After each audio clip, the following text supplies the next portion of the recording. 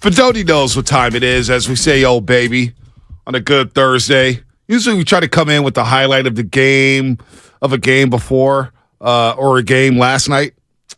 And, yeah, nobody needs to hear about the Giants losing to the Dodgers and Max Muncy hitting 4 home runs in 3 games against them. Nobody needs to hear that. It's about the Kings and Warriors. Game 1, 5:30. 5:30, Golden One Center in this best-of-7 first-round series. We're going to dive a little deeper into it today. We got Zaza and Pachulia coming to studio at 7:20. Zaza's going to join us for the 7:20 to 7:55 block.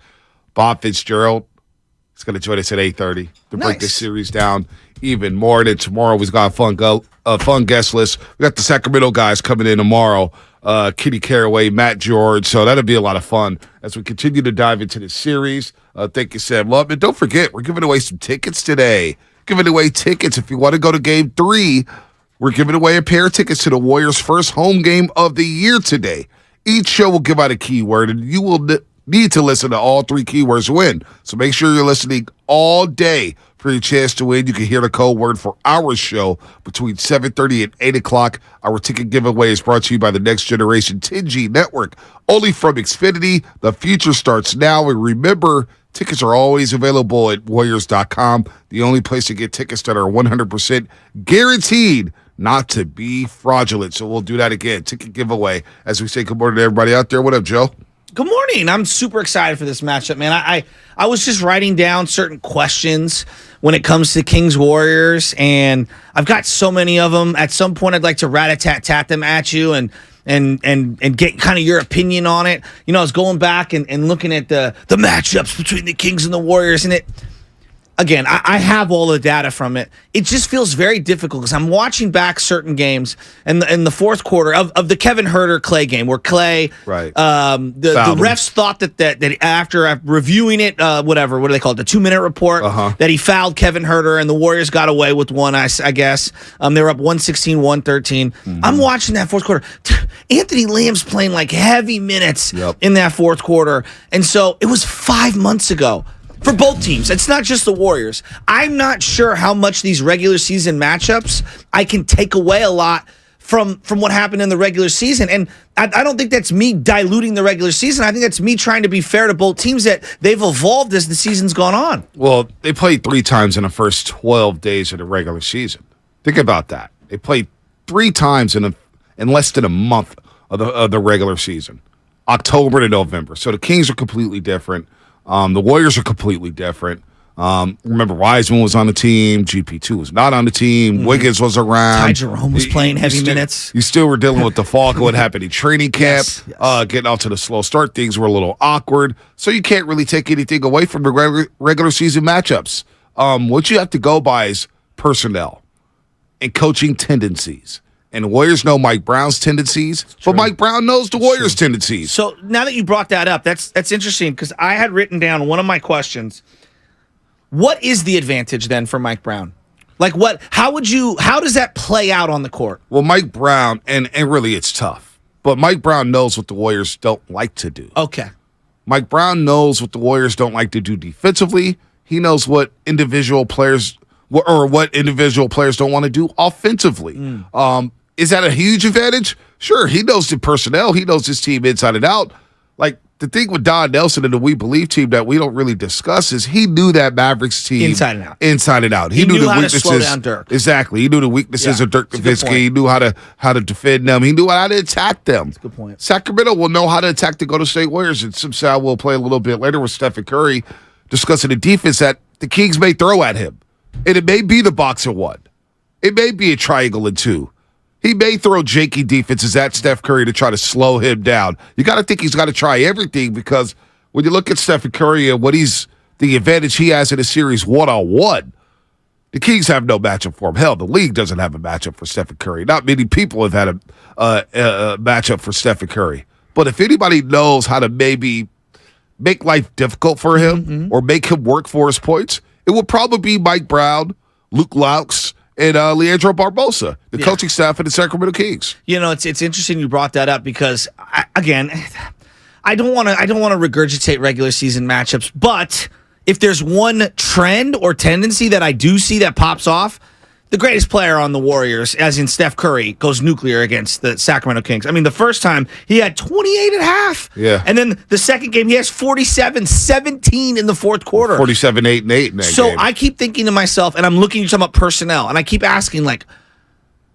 who's guarding Steph Curry? How are they guarding Steph Curry? Yep. And I don't have the answer to that one right now, but I'm fascinated to see what they end up doing, because I think you're right. I think they're going to throw a variety of things at Steph Curry. But part of the beauty of Steph Curry is he's kind of seen it and adjusted to it all, and then adjusted again, and then, they've made an adjustment, and then he adjusts back. But that's why he's one of the all-time greats. Well, yeah, and he's always got a counter for your counter, right? Yes. The great ones have a counter for your counter. The great ones figure out a way to get it done, and obviously it all revolves around Steph. He's the best player in this series.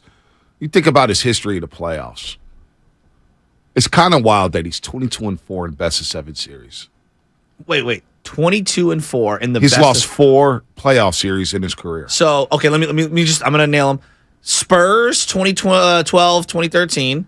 Clippers the next year in the Game 7 where Bogut was hurt. Cleveland Cavaliers that one year, 2016, and then the Toronto Raptors in the finals. Yeah, not hard. 22-4. He's lost 4 playoff series. Insane. So when we go into the series, and I kept wrapping my head as I'm watching That's Pels, insane. watching Pels and Thunder, and I'm watching the Giants walk everybody and get their brains kicked in at Oracle Park. I kept wrapping around with in his prime, because Stephen Curry is 35 years old, and I remember the years of Jordan in his 30s. He was dominant. Mm-hmm. He was not losing series. He was not losing playoff games. They were losing playoff games, but not series. I have a hard time believing that a team led by Stephen Curry is going to bow out in the first round of the playoffs. Why do you have a hard time saying it? Because of just who he is and his status in the everything game? We just cited. The 22-4 record. Yeah. The will to win. Chasing rings. Mm-hmm. They're believing, they're lighting the beam. The Warriors are trying to win a ring, right? They're trying to win a ring. The Kings are lighting beams. The Warriors are trying to win rings. And Stephen Curry's trying to enter an echelon in his career where it's no doubt Steph Curry's going to be a top 10 player. He wins a championship this season. He may enter top 5 territory in some people's minds. But I don't want to get to the rankings or whatnot. I think you're right. It's just how to navigate the game. His IQ, as he continues to navigate throughout his career in playoff series, his IQ becomes sharper. He's seen it all. He's seen all the defenses. The preparation that Toronto gave him for what's probably going to come on Saturday with all the janky defenses is a great experience for him. Seeing the triangle or 2 in the box and okay, this is how you defeat that. Oh, you want to trap me? Sure, I'll give the ball to Draymond Green. We'll play 4-on-3 basketball. Now I have Klay Thompson and Andrew Wiggins back, who, by the way, we'll get into some sound about him. Everybody says he looks good. So we'll get there. And if he looks good, that's a great development for the Golden State Warriors. But just looking at the matchups, and everybody's bringing up Davion Mitchell. And I'm trying to think, who can guard Stephen Curry on the perimeter? Is it Trey Lyles? I don't think so. Is it Harrison Barnes? I keep identifying Trey Lyles as the guy who's going to try to get under Draymond's skin. That's a good point. Draymond or Klay Thompson. Oh, I didn't. Well, maybe Klay Thompson. Yeah. Who knows? But I'm looking at Davion Mitchell. Okay, he's 24 years old. He plays 18 minutes a night. Can the Kings afford to have him out there for more than 18 minutes a game? Not with the way he shoots. No. I mean, think of it. Look at his numbers here this year. He's shooting 45% from the floor, but just 32 from 3. He's not a great shooter. So I don't know what the Kings have in store, because if you let a star player in these playoffs go crazy, it makes the game easier for everybody. We see it time and time again in the NBA playoffs. Yeah, I agree with you. And the thing that I keep coming back to is spacing and their defense, because we've documented pretty heavily that we don't believe that the Warriors' defense was great this year. And I don't think that that's an outlandish statement. They were, by metrics, better than the Kings this year on defense. Right? Which is kind of crazy, because I think most of us would say regular season, one of the weaker Warrior defenses that we can remember in recent memory, right? Outside of the play-in teams. So, I keep coming back to space and pace. And so you're bringing up Curry.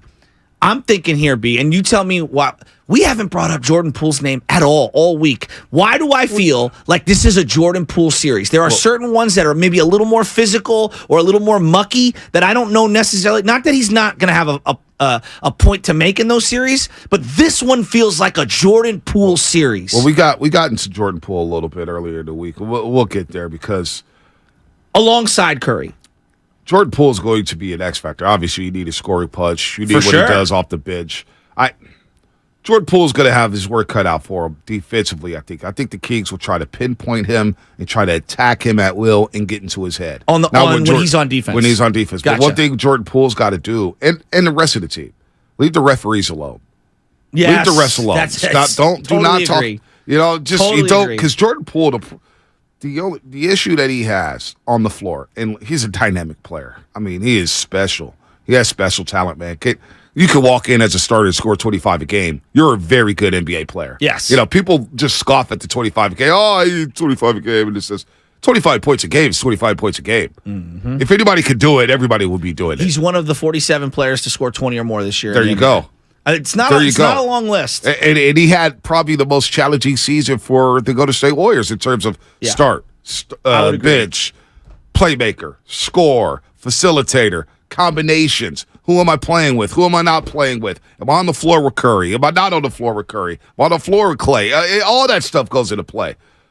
Jordan Poole is going to get his, I believe, in the series. He's going to get his. And his ability to get to the free throw line, I think it's going to be very important for this team in this series. Because the one thing the Warriors don't do is they don't get to the line. No, right? They don't. It is what it is. Yeah, you're right. But against Sacramento and the lack of rim protection that they have, him getting to that free throw line slows this game down. It sets your half-court defense, and I think you're better off like that. It's interesting that you bring up the lack of rim protection for the Kings. I'm like deep diving, and I'm looking at I'm trying to find where the advantages are. We know the Warriors tend to turn the ball over a lot, right? So the Kings are sneaky with the steals, right? The one area where they're not good at all are blocks, and then the opponent's field goal percentage in the paint. They're not good again, especially against the Warriors. This is one of those series where I could see them, and you see this with the Warriors a lot. We talk so much about the three ball. If the Warriors can make 17 or more threes, they win. And right.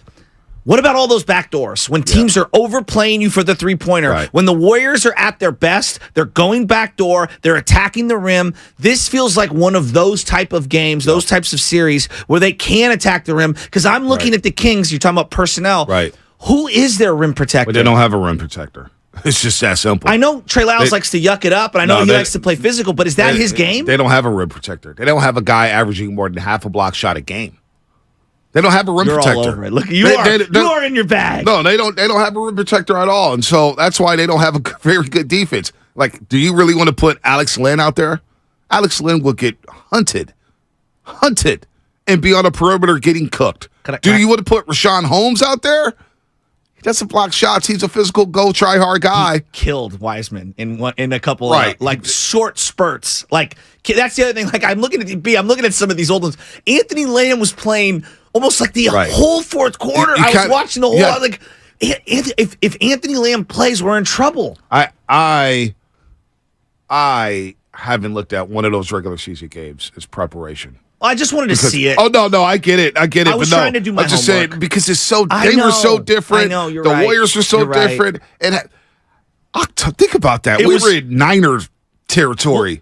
October and early November is when they played. I know, early November. What is that? 1, 2, 3, 4. It's like 6 months ago. Yeah, but I do believe that the style of the two teams is that maybe the Warriors run more pick and roll or whatever. It's going to be a very pleasantly viewable game for a lot of people because you're going to have a lot of passes. Like both teams are high up there in assists. Both teams shoot the three. You know that there are 5 players in this matchup. There are 20 guys this year who shot 200 or more threes. Right. 5 are in this series. Yeah, no doubt. There's going to be a lot of bombs in this. And listen, the Kings are top 10 in three-point makes.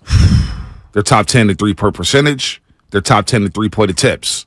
They're right there. They're that same echelon with the Golden State Warriors. They get those threes up. And the one thing the Kings don't do, which could be an advantage for them, is they do not turn the ball over. They're ninth in the NBA when it comes to turnovers per game. Yeah. They take care of the basketball, don't give teams extra possessions. Fox is very good with that. Sabonis is very good with that. They're very smart with the basketball. This is where the Warriors, when you see last Friday against the Kings B squad, might as well have been the Stockton Kings. He turned the ball over 24 times and a lot of careless and reckless turnovers. And that's something you can't afford in this series because, as you mentioned, Fox, he gets on a break, he finishes. Oh, he's Keegan Murray dynamic. Can finish. Sabonis can finish. Malik Monk can finish. Kevin Huerter, you got to watch him. He's good in the lane when it comes to those floaters or whatnot. So you cannot turn the ball over against this team and get that crowd going. You turn the ball over, you're asking for disasters. You're asking for an L up there to go to one center. And they don't, again, they're ninth in the league in turnovers. They take care of the basketball. It's very interesting, and the Warriors don't. I mean, they just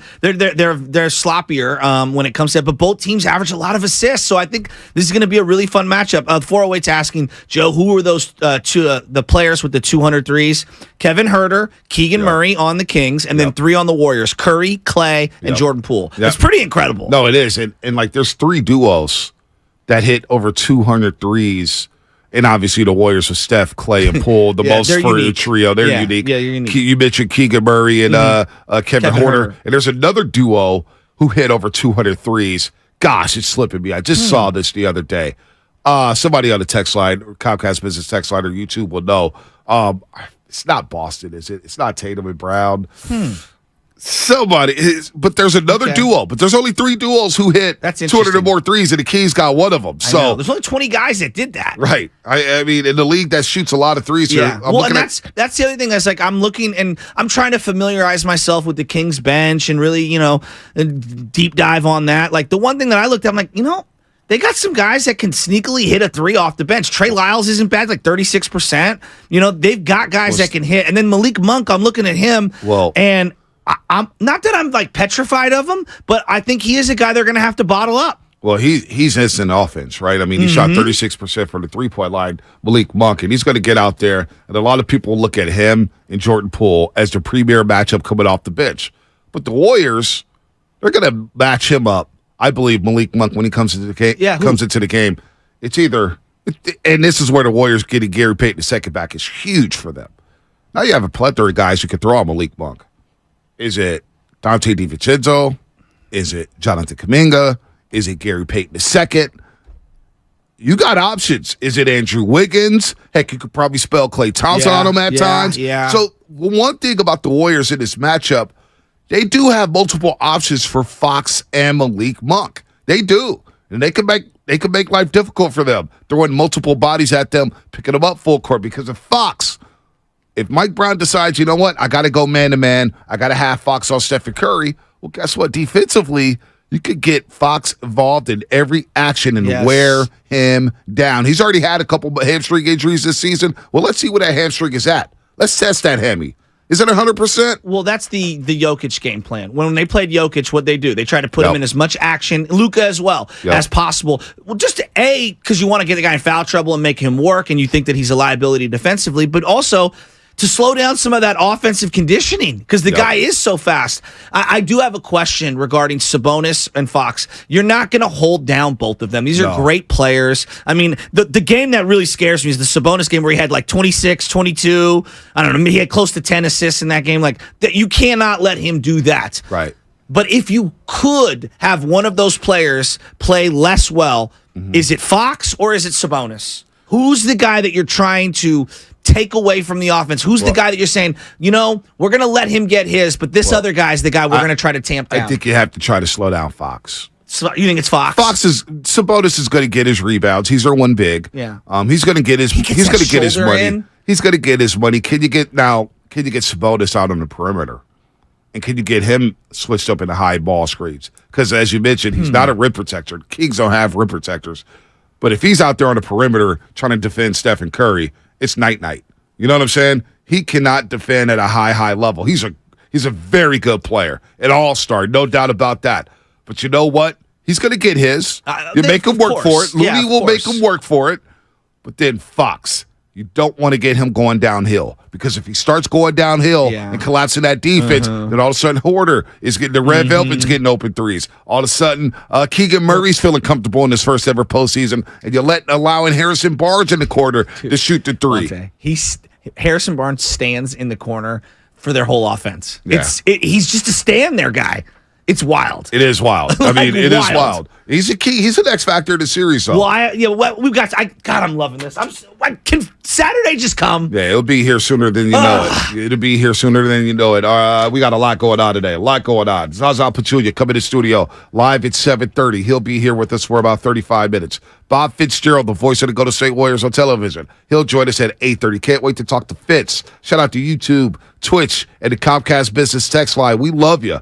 Yeah, we love you. And this segment was brought to you by Golden State, serving the Bay Area for 3 generations. When you succeed, we succeed. Visit GoldenStateLumber.com. What's coming up on the game? Sponsored by CalHope.org and the Department of Healthcare Services. Don't forget, we have a Warriors ticket giveaway. We're giving away tickets to game number 3. You want to stay tapped in to listen to figure out how to win some tickets to the first home playoff game this season. And we're going to talk more Dubs and Kings. We're going to break this series down. I cannot wait. We got a lot of sound from Curry, Bob Myers. He joined Stardy Iguodala yesterday for the executive show. Steve Kerr spoke to the media. We're doing all that coming up here on 95.7 The Game. Life is uncertain. It's okay to feel stressed, anxious, worried, or frustrated. CalHope can.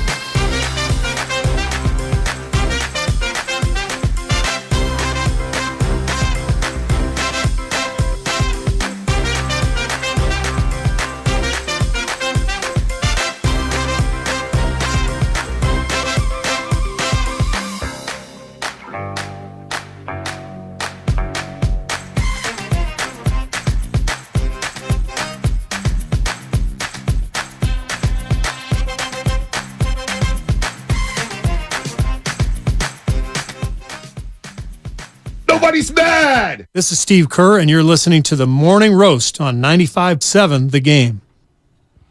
I see you coming in with that, Rick Ross. That's how you diversify your portfolio, Spadoni. Good morning, everybody out there getting off their graveyard shifts. If you're at work, what is happening? If you're getting ready for work, good morning to you. Good morning to all the bus drivers, delivery service, bakers, you know it, union workers, garbage men, janitors, you name it. Good morning, everybody out there getting ready for a great Thursday. We're a couple days away from game number 1 of this best-of-7 Western Conference first-round series between the Sacramento Kings and the Golden State Warriors. Of course, the Warriors trying to defend their championship. The Kings happy to be here after 17 years of not having playoff basketball in their city. They're going to be fired up. They're going to be raring to go. What is going to be the game plan? And the question number 1 for the Kings and question number 1 for the Golden State Warriors, how will Steph Curry not average over 36 and 6 in this series? I mean, they don't have an answer for him. Now, most teams don't have an answer for Stephen Curry. Let's be honest here. He's one of the greatest players we've ever seen in NBA history. He's changed the game, literally.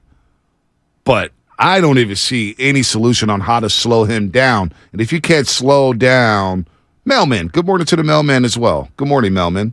I love you, Mailman. There USPS. USPS. I got 2 texts from Mailman right away. Good morning, Mailman. 925, I see you. Good morning. I love the Mailman. Oh, hey there. I just don't see how. What was the Kevin Costner movie? Which one? Wasn't he a mailman in like a post-apocalyptic world? Oh gosh, I don't know. I wouldn't know that one. Oh, sorry, Kevin Costner. A stupid aside. Waterworld? No, I know it was after Waterworld. I'm gonna look it up. Kevin Costner. It's a name I haven't heard in a while. Wasn't he the bodyguard? The Postman. The Postman. Got it. The Postman. So here, I'll just read you the IMBD. This is you got it. You're gonna laugh. Okay, this is it's too good. Benicia Post Office, to be exact. There you go. Benicia Post Office, Frisco Post Office at Hunters Point on 3rd Evans. So it was made in 1997. Here's the storyline very quickly. 2013, post-apocalyptic America. An unnamed wanderer retrieves a postman's uniform and undelivered bag of mail. He decides to pose as a postman and deliver the mail to a nearby town, bluffing that he's the United States government and that they've been reinstated and tricking the town and defeating him. However, reluctantly, he becomes a symbol of hope to the townspeople who are there to remember a world that once was and give them the courage to stand up against tyranny, this warlord and his army. Sounds like an excellent movie. It's a horrible movie. Sounds like a movie that I'll never, ever watch. By the way, the new trailer for The Penguin came out. Oh, yesterday. bro. I didn't know they were going to do a spin-off of yeah. that Penguin. Oh, yeah, that's going to Colin be hard. Farrell, like, he really is nailing the Penguin role. Yeah, no, that looks legit. That does look legit. That's not coming out until 2024, though. I know. And I hate when they show the trailers like a year early. It's a series, too. I don't think it's a... I don't think it's going to be just a movie. I believe it's a series. It's going to be on The Max. It's not going to be called HBO Max anymore. Well, back to the Kings and the Warriors here. And there's a lot of trash talk. I know Kitty Caraway, D-Lo, they're having fun online about that. We all got got our turned up. yesterday. Listen. We're going to be turned up, and we're going to talk that talk. You know, definitely the Morning Roast is not ducking no smoke. A lot of terrible rhetoric out there about the Warrior fans and oh, they only watch the Golden State Warriors. That's not true. Warrior fans are diehard basketball fans. So this narrative that Warrior fans that is getting put out there, oh, the Warriors only watch the Warriors. Warrior fans only like Warrior basketball. Well, I don't speak for me and a lot of Warrior fans. Trust me. We love our hoop. Locked in and playing tournaments, locked in on games on ABC Saturday night. Love our basketball. But anyway, the Kings and the Warriors, we're breaking down matchups here. What is your X Factor matchup? 888-957-9570. What is the matchup that will determine this series? And you got to take Fox and Sabonis off the board. Those are the obvious ones, right? Fox, Sabonis, Are you asking Steph. me what's the best matchup or No, what's the X factor? what's the matchup that could determine this series? Interesting. What is the matchup? So- is it just a bench? Is it an individual matchup? Is it a player? Who's the X factor? What's going to go along with it? Like Twin Empire, for example, Poole versus Monk. I think Jordan Poole's going to have an excellent series. I think he's going to get to the free throw line. This is I think offensively he's going to be fine. Do I worry about his defense in a series like this getting lost at the Go to One Center? Absolutely. Draymond Green mentioned it on his podcast. He does have concerns about guys who are trying to defend the title for the first time. There is something about that.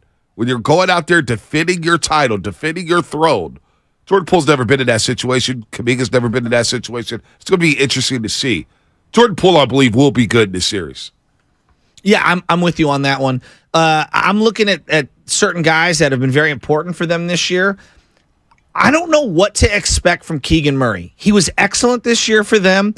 He's a very bright young player who I think is going to have an unbelievable career. He shot the three ball extremely well. 41%. You know, what does he look like in this series? You know, his first series, and obviously being so young, like I don't know, but he's a guy I worry about because if you allow Sabonis and Fox to start going, then that ball starts hopping and he's going to get wide open looks. And this is a team that's going to feast off that. So if I'm looking at this from a Warrior perspective, I keep asking myself, how are they going to be able to stop dribble drive penetration? And that's where I keep coming back to Wiggins, DDV, and GP2. I believe them defending De'Aaron Fox feels like that's the starting point for Warrior defense. Yep. And I keep coming back to, and that seems, you slow down here, but no, you do. Like, I do think you have to do that. I think Sabonis is going to be a very difficult guard. I think, you have Looney and Draymond Green. My question to you is, on that one, like, okay, we know they're going to throw Looney and they're going to throw Draymond on him. Is there a third big that you even trust on the Warriors right now? Well, if no, either one of them's in foul trouble? Well, it would have to be JaMychal Green. I keep coming back to him too. Or you'll play Kuminga at the small ball 5. Where does Kuminga fit in this series? So if you go Kuminga small, you're asking about the big. Yeah. Because we'll get into his fit in just a second. But if I like Kuminga as a small ball 5 in the series at times. You think? If Looney and Draymond get into foul trouble. Over JMG. Because I keep assuming JMG. Absolutely. You go Kuminga at the small ball 5. Mm-hmm. You could go Wiggins at the 4. You could go with Clay at the 3. You could go with a Poole, Steph Curry backcourt. You may go GP2 because he plays bigger. Mm-hmm. I like Kuminga as a small ball 5 a lot. I don't know how much JMG is going to play in this series. That's why I'm asking. So I'm okay with that. I'm actually intrigued with Kuminga playing some small ball 5 because look, I do believe that Steve Kerr, because of the knowledge Mike Brown has on the Golden State Warriors and his personnel, I think Mike Brown will welcome the Warriors going to the 2 big lineup of Kevon Looney and Draymond Green. I agree with you. And he will tell Sabonis, sag the hell off of them. Yeah. Protect the rim. Don't get into foul trouble. All right? That's fine. Yeah. I think Steve Kerr's going to go a lot to the 1 big lineup in this series. I would be shocked if he goes with Draymond and Looney in extended minutes as bigs here. Maybe they play 8 minutes together, maybe 10, but I can anticipate Steve Kerr going to the small ball lineup and saying, hey, Looney, we're going to split you and Draymond Green up. Yeah. And that's where Kuminga could come in alongside of Draymond Green or alongside of Kuminga, and you can interchange those 2 players, whether it's the 4 or 5, the 5 and 4. But that's where I think Kuminga fits in here. He's a guy that I think we talk more about Poole than Kuminga. It's a big series for Kuminga because of all the length and all the wing depth that the Kings have. And it felt like he was gaining more and more trust with his teammates and his head coach. I keep coming back to this guy, too. You're asking X Factor. I don't know what is a realistic expectation for Andrew Wiggins. Well, we're going to get into him.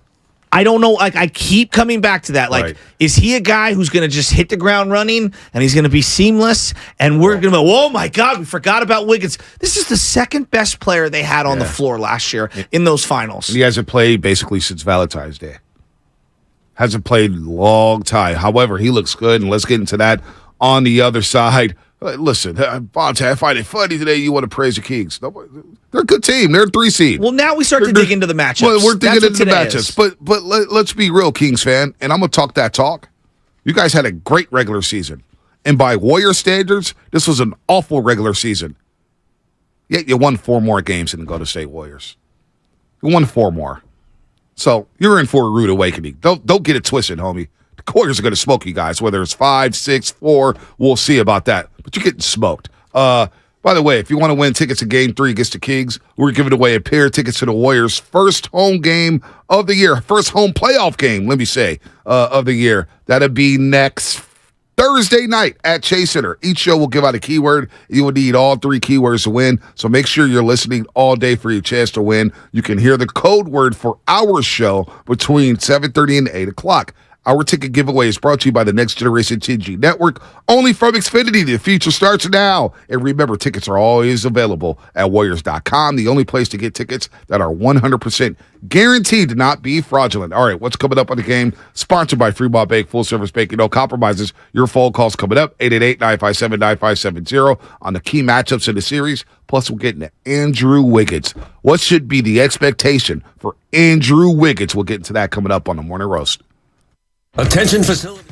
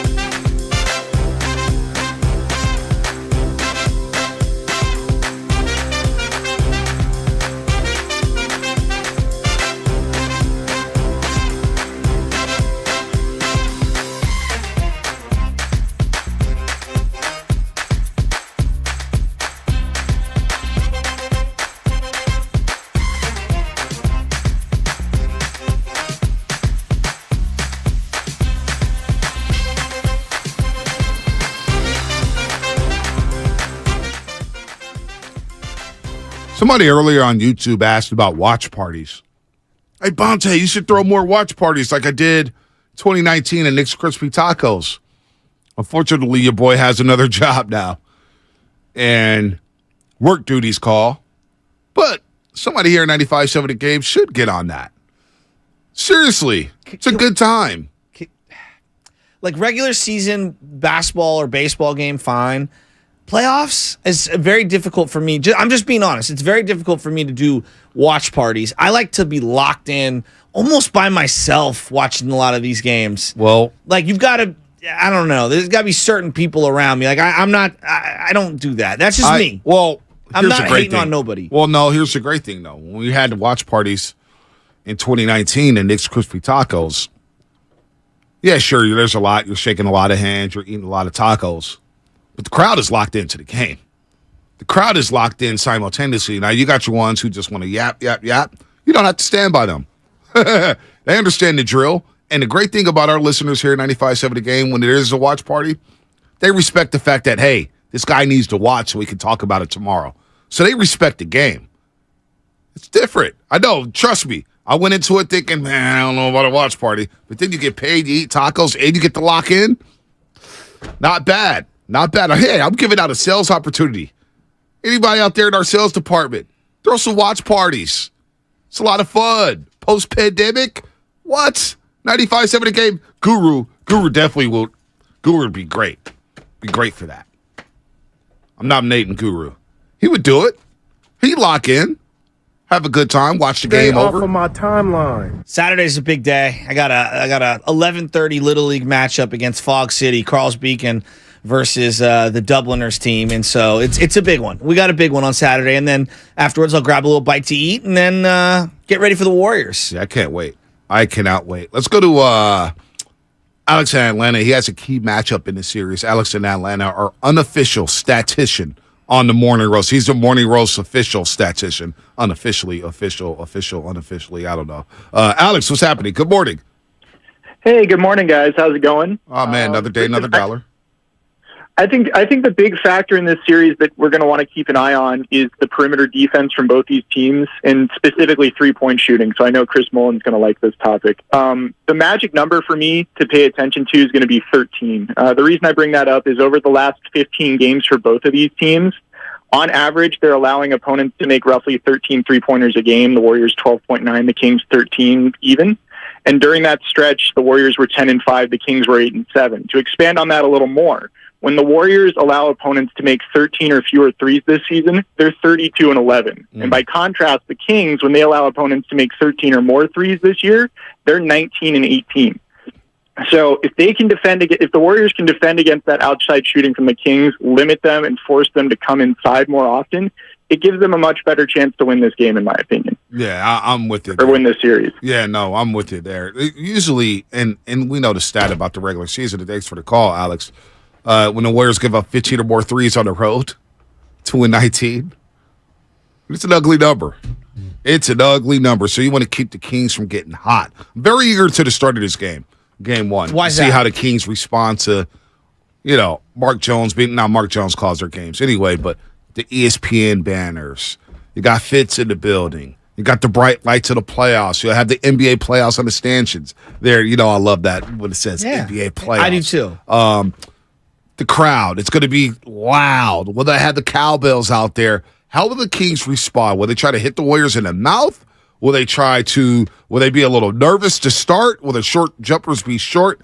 Very eager, because I think the Warriors can set a tone in the first quarter. Draymond Green was actually talking on his podcast about the crowd for Sacramento and how wild and crazy it's going to be. And he was basically saying that, we understand that this is going to be absolutely bonkers. And it was bonkers during the regular season, but it'll be cranked up that much more because of the playoff drought. And it was interesting. He was just kind of talking about all the different spots where they've played where it was a similar raucous environment. Not that Golden One isn't going to be wild and off the hook for them, but they did do this in Boston. Was crazy. I mean, you and I were there. It was insane. And that was the finals. They've done this with Oklahoma City. This team has had some interest. Memphis, remember game 1 and game 2 in Memphis last year? It was insane. And the Warriors stole game one in Memphis. I know. So I do think this will be different. But he was basically saying that like a lot of their guys are more accustomed to it. It'll be interesting to see the home team try to adjust to the crowd because you're so amped up. He also talked about the learning curve and the learning curve for players who have not defended a championship before. And he brought up Kuminga as an example. We're going to get Andrew Wiggins. We got a lot of Andrew Wiggins out because Looney, Curry, Kerr, Bob Myers, they spoke highly of Andrew Wiggins. But Draymond on the learning curve when defending championship. Learning how to defend a championship while growing into different roles. Like, for instance, I'll use Jonathan Kuminga as an example. Jonathan Kuminga is defending his first championship. Jonathan Kuminga is also growing as a player and as an individual, as a young man, learning how to play a role in the NBA, learning the things that you need to do getting consistent minutes, whereas he didn't play consistent minutes last year. And so there's a learning curve that comes with that. And I think, you've seen us be a product of that learning curve. By no means am I saying our season is Jonathan Kuminga's fault. I hope no one takes that way. But there's a learning curve that comes with learning how to defend a championship, and we've experienced that a bit. And he also talked about this has been the hardest title defense because it's new for so many guys. 100% been the hardest title defense. Quite frankly, I think it's warranted in several ways. When you get to a space of like where we are, where we've won now 4 championships, that gap between you and other guys, it continues to grow and grow. Well, with that gap growing is also the experience or lack thereof. And I think for us, where we've done this now, like you said, 4 times, for the vast majority of our group, this is the first time. And it was interesting. Draymond Green on the show took calls. He took calls. Draymond's gotten really better. 2 calls. His pacing and cadence has gotten really better on the Draymond Green show. Really good. Hey, I wonder if he needs a co-host. The first one felt very. Well, he does have one, but it's like his producer. Yeah, it's his producer. Yeah. The first call I thought was like someone planting in a like fake call. Right. The second one felt more like a real call. Yeah, hey, Draymond, go back to your rookie year and tell me how you grew from it. And he was like, "Yeah, I didn't really play much my rookie year." Yeah, I mean, if he would have threw the number out, how many calls would he have gotten? How many voicemails would he have gotten on that call? That would have been very, very interesting. But the thing on Kuminga is an interesting fact, interesting point, and I agree with him on that. Could the same also be said for Jordan Poole? Yes, Jordan Poole, Jonathan Kuminga, Moses Moody. Yes. Gary Payton II, Andrew Wiggins. Yeah, Gary Payton II. You're right about Gary Payton II. Andrew Wiggins, you're right. You're 100% correct. Man, this is so... The Andrew Wiggins thing, I was just writing down all of the different angles on Andrew Wiggins. Where's his conditioning? Who's he going to guard? How long is he going to play? What does his minutes mean to Dante DiVincenzo and GP2? What does his defensive assignment mean at the beginning of the series, and how does it evolve as the games go on? What are realistic expectations from him offensively? Where does he fit in? Do they try to get him the ball in the mid block? There's so many questions I have on Andrew Wiggins. Well, here's what Bob Myers said on the executive show with Steiny and Guru yesterday about Andrew Wiggins and whether or not he'll be ready to go for game number 1. All indications are he'll be ready to go, but how many minutes, I don't know. How he'll be used, that's up to Steve and the staff. I'm just thrilled that he's back and that he's going to give us something. I don't know what Steve will decide as far as who starts, if he comes off the bench. I mean, remember when Curry did that? If you can bring Curry off the bench, you can bring anybody off the bench, but I don't know if Steve will decide to start him or bring him off the bench. The beauty of a guy like that is he helps you immediately just defensively, and then offensively, we'll see what he's got as far as rhythm goes, but he knows what we do, and I can't sit here and say, because we don't know, Goo, whether it's going to be 30 minutes, 20 minutes, right, 25. I can't say that. The good news is all indications are he's going to play. And then I think it'll build from there. And it's good that he's coming back at the start of the playoffs rather than any time later. So we're excited. The fact that Bob Myers called him Goo, that's awesome. Hey, of course. But I just Did love he call Bob. you Butch? Yeah, but that's why I love Bob. Like, he actually listens to our shows and knows the little, the little names and the nuances, that was great. How much do you think Bob listens to this show now? He's not waking up listening to our... Would you tell Bob personally that I said hi? No, I will not. This segment is sponsored by Go to State You know the Bay Area. You know Goo. For generations. When you succeed, we succeed. Visit GoToStateLumber.com. Why does that shock you? Well, no, I just Bob is like that. I think Bob one is day, like that. look, you were talking about like when we get to the end of the road, boys to men, of this Warriors run that they're on. We're going to look back on Bob Myers, and I'm not sure we're going to fully appreciate the person that he is. He's like a life coach at times. Like the things that come out of his mouth when I'm listening to him, either at a podium, when I listen to him on this station, I don't know, man. I just have a tremendous amount of respect for the person. Yeah, no, I just think he's a good dude. No, he is a good dude. And like, don't you want to root for good people? Yeah, of course. Like, just in life, right? We root for villains sometimes. No doubt. There's trust me. There's a time and a place. I mean, some could say I'm the villain, but like, there's a time and a place. You might be public enemy #1 now in Sacramento. I mean, I thought I was. I love how everything gets taken out of context. And then 9:30 happened. You know, I'm doing like a WWE promo and start talking about why people were moving out the Bay Area. It's just wild, tongue in cheek. I got my fill in yesterday. Today I'm moving on. Well, Sacramento. Well, you're not public enemy #1, which is good. I could actually go to Sacramento. And then it's Draymond. Oh, then it's Draymond Green. I do have a great Draymond question. We don't have to answer it right now, but I'm just going to pose this at you. I want your opinion on it because I kind of want to see you smile. Who's the most likely to get under Draymond Green's skin? The refs, a player on the Kings, or the crowd? All of the above. Or his own teammates. All of the above. All of the above. All of the above. Draymond's going to be... I can't wait for Draymond Green. He knows what time it is, man. He said he's podcasting no matter what after Saturday. Really? Yeah. Yeah. Well, that's fine. No, we'll be all tapped in. He's like, after the game, I've got a podcast. And I'm like, he'll be ready to go. I'll make sure that hits my download feed. Hey, he'll be in the hotel room in Sacramento because they're going to stay up there because our first round the schedule was released. I'll pull that up in just a second after the legal as you are listening to 95.7 The Game, KGMG FM and HG1 San Francisco. And always free, always live, and always free on the Odyssey app. Download the Odyssey app and favorite 95.7 The Game for the best and most up-to-date sports coverage. And do not forget that you can also watch us every single day on our YouTube and Twitch streams. Just log on and search 95.7 The Game. And shout out to Biko. Brittany Cohen out there in Cincinnati. Used to work with the Golden State Warriors. That's how I met her. She's a big-time Raider fan, but she helps produce the Draymond Green Show. She works for Value Sports, and she just texted me and said, I love it when you guys play our stuff from Value, including the Draymond Green Show. So shout out to Biko. A new mom. Oh, congratulations. Baby girl, I think, is not even 1 year old yet. So she's producing podcasts, raising a child. Good for her. Congratulations. It's very well done, the Draymond pod. And the fact that it's only like, I don't know, 30 to 45 minutes. It's like the perfect. Yeah, it's the perfect amount of time. I really do enjoy it. And I truly believe, and I told you this because I've listened to every episode, he has grown so much as a broadcaster from the first couple to where he is now. It's an excellent listen. No, it is a really good listen. I think he's going to have a really good series against the Sacramento Kings. I truly do. By the way, game 1, of course, Saturday, 5:30. Yeah. So plan accordingly, folks. Monday night, game number 2. Monday night, game 2, 7 p.m. It's going to be a lot of fun.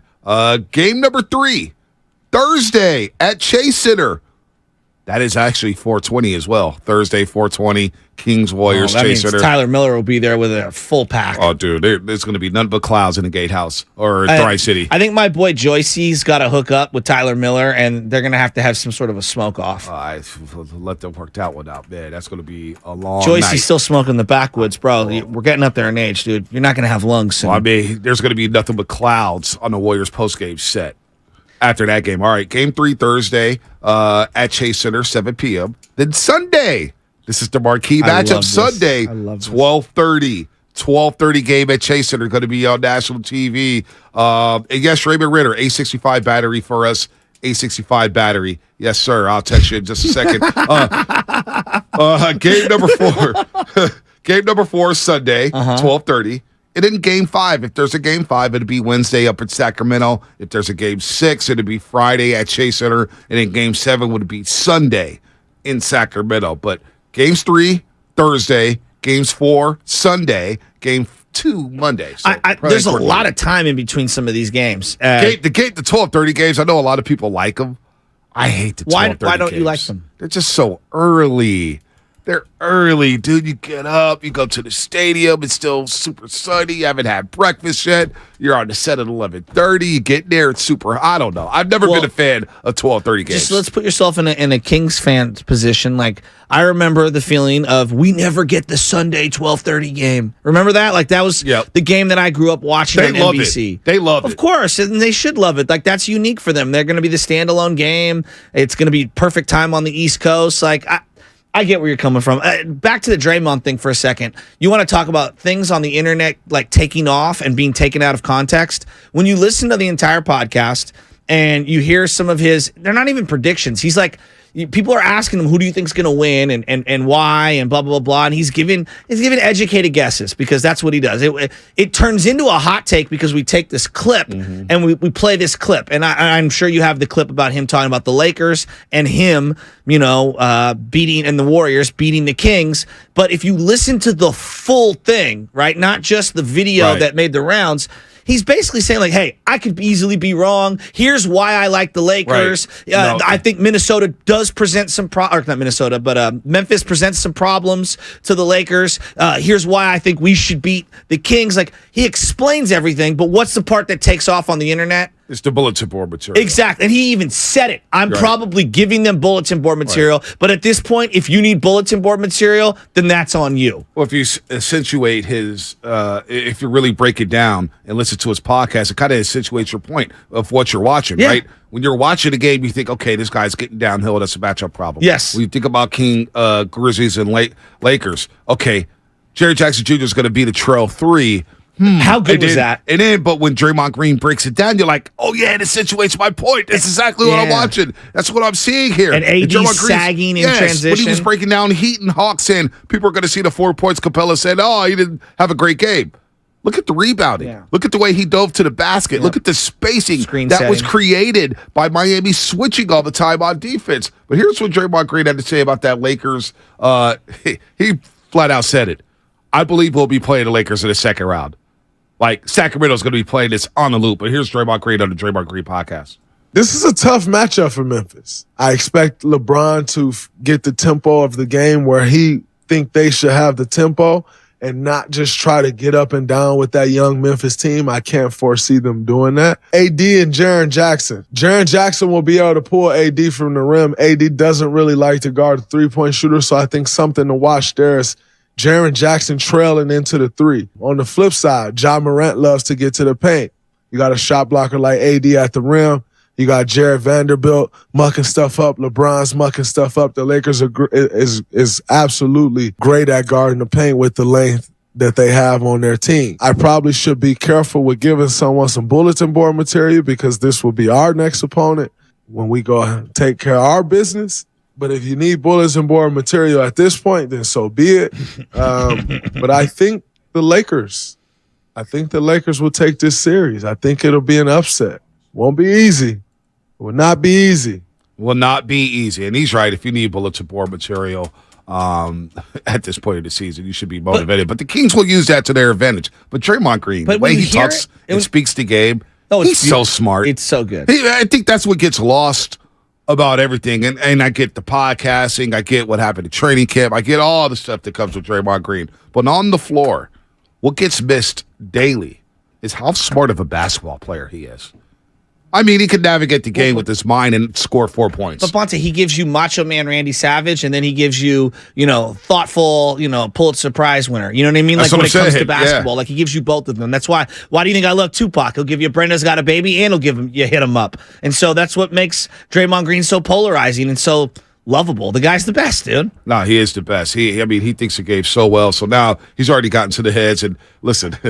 You'll find a kick out of this. You get a kick out of this. Mike Brown said that Harrison Barnes, Matthew Dellavedova, and Leandro Barbosa all shared their championship experiences during their team dinner a couple nights ago when they were breaking down this series. They had a team dinner, and it was Barnes, Dellavedova, and Barbosa sharing their championship experience for the Kings. Now, a lot of people are going to laugh at that, but I'm not mad at Mike Brown for going there.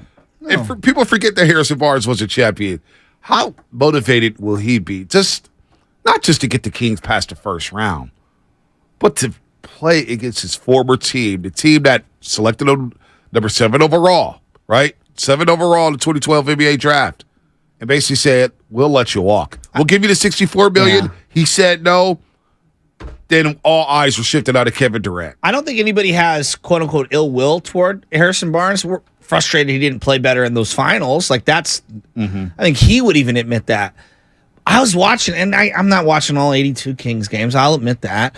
But like the parts that I'm watching, and I'm going through these. He's just standing on the perimeter as basically a corner 3 chucker. Like that's what he's doing on the outside. And I'm saying to myself, I had such high hopes for him coming out. I really thought he was going to be not all-star every year or anything like that, but I thought he could have a couple all-stars in him. 28 and 7 or something like that, or I thought he'd be at 20 plus a night score, no doubt about it. Especially after that first playoff run, right? Yes, he was giving it to the Spurs. Yes, he was giving it to. And he was a really Ginobili. versatile defender. I think we've underrated how great his defense was early in his career, and so I still think he's a really good post defender. Actually, I think he's really strong. But offensively, I thought there was more to his game. I wonder who he's going to defend in this series. Are they going to just let him play Looney? Does he guard Wiggins? That's very interesting. Does he guard Wiggins? Do they put him on Draymond Green and sag off, and he's not like the help defender? Is it Sabonis who's sagging off of Draymond Green, and he's the help defender? I don't have the answer for that. Sabonis was getting interviewed yesterday, and I saw he was talking about Keegan Murray, and he said this thing, Keegan Murray's going to guard one of the best players in the world. And I'm thinking, well, who's he talking about? Is he giving too much love to, Wiggins or Klay Thompson, or is he talking about Steph Curry? Yeah, I don't know about that one. I didn't know how to interpret it. I don't know about. We'll find out more about Sacramento's defense, individual defense, how good of a defender Keegan Murray is. I don't know what he was talking about. Maybe it was Wiggins, maybe it was Klay, maybe it was Jordan Poole. But speaking of Wiggins, here's what Steph Curry had to say about Andrew Wiggins yesterday. For the most part, played most of the action that we had. Just didn't really look like he lost a step. I know it's just a scrimmage and getting back into the pace of live basketball, but he looked pretty spry, fresh legs, and hopefully that bodes well for his turn this weekend and figuring out how many minutes he'll play and all that type of stuff. But he looked great. All right, he looked great. We'll get more into Andrew Wiggins. We got Zaza Pachulia coming up live in studio up until 7:55. Then the Yeti clock hour, we're going to open up these lines here. 888-957-9570. We'll get into X factors, matchups to watch. What will determine the series? We got a couple days to ramp up here as we get ready for Kings and Warriors. The playoffs are finally here, or as many call it, the Warriors Invitational.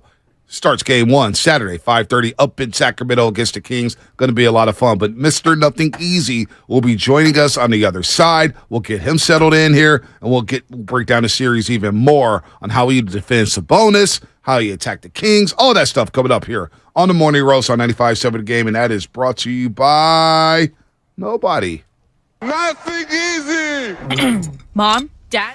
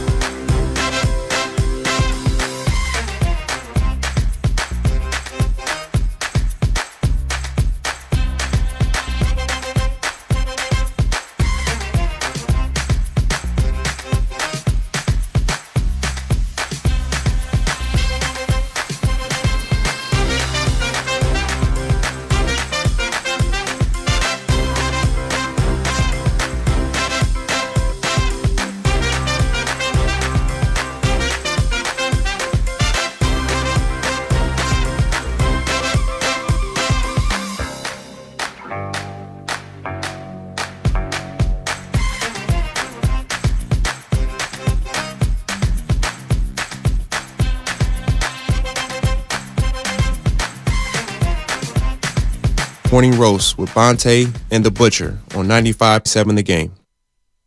What up, Iggy? Steve Kerr mentioned how there's no new news on Andre Iguodala. He's going to get reevaluated April 21st.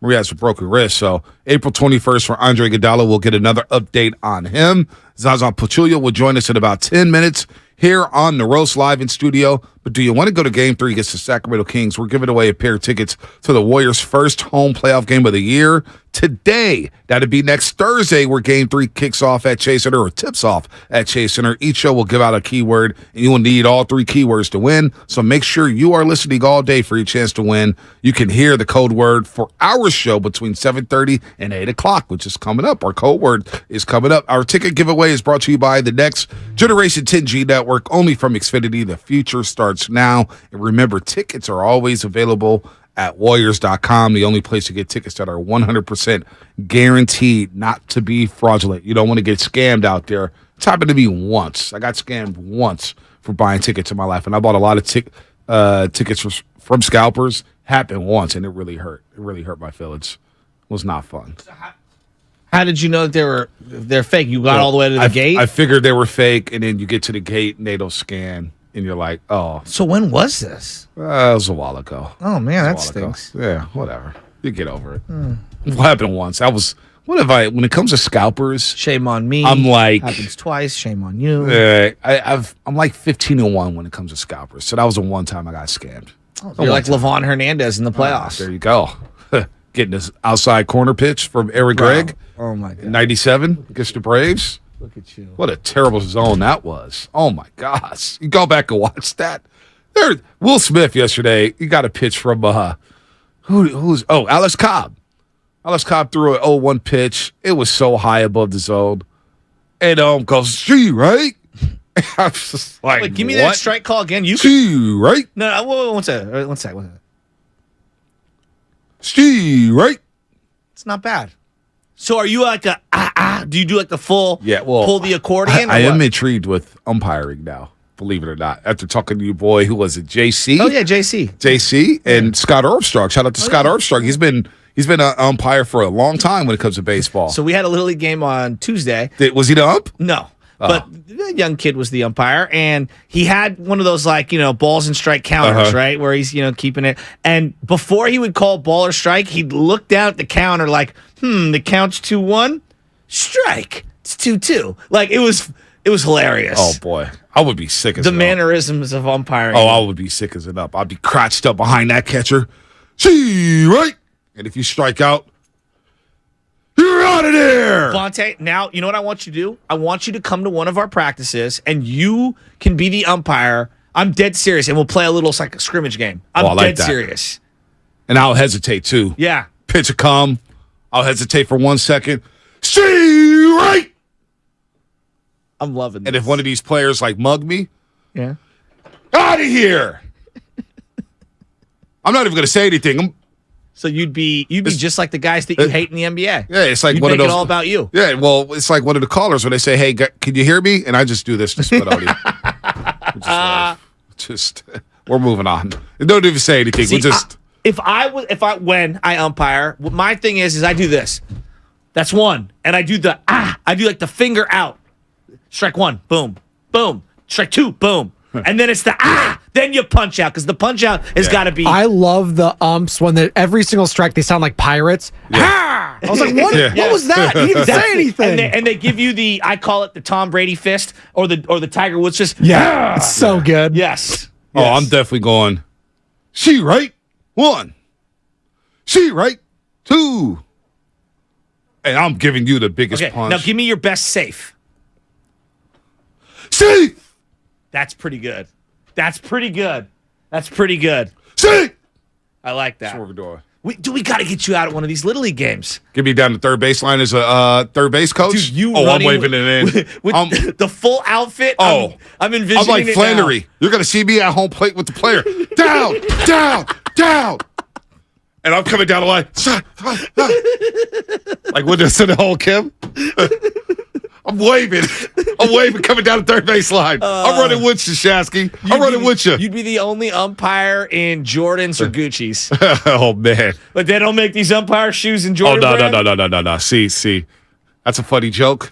But they know real well wearing the J's not and the Louis in the dirt. Yeah. I'm not Pablo Sandoval when he came up to City College at Balboa Park and went out there and had batting practice in Gucci shoes like it was nothing. And that dirty ass timing. Not dirty ass timing.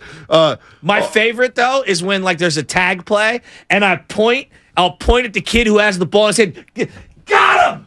And I do one of those. You got to run in position and then point. Got him. Right. It's like a basketball coach. Like Shaka Smart, when he's out there and his team is defending, I'm down there with them defending. Like Eric Musselman. Down. And then I'm clapping with them. Come on. And I'm like down in my crouch and I'm like, hands up. Like Wojnarowski, you're going to slam the floor. Oh. Who wasn't that his name, the guy for Duke? Who was the All of them started doing it. Adrian Woj. Wojo. I know who you're talking about. And he Steve. would like slam the floor? Yeah, he would slam the floor. Oh, I couldn't stand that guy. I'd be slamming the floor as a coach. My favorite, though, are the NBA officials, not the NBA, the CYO officials who will give you one of these and walk over to you and get right in your face as I'm pointing left hand out, right hand up, and they get right at him, right here. Block! Him! Block! Oh, yeah. Boop, boop. I'm just giving you the quick, simple charge. If you say anything... My favorite was the Joey. It's an out-of-pocket like line or like joke or something. There's that one with Don Mattingly getting tossed out by the ump where he just points, "You out of here!" It's so good every time. Ref talk 888-957-957. Oh man, that was good. That was good. Fun. Warriors are kings. Zaza will join us in moments here on the roast. Oh man. Hold on. All right. How's a nutritionist hit me up? What'd she say? Are you on Sketchy? How's it going? How are you feeling? Mm-hmm. Well, that time between 2:30 and 6 o'clock for dinner is a rough one, nutritionist. Your boy drinking a lot of water. Are you a late night snacker? Yeah, that's been tough to cut out. I know, me too. Like last night, I love late sad night after I watched obviously the playing games, and then I'm watching the end of the Giants game, sadly, and I say to myself, I think it's time for an ice cream sandwich. Yeah. And I went and had a little tiny squared ice cream sandwich, and I sat in the kitchen alone with just me and the dog. She thought I was going to give her some, and it was a sad existence for your boy. And then I watched the end of Snowfall. Oh my gosh.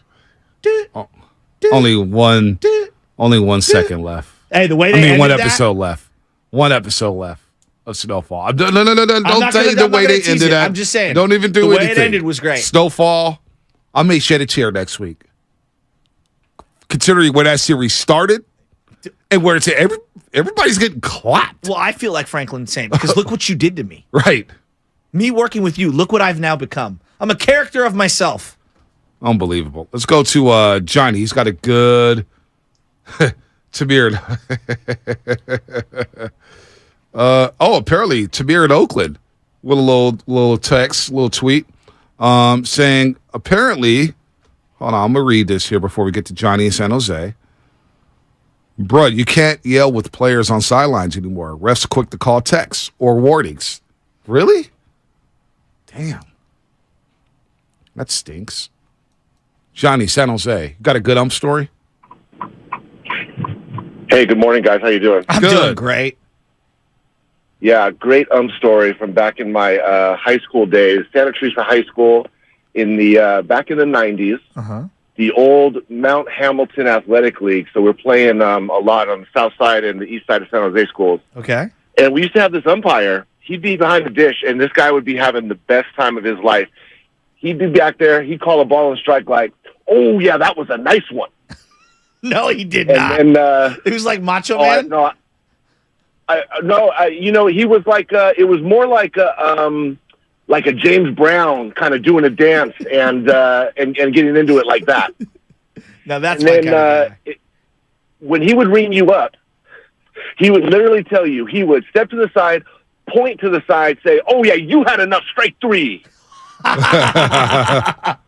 I love that. I love that. That is good. That is good stuff right there. Good stuff. If you ever played ball in San Francisco, baseball or basketball, there is the most legendary official of all time.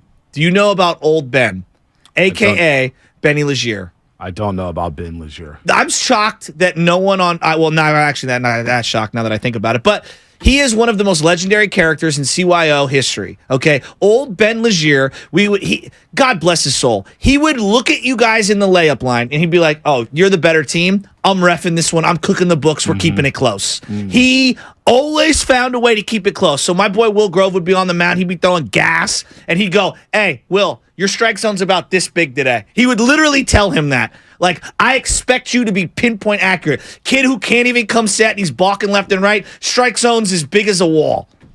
Yeah, Old Ben was one of the most classic crooked refs of all time. Yeah. God bless his soul. He's in heaven somewhere right now. Well, if you had Old like, Ben Legier, you knew he was a legend. It sounds like he shouldn't be in heaven with the way he called a game. It sounds like he should be go straight to hell. No. With that strike zone. Blind Benny was the ban. Dude, how are you going to do that to kids saying you better be pinpoint accurate? You got to tell some 12-year-old. He understood the essence of youth sports, and he tried to balance it out a little. Benny's a legend. But you know what? Old Ben is a legend. Yeah, well, you know what? Benny Legier. When you're fixing games like that, you're not a legend. Games. I don't care if it's CYO, AAU, YMCA. I don't care.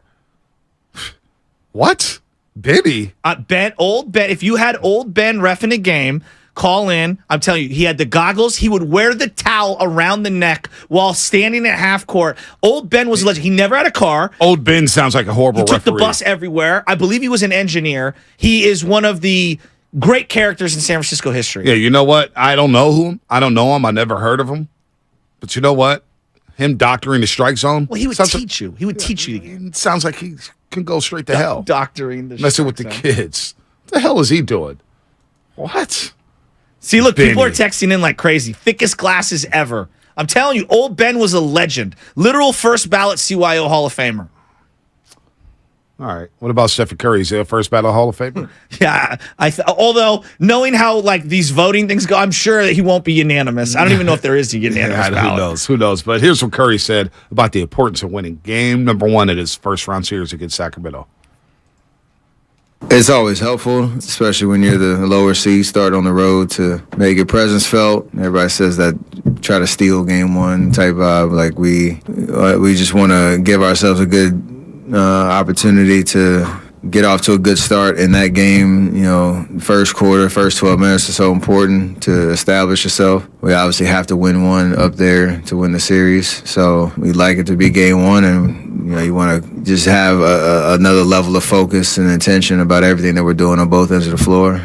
To give ourselves the best shot to do that. So we know it's going to be tough. They've been a great team all year. They've had a great season.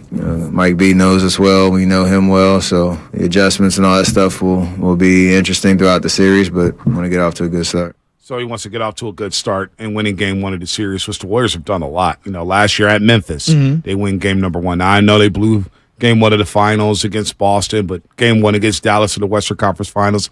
Even against Houston back in 2018, when they played them in the Western Conference Finals, and Houston had home court after they won 65 regular season games. Warriors go down there in game 1, they win it in Houston. Game 7, they win it in Houston. They know how to set a tone and win games on the road. Who, of all the opponents they faced over the years, who do you think has done the best job, either individually or collectively, against Steph Curry? I would say the Cleveland teams. I think so, too. Yeah, the Cleveland teams. Tristan Thompson was actually underrated on the switch when he'd go out there. Your newest member of the L.A. Lakers. Well, yeah.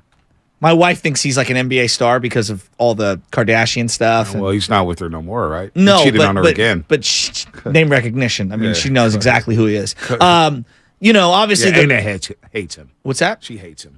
Well, he's a cheater. Yeah, exactly. He's not loyal at all, and he's very mean, apparently. And so, yeah.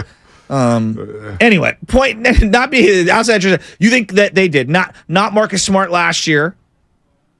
We got Zaza. All right, let's get Papa Shasky on real quick. Papa Shasky's on the hotline. By the way, 510 Ben started kids being all soft. Oh, Ray McGruder got up early?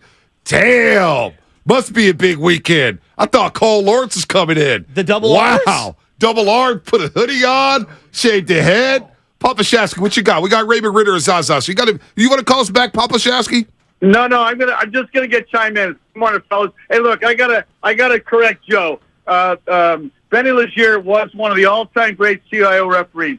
And while he taught the game to the kids as the game was being played. Joe exaggerated a little bit about some of his strike calls, but what he did is he saw the kids, if they're double dribbling or something, he would stop them and tell them you can't do that. He would teach the game as he refereed the game. He was one of the greatest umpires in CIO history, hands down, by far the best guy. He was a great guy for everybody out there. He was an even guy. He was fair. He was fair to the good teams. He was fair to the bad teams. Exactly. He was unrecognizably the best CIO coach or referee we ever had in this league. In this city. All right, too much love for referees, Papa Shask. We got NBA playoffs Ben's coming a up. legend. Way Rest too in much peace, love for old referees. Ben. You don't give referees that much love.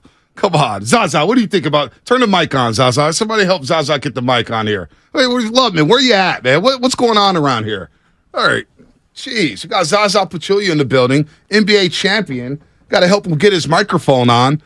And we got Papa Shasky talking about, he's a classic referee. Referees get no love, Zaza. This is youth level. CYO legend, old Ben Legier.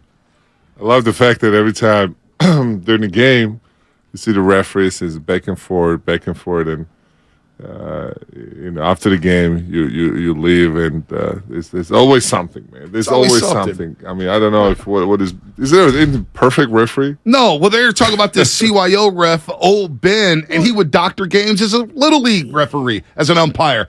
I'm going to make it fair for the bad teams and make it good. You can't do that. Just ump the game. By the way, you know what I'm talking about? Huh?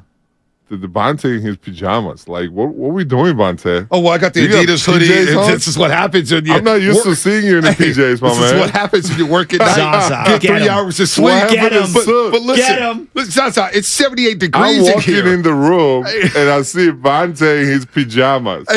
Zaza, it's 78 degrees, and it's 6 in the morning. You want me to wear khakis and a Dockers button-up? What are you talking about here? I got some Warriors gear for you. Oh, you got some Warriors gear for us? Oh, wow. You know Shasky loves it. Look, Shasky wore his Klay Thompson jersey today. You know he hates Klay Thompson, right? He's wearing his jersey today. Time out. I do not. Number 2, I bought this at the team store a couple years ago. Did you get a discount? No, I didn't get a discount. But watch this. You see what that says? It's spelled wrong. It's spelled wrong. What are the chances of that? It deserves it for all the Klay slander. That's one of a kind. Exactly. There you go. Exactly. Let's get into this playoffs thing. By the way, hello to Raymond Ritter. Hello to Frank Thomas's biggest fan, James Kincaid. Well, we got Kincaid and Raymond Ritter today. This is serious business. Yeah, it is. Mike Brown. You know Mike Brown very well. How would you assess what he's done with the Kings this year? Amazing job. I mean, definitely Coach of the Year. Give him an award. I'm so happy for him, first of all, until now. Yeah. Until now for regular season. And happy for the organization and the players because they really got a good mentor, a good coach. And me as a former player, especially having a young team like they do, it matters. It matters to be coached and to be mentored, to learn from the best and to have a good mentor because that's it's going to carry on the rest of your career and the rest of your life, and it's something I take huge pride, that I had amazing mentors, right? So, here they are in top 3, top 4, and, they're facing, probably one of the best teams, and, of course, here we are, we're going to try to, win and go to the next round, but same time, you're facing a team that is, the head coach and not only head coach but assistant coaches too. They're familiar with your system, with the players, with the personnel, with our coaching staff, our style of the play. Very familiar, probably more familiar than any other coaches.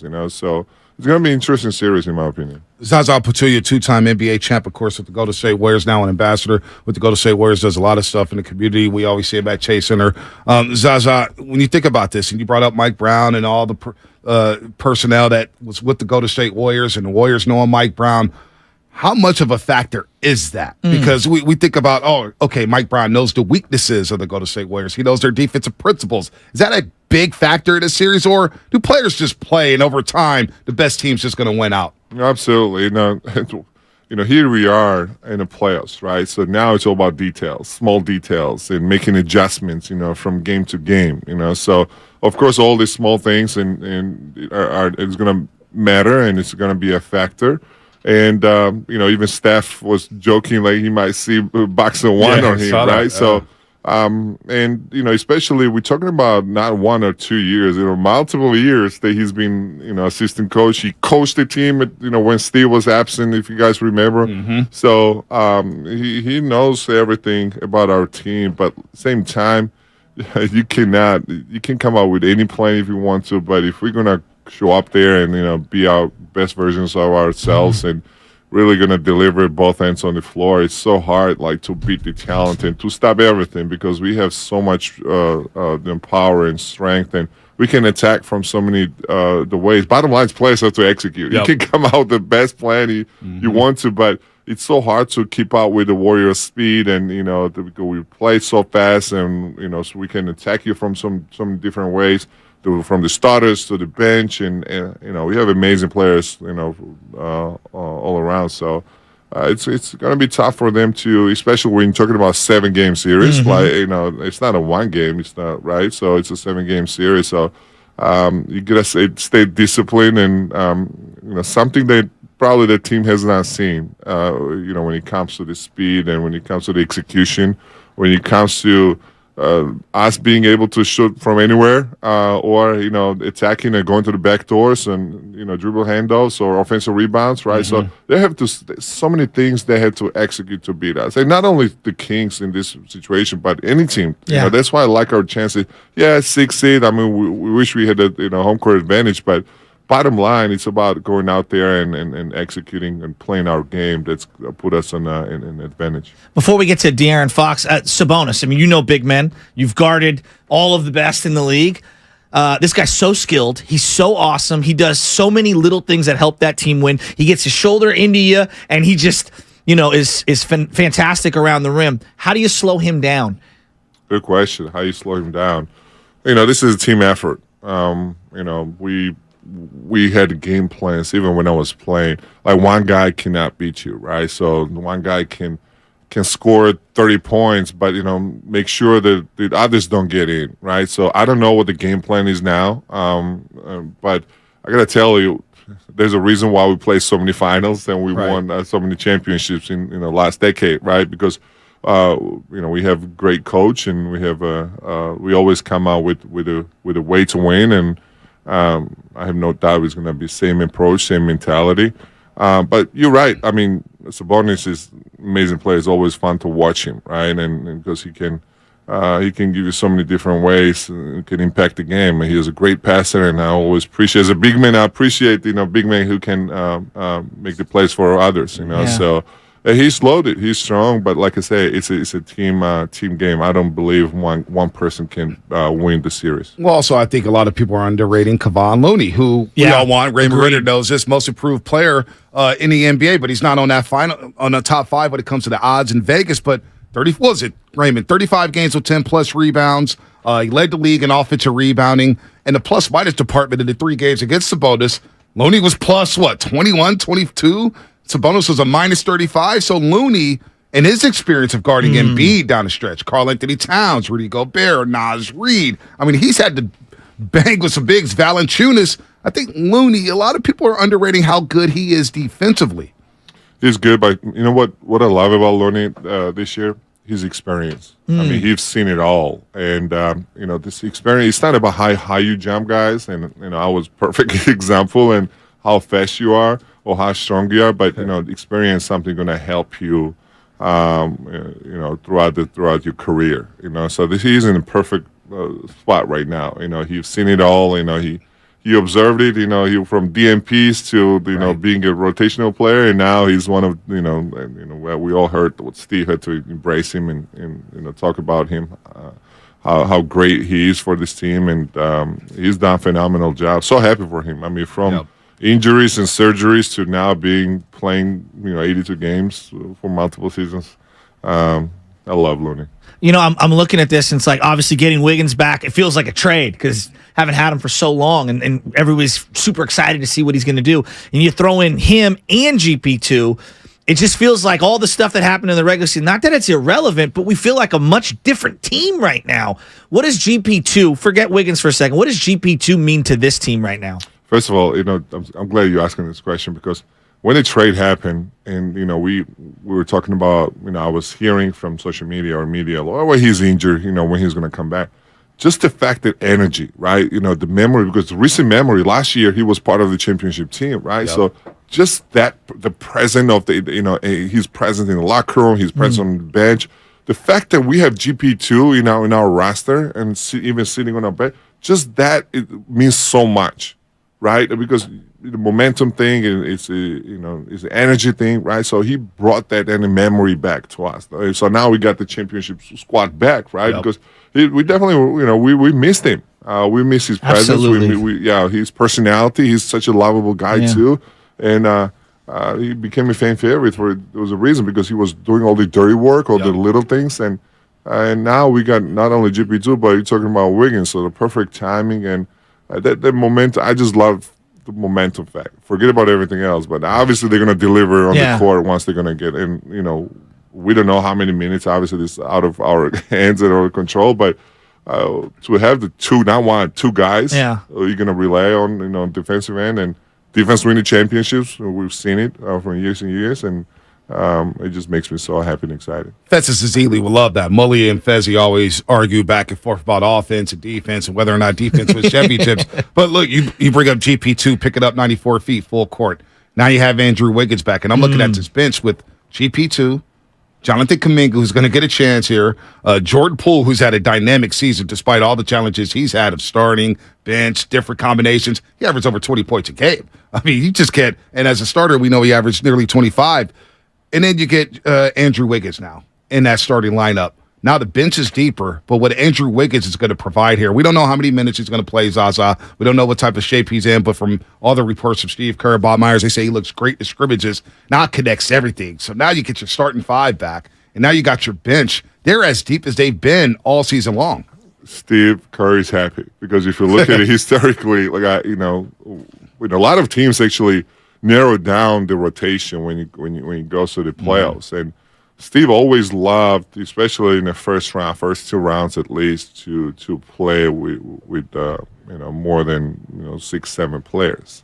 So at the finals, if you guys remember, like Patrick McCall at Game 5, that's right? I mean, he always loved to throw the guys and first of all keep the guys ready, motivated, in shape, right, and then throw the guys in certain situations where for opponent team maybe it's unexpected and maybe surprised, but he just loves to play with the whole squad. So he's happy. He's happy to have everyone healthy. And I gotta give shout out to Rick Scalabrine for it wasn't the easiest season. Every season has its own challenges, man. And, right. Of course, coaches have to deal with certain things, and of course the front office have to deal with certain things. But our performance staff has to deal with a lot of things. So I gotta give a shout out. Perfect timing for everybody to be healthy. You heard what Steph Curry said. Steve Kerr is like 1A. He's the coach, but Rick Celebrini is 1B. Great story to the Athletic the other day. Rick Celebrini, the mystery man behind the Golden State Warriors and their health issues. And it feels like we're talking to him all the time, too. Yeah, we always talk about it. It's how the sport is. Everybody's hurt all the time. And Bielitsa having a moment last year as you're referencing guys having their time and a place. How's Wiggins look? There's a lot of optimism yesterday, it felt like, coming out of that presser on Andrew Wiggins. How did he look to you? He looked good. He looks great. I think Bob Myers nailed it. Like, there's a huge difference when you come off an injury, right? So that was not the case. And, his body feels good. That's what matters. And it's about building on it, right? Yeah. And so that's where we're mentally very he's right? Mentally Absolutely. He's right. Yeah, I mean, he's smiling and, he's just happy to be back in the locker room because this is a family, guys. Like, I play for different teams, and no disrespect to any other teams, but since day one, I walked in the locker room and met with the oldest guys, and I'm not gonna bring their names, but it's a family situation here. So, and we've been keeping consistent. Obviously, it starts with the leadership. Obviously, it starts with the leaders of our organization because it's true love, and you feel like since day one, it's a family atmosphere. Zaza Pachulia here live in studio. By the way, we got a ticket giveaway, folks. You don't want to go anywhere. Game 3 against the Sacramento Kings next Thursday night at Chase Center. We're giving away a pair of tickets to the Warriors' first home playoff game of the year in moments. Each show, We'll give out a keyword, and you will need to know all 3 keywords to win. So make sure you're listening all day long here on 95.7 The Game for your chance to win 2 tickets to game number 3 of this first-round series against the Sacramento Kings. You can hear the code word for our show in moments before Zaza leaves. We'll do that. Our ticket giveaway is brought to you by the next generation 10G network, only from Xfinity. The future starts now, and remember, tickets are always available at Warriors.com, the only place to get tickets that are 100% guaranteed not to be fraudulent. Go to Warriors.com for that. Sacramento, De'Aaron Fox, quick, fast. They got a lot of wings. What about your old friend Harrison Barnes? Our old friend down here with the Golden State Warriors, Harrison Barnes, playing with the Sacramento Kings there. He has that championship experience. Leandro Barbosa, of course. What do you think of that matchup? And what do you think is going on through the head of Harrison Barnes right now? By the way, you know that LB retired, right? Yeah, LB. He doesn't act like it. He still thinks he can play. I just want to make sure. He wanted to Warriors world. Well, he wanted a 10-day contract a couple years ago. Yeah. Raymond, what was up with they should have gave him a 10-day contract. He could have played. Well, can you play right now? You got 5 minutes for us? I got 5 minutes for you. He's got a couple screens. You got a couple screens in But here. I won't be happy with just 5 minutes. I want more. You'll make the 5 minutes count, though. But no, that's why I mentioned about, obviously we've been talking about Mike Brown, but, they got LB, Barbosa there. They got Luke Laux, as an assistant coach, someone who spent, years with us. And HB obviously is there as well. So a lot of familiar faces, ex-Warriors people. So, of course, you're happy for their success, but at the same time, this is the moment. It's enough, guys. Yeah. Right. Are you subscribed to Draymond's podcast? I am. Yeah? He's had a couple good ones this week. Yeah, it's pretty good. What was it? The sign I saw yesterday? Most valuable podcaster. Yeah, he's going for the most valuable podcast. He won Sports Podcast of the Year. I forget on what site, but he won Sports Podcast of the Year. And what about the bulletin board material? Now, of course, he said if you need bulletin board material at this point of the season, then something's wrong. But I'm sure Raymond and company were cringing when he said, "Hey, when we play, I think we're playing the Lakers in the second round." What did you think when he said that?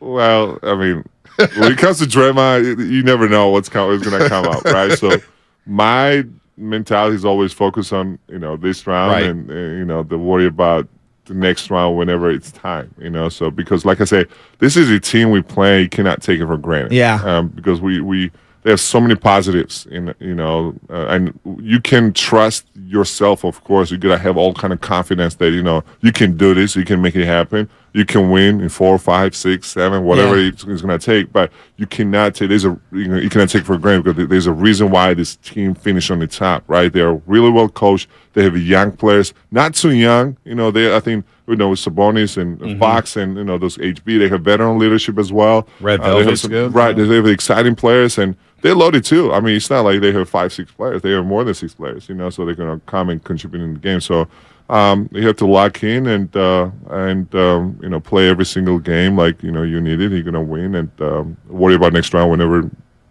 Yeah, whenever you get there. Yeah, exactly. Klay Thompson, I'm wearing the jersey right now, and he gets on me because I was critical of Klay early this year, but he had a great year. I mean, an unbelievable year. Led the league in 3-point makes.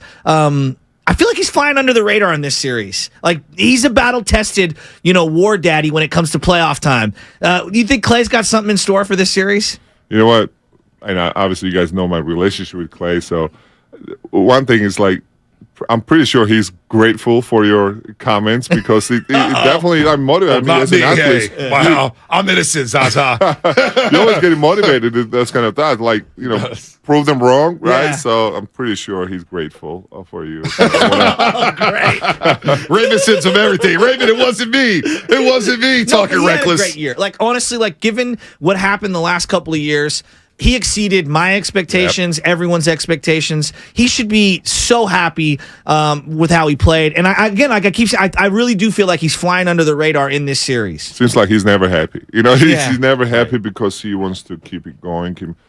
One thing that worries me, like Klay, at some point, it's gonna be over, right? The guy has mentality like it's never gonna be over. So I love it. He's great. Like I say, he's such a unique player, and I played 16 years, 6 different teams, so I've seen so many teammates, and everybody needs a ball in the hand and dribbling, and if they don't have a ball in the hand, they feel like they cannot impact the win and team, and they're not involved. But this guy, like, we remember what it was, 60-point game? 60-point game, 11 dribbles, had the ball in his hands, 88 seconds? 37-point quarter. 37-point quarter, Game 6, Clay, OKC, Game 6 last year against Memphis. Exactly. Real quick, before we get you out of here, most hostile environment you ever played in? Because a lot of people are hyping up the Golden One Center. I guess they're going to have the Cowboys like Mississippi State did back in the day. I think Sacramento stole that. I'm kidding, Kings fans. But they're going to have the Cowbells. They haven't had a playoff game there in over 17 years. You think this would be the most hostile environment for Steph, Dre, and some of the core of this team? I think so. Guys, it's 17 years, right? I mean, it's 17 years. 17 years. It's a lot of time. I mean, it's like you haven't seen someone for 17 years and you're in the airport waiting, like, for him to show up. Well, what are you going to do? I'm going to get crazy, right? So I'm pretty sure fans, especially like historically, I remember the previous arena in Arco Arena. Right, Arco Arena was loud. It was one of the loudest arena. So their fan base have the history, and they know what the success. I don't think they won the championship because, by the way, I used to love the team when I was playing in Europe when I was a teenager. Peja Stojakovic, Vlade, and Chris Webber, and all this guy. They had such an amazing team playing beautiful basketball and really well coached. Coach Adelman was the coach back then. But they have a history, so their fan base understand what it takes to support their team and be loud. So I don't know if those guys same fans gonna show up, but is a key you learn from your parents, right? So probably the kid's gonna come and deliver it, but they're excited. I'm pretty sure the whole city is excited. It's gonna be a lot of fun. Hey, now you see why I was in a baby white T-shirt, right? How hot are you right now? Pajamas. No, pajamas. How hot is it right now, Zaza? You're sweating, huh? You're ready to get up. Look, you keep rubbing your hands. Raymond, like, it's hot in here, man. All right, we're going to give out a code word. Remember, you want to listen all day long to 95.7 The Game, and I'm sure you want to go to Game 3 against the Sacramento Kings in this first-round series. So we're going to give away a pair of tickets to the Warriors' first home playoff game. Here's your first chance to make that happen. The first of the 3 words you need to remember is golden, like gold-blooded, but add the E and N. Golden, Golden. That's golden, like San Francisco across that jersey right there. Golden is the first keyword. Remember this word and get the keywords from the other 2 shows, and then enter all 3 keywords on the contest page on our website, 957thegame.com. Our ticket giveaway is brought to you by the Next Generation 10G Network, only from Xfinity. The future starts now. And remember, tickets are always available at Warriors.com, the only place to get tickets that are 100% guaranteed not to be fraudulent. Zaza, Pachulia. That was quick, man. You want to hang around now? I know you got things to do. One second. Who's better dressed on game day, Bonte or Raymond? Oh, no, Raymond. Three-piece Raymond got the vest. Absolutely. Raymond Ritter, not even close. I think I first met Raymond at the All-Star game in New York City. You probably don't even remember this. I was a little intern, and old Jen Violet from back at the other station, it's like, hey, this guy named Raymond Ritter knows you're coming. I was like, who is he? I got one question each with Clay, Steph, and Kurt. Now, Raymond didn't have 3-piece suits back then. Raymond, did you have any idea what you were doing? He had a little hair. No, you didn't have any hair back then. No, a little bit. Maybe a tiny bit. It's all right. I'm getting close to you soon, so I'm trying to hang on for dear life over here. We all are. We're all got soft spots here. But Raymond, after the championships, buddy, the 3-piece suits, the top hat, fedora. I got nothing on Raymond Ritter. Nothing. By the way, not because he's here, but he's the best. Not one of the best. He's the best in the business, and I'm so grateful to work with this guy every single day, and he brings so much joy, and there's a reason. How long, Ray? More than 25 years. Jeez. Yeah, 25 years. 25 years. Has he ever told you about Xavier McDaniel? That's his man crush. It's like his childhood idol. No, Xavier McDaniel, he was listening one day. Xavier McDaniel came on the show and dropped a couple of F-bombs. Our roasters love him. Our audience loves him. I'm scared There's of no him. filter. I'm very scared of Xavier McDaniel. Yeah, I want to hear about that. Yeah, just Google Xavier McDaniel. You'll see a lot. You'll see him just choking a lot of players out in the 80s and 90s. I'm glad we didn't have a power in Georgia back then. No. Thank you for coming in. I know it's early, and we appreciate it. We really do. Anything for you guys. I can't believe you got up early to come on this don't show. show up in be professional. Don't show up in the PJs. Please don't. Oh, yeah, it's blue and gold day in the Bay Area. Yeah, that's right. Somebody from City Hall, by the way, texted me and said, hey, are you coming to City Hall to raise the Warriors flag? I said, no. They must have lost my invite in the mail. Yeah. Brandon Snyder, Festus Ezeli, right? Festus Ezeli and Brandon Snyder, the COO of the Golden State Warriors. Nice. After all that yoga, you can do an injury report. Yeah, I've been doing yoga. With Festus.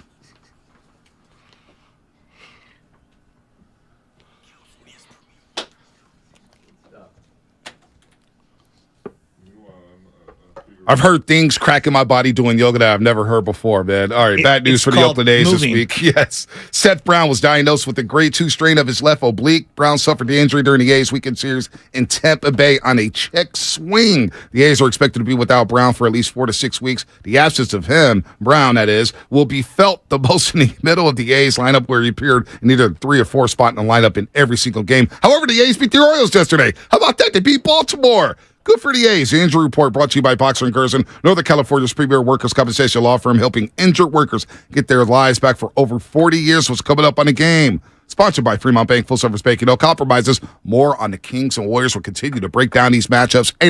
888-957-9570 is the number. Let's get your X factors, your matchups, and who's going to slow down Stephen Curry in this series. That's what I keep going back to. More coming up on the Morning Roast. Now at participating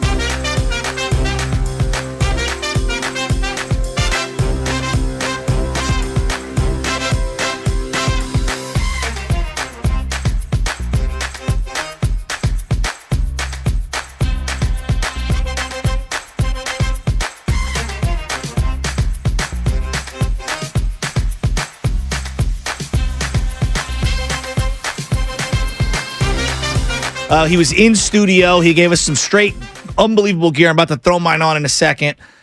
If you missed the interview, you can check it out on YouTube. We're going to post that thing shortly. Hopefully, Sam, who is very discombobulated today. Sam is more discombobulated than the Giants' rotation right now. That was a joke. No laughing. Oh, I'm laughing. Sam needs to take a lap. Sam, and baby, good morning to everybody out there. And by the way, the Warriors just hooked us up with this sick gear, man. Look at this warm-up right here. This is sick. I mean, and a long sleeve, too, with the old Run TMC. Hey, bro, the best part, I feel like I'm about to come off the bench. I got the zipper up. I do feel like I'm coming off the bench. This is money. I do feel like I'm coming off the bench. Hey, Coach, I'm coming in. I'm coming in. Zaza, Raymond Ritter, James Kincaid taking care of us, man. Who loves you more than the Warriors, man? Come on. Where's Larry Bear's not sending us no Giants pullovers. So when Zaza said that he thinks that Clay is happy that I did that, Clay, how good were you feeling? I wasn't feeling good. I'm feeling bad for you. If there's a parade and I got to confront Clay. I was feeling bad for you when he said that. You know what, though? Everyone's got a little butcher in them, so you know what? I'll tell him, hey, the great ones need all the motivation they can get, and I'm sorry that I was one of those. All right, 415 Comcast Business Text Line. Bonte, stop dissing Benny. I don't even know Benny. I'm just joking. All right, it's a joke. All right, Sunset Lago, it's a joke. We like the jokey joke here. Laugh a little bit. It's not that serious. You sound like Jeff Kent. Gosh. Look at this, 415. No respect for Ben Bonte, old school city. Respect it and don't act like a bully. Relax. So these are the warm-up zip-ups? I guess yours, so, yours fits like a glove. Oh, it fits perfect. I mean, my God, I feel you look incredible. Out. And then, they got the zippers on the side. Oh, yeah, that's just to it's like the breakaways. Oh, yeah, open it up a little. Yeah, so hard. Oh, I'm going to be wearing this a lot. Turn around, let me see the back, because I can't see the back of mine. Oh, yeah, it's clean, just blue, yellow. Today's blue and yellow day in San Francisco? Yeah. Zaza. Are you starting to feel it? Festus and Brandon Schneider raising a flag at City Hall with London Breed, Mayor London Breed, that is. Am I starting to feel it? Yeah, I'm starting to feel it. I am too. I started to feel it yesterday. Now, it helped that Casey and D'Lo was talking that talk on ESPN 1320. And I don't know, did they text you about tomorrow? Oh, yeah, 117. Are you ready to roll? Oh, yeah. I might be on the golf course, though. Should I not? Dude, the weather's been beautiful, bro. I'm trying to get out there. I already see you trying to punk out. I'm not. No, I'm saying I'll be on the golf course. Don't worry, because listen, I'm going to just tell you right now, this is going to be our biggest challenge when it comes to these changeovers. Like Bobby Boucher, RJ Sean, and 105.3 fan in Dallas, they can't talk. All right, their trash talk is whack. They take personal shots, and then they get rattled, and they're done. We've cooked them 3 times. Bubble Bad Boy, Philadelphia, WIP 94, Joe DeCamera. We cook them. John Ritchie. Oh, Rich. What's their Scangarello, their coach? Oh, he's next Bill Walsh. He's going to revolutionize football. Next 20 years, we're going to talk about how Scangarello revolutionized the NFL. Like, stop. Stop. We saw how that worked out in the Super Bowl. And then we got Casey. Now Leroy Butler in Green Bay. He tried to give us a challenge. Homie. He is the homie. It's my Florida State guy. Big Leap. What is he? Big Leap 3.8 or whatever? Yeah, but you know what? You know what? We dominated those boys from Green Bay, Wisconsin. Casey and D'Lo, they could talk. Oh, they talking. You know what? Good for them. They're cut from the same cloth as I am. Yeah, I could tell. Fine. But you know what? They're going to get that smoke 117, and we're going on their turf. We're going on ESPN 1320 on their turf with all their fans, all their YouTubers. So I expect the morning roasters to flood ESPN 1320, give them numbers that they've never had before. Let's help them break YouTube numbers, ESPN 1320. They don't do numbers like they don't do the numbers like we do. So let me ask you, I think one of the questions that it's almost impossible to have an answer to, but I would love your opinion on. What are realistic expectations for Andrew Wiggins? Like, what realistically, is there a minute allocation? Is there an impact offensively? Is there an assignment defensively? I don't even know why you said you're going to be on the golf course, because now the San Fran Shaskies are What do you mean? Out. San Fran Shaski's going to show up tomorrow. Nah, Frisco Shasky will be there. I know he will be. I'm always ready. Come on, it doesn't matter. I don't really. No one in the audience cares about, us doing a hit somewhere else. Yes, they care about Kings Warriors. No. Our roasters, not only do they care about. See, you underrate that. You underrate that aspect. Our roasters care. When I did a hit the other day on ESPN 1320, the Ernie Chavez's, the Rockin', New Era 84, the Tyler, all these dudes were in the chat. I saw them. They were all in the chat repping, making sure that I was repping for the roast, making sure that I wasn't going out like a sucker. So they will be there. You underrate that. Not only do they want that smoke on the changeover, but they do want Kings and Warriors, and they are thinking about that. But they're thinking about everything. The trash talk, the banter, Andrew Wiggins, as you mentioned. Well, we're starting to crank up. You know, we are cranked up. The trash talk portion of it is over. Now we're not quite over yet. Okay, it's not. Game 1's not till Saturday at 5:30. We got a couple days of trash talk. And trust me, I got a few more bullets in the chamber, baby, for KC and D-Lo on ESPN 1320. Are you Franklin Saint? You're putting the bullet in and, you know. Hey, no. Why don't spoil? I didn't give away anything. Didn't give away anything. Don't even just say Franklin Saint. You didn't watch it last night, did you? Oh, I did watch it. Oh, okay. Oh, I watched it. Oh, you what? Okay. Did I watch it? Okay. Oh, I'm all... Great episode of The Mandalorian, too. Yesterday was released.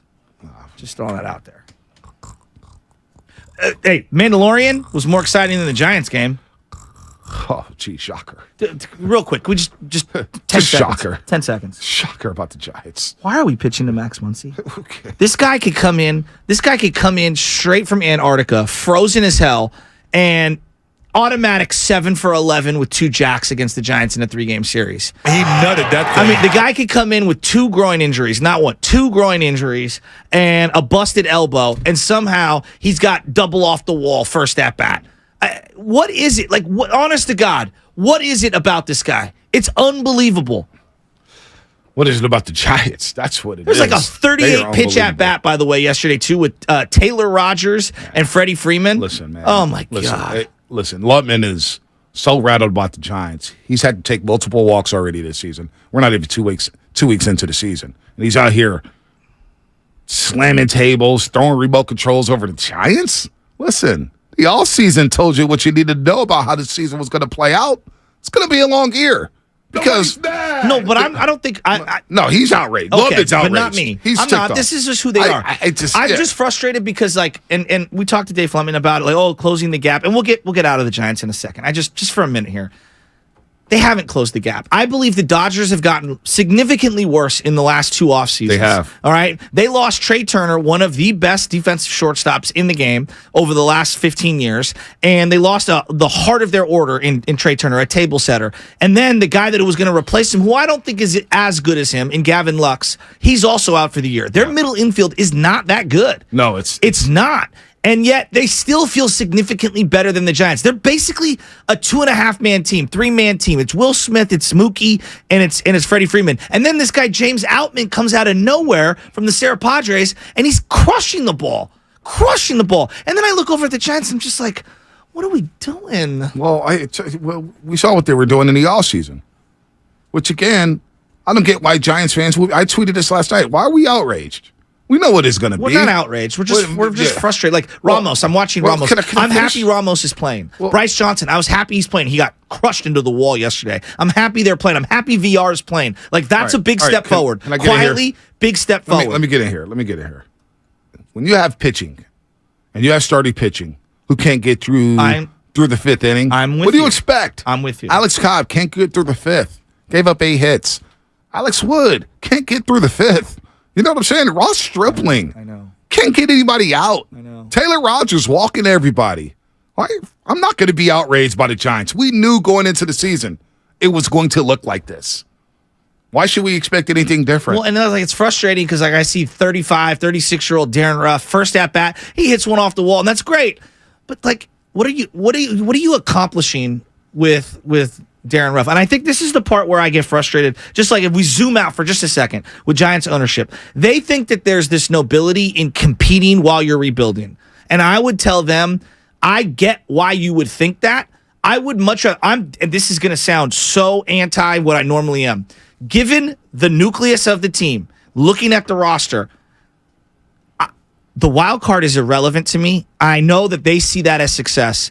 I would much rather win 77 games and see 2 or 3 of these young guys develop and play every single game and just embrace who you really are and then see what we've got, as opposed to win 84, get into that last wild card spot, and then lose in the playoffs. That they're not building on anything. 33-year-old, Yastrzemski, 36-year-old Darren Ruff, and that's where I'm looking at the rotation. Look at their rotation. Alex Wood in his mid-30s, Cobb in his mid-30s, Ross Stripling in his mid-30s. There's no young guys. I get it.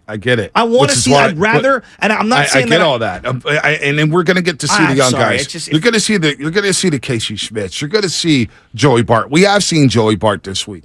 We're going to see, hopefully, Ramos a lot more. Hopefully, we see Kyle Harrison at some point this season.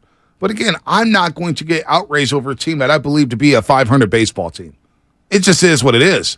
And now you start the season, you lost 3 of your first 4 series. I'm not going to get outraged by the Giants losing 2-3 to the Dodgers. No, but would you agree it's a frustration level? The all season was frustrating. But frustration dissipated when spring training started for me. No, I hear you. It's just like it is what it is. Do you feel a connection to the Niners, with the team that they've built right now? Again, no, I'm asking we you. Talked about that. Of course, we've got a connection to the Warriors, the Niners, no connection to the Giants. I feel like this version of the Giants the last couple of years has been the least connected I've felt to the team in my adult life. Well, last year I said that, and people looked at me crazy.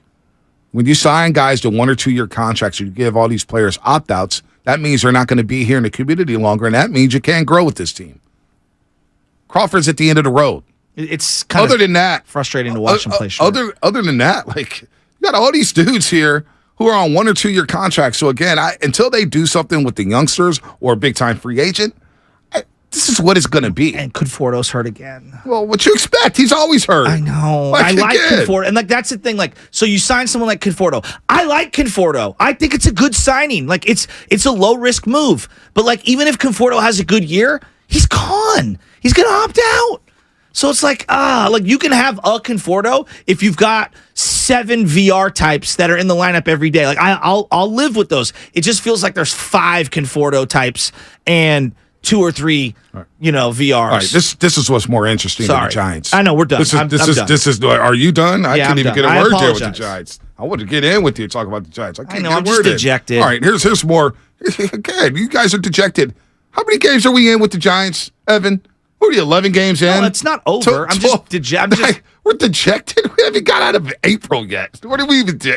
That's the problem. But we're dejected. But you could see the signs on the wall. You saw that in November. I know. But now we're seeing January. But now we're seeing it play out on the field. Oh, baseball. They're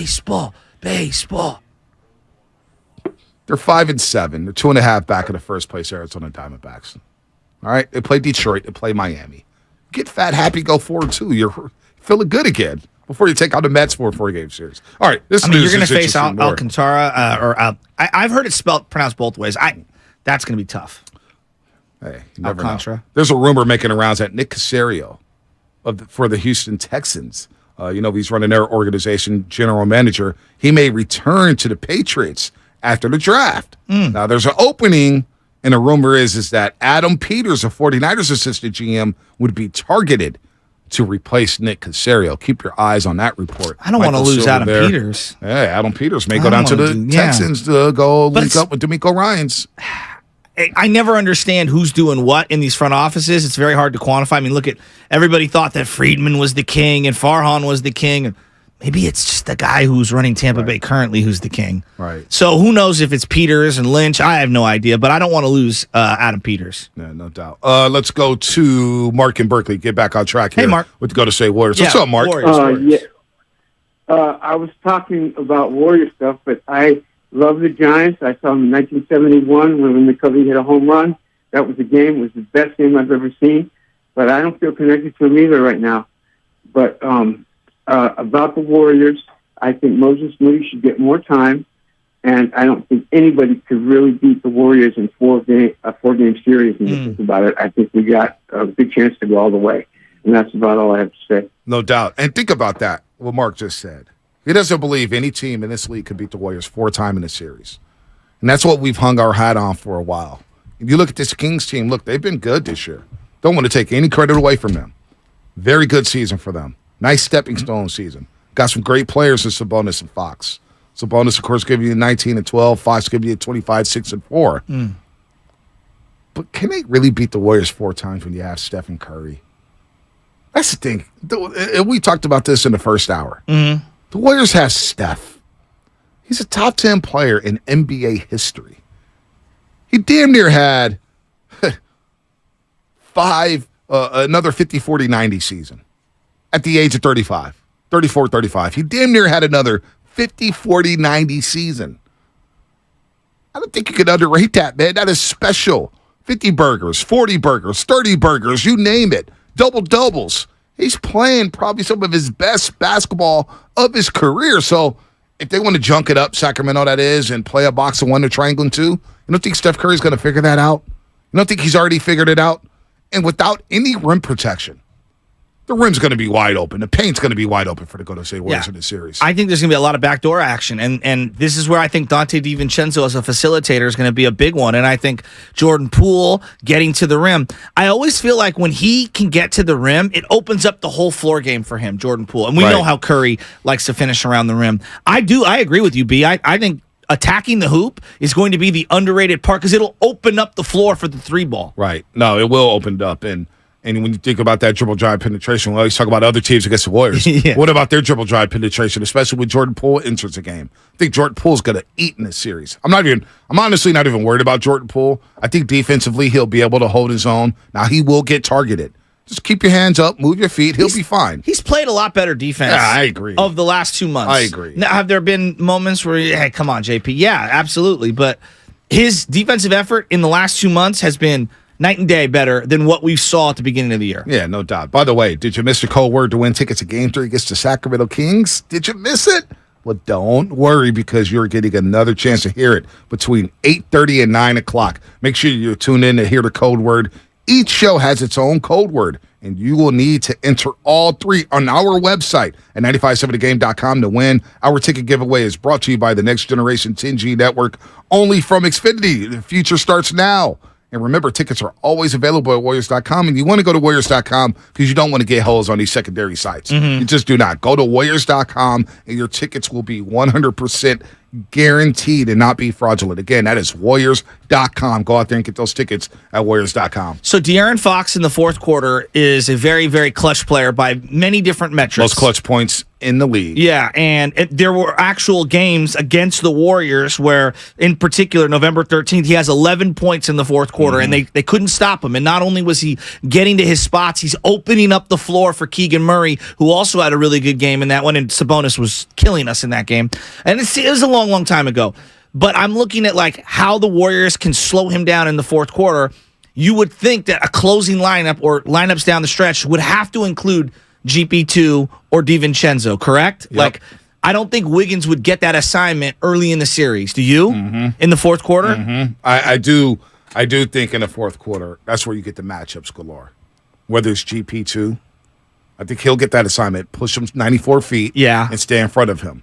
Now, you got to have a lead in that fourth quarter, right? Because Sacramento on the flip side will say, well, we're going to allow GP2 to shoot the corner three all day long. Well, as they should. But now GP2 can't hit that shot. But GP2 playing defense, picking up 94 feet. Whether it's Kuminga with the small. Now, that lineup against the Pelicans. Against the Pelicans, when the Warriors rally from a 20-point deficit, there was a lineup with Draymond Green, Jonathan Kuminga, Steph, Clay, Poole. Fourth quarter. That's an interesting lineup. And Kuminga got to the cup at will in that lineup playing the small ball five. Am I omitting Kuminga? Yeah. So Kuminga, if you have him in there as a small ball five, obviously you have Draymond Green on Domantas Sabonis. He's got to handle that, and I believe he will be able to slow down Sabonis. Draymond Green is one of the greatest defensive players we've seen in the NBA. But Jonathan Kuminga, all of a sudden you have him staying in front of De'Aaron Fox. And that's where Sacramento's probably going to try to get the switch on the Clay or Steph or Jordan Poole. But the key is you guard him like you guard Ja Morant. How do you guard Ja Morant? You sag off him a little bit and dare him to shoot the three-point shot. That's probably your best recipe to keep Fox out of the paint. Yeah, because he's a 32% three-point shooter. Now, I hate when teams leave guys wide open. Yeah. These are NBA players. But if you had to take something away, I'm saying, Fox, you're going to have to live beyond the arc. I'll live with you shooting 10 threes a game. Now, are you going to make those 10? Yeah. The data tells me you shoot 32%. Yeah, My eyeballs tell me you shoot about 32%. I don't know. Watching the two, I feel like I trust De'Aaron Fox's three-pointer more than Ja's. But Ja's gotten a lot better at the three. I thought early in his career, like, just don't even guard him out there. But again, that's just my feel. I don't think the numbers back that up. I'm also looking at this. Don't you feel like in the fourth quarter for them? Ja shot 30.7%. Oh, so there you go. 32%. So there you go. Slightly better than Ja. Slightly better. So De'Aaron Fox was slightly better. Don't you think De'Aaron is going to be the one having to stay with Steph? Like, if you're looking at the matchups on the other end in the fourth quarter, are they going to keep Mitchell out there to stay with him? Are they going to put one of these other guys, is Harrison Barnes or Keegan Murray? Like, I don't even know. Well, Sabonis spoke about Keegan Murray guarding one of their best players. Now, is it Andrew Wiggins? Is it Klay Thompson? Is it Stephen Curry? That's what I'm saying. I don't know. I don't know how good Keegan Murray is. Even by watching Sacramento games, you're so fixated on Sabonis and Fox. You watch Keegan Murray a little bit, and look, he's a fine player. We averaged 30 minutes a game. 30 minutes a game. He grabbed 5 rebounds, 4.5 rebounds per game. He's a solid three-point shooter. 41%, of course, broke the three-point record.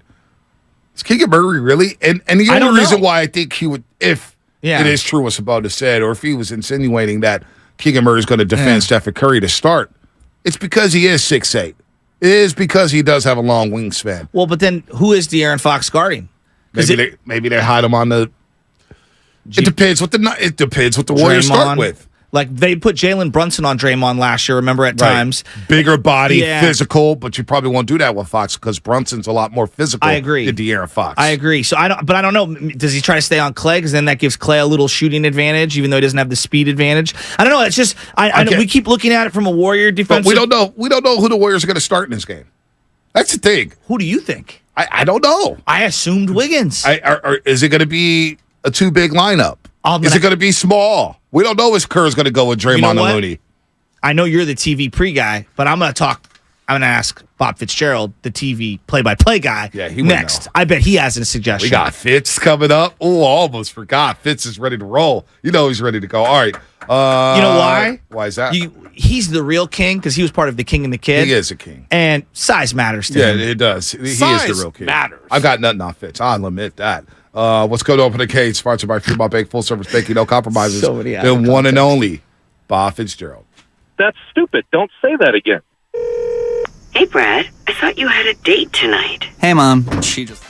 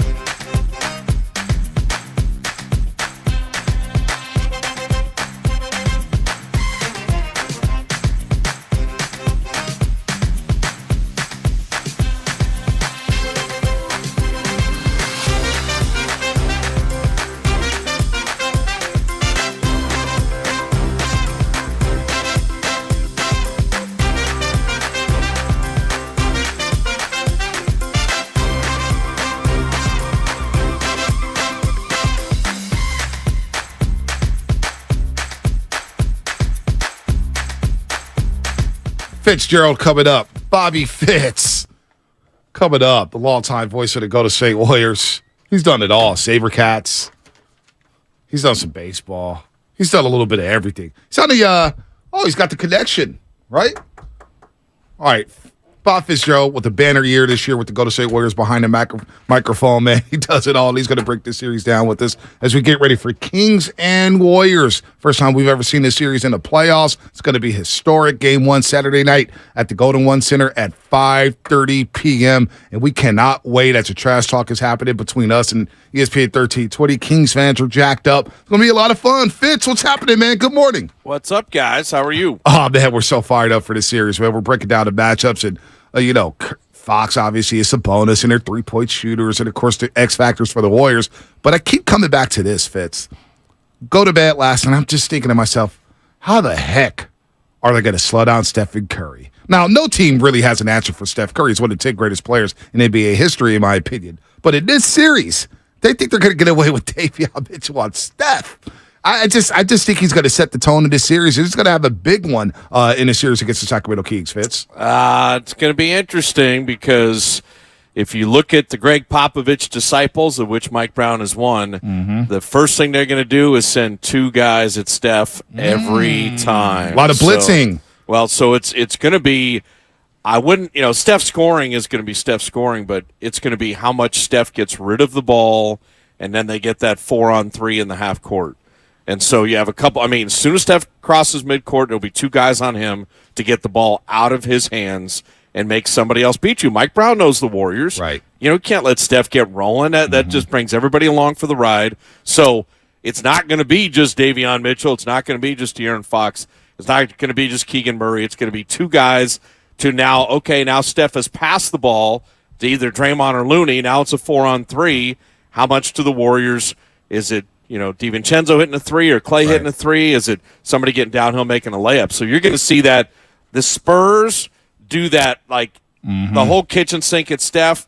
Sacramento, it's going to be anybody but Steph trying to beat us, which is why you don't want to foul, because if you foul and they shoot free throws, now they're in a set defense. If you get a stop and you can run out in a scattered floor, now they can't find two guys to go guard Steph, and now Steph can run wild in the open floor and hit shots. Steph mentioned yesterday after practice that, Mike Brown, he expects to see Mike Brown throw some boxing one at him, like Nick Nurse did in the 2019 finals. You expect that as well, Sacramento to junk it up with that defense as well? I think Bobby Jackson will guard Steph. I think Doug Christie will guard Steph. I think John Barry will guard Steph. Barbosa? Raymond Tisdale will come back and guard Steph. It's going to be the Kings roster guarding Steph, because that is the way, if you think about it, as well as we know the Warriors, I want anybody but Curry to beat me. Yeah. That's the, I think I'll take my chances and give Steph space. Well, good luck. You lost. So I think the Kings will be heavy duty on that. And then this is the number to watch for this whole series. It's 40. 40. Does Kevin Huerter, Keegan Murray, and Malik Monk, did they get more than 40 in a game or less than 40 in a game? Those three guys are Sabonis and Fox are going to get theirs. But what does Huerter, Keegan Murray, and Malik Monk do scoring-wise? You hold them in the low 30s, you will win. If they get 40 or plus, you will lose. And so those three guys, that's the number to watch each and every game in this series. Man, there's so many questions I got for you right now. But let's start with the one about Andrew Wiggins. What are realistic expectations for fans for Wiggins? What should we expect from him, or what do you think is fair to expect from him? Because I don't know what that answer looks like. Well, look at last year. Steph was integrated into the first round as Rick Celebrini evaluated his fitness and his readiness to play. Now, that was coming off an injury. Now, Wiggins is coming off a big delay in missing time, obviously, to tend to a family matter, but not coming off an injury. So that's good. Right. So it's just a conditioning thing. And, I think Wiggins is like an Iguodala type and Steph that they never get out of shape, but now playoff game shape is totally different. But they've got the catapult system that they put on these guys, and they can, run 500 wind sprints. Now what's your heart rate? What was your heart rate during the season? What was your activity in practice? What was your heart rate then? It's very scientific, and Rick Celebrini will have yes, I have him ready to play. Or, hey, you know what? We got about 20 minutes. We can use them, maybe 10 minutes each half or whatever. But, the Warriors have this very dialed down, and they'll have Wiggins, used to the appropriate level that he's ready. And I think that will ramp up, obviously, as the playoffs go on. Yeah, so then what do you think the trickle-down effect is for GP2, Dante DiVincenzo, Kuminga? Because there's kind of like some puzzle pieces here that you got to kind of figure out. How do you think all these are interconnected? Well, I think that here's the thing that, people when they – first of all, throw out the regular season. Of course. I don't want to hear any more about the regular season. Of course. Yeah. Okay, so let's look at last year's title defense. You had Steph, Clay, Wiggins, Draymond, Looney with Poole and Peyton. Okay, so your 7 guys, they're all there. Now, Wiggins is different. We just talked about it, right? Because you got to see where he's at. But those are the 7 defense guys. Now, instead of Porter, you've got DiVincenzo and Kuminga. Okay, that you didn't really, J.K. was on the team, but not really at like the level this he's year. going to be. Okay, so that helps. Like, I think Dante's been amazing, and I think Kuminga has grown up quite a bit. So the Rubik's Cube is if Wiggins is a little less early on, it's more DiVincenzo and it's more Kuminga. The other thing too, don't forget, GP2 got hurt of that Memphis series, and they missed him after the Dylan Brooks play. Right. Now you got Gary's healthy and playing great right now. The scrimmage yesterday, I got to go and hang out, and I feel very good about where the Warriors are because of the way they finished the season, winning 8 out of 10, because of the championship DNA, because of their camaraderie, and when they focus on you for a full 7 games and you got to beat the Dubs 4 times, like that's a tall task. It's not impossible because teams in the West are really, really good, but this is when. Remember the movie Seabiscuit when the horse would get behind and then his competitive juices would go nuts? This is when, Draymond and Steph and Clay and Steve Kerr, it's the playoffs? What? So I'm very excited about where the Warriors are and trying to ramp up for the postseason. This is when they're at their best. Bob, as you reference movies, have you ever seen Above the Rim? Remind me. Well, basically, you're like Tupac. You're Birdie Tupac was the walking coach. into the gymnasium, chewing on a cigar as you're watching your team practice. That's what I'm envisioning right now. Yesterday at practice. Yeah, well, I always like to go to the install practice because you get to see all the Kings plays. You get to see how the Warriors are going to play certain strategies. I think one of the coolest things last year was the Dallas install practice to watch how they would play Luka and then see it come about and then see Wiggins just be unreal and then the Boston install practice. And so, if you're broadcasting, it's fun to know, okay, here's all the Kings sets and here's what they're going to do and then here's what the Warriors would like to do and then see if it's, if it can come to fruition. For me, as a basketball, I geek out on that kind of stuff. So to watch that and then also just see the temperature of the guys and where they're at and stuff like that. So. Bob Fitzgerald, longtime voice of the Golden State Warriors, been doing it for a long, long time. He is a legend. I love him. 30 years, man. 30 years. 30 out I there. don't like to throw it out there, Fitz.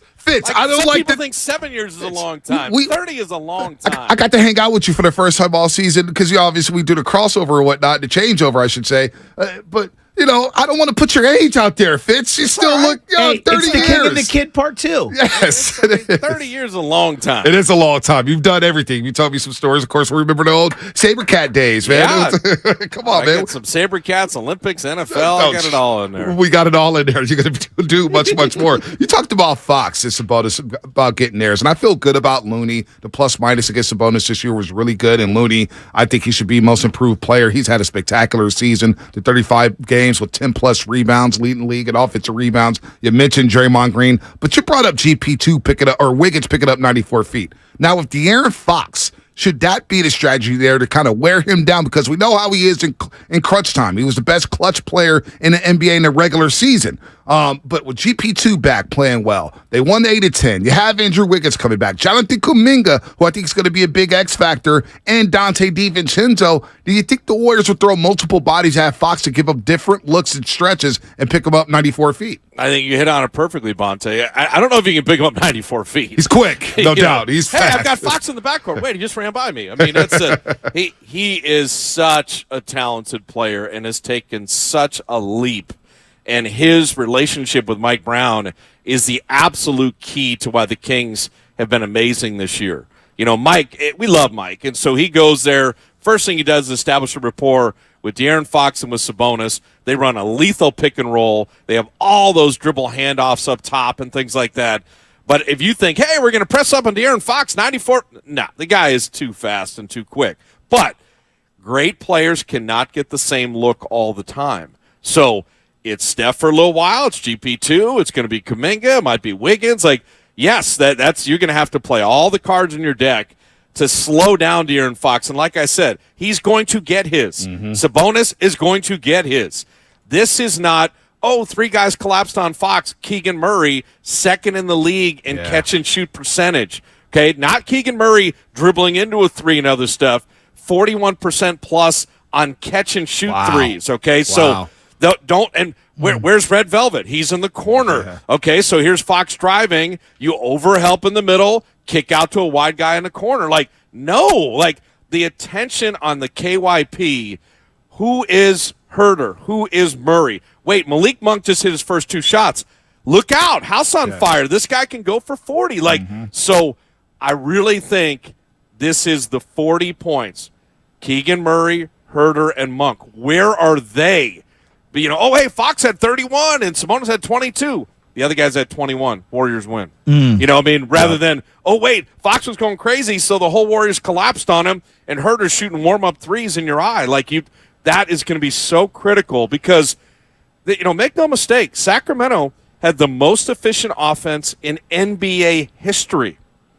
118 per 100 possessions. Never been done. Not even the championship Warriors. Not even the Magic Lakers. 118 per 100 possessions. The most efficient offense in NBA history.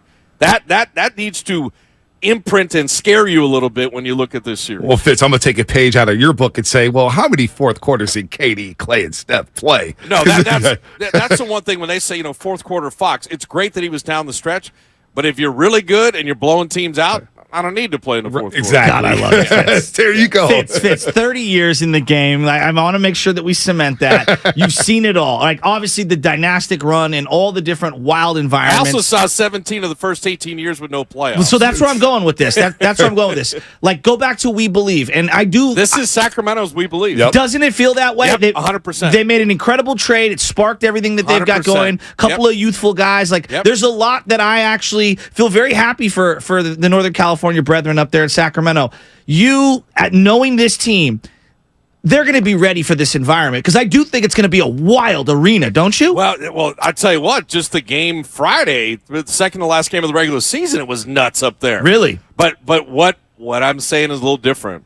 When the Warriors had We Believe, and it was the first playoff game, since the Johnson administration, and everybody was going crazy, there were no Maverick fans buying tickets and sneaking in. Right? I mean, Oracle put, 10,000 people that shouldn't have been in the building on top of the fans that bought tickets. Like, everybody knew somebody like, I know an A's Usher and the doors open. Like, I mean, that first home game, I was like, do these people have seats? Where is everybody going? I mean, that was the craziest game ever.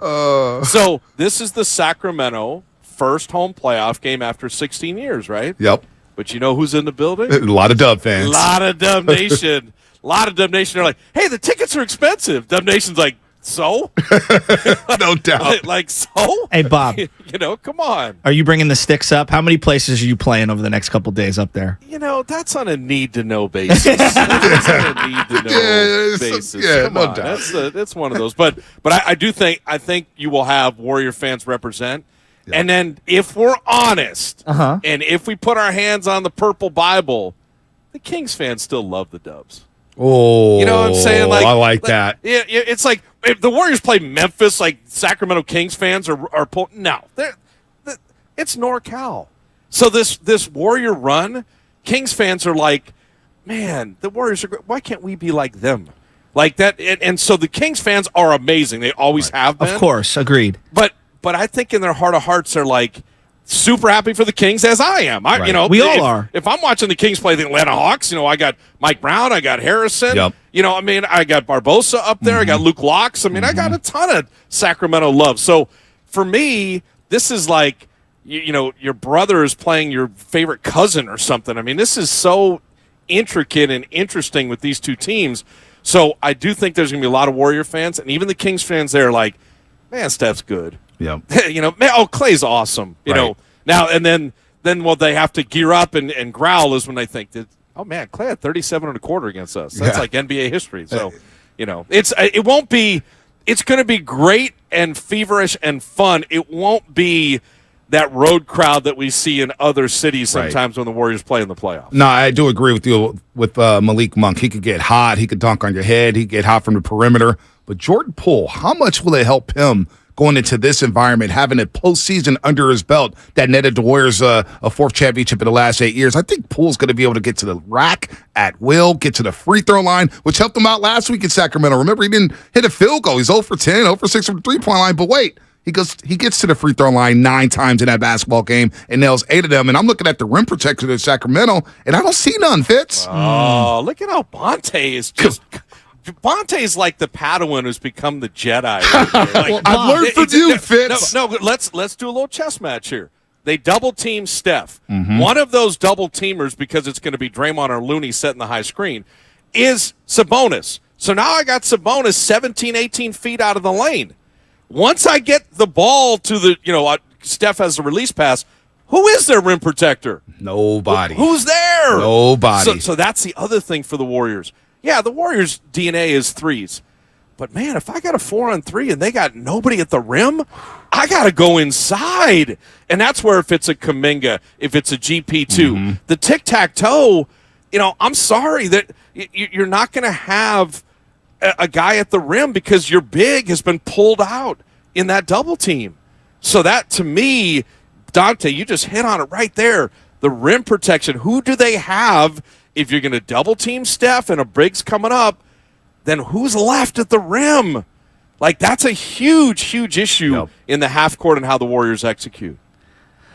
Wow, Bob, you are on fire this morning. And by the way, you left Shasky speechless. Well, he's never at a loss for words. He didn't know what to say after that analogy. He's using my material from the 6 a.m. hour to flex on you, and I'm like, geez. 8:51, Bonte just identified who's the Kings' ring protector. Like, I'm telling, that's the score. This whole series could be 128, 121. Right, no doubt. Or 135, 126. So, and also, amazing. Also, Fitz, real quick, the Chase Center. Everybody's talking about Golden One Center. All right. The Warriors lose one game in the postseason in the last playoff, 11-1. They lose the catastrophic game 1 against Boston. We know how that series ended. This year, they're 33-8. And last year, if I'm not mistaken, they lost 10 home games? So this year they were 33-8 at home. That's 19 losses at home in the last 2 seasons. I mean, teams get to Chase Center, and that avalanche of threes starts coming down like Kitty Caraway. I'm going to throw him under the bus, ESPN 1320. He's our guy. He's a big Kings fan. But he called Chase Center the dental office. And I told Kitty, I said, well, get ready for a root canal because there's going to be a lot of teeth pulling with the threes that are raining down inside that stadium. It's something about Chase Center. That's just magical. Let's lay this out. You just hit on it. If you're 31-10, and then you're 11-1 in the postseason, and then you're 33-8, you know what you figured out? It ain't the building, it's Dub Nation in the building. The same people that were at Oracle are a lot of the same people at Chase Center. And that's why you can change the warehouse, but give me the inhabitants of the building. That's why they're so great at home. This team went on the road and was like, well, who is this team? They come back home. They were better than any home season since 2017. So you think you're going to walk into Chase because there's no atmosphere there? Were you at the playoffs last year? Come on now. So, no, I love the Warriors' home court advantage because Dub Nation, I always say, not reactive. They don't wait for stuff to happen. They're proactive. They cheer to make things happen. That's the difference. We've hardly touched on Draymond Green and Klay Thompson. I telling Bonte that I feel like Klay is flying under the radar in this series. He's always good for, at minimum, one signature game per series. It feels like the flow of the game and everything, not only does it suit JP, I feel like it really suits Klay too, no? Yes. No, your hit on it is that it's a huge, you guys are identifying everything perfectly. Poole needs to be big because they're trying to send the kitchen sink at Steph. Absolutely. And the big one is, okay, you don't think Steph is going to find Klay if you send multiple guys at him? And Klay's shooting warm-up threes or open threes or transition threes? And Klay is healthier this year than he was last year when, oh, by the way, he played more playoff minutes than anyone on the roster. win that bar bet with people. who played more playoff minutes than any Warrior I didn't know that. last year in the championship. Klay Thompson. Yep. So to me, no, Klay, amazing. And then if you want the master class in playoff basketball, when Draymond Green gets engaged and starts dissecting what you do offensively, what you do defensively, what his team needs to do, what the matchups are, where he's going to rotate, how he's going to blow up your favorite plays, like when Draymond is locked in on you, whoo! That, like, to me, that's the most fun, because I'm sorry on the Go Bears and when the defensive player of the year is a guy who should be able to guard 1 through 5. Right. Who is just playing 1,000 miles an hour all the time. Give me 5 Draymonds and 6 of them on Sunday. I mean, this is my kind of guy in terms of all he does is help you win, and he's on your side. I'm taking Draymond all day. Well, before we get you out of here, Fitz, and we appreciate the time today as always. Draymond Green, what gets overlooked is his aggressiveness offensively. I think offensively, he's had one of his better seasons. Heck, may have been his best season since 2016, because obviously he took a back seat to Kevin Durant, knowing that KD, Klay, and Steph, hey, let those guys shoot all day long. Why wouldn't you want to do that? But offensively, when he's aggressive, the Warriors, I think the regular season, they win 78, 79% of the time when he scores at least 10 points per game. But it's when he's aggressive, this offense just goes to another level. Yeah, well, here's the other thing. You know what the second favorite Warrior play is besides a Steph 3, Klay 3, whatever? Is just miss a shot and let Looney go rebound it. Yeah. so I mean, because what happens is if the Draymond Express is pulling into the station 100 miles an hour in the open floor, if he makes the layup, great. If it happens to run out, here's Looney on the offensive glass. And the one thing with Looney and Sabonis, their second chance rebounds, the most points created by any 2 players in the league. Wow. So Looney number 1, Sabonis number 2. So it's one of those where when they get it, do they go right back up? Nah, there's 3 guys inside. They kick it back out for open threes. Yep. And so Looney on the glass and Sabonis on the offensive glass, they don't hurt you necessarily because they went back up and in with it. They hurt you because, Looney just found Steph. He just found Klay wide open. Yep. And Draymond offensively, when he – I believe in his offense maybe more than he believes in his offense sometimes. Like, tell him to shoot it. After the Memphis game last year, Fitz in Game 6, Darrell and I walk out. We see him in the parking lot. I'm like, let it fly. He had 14 attempts in that game, and they were so much better offensively. Yeah, but I think when Draymond is attacking the rim, he's such a good passer too. It's just, to me, this is his time of year. This guy's the ultimate winner. It's why he's going to the Hall of Fame.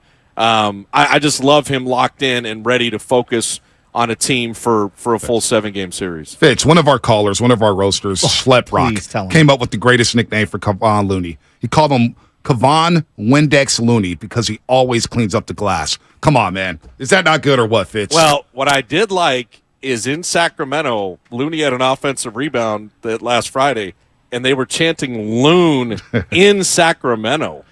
I was like, what? Looney, you know the best story about Looney is when Colin and I were at St. Andrews for the British Open, we ran into 20 guys in Kevon Looney jerseys. Oh, yeah, that's right. Yeah, remember that? They had the Looney jerseys. Yeah, these 20 guys bet on the Warriors to win a championship, and they bet preseason, midseason, all-star break, the whole bit, and they won, like, racks, okay, like a lot of money. And they got a whole condo right by the 18th hole at St. Andrews, and they're all Looney guys. And so they were walking around the British Open all in number 5 jerseys. And so Colin and I run into him. We're like, we see one guy like, what? A Looney jersey? What the hell? So we're talking to him, and the guy's like, no, I got 20 dudes. We're like, yeah. How many beers have you had? And he said, no, there's 20 of us. So we went and found the 20 Looney guys all in their jerseys and took pictures with them and stuff. And so then I'm texting Steph. I'm like, man, I don't see a lot of 30 jerseys here, but Looney is owning Scotland. Like, what's up with that? Wow. So you texted Steph. You were at St. Andrews. I mean, like, and the amount of humbleness on that story was incredible. I want to know if the guys had fit aids with them, man, with the Looney jerseys. They probably did. Yeah, but it was, think of that's, we're all sports fans and we all got boys that we hang with. to win a big sporting bet with your boys is the best. And then, it's not, hey, I'm going to make my car payment. No, we're going to the British Open in style. And then we're all, hey, everybody get a Looney jersey so we can rock it together when we walk around the golf course. I wanted to join these guys. I'm like, what? This is such a great story. And yeah, we told Kaman that. He thought we were just making it up. And I said, oh no, we have photographic proof. Here it is. So did you play St. Andrews?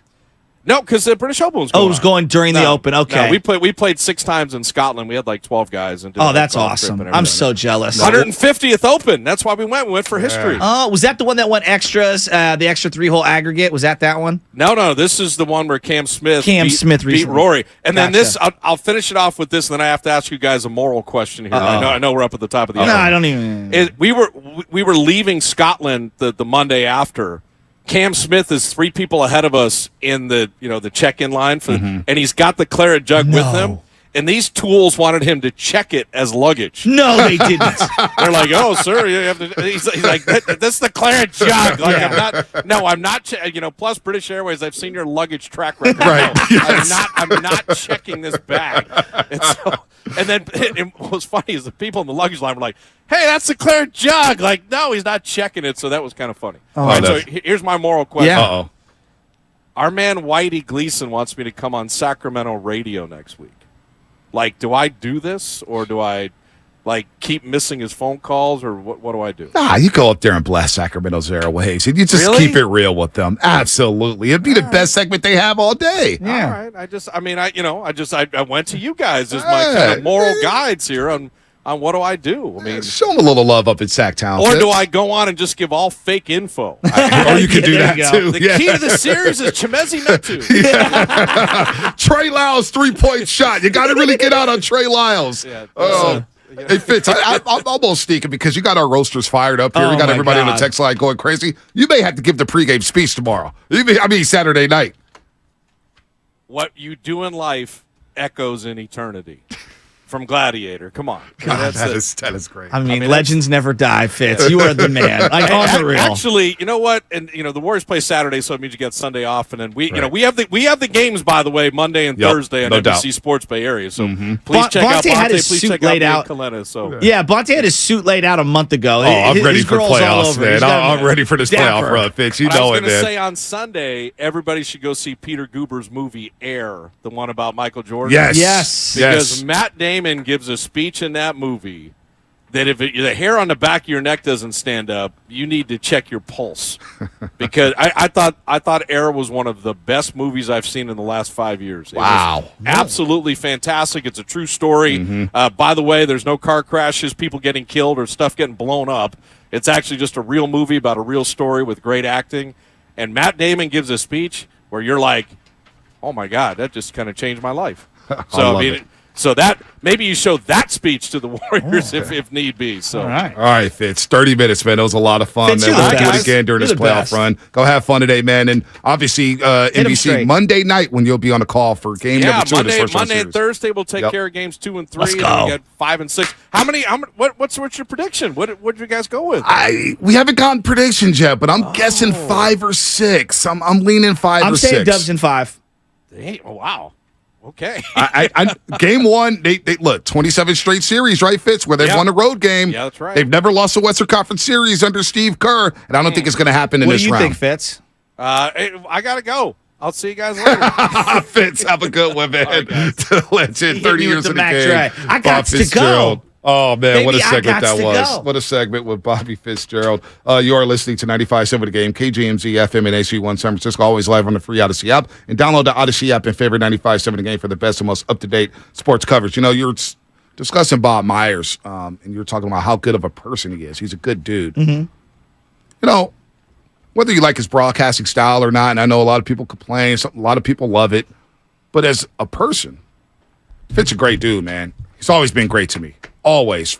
When I was an intern at the other station, to just talking basketball with him up at Sears Point during one of his shows. Fitz a good dude, man. At his core, he's a very good dude, man. So, and he knows the game inside and out. He loves his stuff. He was bringing all the heat. He brought everything. The Keegan, I was writing stuff down. The Keegan Murray, Kevin Horter, 40 points. Yeah, Malik Monk, 40 points. Keep him under 40 points. catch and shoot threes, 41% for Keegan Murray. The blitzing of Steph Curry. Hell of a stat. So there goes our game plan on how they're going to guard Steph. We got it. I know. They're going to blitz Steph.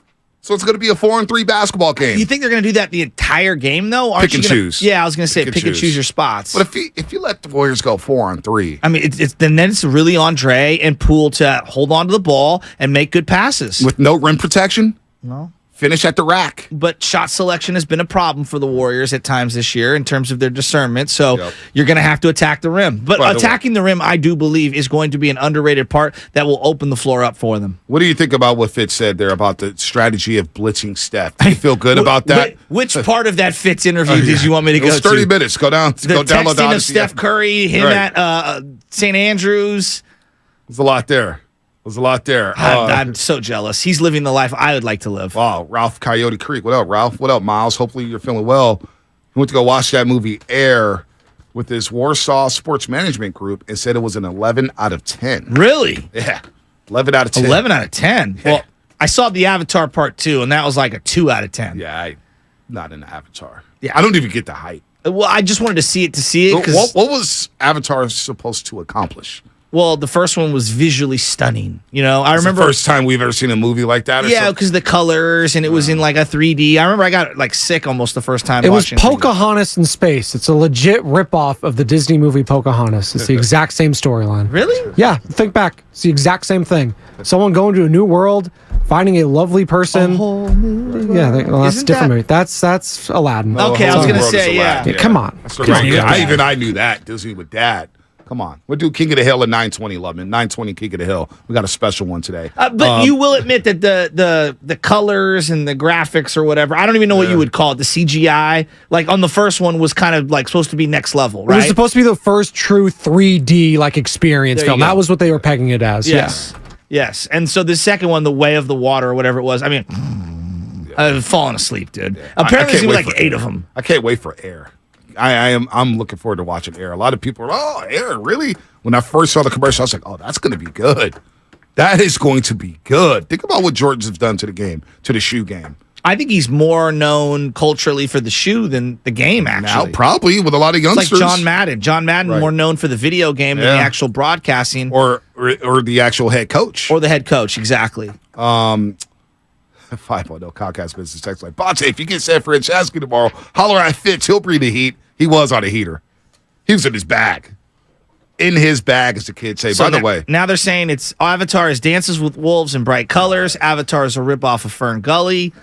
So, I mean, whatever. Chris, hey, Bonte, what J's you wearing to watch Air? I don't know. Good question. Maybe I'll wear the Georgetown. What are those? The threes? The blues? I think they're the threes. Do you want to go to game 3 against the Kings? I do. We are giving away a pair of tickets, Shasky, but not to you. Giving away a pair of tickets to the Warriors' first home playoff game, game number 3. And here's your first chance to make that happen. The first of the 3 words you need to remember is golden. That is golden, Golden. Remember this word and get the keywords from the other 2 shows and then enter all 3 keywords on the contest page on our website, 957thegame.com. Our ticket giveaway is brought to you by the Next Generation 10G Network. Only from Xfinity to the future starts now. And remember, tickets are always available at Warriors.com. That's right, Warriors.com. The only place to get tickets that are 100% guaranteed not to be fraudulent. Again, go to Warriors.com if you want to get in the building at Chase Center. Game 1, Saturday night, 5:30 p.m., ABC game. Fitzbuki will be on the call for game 2 Monday night at the Golden One Center. That'll be at 7 p.m. Monday night. Game 3 will be Thursday, and then game 4 Sunday at 12:30. An early one, early bird special there. So 888-957-9570. Phone lines wide open here. I haven't taken many calls today. We've been on the roll here. We had Zaza in studio, Fitzgerald on the line. Fitz had a lot of good things. All right, the blitzing of Stephen Curry. Mike Brown trying to slow him down, take it away from the Popovich game plan with the San Antonio Spurs. What did you think about that? Jordan Poole, where does he factor into this? Where does Jonathan Kuminga play out? We're going to break these matchups down tomorrow night. We'll get a Kings perspective tomorrow with Matt George of ABC 10 up in Sacramento. We'll get Kenny Caraway on from ESPN 1320 tomorrow to talk about the Kings.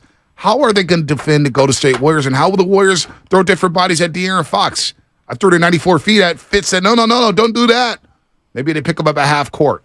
Maybe they pick him up at three-quarters court. When you guard someone so fast and so good around the rim, that far away from the hoop, right, you're allowing him runway and you're giving him space. So I'm not a big believer in guarding him that far away from the hoop. Yeah, probably not him. You might probably want to pick him up in the half court, huh? Yeah, and I wouldn't want to give him that much runway because when you're that lightning quick with that crossover, and then your ability to finish with both hands and set up for others, that's not something that I'm looking to do.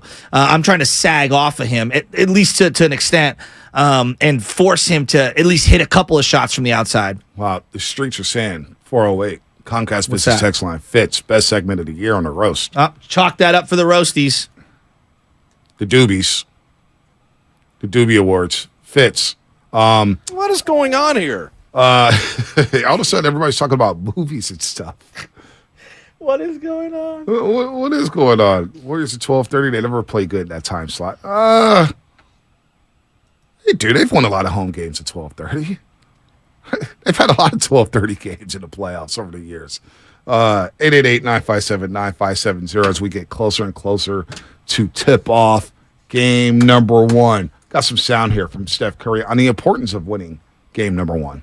It's always helpful, especially when you're the lower seed, start on the road, to make your presence felt. Everybody says that try to steal game one type vibe. Like we just want to give ourselves a good opportunity to get off to a good start in that game. You know, first quarter, first 12 minutes is so important to establish yourself. We obviously have to win one up there to win the series. So we'd like it to be game one, and you want to just have another level of focus and intention about everything that we're doing on both ends of the floor.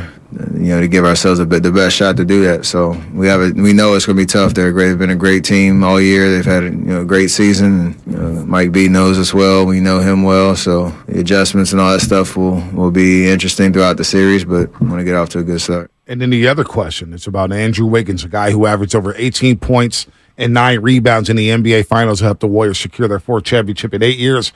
Here's what Steve Kerr yesterday had to say on Wiggins' minutes in game number one. Well, we're just going to keep an eye on him. We've been watching him, this last week with the scrimmaging. He scrimmaged yesterday and today. And Wiggs is one of those guys who, a little bit like Andre Iguodala, just doesn't seem to ever fall out of shape. He's never seems to get tired. He's just thoroughbred. He's so gifted athletically and with the size and the length that, he can impact the game in a lot of different ways. But he's really looked good this week, and he's ramping up, the conditioning. And I talked to him today. He said he was a little sore from yesterday, but otherwise feeling good. And so a lot of good positive signs have come out of this past week, and we'll just play it by ear. So I want to get into Andrew Wiggins on the other side. 888-957-9570. What should be the realistic expectations for Andrew Wiggins? Is it 20 minutes? Is it 30 minutes? Is it 15? Is it 18? Defensively, what is his impact going to be? We'll play more Wiggins sound. 888-957-9570. What should be the expectation for Andrew Wiggins, as we haven't seen him since mid-February? That's coming up on the Morning Roast, and it is brought to you by Fremont Bank, full-service banking, no compromises.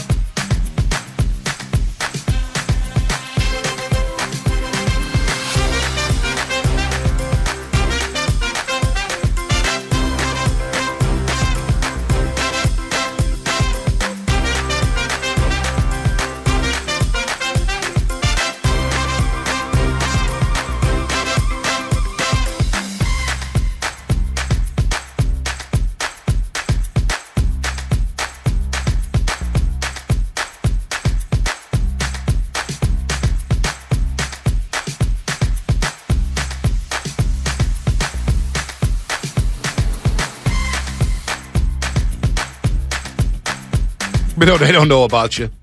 They don't know that you led the league in offensive rebounding. They don't know that you had 35 games with at least 10 rebounds. So, a lot of Kings fans are talking about Warrior fans only watching Warrior games. How many Warrior games are Kings fans watching? Because when they say, oh, Kevon's Looney, he's food.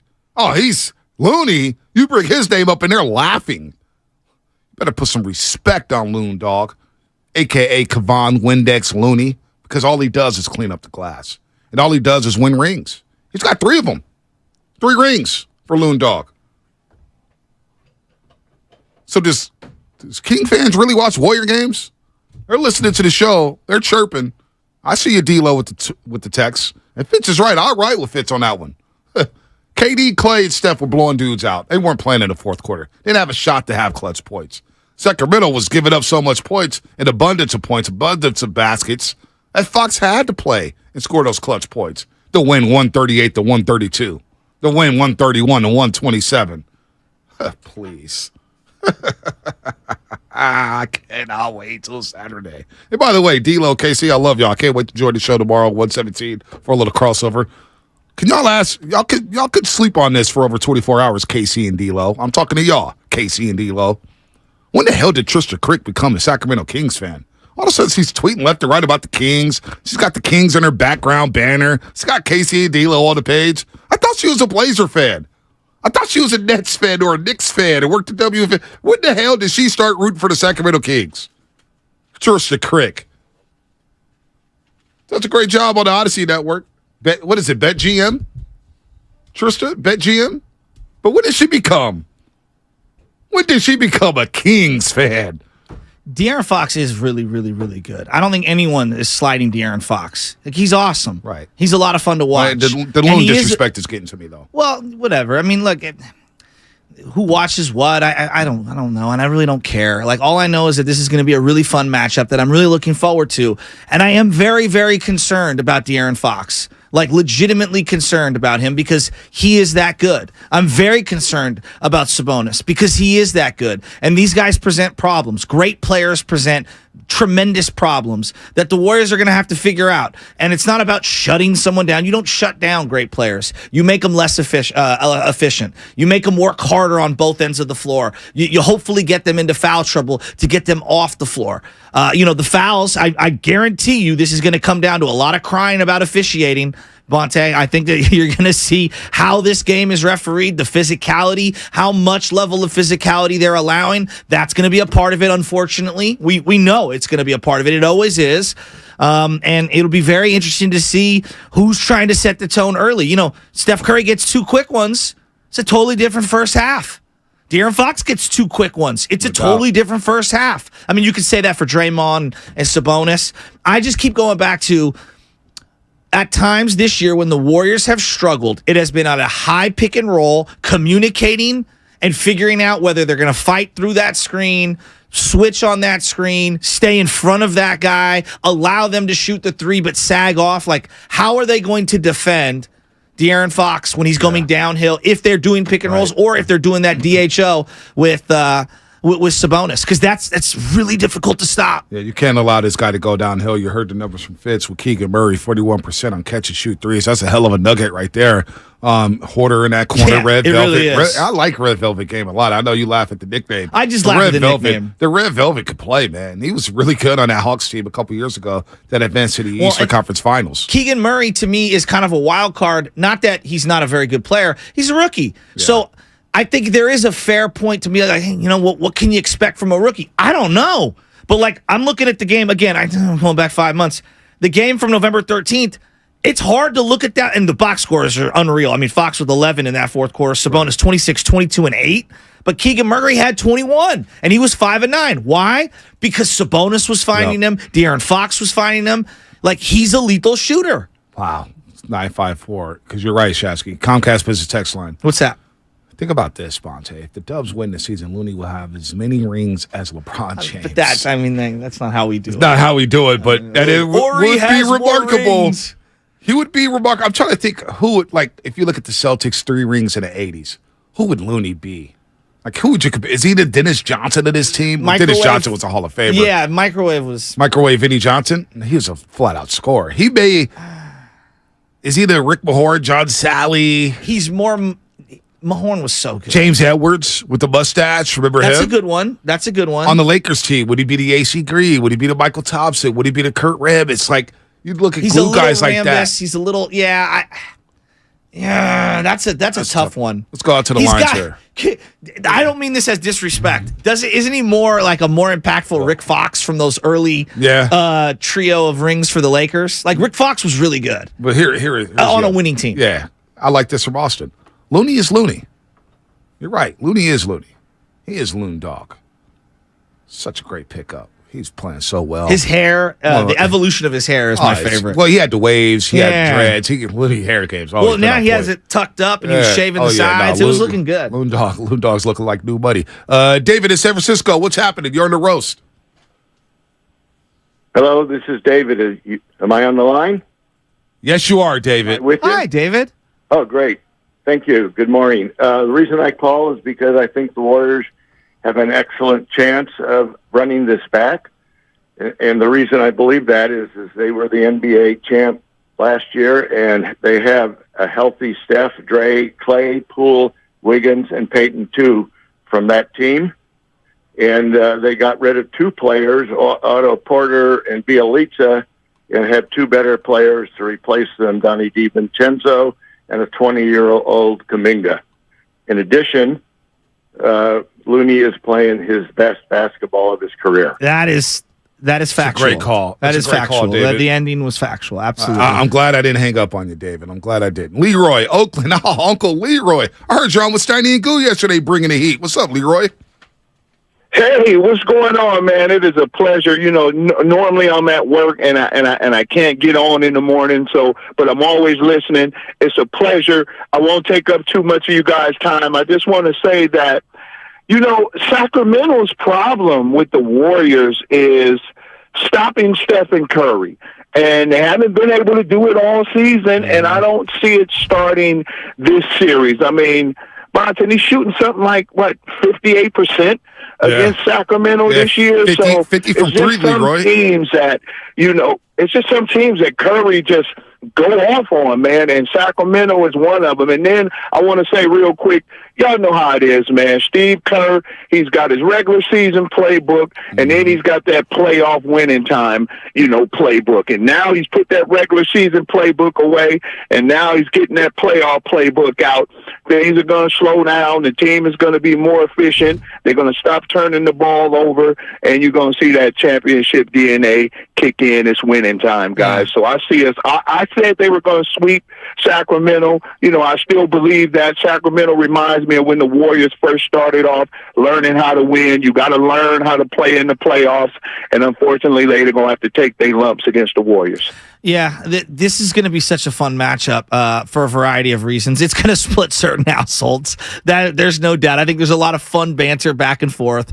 But I do believe that whoever moves on, not that you'll be rooting for the other one, but I think it's fun to have this kind of a matchup, a Northern California matchup. And I'm so excited to see what they end up doing against Sabonis.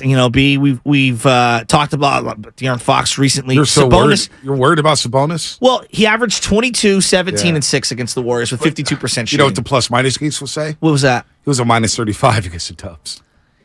Okay. He's going to get, He's freaking good, dude. He is good. He's an all-star. I mean, I think he's really us good. fits. And when he gets that shoulder into you, he does. I could see him getting a lot of foul. I could see Looney and Draymond in foul trouble in either one of the first two games. Now you're starting to get worried after that rant yesterday. Let me shut down San Francisco for a no, second. I was watching a bunch of Kings games. I wanted to prepare. I looked at the fourth quarter of a couple of the games early in the season. Then I'm like, all right, well, that was 5 months ago. What does this team look like now? And then I told you, I watched the New Orleans, and that's just one game, but the end of the New Orleans versus Sacramento game. And I'm like, dude, Sabonis is so good.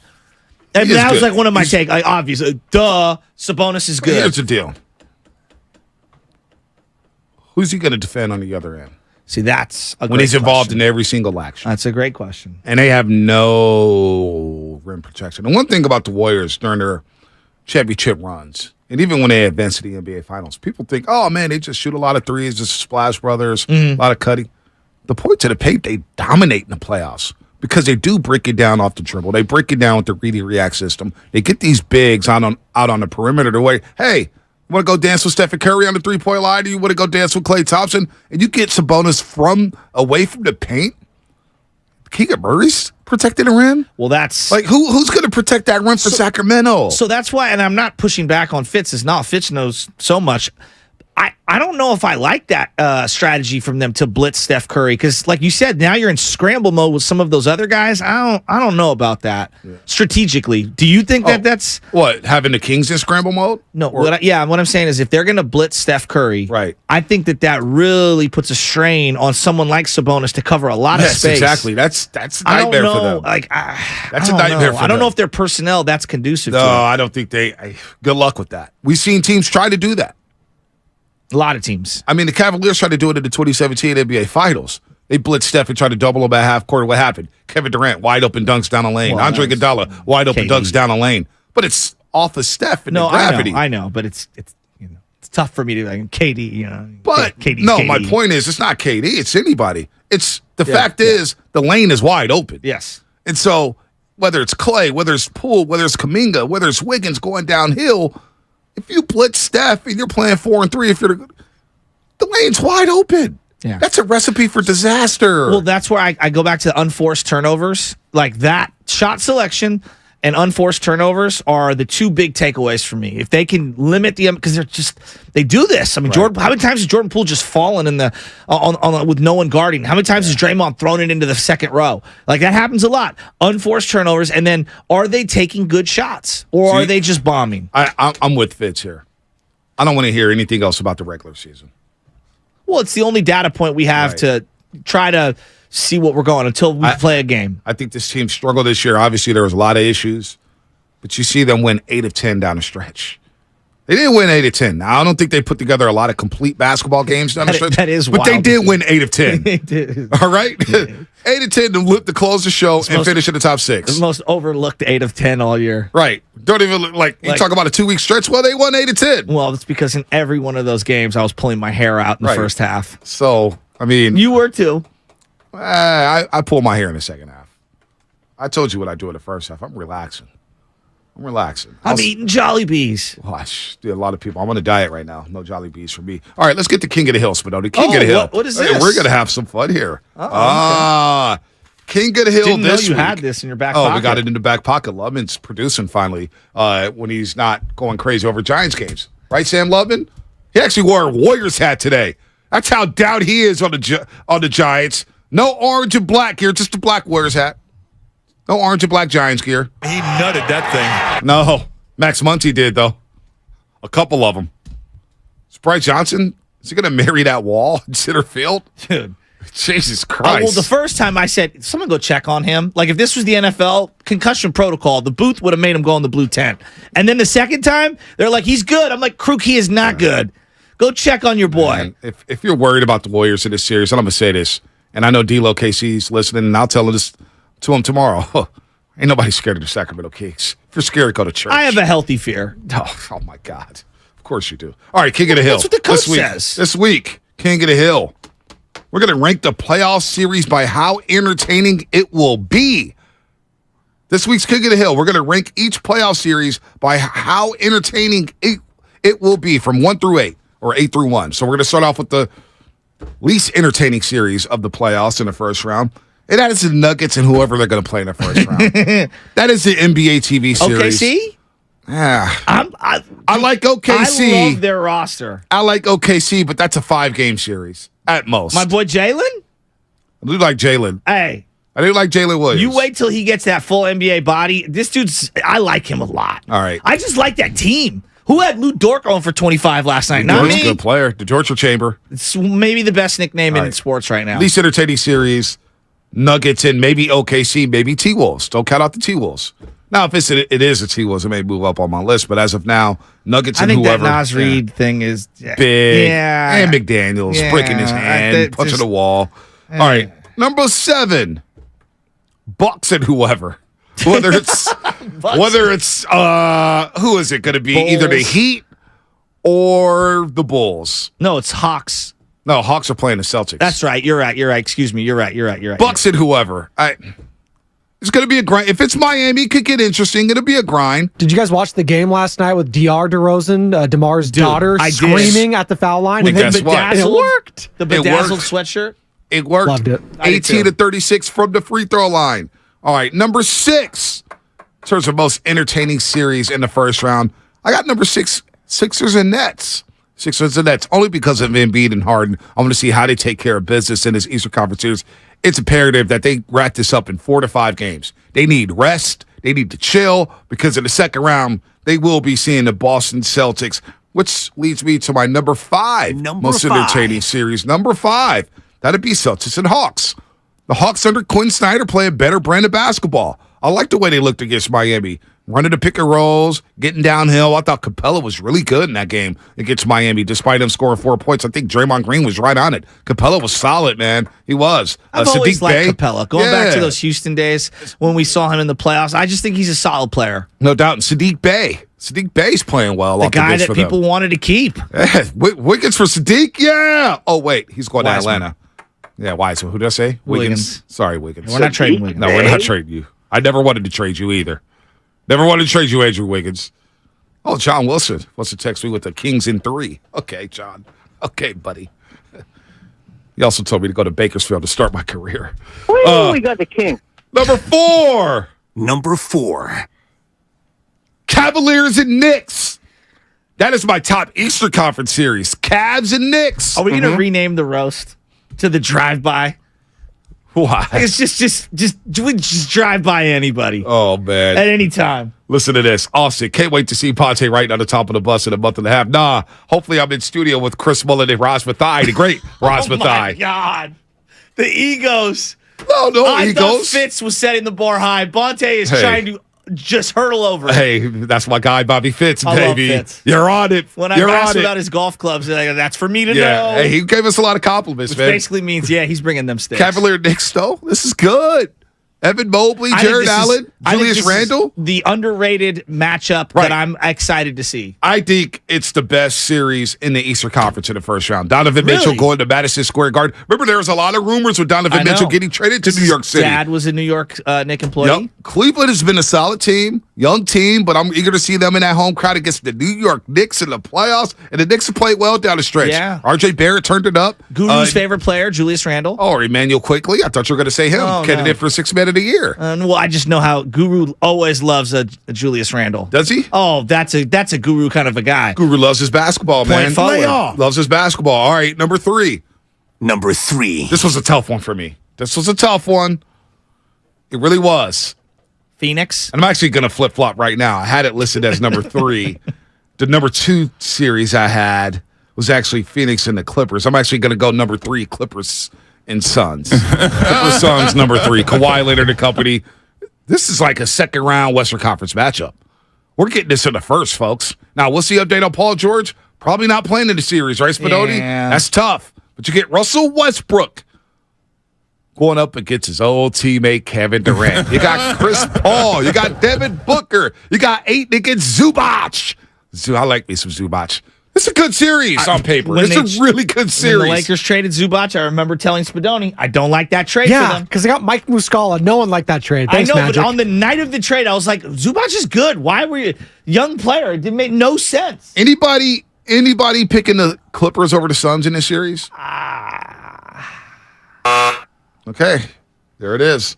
I would like them both to take a pound of flesh out of each other. No doubt. No doubt. Kawhi gets KD. Oh. The Claw? The Claw. Versus the Slim Reaper? Oh. I'm all in for this series. Remember, this was the a guy Western with no social media versus the guy who will literally tweet at anyone at any time? I heard rumors about Kawhi's social media. Oh, no, yeah. I'm kidding. Look at you. You lit up. Oh, well, really? I was like, No, I'm not spilling no beans. No. You Nothing like Pinto or refried? I'm a big black bean fan. I these love days. black beans.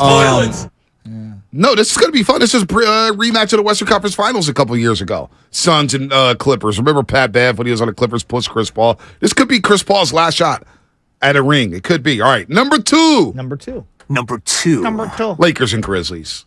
I mean, come on. Shannon Sharp. Jaron Jackson Jr. Oh, T. Morant and Ja. I'm sure Skip Bayless will be rooting for Memphis, right? Oh, there's no doubt. T. Ja LeBron, AD, Schroeder, who's playing really well. Schroeder's good. Austin Reeves. Oh, I'm burying the lead. Dylan Brooks. Dylan Brooks guarding LeBron James. Does he think he's Andre 2K, 3K, 4K, whatever Andre's name is now? I don't. Man, Dylan Brooks thinks he's a dude. I'm not mad at that. All right. People love the Kawhi laughing song. All right. So that's my number 2 series on King of the Hill, most entertaining series. And number 1, come on, you know what's happening. Number 1. It's happening right here in Northern California. Kings Warriors. Warriors Kings. For the first time ever. Sacramento Kings fans are feeling themselves. Warrior fans are feeling themselves. Kings fans are claiming that Warrior fans only watch the Warriors. I don't think Kings fans watch the Warriors at all. They keep citing the road record and this and that. You haven't watched them play this year. Keep it real, Kings fans. This is the number 1 entertaining series. The young upstart Sacramento Kings, who haven't been in the playoffs in 17 years, against the defending champion Golden State Warriors, who are trying to keep this dynastic run alive. The Kings have a couple chances here. They could do a couple things here. 1, you could knock off the Golden State Warriors and advance to the second round for the first time in over 17, 18, 19, 20 years. I lost count. But 2, you may send the Warriors into an all-season of disarray. Oh, well, they would feel like they ended the Warriors, and that would be one of the most sweet things that you could do. Like ending a team that has had the success that they've had. Don't you take solace in that? Yeah, absolutely.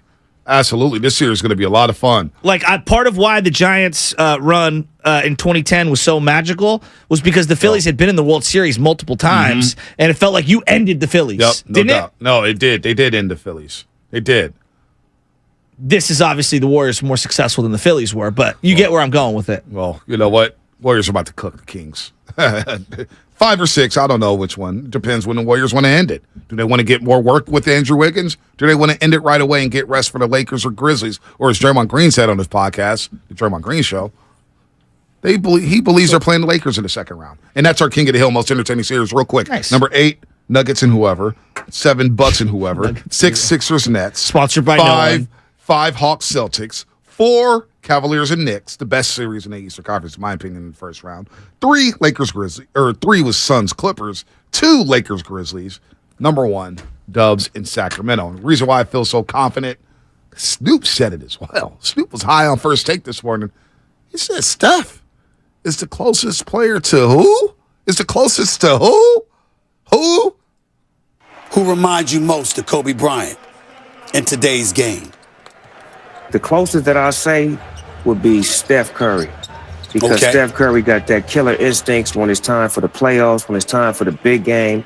He wants the big shot. He ain't afraid of the big shot. He steps up to the challenge. He's never considered the best, but he's always the best when it's time to be the best. That's Snoop Dogg. That was last night on Stephen A's World during the Bulls and Raptors game. Closest resemblance to Kobe. I'm so blown away at the career arc of Snoop Dogg.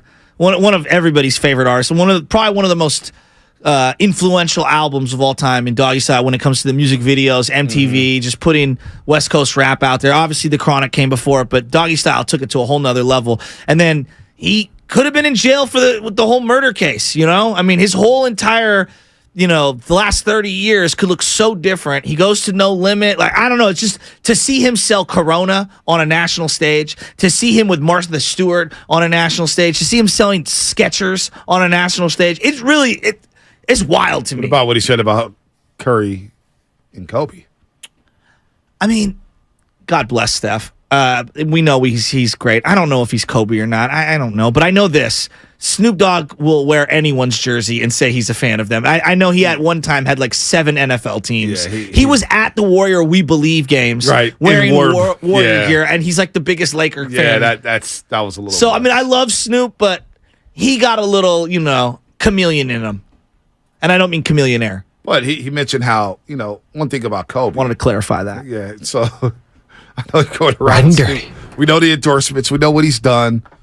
That doesn't surprise in terms you? Of what he said, no, it doesn't surprise me because we saw that look last year. No, I'm talking about him being such a spokesman on the national stage. Oh, no, it doesn't surprise me. He's been around. He's been in our life since I'm still a virgin when Snoop was around. I didn't have facial hair, dude. Of I all got the through things puberty. you went to that. Okay. I hadn't even gone through puberty yet when Snoop dropped his first album. All right? But what he said about Steph, he didn't go the LeBron route. He didn't go Embiid. He didn't go Harden. He didn't go Kyrie. He didn't go Luka. He didn't go Kawhi. He went Steph. The respect Steph earned last year winning those NBA Finals. Game 4 in Boston. Game 6. The look he had after the first quarter in game number 4. Steph's a bad dude, man.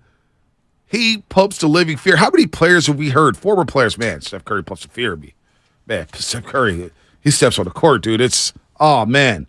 How many times have we heard Tracy McGrady say, man, when they hit, or Jamal Crawford, when they hit threes inside the chase hitter, it's usually Steph. I like Jamal Crawford on those post games. I do. With Do Steph you? drops, yeah, absolutely. With Steph, Carl's, that's my guy. I know, but he's just, I like the way he delivers No, it. he's smooth. Yeah, he's going to have good. a long career in television. He's very good. I agree. And a great person as well. When Stephen Curry hits those threes, and it's going to happen in Sacramento at the dental office, a.k.a. Chase Center, as the Kings fans are dubbing it KC. Oh, it's the dental office. Well, root canals for everybody. Would you like Vicodin on the way out? What would you like? Excedrin? Painkiller? What painkiller would you like after games 3 and 4? Stephen Curry. Those threes, they feel like 6-pointers, dude. It just devastates you. And Bonte, don't just take it from Snoop Dogg. Kobe said the same thing about 7 years ago, and I found that clip. And I get a kick out of watching Golden State play because they seem very unassuming. Clay and Steph seem very calm and nice guys, and those guys are stone cold killers, man. They don't care about what you think of them. They don't care about if they make a game-winning shot or miss it. They're out there to do their job, and they have a very strong sense of killer instinct. That's Kobe Bryant saying it. That was 7 years ago. Huh? 7 years ago. Rest in peace, Well, Kobe we were Bryant. robbed of him being like a regal observer of the game, like a steward of the game. Like, we were really robbed of that. His details on ESPN when he would so detail good. the game was really, really good. So good. 954 Comcast Business Text Line. Do you guys think Steph will bring the night back? I don't know. Should have asked him that. Somebody asked him that media today. I was going to go to practice yesterday, got a little gassed, had some things to do around the house because they had a 2:30 media session. Yeah, and the Late little install, practice. you and Fitz sitting there like dirty. Now I'm really regretting not going to watch the install. Now I'm regretting it.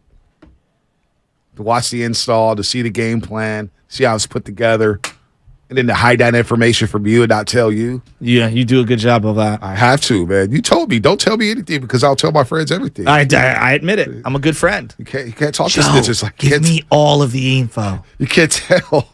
You can't tell Sam Franshatsky everything. We know the SNITCH. We can't tell you anything. Stool pigeon. Snitching, man. Can't tell you nothing no more. I love you. I got to keep my mouth shut. Wow. I can't wait. We're a day away. One more Two show. can keep a secret if one is dead. Do you remember those shirts? Oh, yeah, I do remember that. Frisco Choppers. I do remember that. Draymond Green. I want to talk about Draymond Green and what he had to say about the Lakers advancing to round 2. And if you think this is bulletin board material, then so be it. This is a tough matchup for Memphis. I expect LeBron to get the tempo of the game where he think they should have the tempo and not just try to get up and down with that young Memphis team. I can't foresee them doing that. AD and Jaren Jackson. Jaren Jackson will be able to pull AD from the rim. AD doesn't really like to guard the three-point shooter, so I think something to watch there is Jaren Jackson trailing into the 3. On the flip side, Ja Morant loves to get to the paint. You got a shot blocker like AD at the rim. You got Jared Vanderbilt mucking stuff up. LeBron's mucking stuff up. The Lakers is absolutely great at guarding the paint with the length that they have on their team. I probably should be careful with giving someone some bulletin board material because this will be our next opponent when we go take care of our business. But if you need bulletin board material at this point, then so be it. But I think the Lakers will take this series. I think it'll be an upset. Won't be easy. Will not be easy. Will that be an upset, though? Lakers over the Grizzlies? Based on seeding, yes. Like there were times this year I didn't think the Lakers were going to even get into the playoffs. So based on seeding, I'd say long stretches. Based on seeding, Warriors will be an upset over the Kings?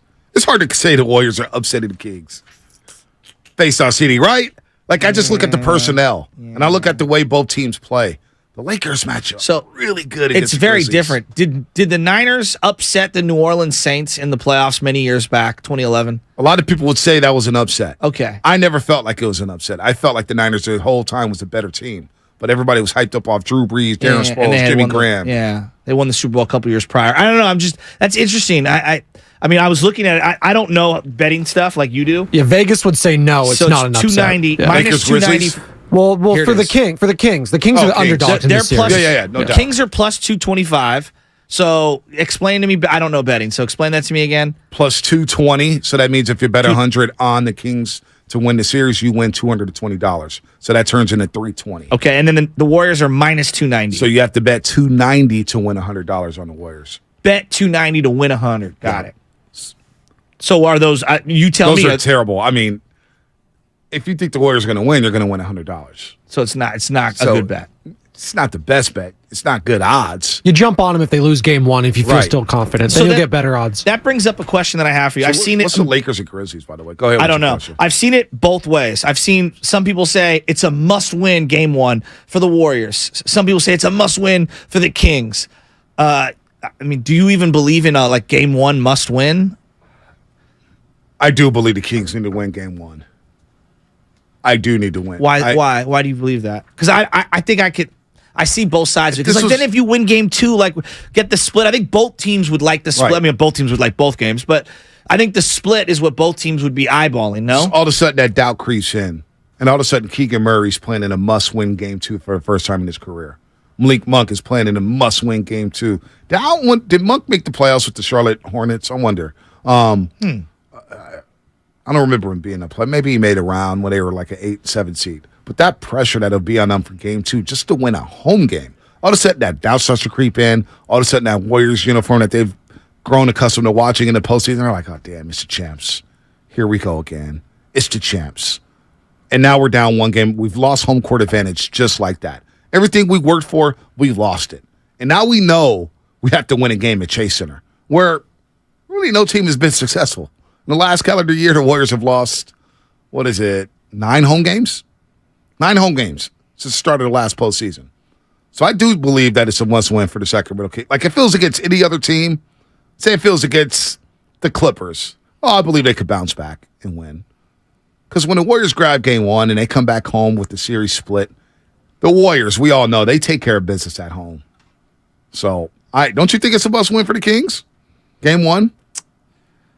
I know because Dan Dibley's probably creeping in your head. No. It's not a must win. I mean, look, the Warriors lost to the Celtics early on in the season. They blew that fourth quarter lead, and then they came back and they lost that game at home. Mm-hmm. And they came back and ended up winning the series. So, no, I do think there is a psychological part of it. Maybe I think we overrated a little. I do. I think once you're in the middle of the game, Keegan's like, oh, my God. As I'm taking this jumper, I'm thinking about what happened prior or the pressure that's going on. I mean, isn't every game on playoffs feels like a must-win? It's important. I mean, I don't know. That's just the way. I guess my mindset is always I'm trying to win every game. This is a legacy game. No, I don't think it's a legacy game. But I think it's more important for the Kings to win game number one than it is the Warriors. The Warriors could bounce. Can I put it this way, B? I understand both sides of the argument, and I kind of feel both sides of the argument. Right. And when you're in the moment, if they have an unbelievable crowd advantage and they're feeling it and they end up coming out flat, there's something about these Warriors over this run quieting road crowds. It's one of the more. When you're in the arena, because I was there for the Boston game, it just feels different. And seeing those guys when the timeout hits and the whole stadium is dead quiet and Steph's pumping and yelling at the crowd, it is there's nothing like it. I had never experienced it. So I can understand from the players' perspective how fired up they get quieting the crowd on the road. It's different than a home game. I'm not saying it's better. I'm saying it's just different. It's very different. Game one, Saturday, 5:30. We're getting closer and closer and closer. That's it. It's time for Fast Five.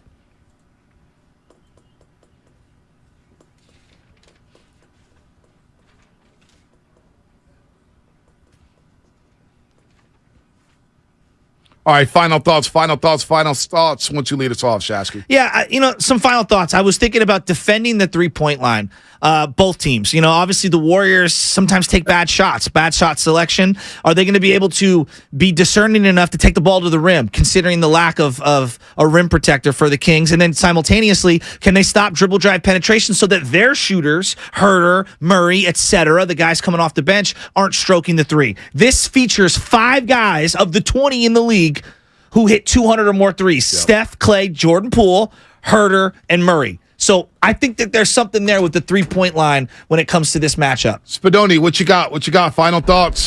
Don't take it from me. Take it from Draymond Green, folks. Don't even worry about the first round. The matchup's already set. The script is set. It's going to be Lakers dubs. Don't even worry about it. Second round. There you go. Don't even worry. Lubman. Oh, you got haven't heard from you all day, Lubman. What's happening?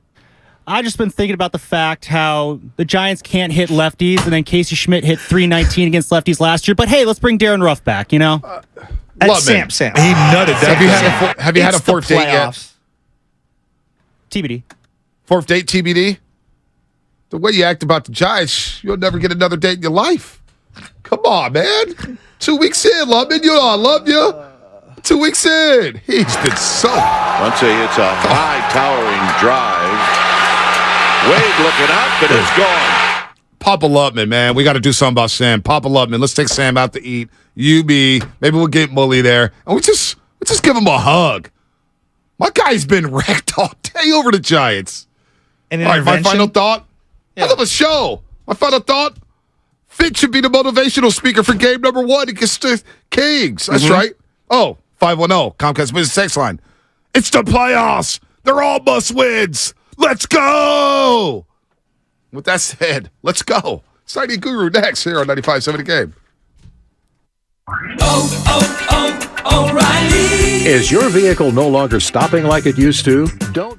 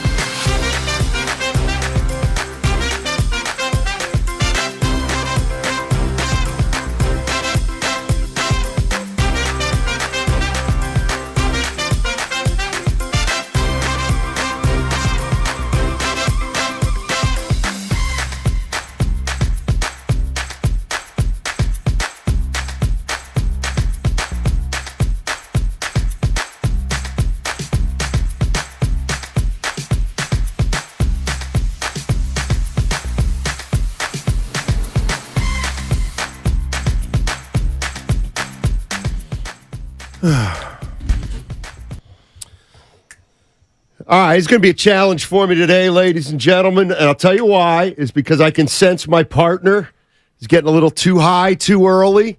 Game's not till Saturday at 5:30, which is still over 48 hours away. I was like, I don't smoke. I'm going to need you to not get too high too early for this game.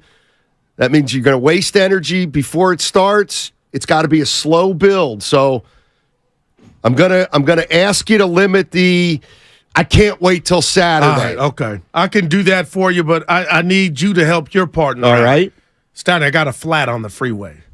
I don't Like know. a flat tire? A flat tire. That's why I text you. But I'm a man. I'm 40. I know how to change a flat.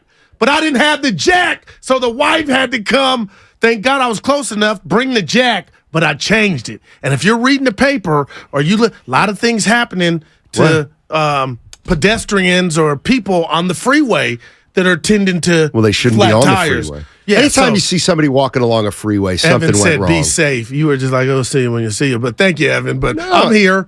Last time, can you change a flat? I'm asking honestly. If I had to, I would. Okay, I could. so you know how. I'd rather not. I'd rather call AAA. No, I got you. AAA is one of the best. I wouldn't have services got known here to in time, mankind. no doubt. But I'm here. Yeah, well, welcome. Yeah. You said you got a flat. Evan said, be careful. And I said, K. Yeah, but one letter. Yeah. Just one letter. Not even an O and a K. Just a K. And then you troll. This is the same time you get here every day. You said that last week. That bothered me. But go ahead, Steiny. Let's go. I ain't going to do it. Dude, go ahead. Start out. No, I got some concerns. I'm more on the concern side. Today? Yeah. Because you up were until Saturday. spitting in Sack's face yesterday. No, never. But again, if you're going to tell me, like you did yesterday, that the regular season does not hold any weight, and you hear Draymond talk about, what it takes, the moxie, to get through the NBA playoffs, what if he's wrong? And what if this Warrior team, who has given up 118 points on the road, what if that does not change? Then I would look like a jackass in my prediction were Warriors in 5. So I am so curious to see the 41 games we saw the Warriors on the road defensively, Steiny, was that them sleepwalking? Or is that who they are? I heard Fitz on with Bonte and Shasky. I don't believe that's who they are. So that's the biggest thing I'm looking at come Saturday is the intensity on the defensive side for the Golden State Warriors. Well, that's what this whole postseason for the Warriors boils down to. How much of what we saw in the regular season is really who they are? If it's really who they are, they're not going anywhere. Can we all agree with that? Totally. If this is who they are, they're not going anywhere. If they have a switch to flip, then we'll see. We'll see what kind of run they can make. But Saturday, 5:30, Golden One Center, Game 1 for the Golden State Warriors. And here's where I want to start. I got a real big picture thing and then a small picture thing. The big picture thing is, let's talk about what's at stake here. Not only with this first series, but with the postseason. Because I want to know what Warrior fans think, and just generally if they're aligned with me on this. And I know the obvious answer would be we're not aligned with you with anything on Steinman. But my point is this. If you lose to the Kings, all right, the Sacramento Kings, I think it's fair to say all bets are off with this team moving forward if they lose to the Sacramento Kings in the first round. If the Warriors beat the Kings and maybe stub their toe in round 2 or in the Western Conference Finals, I think at that point you could justify almost anything if you're Joe Lacob in terms of keeping it together, splitting it apart, tinkering a little bit to try to get back on top. And obviously, I think if the Warriors win it all, then I don't know what's going to happen, but certainly Joe Lacob would become somebody under pressure to try to win 3 in a row. So, all likelihood they would essentially run it back next year if they won it. So that's to me why this series is a big series, maybe even bigger than the next 2 in terms of the future. Don't you think if the Warriors get knocked out by the Sacramento Kings, you got to look at the Warriors and say, maybe it's time to transition. I'm going to be very careful today with saying specifics.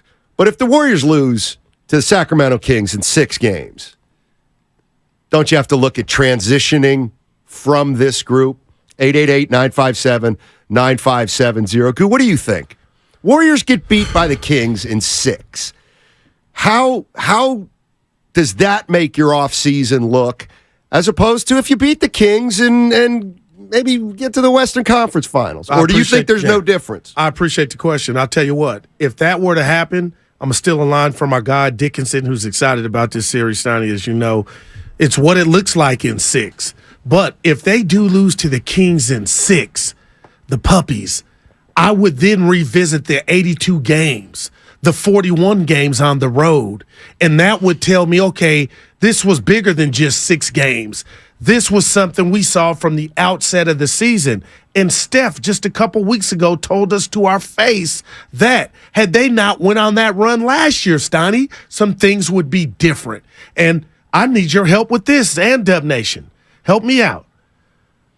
Okay, they lose to the Kings in 6, but you still got that high-octane engine, which is Steph Curry. And I told you what I think. You keep him, you got action. And it's going to be difficult to replace a Draymond possibly or whoever. But you got Steph, you're in it to me if you make the right moves. Tom Cruise, all the right moves. But I'm sorry if I put this on Bob Myers, who we love. If he walks out that door, it's almost to me like a player leaving. And that would be what you talk about. Some would be like, well, he doesn't have a jersey. He doesn't play on the court. I gave Bob a compliment. We just saw him standing next to Andrew Wiggins, sitting next to him in that presser when Wiggins came back. We talk about what he does with Draymond and how he can cool him off. We saw that live against the Pelicans. Steph told us what Bob means. So to me, that would be part of the transition that you speak of. So yes, because the 6-game series would tell you need to upgrade everywhere outside of Steph Curry. See, I got a million questions off a few things you said, and I'm just going to, rather than just try to make a point and play off it, I'm just going to try to have a conversation, and hopefully people will jump in, because I want to know what Warrior fans think about this too, is when you say, because I think this is important, do you view the big 3 as one entity, or because of the last couple years, is Steph in his own category? And what I mean by that, Goo, is if the Warriors get beat in the first round, and you're of the mind that, well, as long as you have Steph Curry, you're going to be fine. That, I go from point A to point B, and that means to me, I could see Steph here without Dre or Clay. That's what that says to me. And I just want to make sure, the big 3 are kind of a package deal. Now, obviously, Curry's under contract for longer than Clay and Draymond right now. But when you say, if we lose in the first round, but we still have Steph Curry, we got action. I need you to be more specific about the other 2 guys. Under that scenario. This is this coming from the heart. The other 2 guys are headed to Springfield. That's already solidified. That's done. They are going to the NBA Hall of Fame. Yep. Okay. I know how to look at the big 3 and understand how important Clay and Dre are. I'm telling you as a man, I know how to differentiate and give the engine more credit than the give me some, Stoney. The windshield wipers. No, the other thing that goes, the alternator. Okay, the alternator. The tranny. And that's what they are. Steph is the engine. And in a crazy way, I'm telling you this because I mean it. I don't think Clay's going nowhere. I think when Draymond said what he said, because he couldn't, like me, he comes from the heart. When he said the handwriting's on the wall, there is a respect element to it, and it's a money. Money is going to be the respect. And somehow if Joe chooses to not lowball him, but not give him what Dre thinks he's worth, then Dre will be out of here. I'm not lobbying for that, but I'm telling the basketball world that would be, to me, the next phase of Steph Curry's career. And what word am I looking for? Another challenge to show I can win it without one of the three. So you could, in theory, so I know how they're different. Do a quick rebuild with Curry. No doubt. I don't know. I feel like that. I don't know. Am I dissing anybody with what I said? No, I don't feel I am. My question to Warrior fans is, and Steph is the bottom line is what happened. Don't you agree, if you're a Warrior fan, that what happens from this point on will dictate the offseason? Right? It has to. You lose to the Kings, we got to be a little bit dramatic. All right. We win it all. Well, guess what? There ain't no choice but to try to run it back, and hopefully Draymond opts in. If you finish somewhere in the middle, then your options are somewhere in the middle. But what I'm saying is, if you go best to worst case scenario, the best case scenario is you win it, you run it back. I guess the worst case scenario is, what if you don't beat the Kings? What does that... you're Joe Lacob and you can't beat the Kings in the first round. That would be... Where do you go from there, if that's the case, is what I'm asking. Would you, at that point, start doing the things you don't want to think about doing? Let's go to Eric. Eric's in San Francisco. What's up, Eric? How you doing, man? Hey, I'm doing good. Good morning. So if the Warriors lose to the Kings, they just go right back to what they were going to do last year. I do think that there is an agreement after the punch that Draymond opts out and he's going to go to L.A. So I think they said, hey, look, we're not going to cut you. We're not going to cut you. We're not going to suspend you for the season if you opt out. So I think that's going to happen. They play for one more year, and they bring in a big, high-ticket free agent to run with Steph for the next 3 years and Clay for one more year. All right. That's one idea. I'm just wondering, you got Draymond, Clay, and Steph. How long can they play together? What? And does this year... I want them to finish together. I want them to finish together. What's funny, and another question I want to ask Warrior fans. I hated The Last Dance. It feels like Warrior fans... Warrior fans understand that they're probably not all going to retire Warriors. Now, do you think can you break that down, Steiny? Do you think that perception is wrong? No, I believe that's real. Yeah, but that's all. Do they want to? Are they tight? Yes. So to me, they want to. Now it's about management. You know how some guys get tired of each other. But you don't get to stay together if you're not winning. And that's why I would tell you, if they lost in 6, I mean, it would be some things would really have to go bad.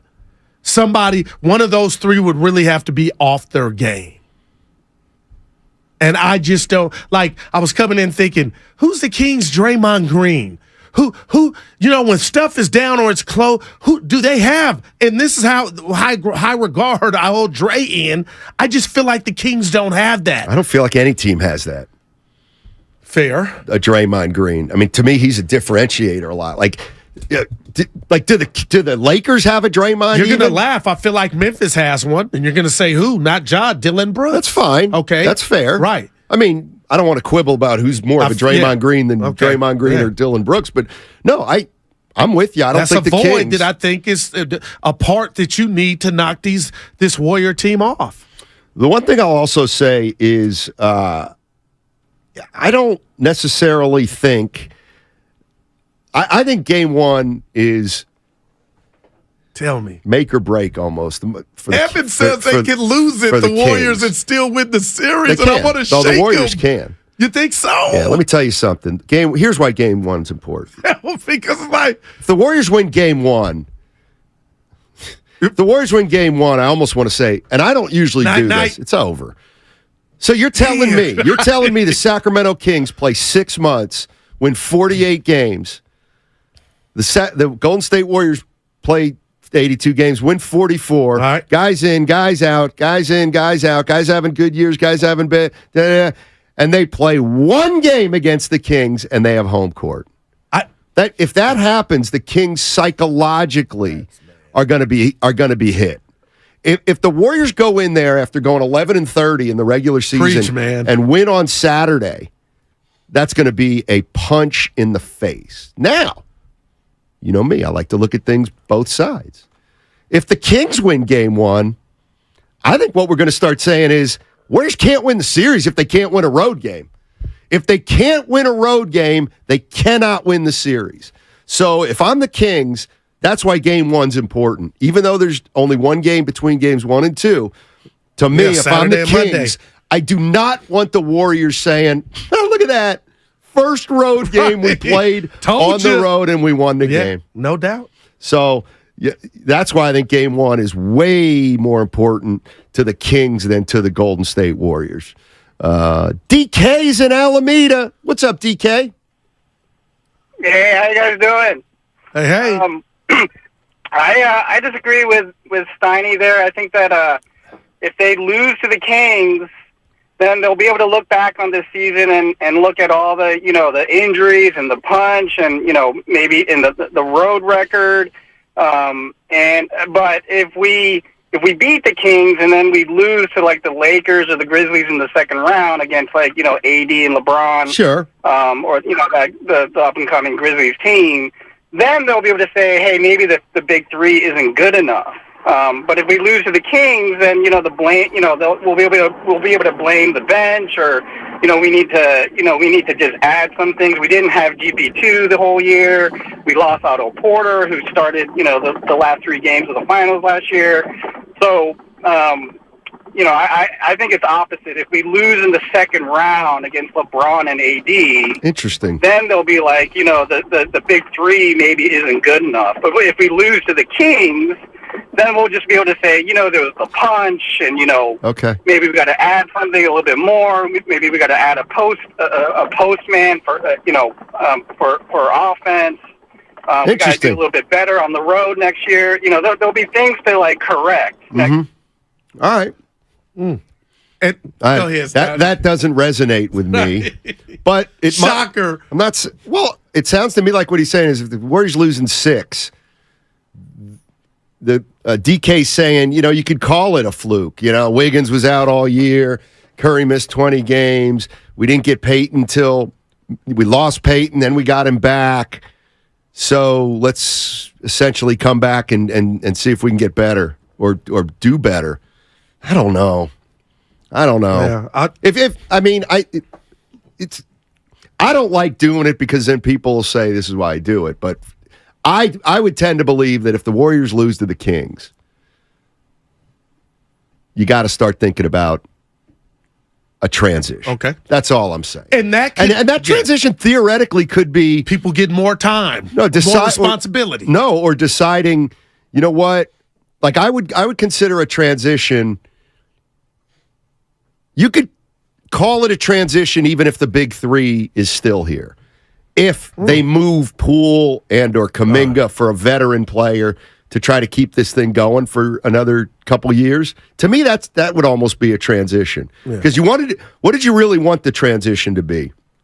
The big young three guys working less. Yeah, and then exactly. And then the young guys kind of coming in and pushing them out eventually. I need your help because this show and you and the people are my verbal diary.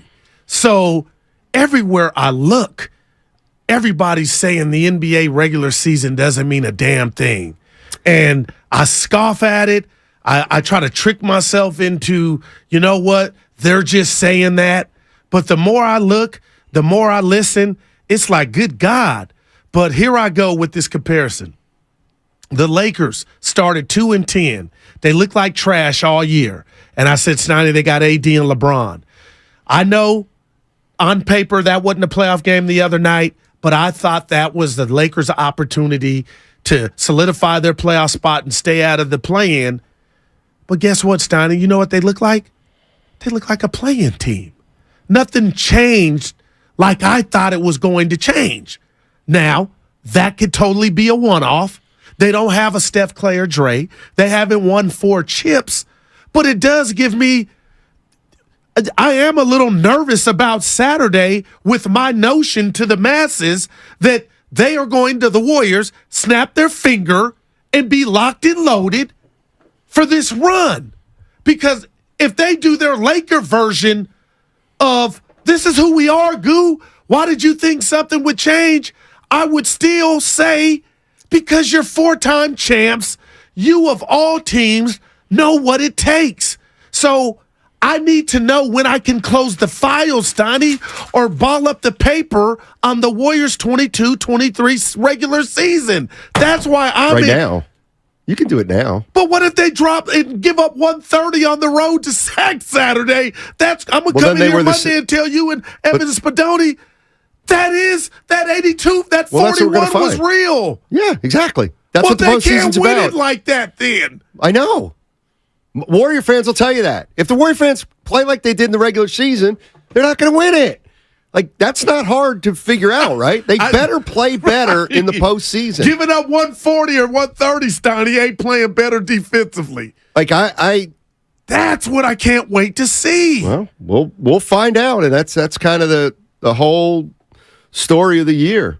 Do you think we're talking about effort? Not in a bad way. Like, okay, let's say they hold the Kings to 108 and they look different. Well, that one game's not going to determine whether the regular season meant anything or not. In fact, it's going to be the whole playoffs. If the Golden State Warriors beat the Sacramento Kings in 6 or 7 games, I know people will probably say, "See, it didn't nothing." Okay, then what if Memphis beats them in 5? So you saying the whole thing? It's got to be the whole thing, I would think. But I don't know if it's effort, but championship hangover. But looking at it now, I mean, there's no way the only way the Warriors are going to come out in the first 2 months and be a good team was if the young players were ready to pick up. Here's another reason why you better beat the Kings. You better beat the Kings because you traded Wiseman. Can you trade Wiseman, 21 years old, for an established veteran, and that year you get beat in the first round? Wow. Yeah. Like, that's one that, like, this, to me, the Wiseman trade is now you put the Wiseman trade under scrutiny. Because you got Peyton to make this thing last a little longer. So he's got to make it last a little bit longer. Ray's in the East Bay. What's up, Ray? How you doing, man? Hey, thanks for taking the call. Love talking to you guys. Listen, I think Warrior fans have to accept that the youth thing that's not how you keep a championship team together. Win the first series, lose it, win the championship, whatever we do, we have to trade whatever pieces we can to keep the top 3 together and get as many veteran, good players as we can. And when it's over, when they're losing, when they're 36, 38, 30, whatever, we'll transition to Detroit. That's what we're going to have to accept. But there's no easy, smooth way to go from here and have young guys and be good later. We got to keep winning chips. Okay. And when they all retire, then we're going to just be a team full of 20-year-olds. That's what I think needs to happen. So, Ray, essentially what you're saying, and I'm not disagreeing with you necessarily, if the Warriors get beat in the first round or if they win a title, it almost doesn't matter. You ain't messing with the big 3 and probably even Wiggins at that point. Sorry, big 4. Absolutely. I'm fully brought in on Wiggins. Love him to death. The big 4 stays regardless, and then it's fill out the other 6 as best we can and run with that until it's over, and then we go youth and lose. And win 20 games a season. So it would look something like your theory would they get beat by the Kings, and maybe in the offseason they try to move Poole for something that's going to help more next year. Exactly. All right. Poole, Moody, something like that. They still got to look at it and say, are we good enough to do it next year do we got to make a move for a better veteran bench or something like that? But you got to keep the Steph. I know he loves Steph, and he thinks Steph is the engine and all that. But we need all three. We can't do it without him. The year we lost the play-in shows you that we got to have all three of them. Good stuff, Ray. Real good stuff. I wonder how many fans agree with you that I think this postseason matters huge. I think this offseason will dictate the Warriors' direction moving forward. Yeah. Ray's saying it kind of shouldn't. No matter what happens, you got to keep the big three together. Wiggins is a part of this, and that's the only way you move forward. I think it's pretty interesting. And the Draymond opt-out, the timing of it is incredible, right? The timing right after the playoffs. You know what I mean? Like, he could play his ass off. We're bringing it back, but it's fascinating. 888-957-9570 is the number. Where are you on this playoff run for the Golden State Warriors? Do you think that what happens in the postseason will dictate their future, or do you think there's not much that can happen that's going to break up this big three, and you got to play the big three until the wheels come off? Don't forget, in an hour, you're going to want to listen because we're going to give away tickets to Game 3. Game 3, you're going to listen for a keyword in 1 hour on 95.7 The Game. If you're considering remodeling your home in 2023, talk with your architect or designer about utilizing Golden State Window and Door for your upcoming project. Each location across the Bay Area features beautifully planned displays. You'll be surprised by the variety of styles. Their respected partners include Anderson, Milgard, Marvin, and many other top brands. For locations, images, and more, visit goldenstatelumber.com. Since 1954, Golden State. When you succeed, we succeed. I thought learning a language would be too much work. Then I discovered Babbel. They make learning fun.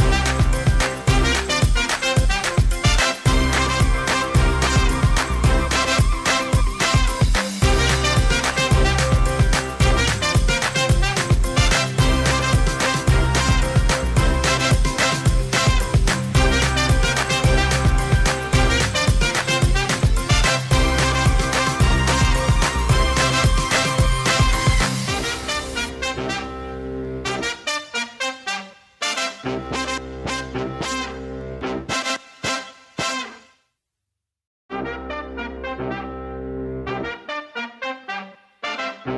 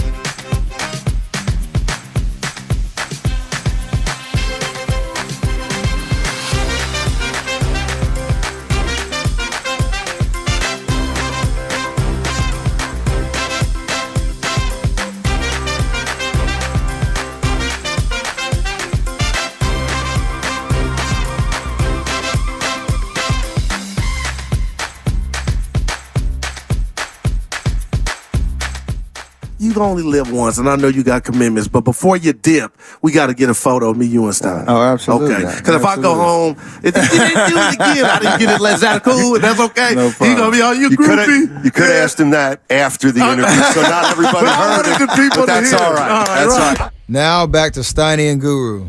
Take it away, Steiny. All righty, Matt Steinmetz down, the Guru Johnson with you. And don't forget, you're going to want to lock in at 11:30 for the entire segment. Yeah. For your chance to go to Game 3 of the Warriors-Kings. That's going to be at Chase Center. Woo.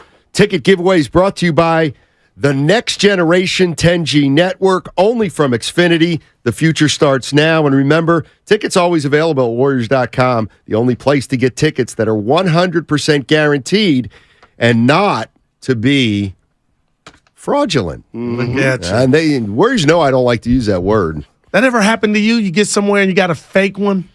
No. Yeah, me neither. I mean, there's scammers everywhere. I shouldn't say this, but has it happened to anybody? Oh, yes. Happens all the time, actually. No, man, I guess it does. You get to the arena, you go, Super hey, Bowl? and they're like, hit the pipe. Yeah, no doubt. Really? Well, you usually buy them off like a scalper, and then the tickets are either for the day before, the day after, for the wrong section, and that's how you get got. Where these tickets come from? From the 406. I know it was just a play-in game. I like this stuff. I know it was just a play-in game, but did Steiny catch Zach LaVine putting up 39 last night? Hashtag people don't forget. He's a I like that, man. I just game like that Zach even exists. LaVine. Game went, you know what? He had 39. It goes, poof.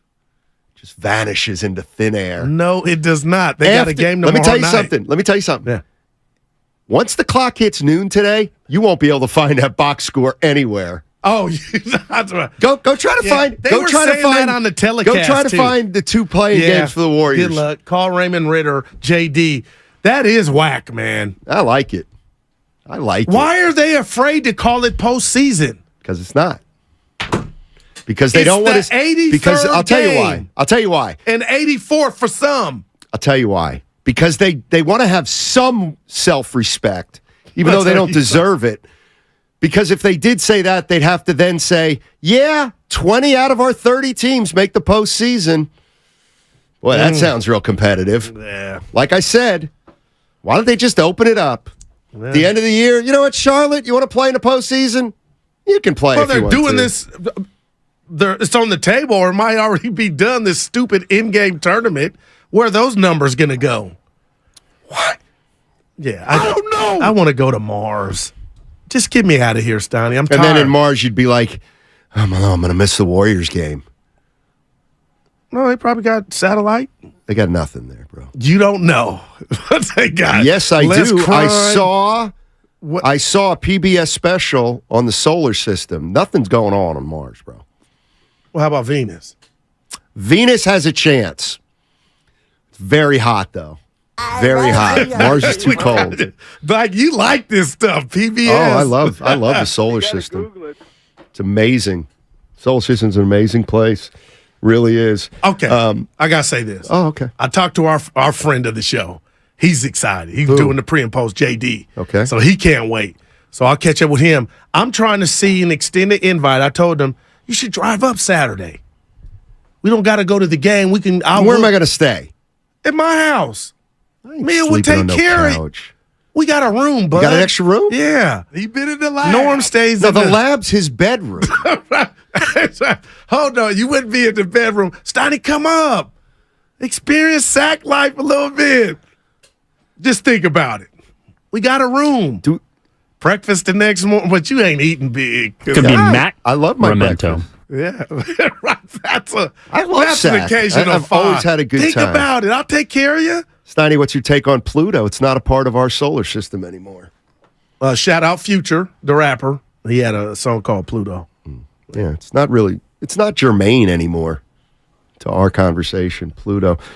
So here's the other thing I'm thinking. And, it's funny because there's a text here that says, Warriors getting ready to start a playoff run, and you guys are thinking about how it ends. Well, every quote that Curry's given, they all know that what they're playing for in a lot of ways is the future.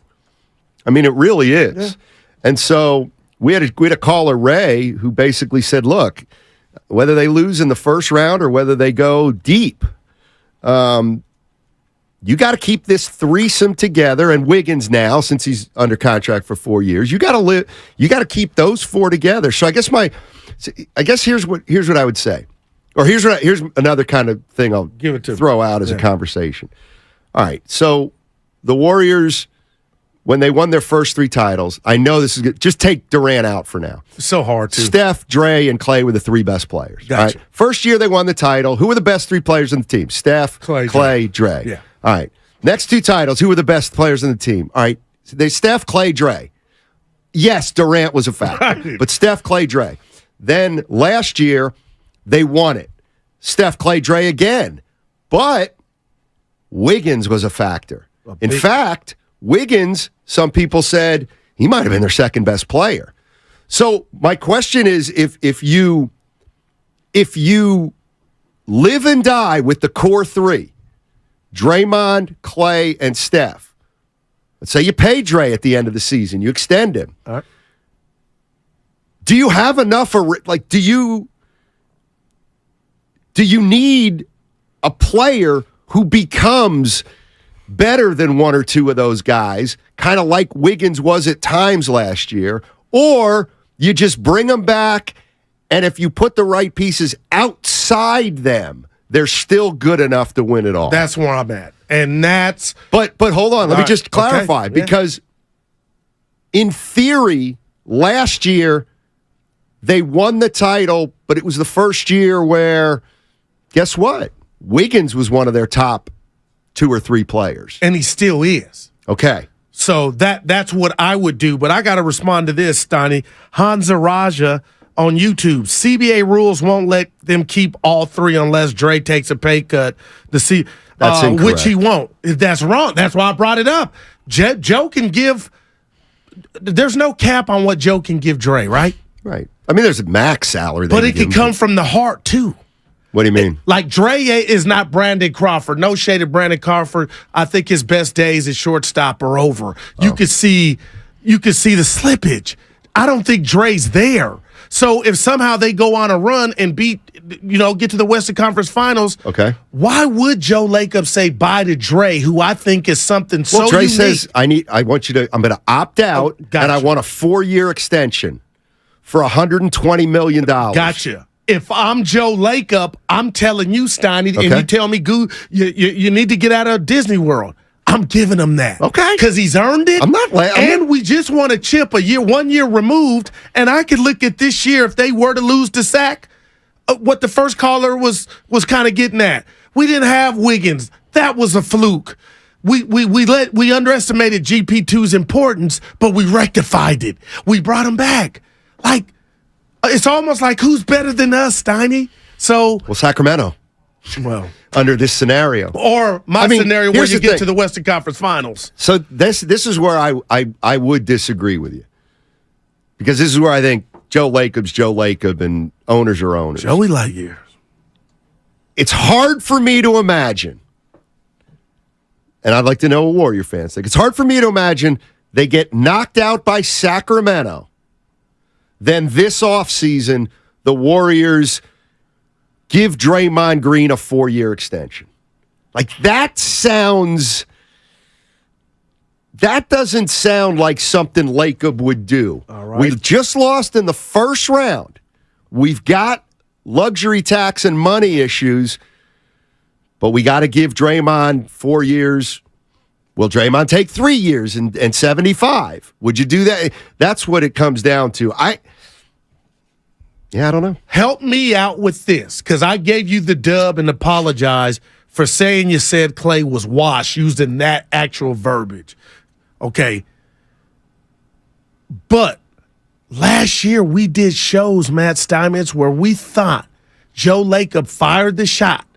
The podcast with Cal Kami, certain quotes from Joe, to where we thought two players that don't have the pedigree that Draymond Green does in a Warrior uniform, Jordan Poole and Andrew Wiggins, would have to wait to get paid.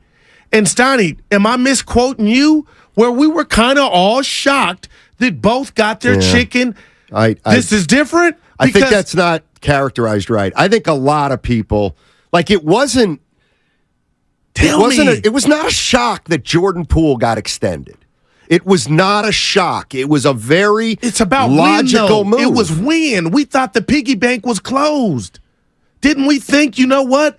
This is going to go into next year, which was this year, but it got done from a place of, I believe, euphoria. It was the right decision, but we all thought he was being frugal and he was going to wait. So I'm just saying, if they go on a run this year, couldn't that 4-year contract from Dre big difference between Jordan Poole and Draymond Green. Jordan Poole's looking for his first big contract. Draymond Green's been here for 12 years. So I don't know. I like the Wiggins contract extension. Yes, surprising. Poole, we were going back and forth. Is he going to get one? Yeah, I think he's going to get one at the end of the day. Would Tyler Hero get 140, 130? He should probably get something like that. Could they wait? Well, if they wait, then he's going to have to play this year with the stress of a contract. Like we knew it could go either way with Poole. So I don't think Poole reset.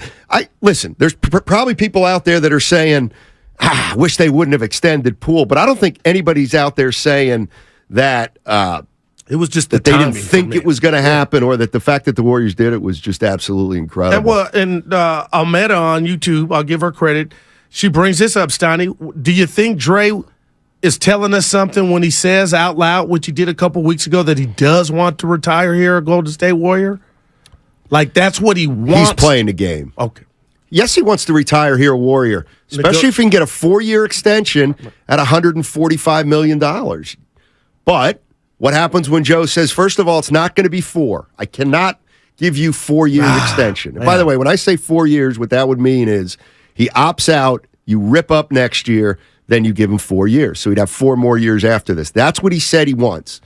Draymond Green wants to play 4 more years after this year, which means he wants to opt out and get a 4-year contract. So if Joe Lacob says, I cannot give you 4 years at 30, whatever. Well, at that point, Draymond will make a decision. Sean's in Berkeley. What's up, Sean? How you doing, man? Hey, how you doing? I'm good. Love the show, guys. Thank you. When y'all were talking about the play-in, and I agree with both y'all. It's both embarrassing to call the play-in the postseason a little bit, but also, it is after the season, right? And after those first 2 games that were so bad, and the Lakers winning when they're, like, turning the ball over all over the place, it was just, like, an embarrassing game to watch. Like, I think the play-in will be respected once a team wins the playoff series out the play-in, which we'll see.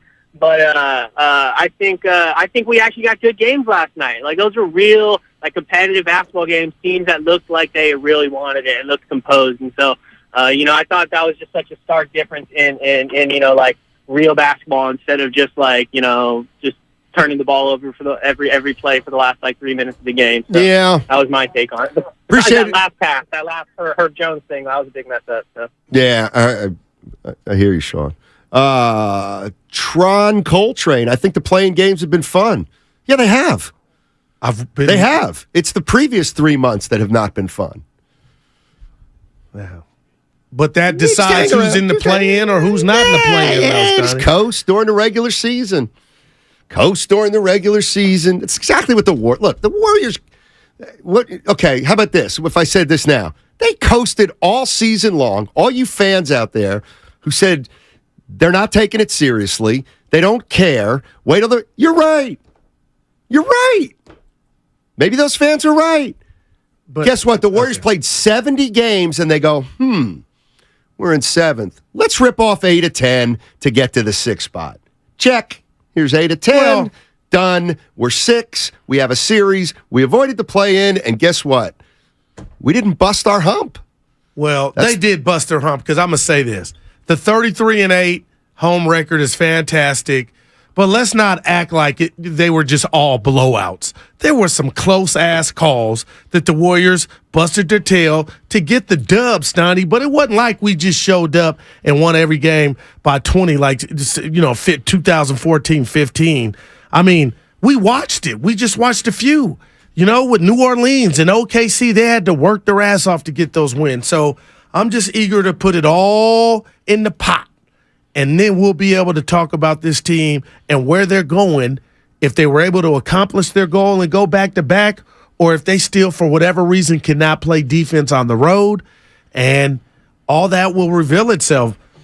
But this matchup with Sacramento, I'm not dogging the Kings. I just need somebody to tell me how Sacramento can get the best of this Draymond Green-led defense and this team coached by Steve Kerr. Well, I would say their defense stinks on the road because they look like crazed Lawrence Taylor dogs. They don't really. They are not. They have not sniffed their defense of past years this year consistently. They just haven't. They used to be so good defensively. But you were up close. The game you went to OKC that second half. They played a nice quarter. Yeah. They played a nice fourth quarter. I was going to say half. They were still down after 3. Eric's in San Ramon. What's up, Eric? How you doing, man? What's up, man?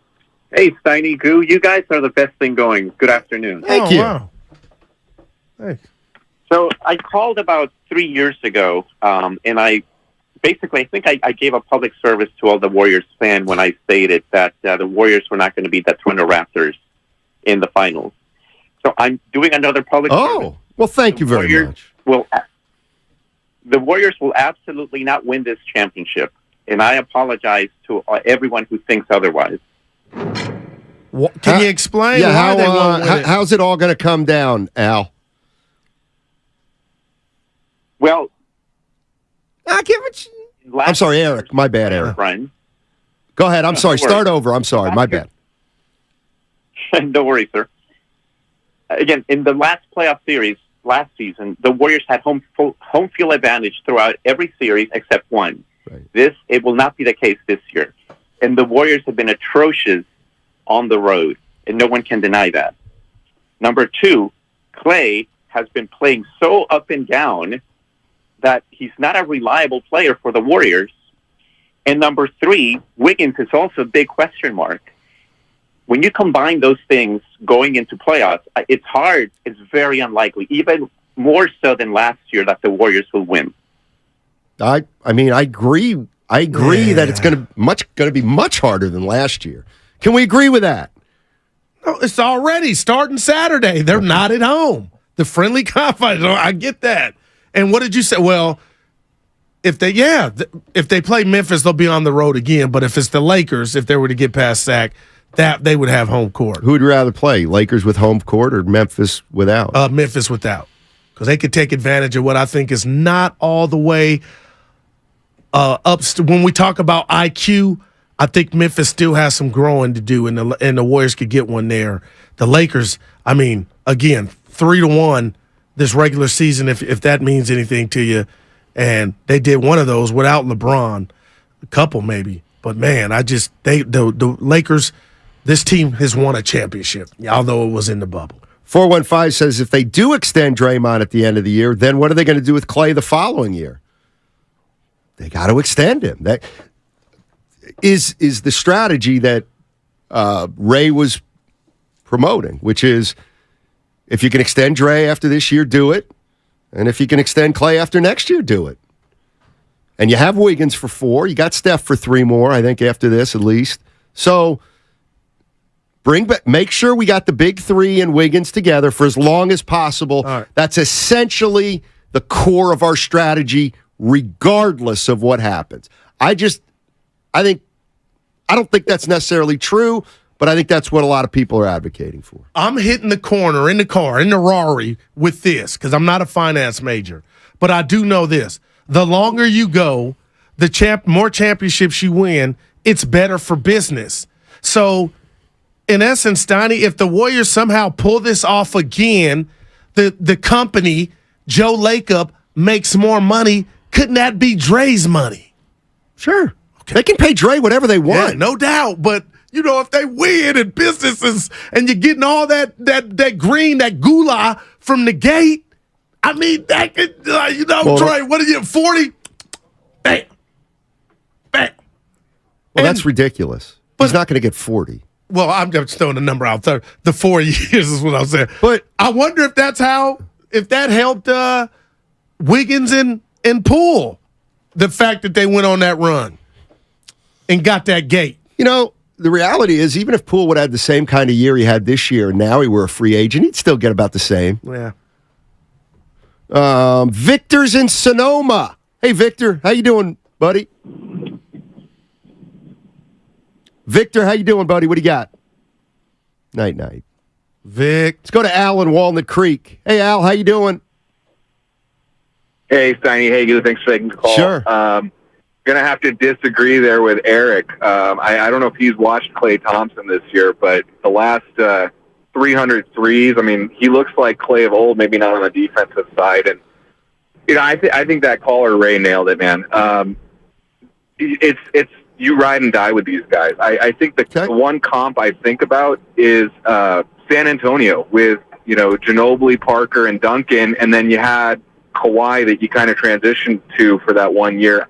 I don't think Jordan Poole is that guy. All right. But, those guys were winning championships well into their 30s, so I think you got to keep the band together as long as you can, and you hope that, drafting in the 20s, which I think Kawhi was not a lottery pick. I think he was a late draft pick.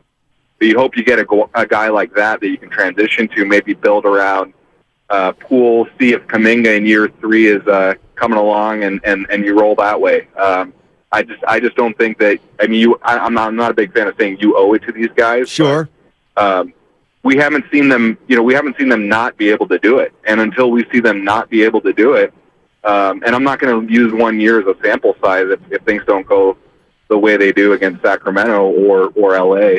I'm riding with these guys for sure. I love it, Al. Thank you very much. And it's it sounds to me that Al and Ray represent a big portion of the fan base, and I get it totally.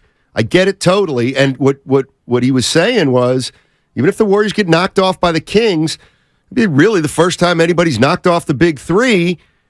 So just because you do it once, now you rip it up. It's great conversation about what the Golden State Warriors are going to do and the challenges they have ahead of them. It's going to be fun, man. Going to be fun. Like people are saying, what did I say? You guys don't get it. They're not going to lose the sack. Okay. Bob Myers and Joe Lacob and Steve Kerr, they have to prepare for everything. All right? They have to prepare for everything. Obviously, if the Warriors win it all, that's probably going to mean one thing. If the Warriors get swept by Sacramento, probably going to be another. That's all we're saying. Yeah. No, not that they're going to get swept. Hey, lock in a half hour at 11:30 for the entire segment for your chance to go to Game 3 of the Warriors-Kings at Chase Center. Our ticket giveaway is brought to you by the Next Generation 10G Network. only from Xfinity. The future starts now. And remember, tickets always available at Warriors.com, the only place to get tickets that are 100% guaranteed and not fraudulent. Cards issued by Sutton Bank and Celtic Bank, members FDIC. Terms and conditions.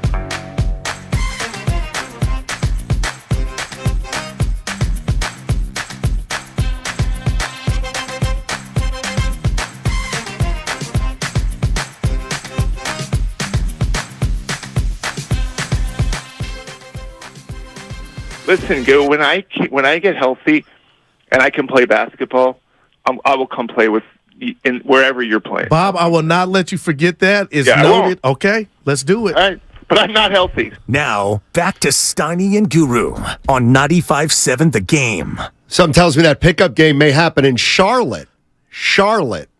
Well, I'm golfing now. It may never happen, Steiny. Your boy. You missed it. Charlotte. That'll be Bob's next job. Oh, no. I don't see it, Bob. I don't see it either, Steiny. I'm just kidding. I'm kidding. Bob would have suitors around the corner lined up for him. Well, not only that, he could have he's one of those coaches like Sean Payton. He doesn't have to, take any job.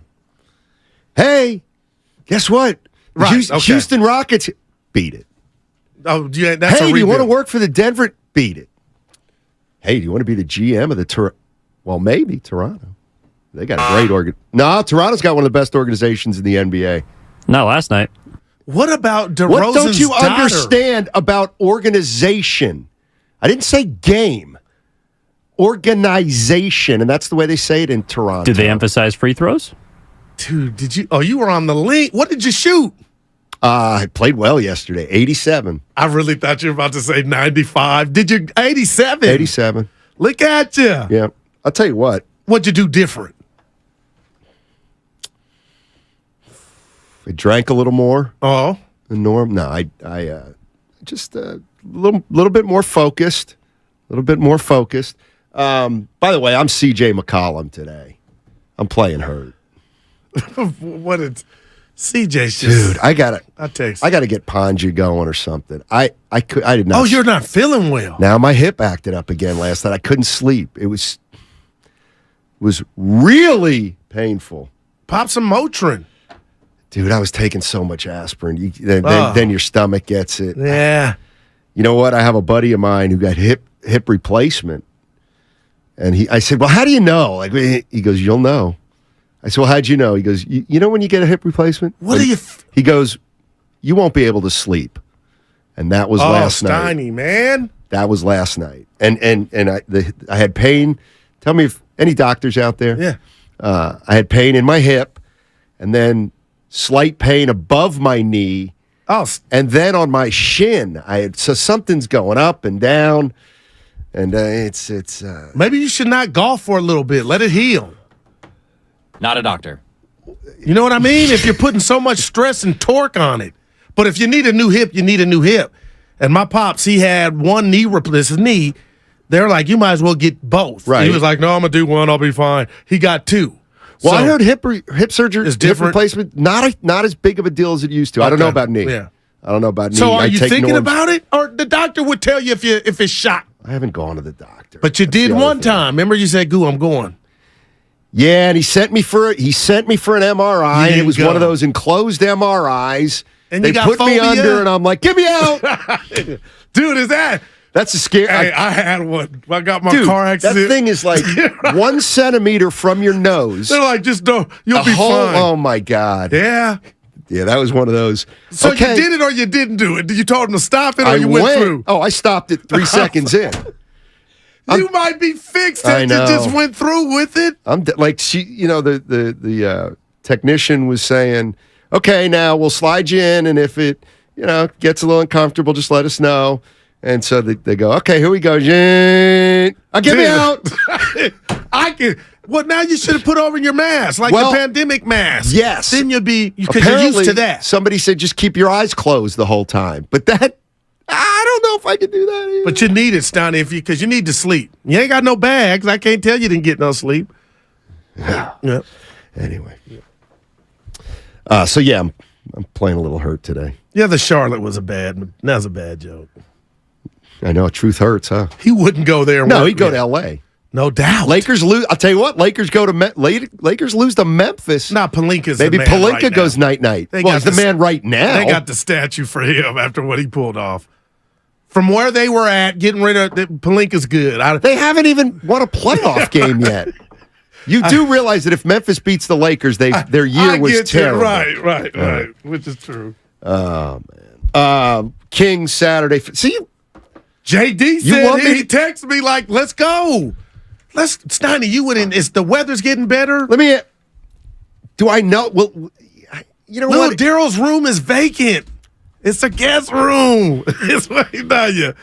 Hash browns and Jimmy D's sausage the next day with mimosas. But JD's going to go to the game. He's right? staying in Sac. He's staying there for the weekend because it's Saturday and Monday. He's getting up. I'm telling all his business. He's getting up Friday, as my dad would say, not Friday. He's getting up Friday. How would you think Sac will treat us well? Oh my good man. They got the like park, I don't want to. I don't want to go. See, here's the thing. I'm not going to the game. I don't want to go to the game. Either so do we I. go to a bar, restaurant, and then everybody, 90% Kings fans. I don't need that hassle. I hadn't thought about that. And you're the guy. You're the guy who'll draw attention to ourselves. I won't watch it with you in the front room. I'll tell you what. I'm a joy to watch a game with. Seriously, dude. I still remember the 2016 Western Conference Final. No, you're not. No, I am. When they swept Portland in the Western Conference Finals the year before KD came. All right. We went to the Irish bar over here. It was great. Irish Times? Irish Times. I had the great chicken Caesar salad. You and me, we're doing pre and post. Oh. I was like, he's kind of a natural downer. You had that funeral swag. You don't even know you're doing it. Just downer. You know what I mean? I need an upper. Pick me up. This is how I watch the game. Like Draymond will make a play, and I'll be like, they don't have anybody who can guard Draymond. they don't have anybody who can guard Draymond. And then something will happen, and I'll be like, they got to get Fox under control. That's fine. Yeah, that's it. That's how I watch a game. I don't cheer. I just you'll be watching the game with me. I'll be like, dude, look how good Clay's off the ball defense is. Dude, look, he's not getting caught looking. Look at that. Look. Clay's gotten a lot better, on off-the-ball defense. That's how I watch a game. Did you catch Fitz on the roast this morning? I heard an echo. Well, dude, he was on for 30 minutes. He was great. Hey, and by the way, let me guess. Air was a great movie. Let me guess. He likes the Warriors. No, he likes he knows what they are, but he was talking about Sacramento, the lack of rim protection when Sabonis is out there. Well, and I don't even consider in the him pick and roll, though. He won't they don't have that. So we'll see how that plays out. But it was great points. But he just went in on the movie Air, Steiny. It was. I've told you. I'm going to see it. I told you. Now that means a lot. On my recommendation. Right. No, Howard Eskin from Philadelphia said he thought it was incredible. So be better at your job. Yeah, I saw that on Twitter. So I think I'm going to go check it out. That's all. Does that hurt you? No. Drew down, Guru Mimosas, you're better than that. What are these people? Do you want Henny in the morning? Mimosa is quietly the best concoction outside of a Bloody Mary. I'm a vodka cran guy. Oh, yeah. Cape Cod, they call it. That was my drink. Cape Cod. I don't think that's what it's called. Is it?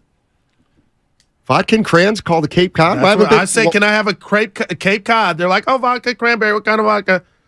I think it also has a lime. Well, vodka cran usually has a lime. They usually say, "Hey, Steiny," or they usually you go up to the bar, Cape Cod. Yeah, Cape Cod. A pink concoction's coming. In the room. Then what's the grapefruit juice in vodka? Oh, it's a Greyhound. I've never heard of that one. Okay. Virgin Mary. What's that? It's something without alcohol. Don't worry about it. Yeah. Oh, good Lord! I don't want it. 408. Hey, Steiny, have you gotten your colonoscopy? Now that's a joke. Somebody asked that. Of course I have. Do you want the results? Damn. They were. Who I would ask that? I don't want to. Who would ask that? No, I'll tell you. That's too much. No, I'll tell you. I had a colonoscopy at about 52, 53. You had me go do my stuff. That's right. And they said, looking good, Steiny. You don't have to come back for like 8-10 years. Mm-hmm. Did they say that? Yeah. Wow. Yeah. Let's talk about the Warriors and this game. Yeah. I'll tell you what, the one thing it does feel like, and is you got to ride this thing. Let me just start here. The fact that nobody's beaten I like the thing Al said. The fact that nobody's beaten, quote unquote, these Warriors in the postseason. So what if somebody beats them once? Because somebody beats them once in theory, then you break it up. Al made me think. by saying, if they get knocked off by the Kings, okay, they finally got beat, but that doesn't mean it's necessarily over. Let's just come back next year and see what we got. See, you shock me. No, I'm not agreeing or disagreeing. I'm saying, okay. That's what Al says. Interesting. Or I'm going to use my flat tire as the analogy. Let me just tell you where I'm coming from. And I'm sorry to interrupt. We got 4 hours. I'm sorry to interrupt. No, my way of thinking is if the Warriors get knocked off by the Kings, it's probably time to transition.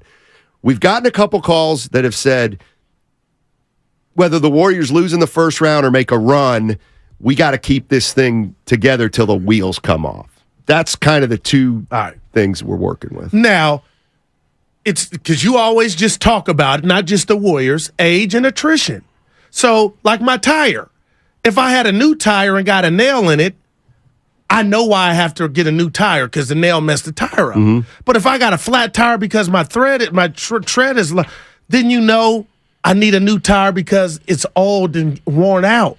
So if the Warriors were to get boat raced, we would come in here and say, yeah, that didn't look good. That looked a little older. And it's all on like the JD, how it looks, man. Well, let's say it looks like that. Let's say at the end of the series, they look older and the Kings look like the Warriors in 14-15. I would be shocked, but I'd be uncomfortable, like but I'd be real to tell you, Steiny, they look slow foot.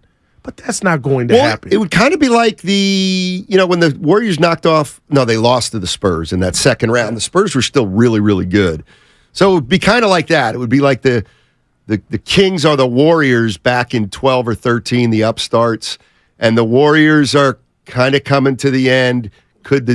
Sort of like the Spurs and the Pistons when Mike got them. Austin from San Jose, Steiny, 15 minutes about yourself hit the bike. And I set you up for that because, anyway, Mark Abinjas, he hit me one day. He ain't big on that, Steiny. But I know he's not the program. I'm talking about myself? No, I talk about like my hoop game or the gym. Then don't give us a 4-hour show. Don't give us a 4-hour show if you don't want some more stuff about what's going on in our lives. Oh, boy. Hey, I'm going to tell Mark when I talk to him Austin, cut us down to 3 hours. You'll get total sports talk. Hey is our guy, though. Time to fill. I don't care. Guru, my brain hurts from that tire analogy. You got it, right? Yeah, I got it. Yeah. Mike's in Daly City. Hey, Mike, how you doing, buddy? Hey, pretty good. Hey, I just want to say it depends on how the Warriors play during the Kings. Let's say the Kings blow out the Warriors 4-1. Okay. It's going to be time to move on because, let's say Clay gets barbecue chicken all series long from the quicker guards of Sacramento, then he's not the top two guard he used to be, like a two-way player. Right. So I could see them moving on from Clay in a year. And then Draymond, if they're going to move on, then Draymond will say, well, he's not going to give me a contract, I'm going to opt out. So I can see that happening. It all depends on how the Kings beat the Warriors or if they beat them. So that's my take. Appreciate it. Yeah, it's very logical. How about this? I was just thinking about, what about no matter what happens this year, you beg Draymond Green, and I don't know that you do it. It depends on other teams. Just beg Draymond, just play your last year. Just play your last year. Oh, he wouldn't do that. You and Clay play your last years. What if they got hurt? I'm just, I mean, Clay's stuck if he gets hurt. But Dre is emotional. He needs that he deserves it. He ain't that he ain't Lamar J. He's got security. But he could get more security. He's doing fine. I'm not saying he's going to take a discount. Yeah, right. I'm just saying. Said that. No, he didn't. He said, basically, he was insinuating on his pod he ain't taking right. Yeah. No. Hey, I got a quick question. Or a thought. Yeah. So I'm going to read to you what you already know in the masses. Sacramento King fans, the complex is really starting to show. And I think they're channeling that energy at the wrong places. I'm going to give you the names. I don't do this, but go ahead. Of the playoff teams. Okay. And you tell me who you would prefer if you're the Warriors to play, if you're the owner. Denver Nuggets. I don't care. Memphis. I'm defending champs. I don't care. Phoenix. I don't care. Well, see, now. That's how Warrior fans would answer. No. If I'm telling you to pick from the bunch who you would want the team to play, it would be the Kings. And it's no shade. Stop saying that. It is shade. If you're saying the Kings are the team, you're saying they're the worst team in the playoffs. No, they're the most unproven team. That's pretty good. They're the most unproven team. That's all this is. You don't have it. Stop trying to have it both ways. I really don't know what the second way is. You can't say, like, every time you say, Steiny, I think the Warriors are going to, no disrespect. No, I know De'Aaron Fox is a baller. You're trying. I'm not afraid. You're trying to ingratiate yourself with Kings fans so that if and when the Warriors win in 5 or 6, they'll still like you. No, I'm trying to tell King fans, quit banging your head against the wall, feeling like you're getting disrespected when you're not. This is new media. The cycle, the belly of the beast. You guys are a great story. But until you go out there and do something and put some skins on the wall, don't take it personal that people are saying, oh, I don't know. Don't tell the Kings how to fan. I ain't seen them in 16 years. Don't tell the Kings how to fan. They'll fan however they want. Well, they're fanning and they're getting mad. Let me tell you something. Fans in SAC have a track record. They have a track record. Well, ain't been no Olympics in 16 years. Their track record is they had the most hostile environment in sports. Haven't lost a playoff game in 17 years ago. Can you elaborate on that, Jesse Evan? in Maui. Evan was about to, wow. Well, he'll get the clip. See, this is what you do. Let's get the clip if it's that funny, rather than have Evan describe something that everyone's going to be like, what are they talking about? What are they talking about? He knows how to set it Jesse in Maui. What's up, Jesse? Wow. Aloha. Hey. Hang loose. Hey, how you guys doing? All right. What's up, man? Yeah, good. Guru should be a bartender. Yeah, the Cape Cod. I'd give you one free. Cape Cod, yeah. Vodka Crown with a lime. Yeah. Virgin Mary is a Virgin Bloody Mary. Oh, okay. No alcohol. Well, you know what? It is about 8:20 in the morning in Maui. Let's get after it. I was day drinking. Yeah. Yep. Yeah. Yep. Anything on the game? Thanks, Jeff. He was probably. By the way, Jesse said it was in Maui. Did you see the boss just tweeted from Maui? That was a great photo. Keep it to yourself. His oldest is taller than it. I couldn't be a parent. My kid's taller than me. I would be like, I want to trade. But anyway, his oldest tall as the boss. Isn't Might be a little taller. Like 6'4"? No, hey, he got the long hair, 6'2". 6'2.5". Look pretty close last time I saw him. Did I hear you say you liked Wiggins' hairdo? I do. I love the hair. I don't like what these NBA. I'm not a stylist. Ask me a question. I'd like. But why did you? Do you know how to like it? Like all the guys are just letting it go. I kind of like it. Angela Davis, she had hers. Well, hers is well groomed. Yeah, no doubt. But these I kind of like the. They got bad head. I kind of like it. Comb it. Kind of like it. Yeah, that's all I'm saying. Give me a little Murray's. Give me a little wax or something. Some little hair grease that you put on pomade, Stoddy. Oh. I usually like. You don't use product in your hair, do you? Not in. Well, can't talk about. Good. Can't talk about myself, Austin. Oh, Marco Vash. Yes. Jason in Oakland. We're overthinking it, according to Jace. What's up, buddy? Yes, man. I don't want to assume because I don't know if you said it, Steiny, but I know for sure. Goo was like, they might be too slow. They're getting older. Don't we got Moody and Poole and Kuminga on the squad? We got a mixture of young players that's pretty good.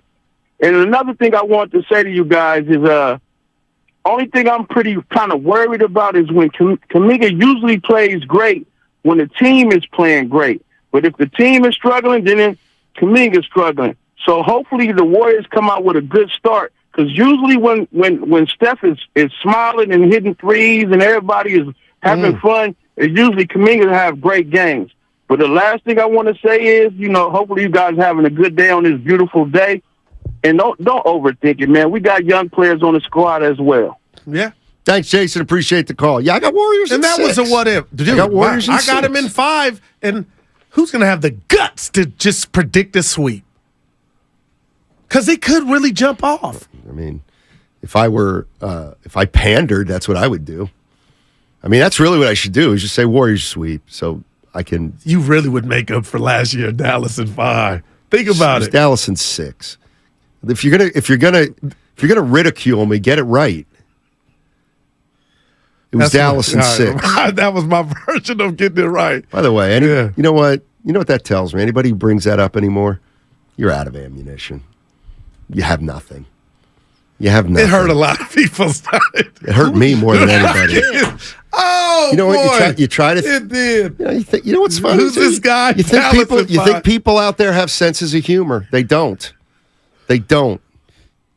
They don't. Joe's in San Jose. One of the things that really annoys me. Hey, Joe. What's going on, guys? Hey. So, let me tell you how this is going down. Give it to me. If the Warriors get up on these Kings, or like Shaq called them, Queens, and they put 4-2, 4-1, something like that, you better tell Barkley it's coming, and it's coming again, and it's coming strong. Now, the second part, I get a kick out of you guys talking about yourselves, and your time in Pennsylvania, and Guru talking about going to 24 Fitness and putting it on somebody. Those are good things. It gets more personal with you guys.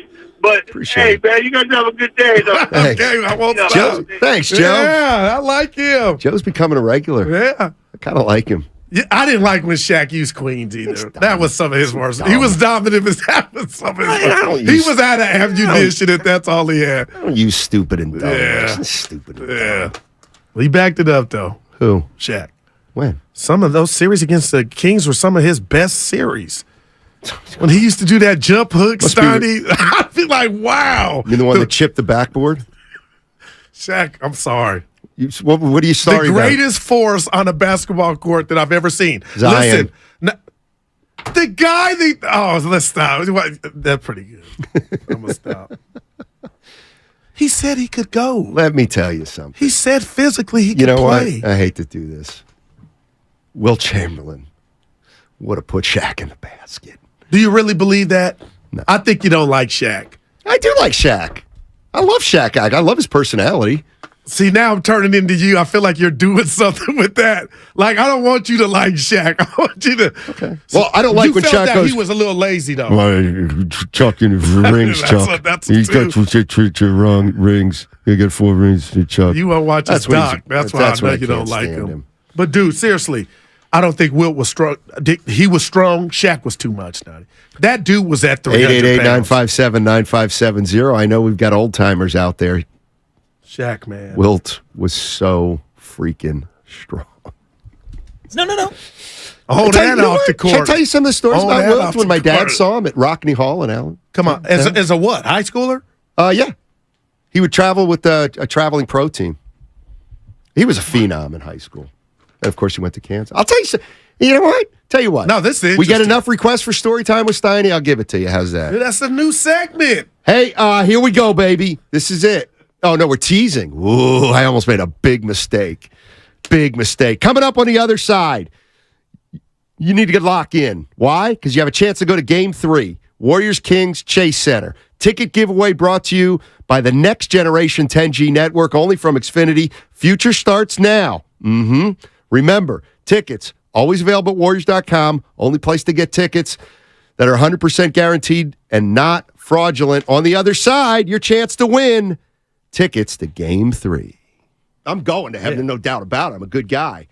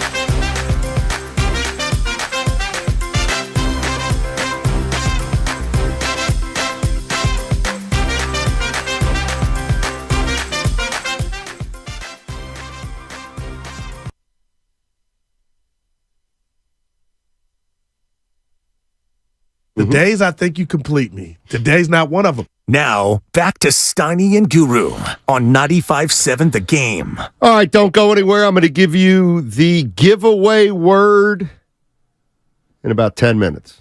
Give you the giveaway word for a chance to win tickets to Game 3. And then all you got to do is listen to Willard and Dibs. And I think Larry Kruger's in for Dibs for another key word, and then go boom, boom, boom with the 3 words. And guess what? Be in the house. You get to go to Game 3.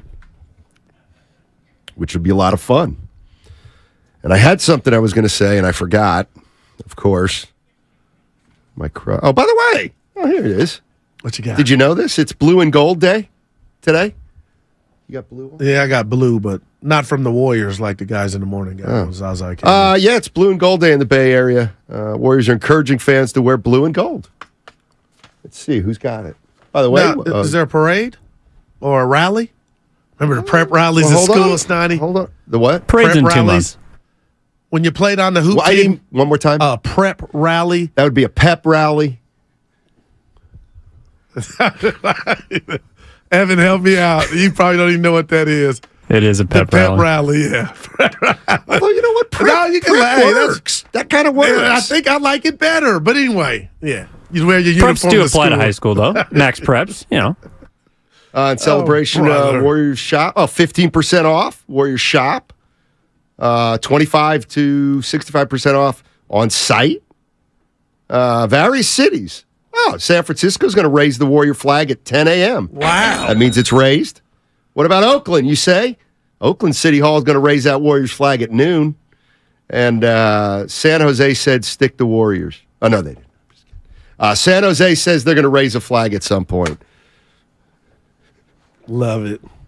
Blue and Gold Day. Mm-hmm. How important is Game 1? How important is Game 1? Is it more important to one team or the other? It's more important to me, to the Golden State Warriors, because that's been their Achilles heel the whole season. If you can do what you talked about earlier, just set the tone and basically send a message to the rest of the NBA. Okay, regular season, yeah, but it's go time. Stanley, I don't know how the Kings come back. And again, I know it's just one game, but the Warriors, if Evan's right, because he feels like the Warriors could lose Game 1 and still win the series, but they actually got 2 opportunities to accomplish their mission, and that's to come here back to the Bay at Chase 1-1. Yeah, I don't think there's any doubt it's a bigger game for the Kings. Hmm. I mean, if the Warriors lose Saturday, you know what? There's going to be a collective. I'll bet you there won't. Even if the Warriors lose, there's not going to be any panic. Oh, Steiny. What? There would be pandemonium. Coming in here on the Monday, the day of Game 2, which some could be a must-win. A must-win. How many Game 1s have they lost in their? They beat Denver in Game 1 last year. No, how many have they lost? How many times have the Warriors been down 1-0? JD sent that. They've been down 2-1 to Memphis. We know that. They were down 3-1 to Oklahoma City. Boston was down 2-1. Yep. I think the only Game 1 they lost last year was in the finals. Okay, so they did lose game. So they lost Game 1 to Boston. Up 20. But you're going to be nervous about a loss. Come on. See, that's where there's an incongruity here. Let me ask you this. They have championship pedigree, but you're going to panic after one loss? Because I'm staying in the now. And the now is the 82 games that people are telling me just to throw out. Was that the real Warriors? Warriors? Are you throwing it out or what? I'm going to know after Game 1. I'll close the book. If the Warriors go handle their business, I'll come see you. You do realize that they can lose Game 1. It can be a wake-up call for them, and then they win 4 in a row. No, that's beautiful. Okay. But I'm telling you, the roller coaster your boy will be on up until that point.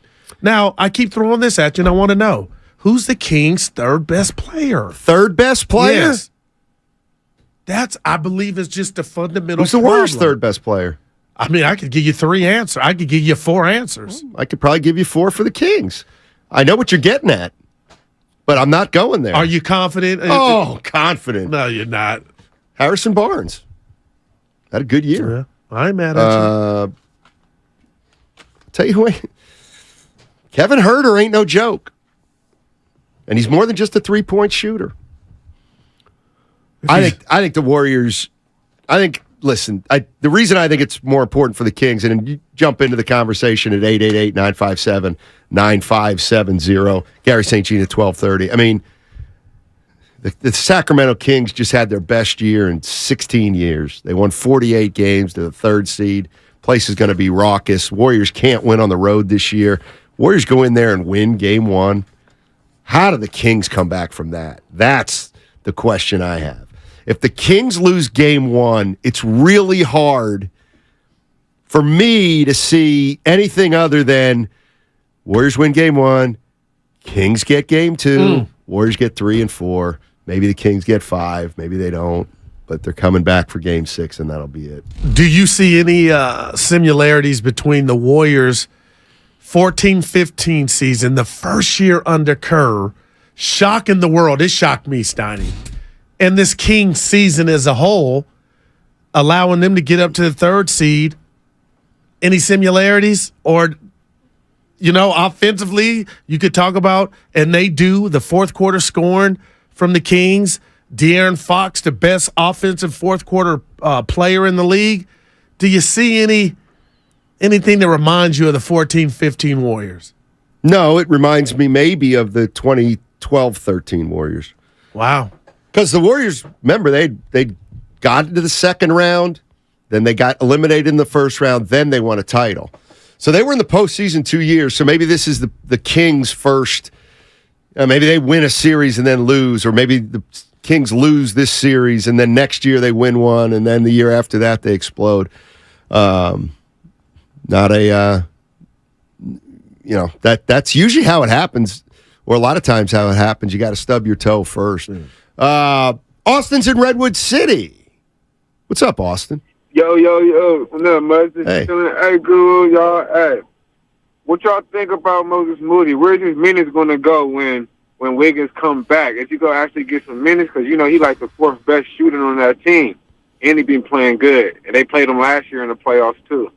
What y'all think about that? I'm the biggest Moses Moody fan, Stoney. I'll go first. I love you, Moses, and you have been playing. But, Stoney, I feel like now with Wiggins back, unless we see an injury or some guys in real foul trouble, I don't think we see much of Moses. Yeah, probably not. You get up big, you get down big. You need somebody to take minutes. He can do that. Or maybe you get down in the second quarter and you want to try to change some kind of momentum. Maybe you go with somebody you're not usually going with. How about this stat?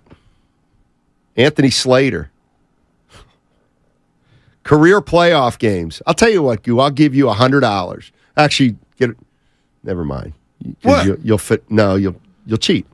Now, see that? You said if you ain't cheating, you ain't trying. You said that, not me. It was how I was feeling. Yeah. Career playoff games for all the Warrior players versus career playoff games for all the Kings players. Oh, good Lord. You want me to take a crack at it? Yeah, it's crazy numbers. All right, here we go. I'm getting worried. I don't know. I'm getting worried that he knows. For the Warriors, 420. Okay.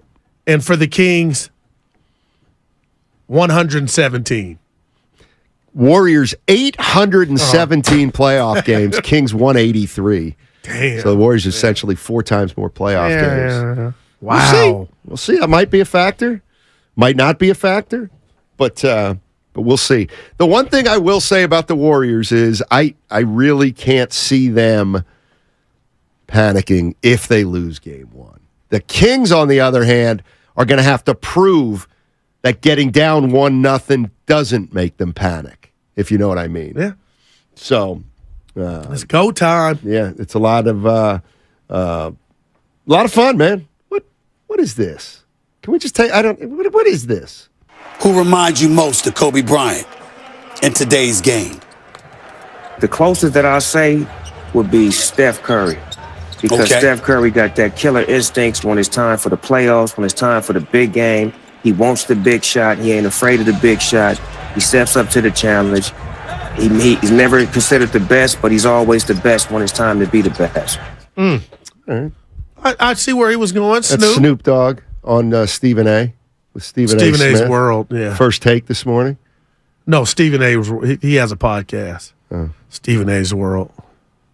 I don't think that you let me go a few minutes ago. I appreciate it. With what? The word. Anyway, go ahead. Text line pointed out. I wouldn't. Well, I mean, I'm nitpicking here, but I would not. You're hurting today. Right? I would not. Why? For what? You do it every day for the last 5 years. I don't know what you're talking about. I missed something. Like, correct my if I prep rally. It's actually pep rally. But that's a great malapropism. That's what they call those. I do like prep rally better than pep rally. Remember Norm Crosby, comedian? No, I don't. And there's no reason you should. He's older, and I remember Andrew Dice Clay. That guy was special. Look, let's go. I better be careful. Yeah, you better be. Yeah. You better be. Now I forgot what I was going to say again. That's my fault, too. No, it is. We're trying to get it out. It is your fault, and it was about. Shout out. It was a new. Oh! I wouldn't compare Kobe to Steph. Their personalities are so much different. Please explain. Steph's inclusive. Kobe's exclusive. Kobe's. Okay, here's one. What about on the court? Steph Curry's thrown a pass in his career. Kobe never did. All right. Ron Artest on line 1, game 7. Yeah, exactly. Kobe couldn't get it done. He couldn't. And what he meant by never considered the best is Jordan or LeBron. And a lot of people always forgot about Kobe. That's where Snoop was going, and I feel like that with Steph. Well, you know what I feel like? You may not like this, but I completely believe it. Steph's more impactful than Kobe was. I don't want to get mad at you. You can't, because I'm right. Well, I can say this about Kobe. He was a clone of Michael. Yeah. So the impact, some could say, is redundant, still incredible. Curry, there is no comp. Yeah. I think Curry's the most impactful player that's ever played in the NBA, more so than Jabbar, Kareem Abdul-Jabbar. Now, Wilt Chamberlain, I'm not putting in there because I don't really know, and the numbers were just staggering. I ain't mad at Kareem though. Impactful. Steph Curry's the most impactful player who's ever played in the NBA. Does that mean he's the best? Probably not. Impactful. Impactful's the word. Jack D. Oh, Jack D's a Sac fan. What's up, Jack D? Kings fans are welcome here. Hey, how you guys doing, man? Listen to man. For one, I don't understand how they put LeBron over Kobe. That's just crazy to me. That just makes no sense to me at all whatsoever. But that's neither here or there. My thing is this. I'm a real Kings fan. I grew up in Sacramento. I've been in Sacramento all my life. I've been a fan since day one, whatever. I've been there through the good and the bad, whatever. Check this out. This will be our 11th time in the playoffs in 38 years, right? You guys don't even think about that. 11 times in the playoffs in 38 years, right? The Warriors, you guys don't even bring up the 75 championship you guys won back then with Rick Barry and them. You guys got 5 championships. I respect that. I respect the fact that, Curry, Thompson, Draymond, they are the core. You guys are a good team, right? This is going to be a good learning curve for the Kings. Even though I want the Kings to win, I'm a realist, though. I only see the Kings losing in 6, honestly. I really do. Well, hey, Jack. Well, go ahead, finish, and then I want to ask you a question. Go ahead.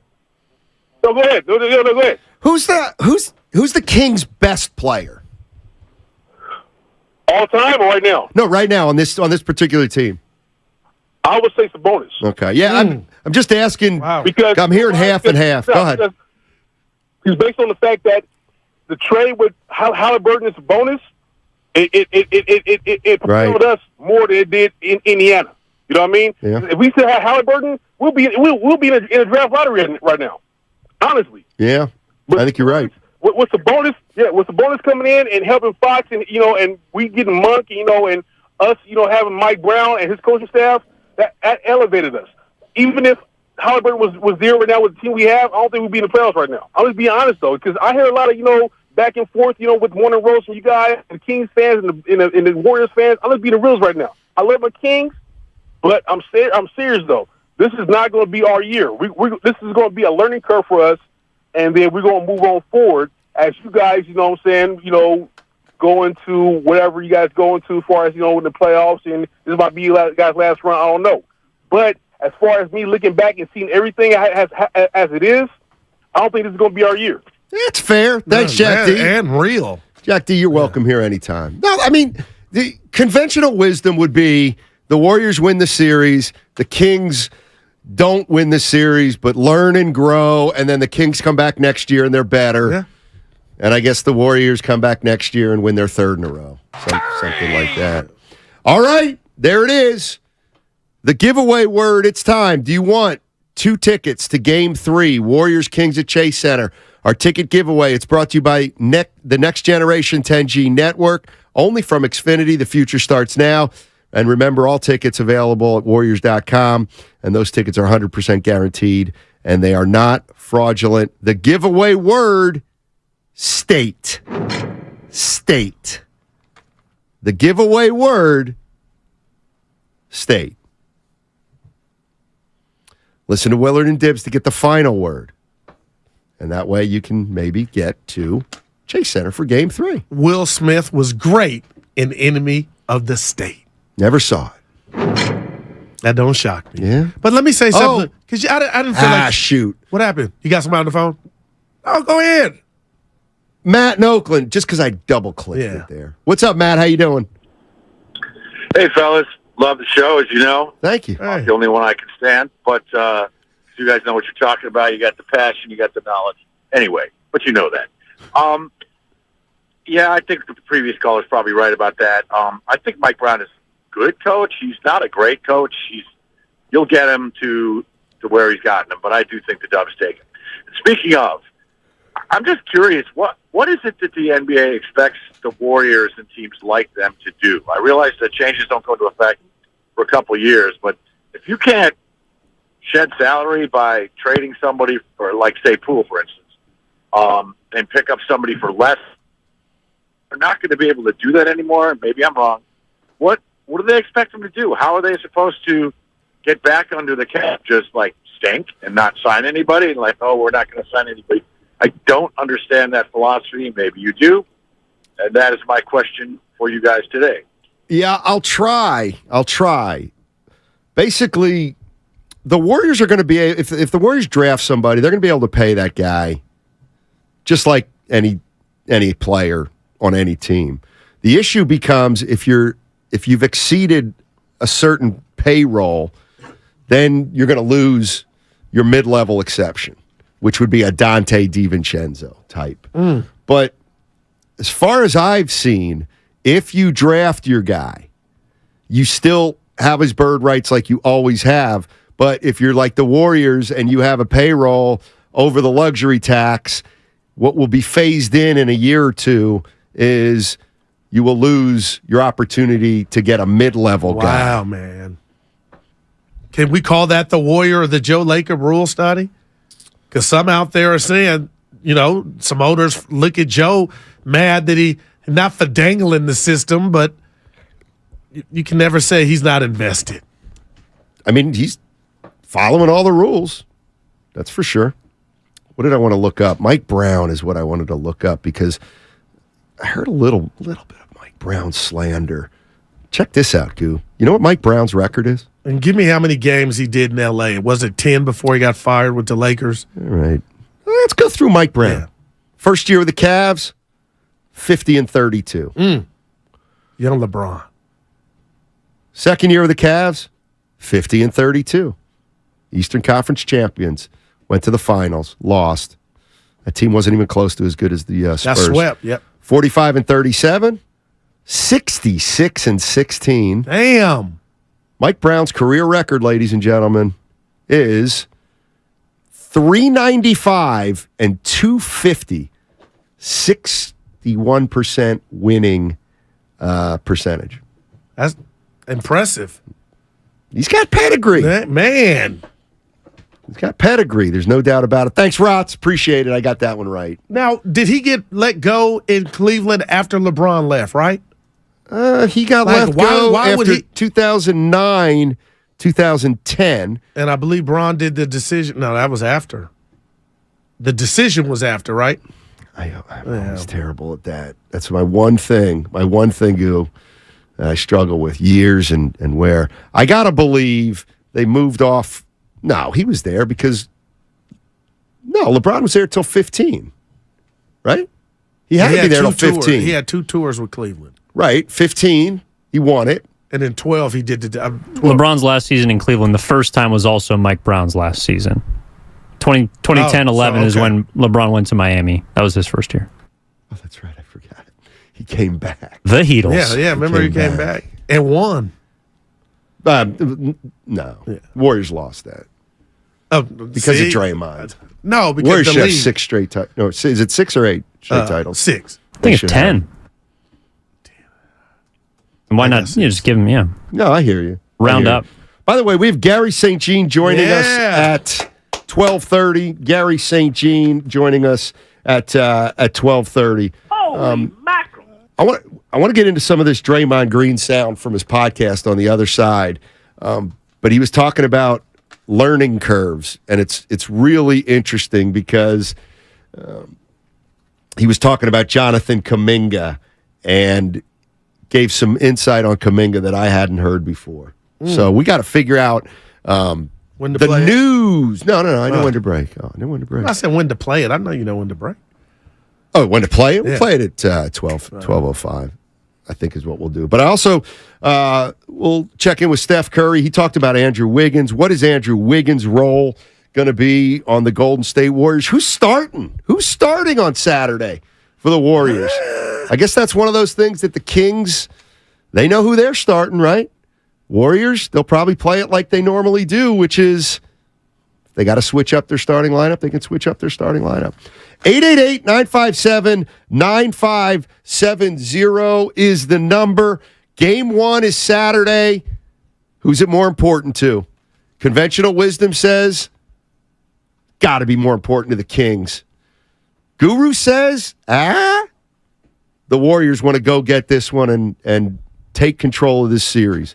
888-957-9570 is the number. Don't forget, it's Blue and Gold Day. And don't forget my little nugget I got for you about the what I observed Friday watching the Warriors at Golden One and what I think possibly could pop off Saturday at 5:30 and put a monkey wrench into Sacramento's psyche. Don't let me forget that. I won't. In fact, we got 2 or 3 things to do on the other side on 95.7 The Go. Cards issued by Sutton Bank and Celtic Bank members.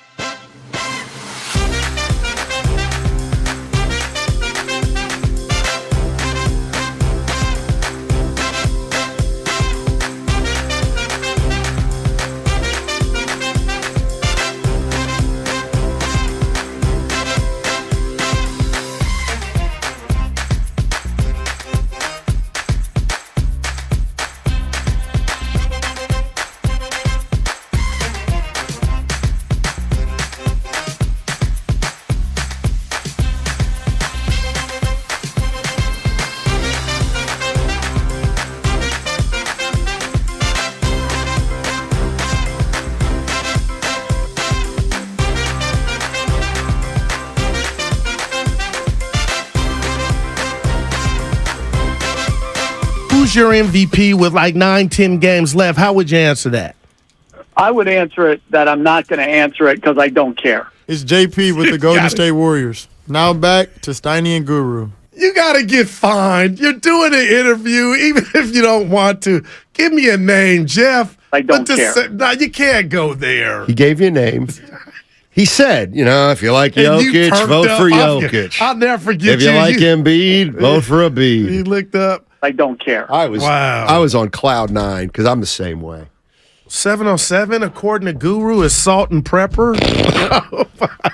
That's a 5. Damn. Dre Brown, our guy at Chase. Sure. Yeah, said he's listening to the show. Sending out love. You know what? I love what we do. You know what? Walter. As long as you're doing Ramon, that, I'm going to do something.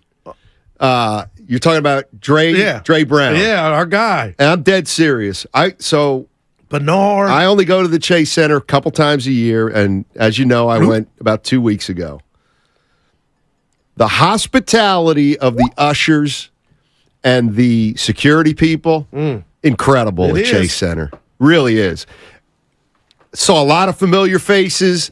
They were all friendly. Saw a lot of new faces. They were all friendly. It's a really good experience there, especially when you're in that first row. No doubt. I still think about Darlene.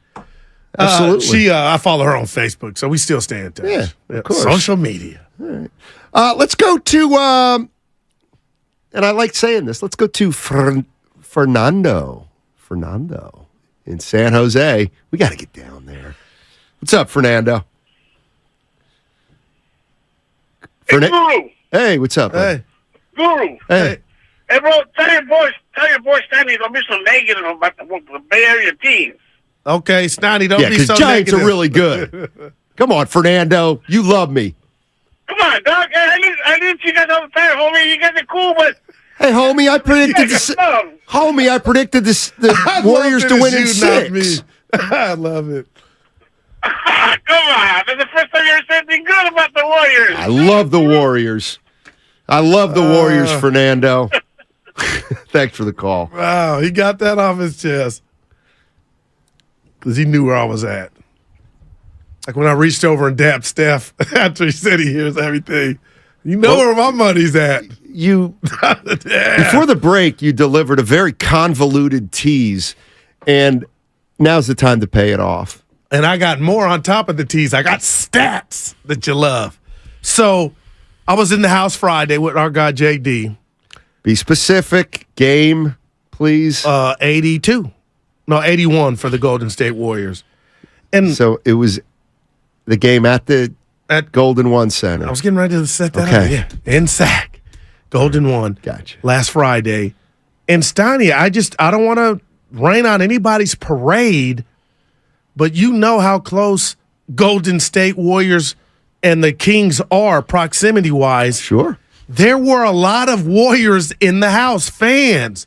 And I'm wondering Saturday at 5:30, can we expect Dub Nation to kind of invade Golden One to the point to where if the Warriors are up 8 or 10 or just in control of the game, how shocked would the play? You might be like, "Goo, they ain't going to feel none of that." But what if it's a home road game for the Warriors? Like, I feel like the ingredients is there for a takeover. I'm going Jay-Z, a takeover. One of his greatest songs. But you have no reason to believe that, do you? Yeah, I was just there, and there was a lot of contingency of Warrior fans. But these tickets are really expensive. Well, how much are we saying? 500? Something like that. What? And you know what? That's actually a question I did have. Why are tickets more expensive in Sac than they are at the Chase Center? You're playing, right? No, I'm not. I'm no shade here. That's my new thing. It's like do the Kings have a Steph Curry? I feel like Steph is Elvis or Michael Jackson, and Clay is Tito, and Dre is Jermaine. So I think Sacramento's paying to see who they're playing, and it's their first time in a long time. Oh my gosh, dude, you don't even know. You don't even know how disrespectful you sound. The Kings fans are coming to see Steph. Like, they're coming to see the champs. Well, That's a part of it. reason I'm so curious. that's why they're charging more. But and it's the San Warriors Francisco, and it's the Warriors. I would have thought their but it's tickets the fourth time. You know what I mean? They've been. Oh, now you're taking a shot at Warrior fans. No, you know what I mean. Nico's in Sac. What's up, Nico?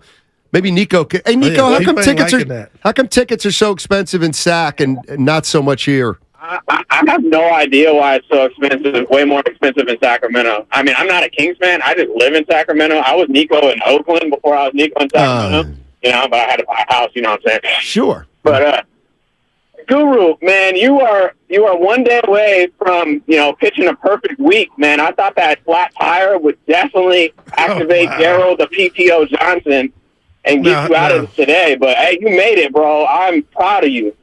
But on the Kings Warriors, Kings, it's a 4. They need to establish a winning culture, or the Warriors are just going to step all over them and go for the sweep, just like Draymond was saying in his podcast. But this year is way more than any other year. It's proven that the Warriors can get games stolen from them. I mean, they've stolen a few games, being down 20 and coming back, storming back. But all those games were at home. None of those games were on the road. So you could steal a game from the Warriors, even if it's close or anything like that. And if you start to blow them out, they tend to give up a little bit on the road. So all I'm saying is Dido's white flag. Game 1, and that'd be the best bet for them to stay in this series. You guys have an amazing show, man. I love y'all. Thanks, Nico. You're the man. Kind of hurt my feelings. And what was the laughter in the back? Activate Daryl, the PTO Johnson. And you're like, come on, man. Personal time off. Oh, yeah. And you know how to utilize it. See. What? So, COVID and the root canals and tending the pops. COVID's gone now. Did you see Biden and our government? It still can get you. No, but it's over. The epidemic's over. It's official. Pandemic. Whatever.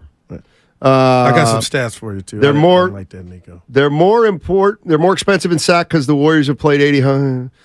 Sellers in Sac. No, hold on. I feel like I got it's a historic moment for the King. Oh, okay, right.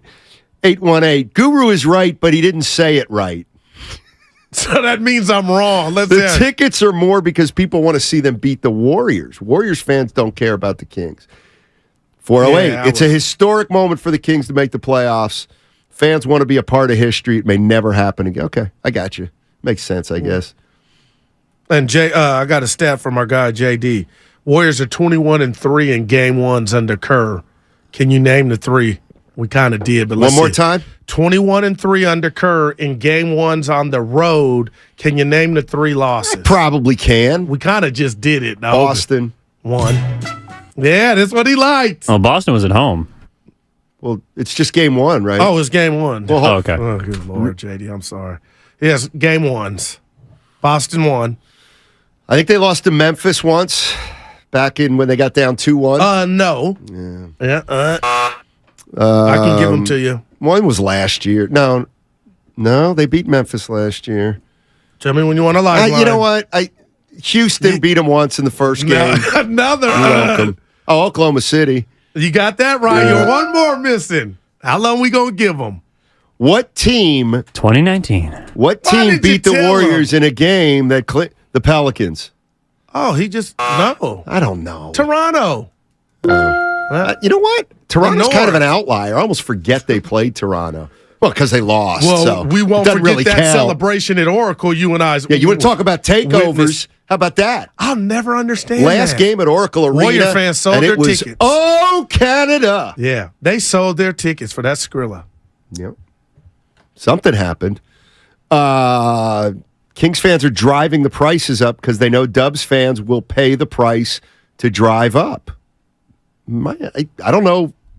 I don't know what's real and what's not. Omar's in San Francisco. Oh, I got the best text. Go ahead, Omar.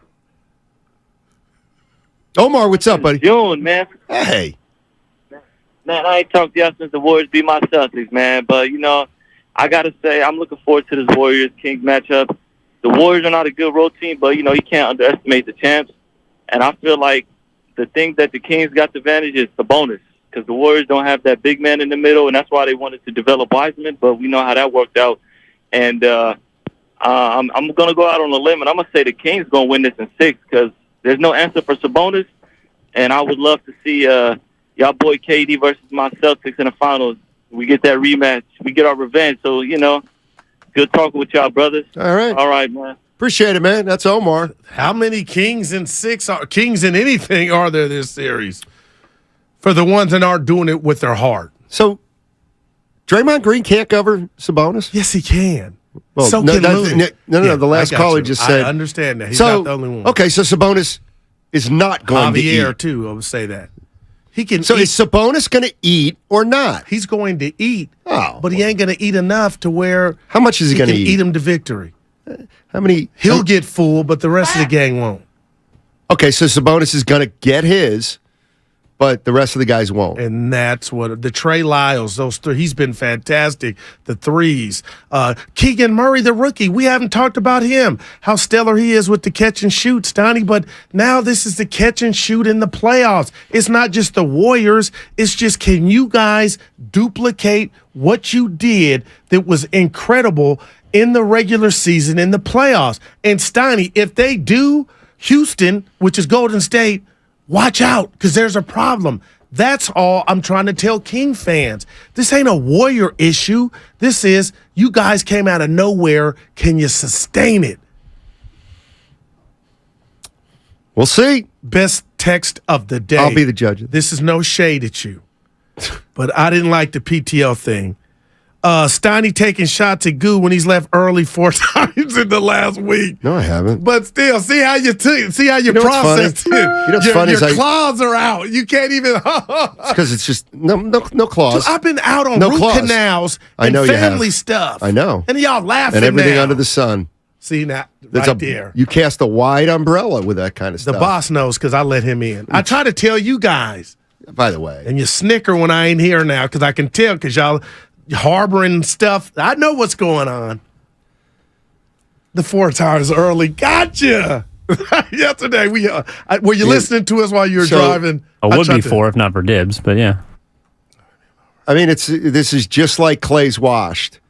I did not leave early 4 times. Text. I left early yesterday. It's about the intent. And by the way, I'm not going to leave early anymore because that was a mess after I left. Listening all the way. It was terrible. Evan, yeah, what? I got it. Well, okay, then why'd the boss text me and say, don't do that again? Did you really get that text? No. Okay, right. Hey, and Evan, what did he? I said, Evan, did I go too long? And all I kept thinking was, Goose never met a Mike. You got that. You got the company handbook memorized, don't you? You know all the ins and outs of company policy and where you can. What are you insinuating? Go along to get along. No, nothing. I'm just. You look like a guy who understands the handbook. A couple Fridays ago. Remember when Dibs was hot at you? We let you go. First of all, leaving at 2:00 is not early. That's a 4-hour show.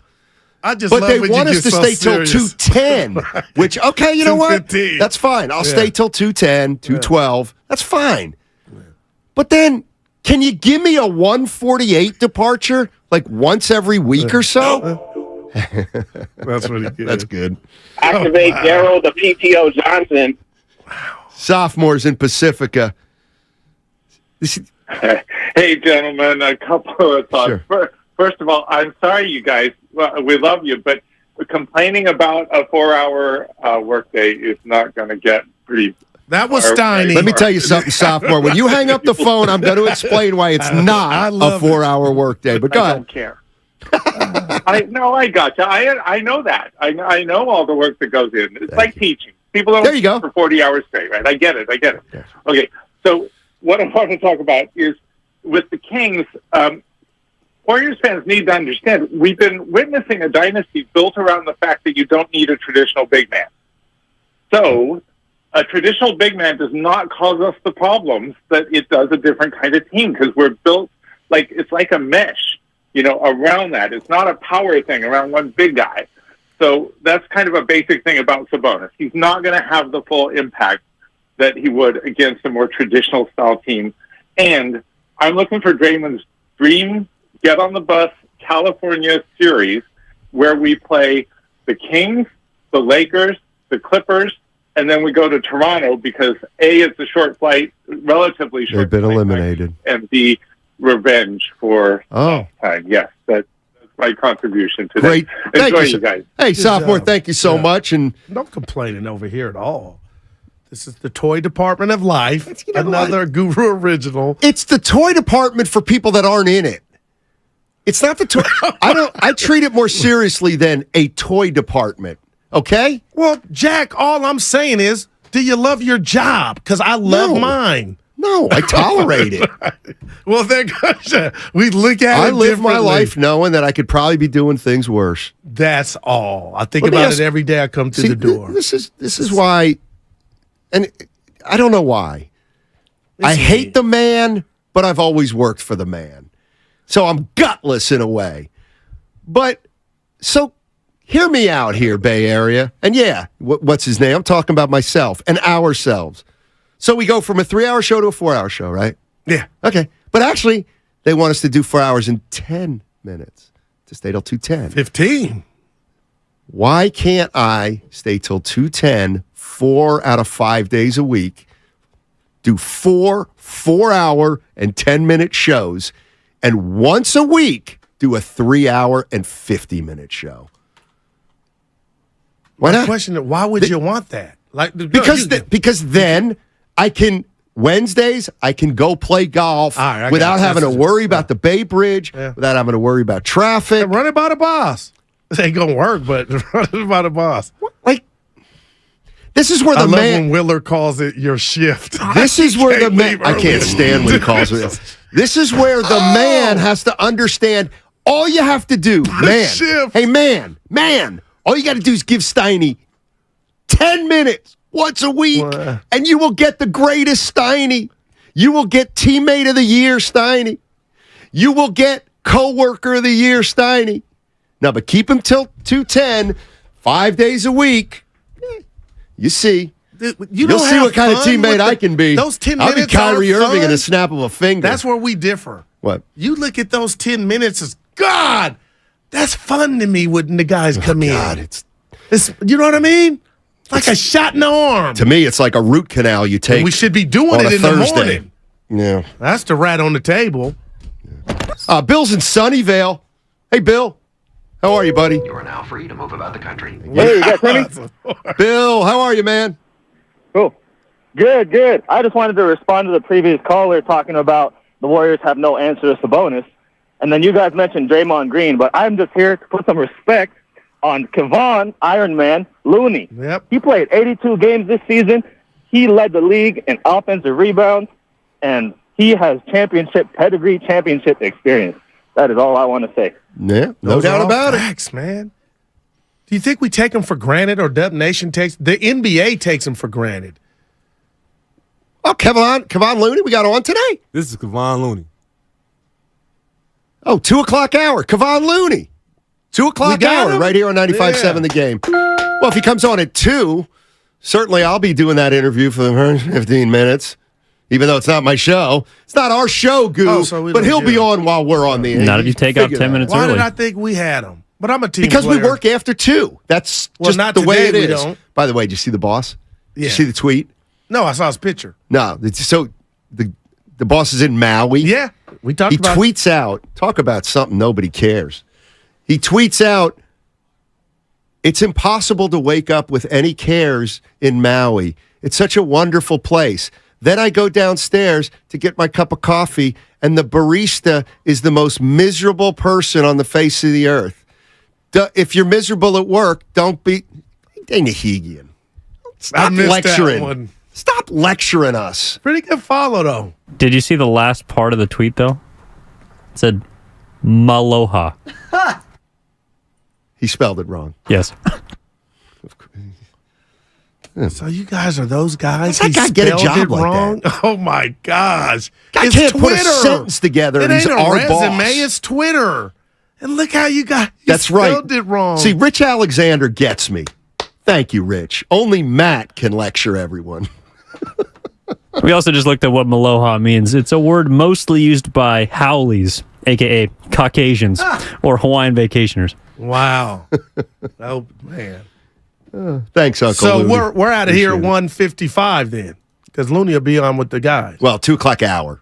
All right. Which probably means he'll be on about 2:59 for about 30 seconds. Yeah. I'm just kidding. I like the 650. Look. It's Hawaii. Yeah. I want to. Oh, okay. You know what? I will get to it. What do you think of this? Saint coming up. Did you hear Draymond throw Kuminga under the bus? No, I did not. Take a listen. Draymond Green throws Jonathan Kuminga right under that 18-wheeler. Learning how to defend a championship while growing into different roles. Like, for instance, I'll use Jonathan Kuminga as an example. Jonathan Kuminga is defending his first championship. Jonathan Kuminga is also growing as a player and as an individual, as a young man, learning how to play a role in the NBA, learning the things that you need to do, getting consistent minutes, whereas he didn't play consistent minutes last year. And so there's a learning curve that comes with that. And I think, you've seen us be a product of that learning curve. By no means am I saying our season is Jonathan Kuminga's fault. I hope no one takes that way. But there's a learning curve that comes with learning how to defend a championship, and we've experienced that a bit. Jeez. Tire Track City. The only thing I love, this goes back to the Wiggins thing. I ain't saying it's true you didn't have to add that part because now somebody could, for you to say that. Yes. Some could say that that's what you're insinuating. You know almost what? like you're telling on yourself. I want to make it clear. I'm totally giving him grief. I have no problem with what he said. None. Because he used him as the example. Because he's right. Yeah. He's right. Those young guys got to learn how to defend a title. Thank you. Well, they got to learn how to play. They got to learn how to play the Warriors' way. It's hard. Right, but you thought Wiseman was going to just come in and average 22. When are you going to lay off him and say he got a bad draw? I've laid off Wiseman. This is on you. I'm coming down your road for expecting too much out of Wiseman as a young player. Yeah. And you did what? No, I underestimated how complex this Warrior offense was. Even after I've been telling you for 5 years? Nah, I don't see that. That we could go back and review. But yeah. See, that's where people are like saying, he's such a jerk. It's like, no, they do it for other reasons. Duh. We got to get. Don't make me root against you, Clay. Don't make me root against you. We got to get him on. He's on my good side right now. Did you hear Zaza thanking me and Shasky for what? He said, Clay has gratitude for commentators who quote have kept it real. He has gratitude for commentators who has kept it real. Now, I'm taking a few liberties with that, but essentially that's what I heard Zaza say. You two have been in the... Wow. See, what you realize in this business is all you can be is yourself. All you can be is honest. All you can be is honest, Goo, and then you just got to let the chips fall where they may. Oh, my. That's You're all you can do. Bio on Twitter.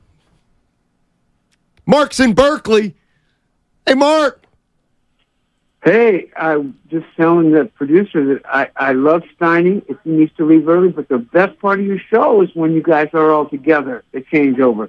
I don't know which is the vote on that. But you guys are the best together, but, if you need to leave early, got to leave early. He has to finish his shift. Mark, I want you to be my boss. Yeah. Any idea how great you guys are together before you, especially when the Warriors win, like the night before something, and the chaos in there? It's just good energy. Thank you. I like good energy. I've been told that a lot. I've got very good energy. Oh, my God. What?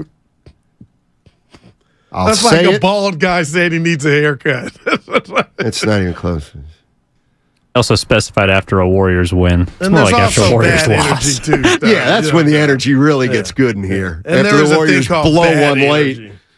By the way, again, I'll take this time to remind you, because my energy, you would laugh at it. Oh, yeah, it's right. You're real positive.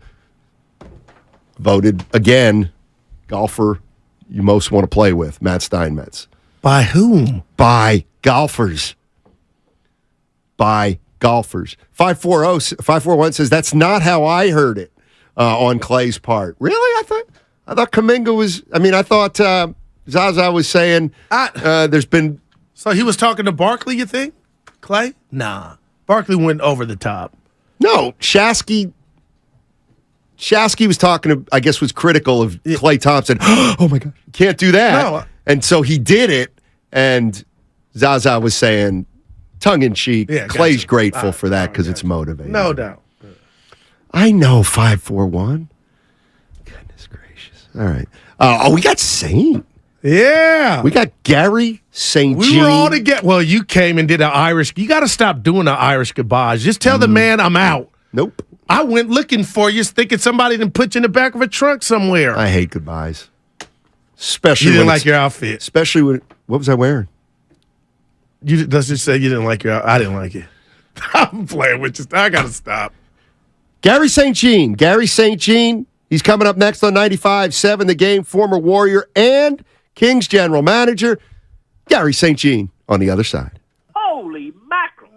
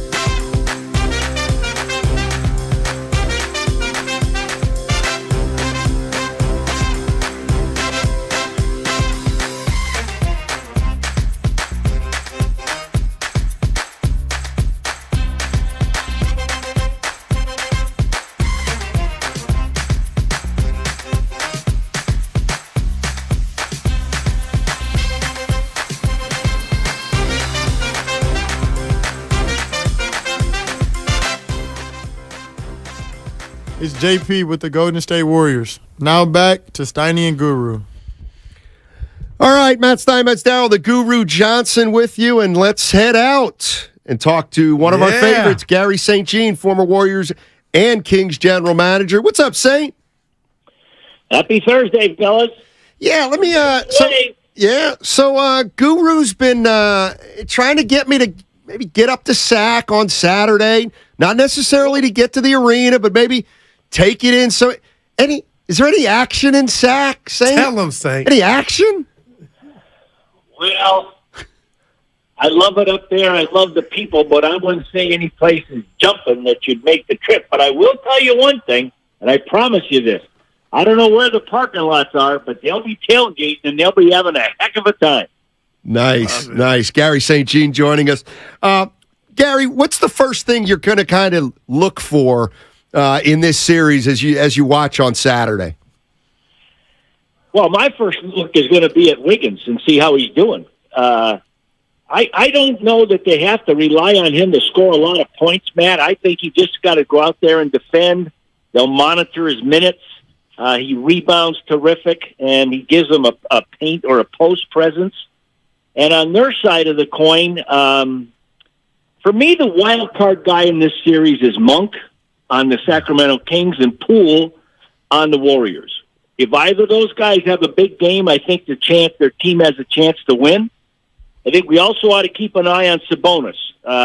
With all of the movement that the Warriors create, as well as pick and roll action, which they may get him involved with if he's guarding Draymond or Kavad, he has a little tendency to get in foul trouble. And so that's a positive. And I'm going on and on here, and I am suspect of their depth.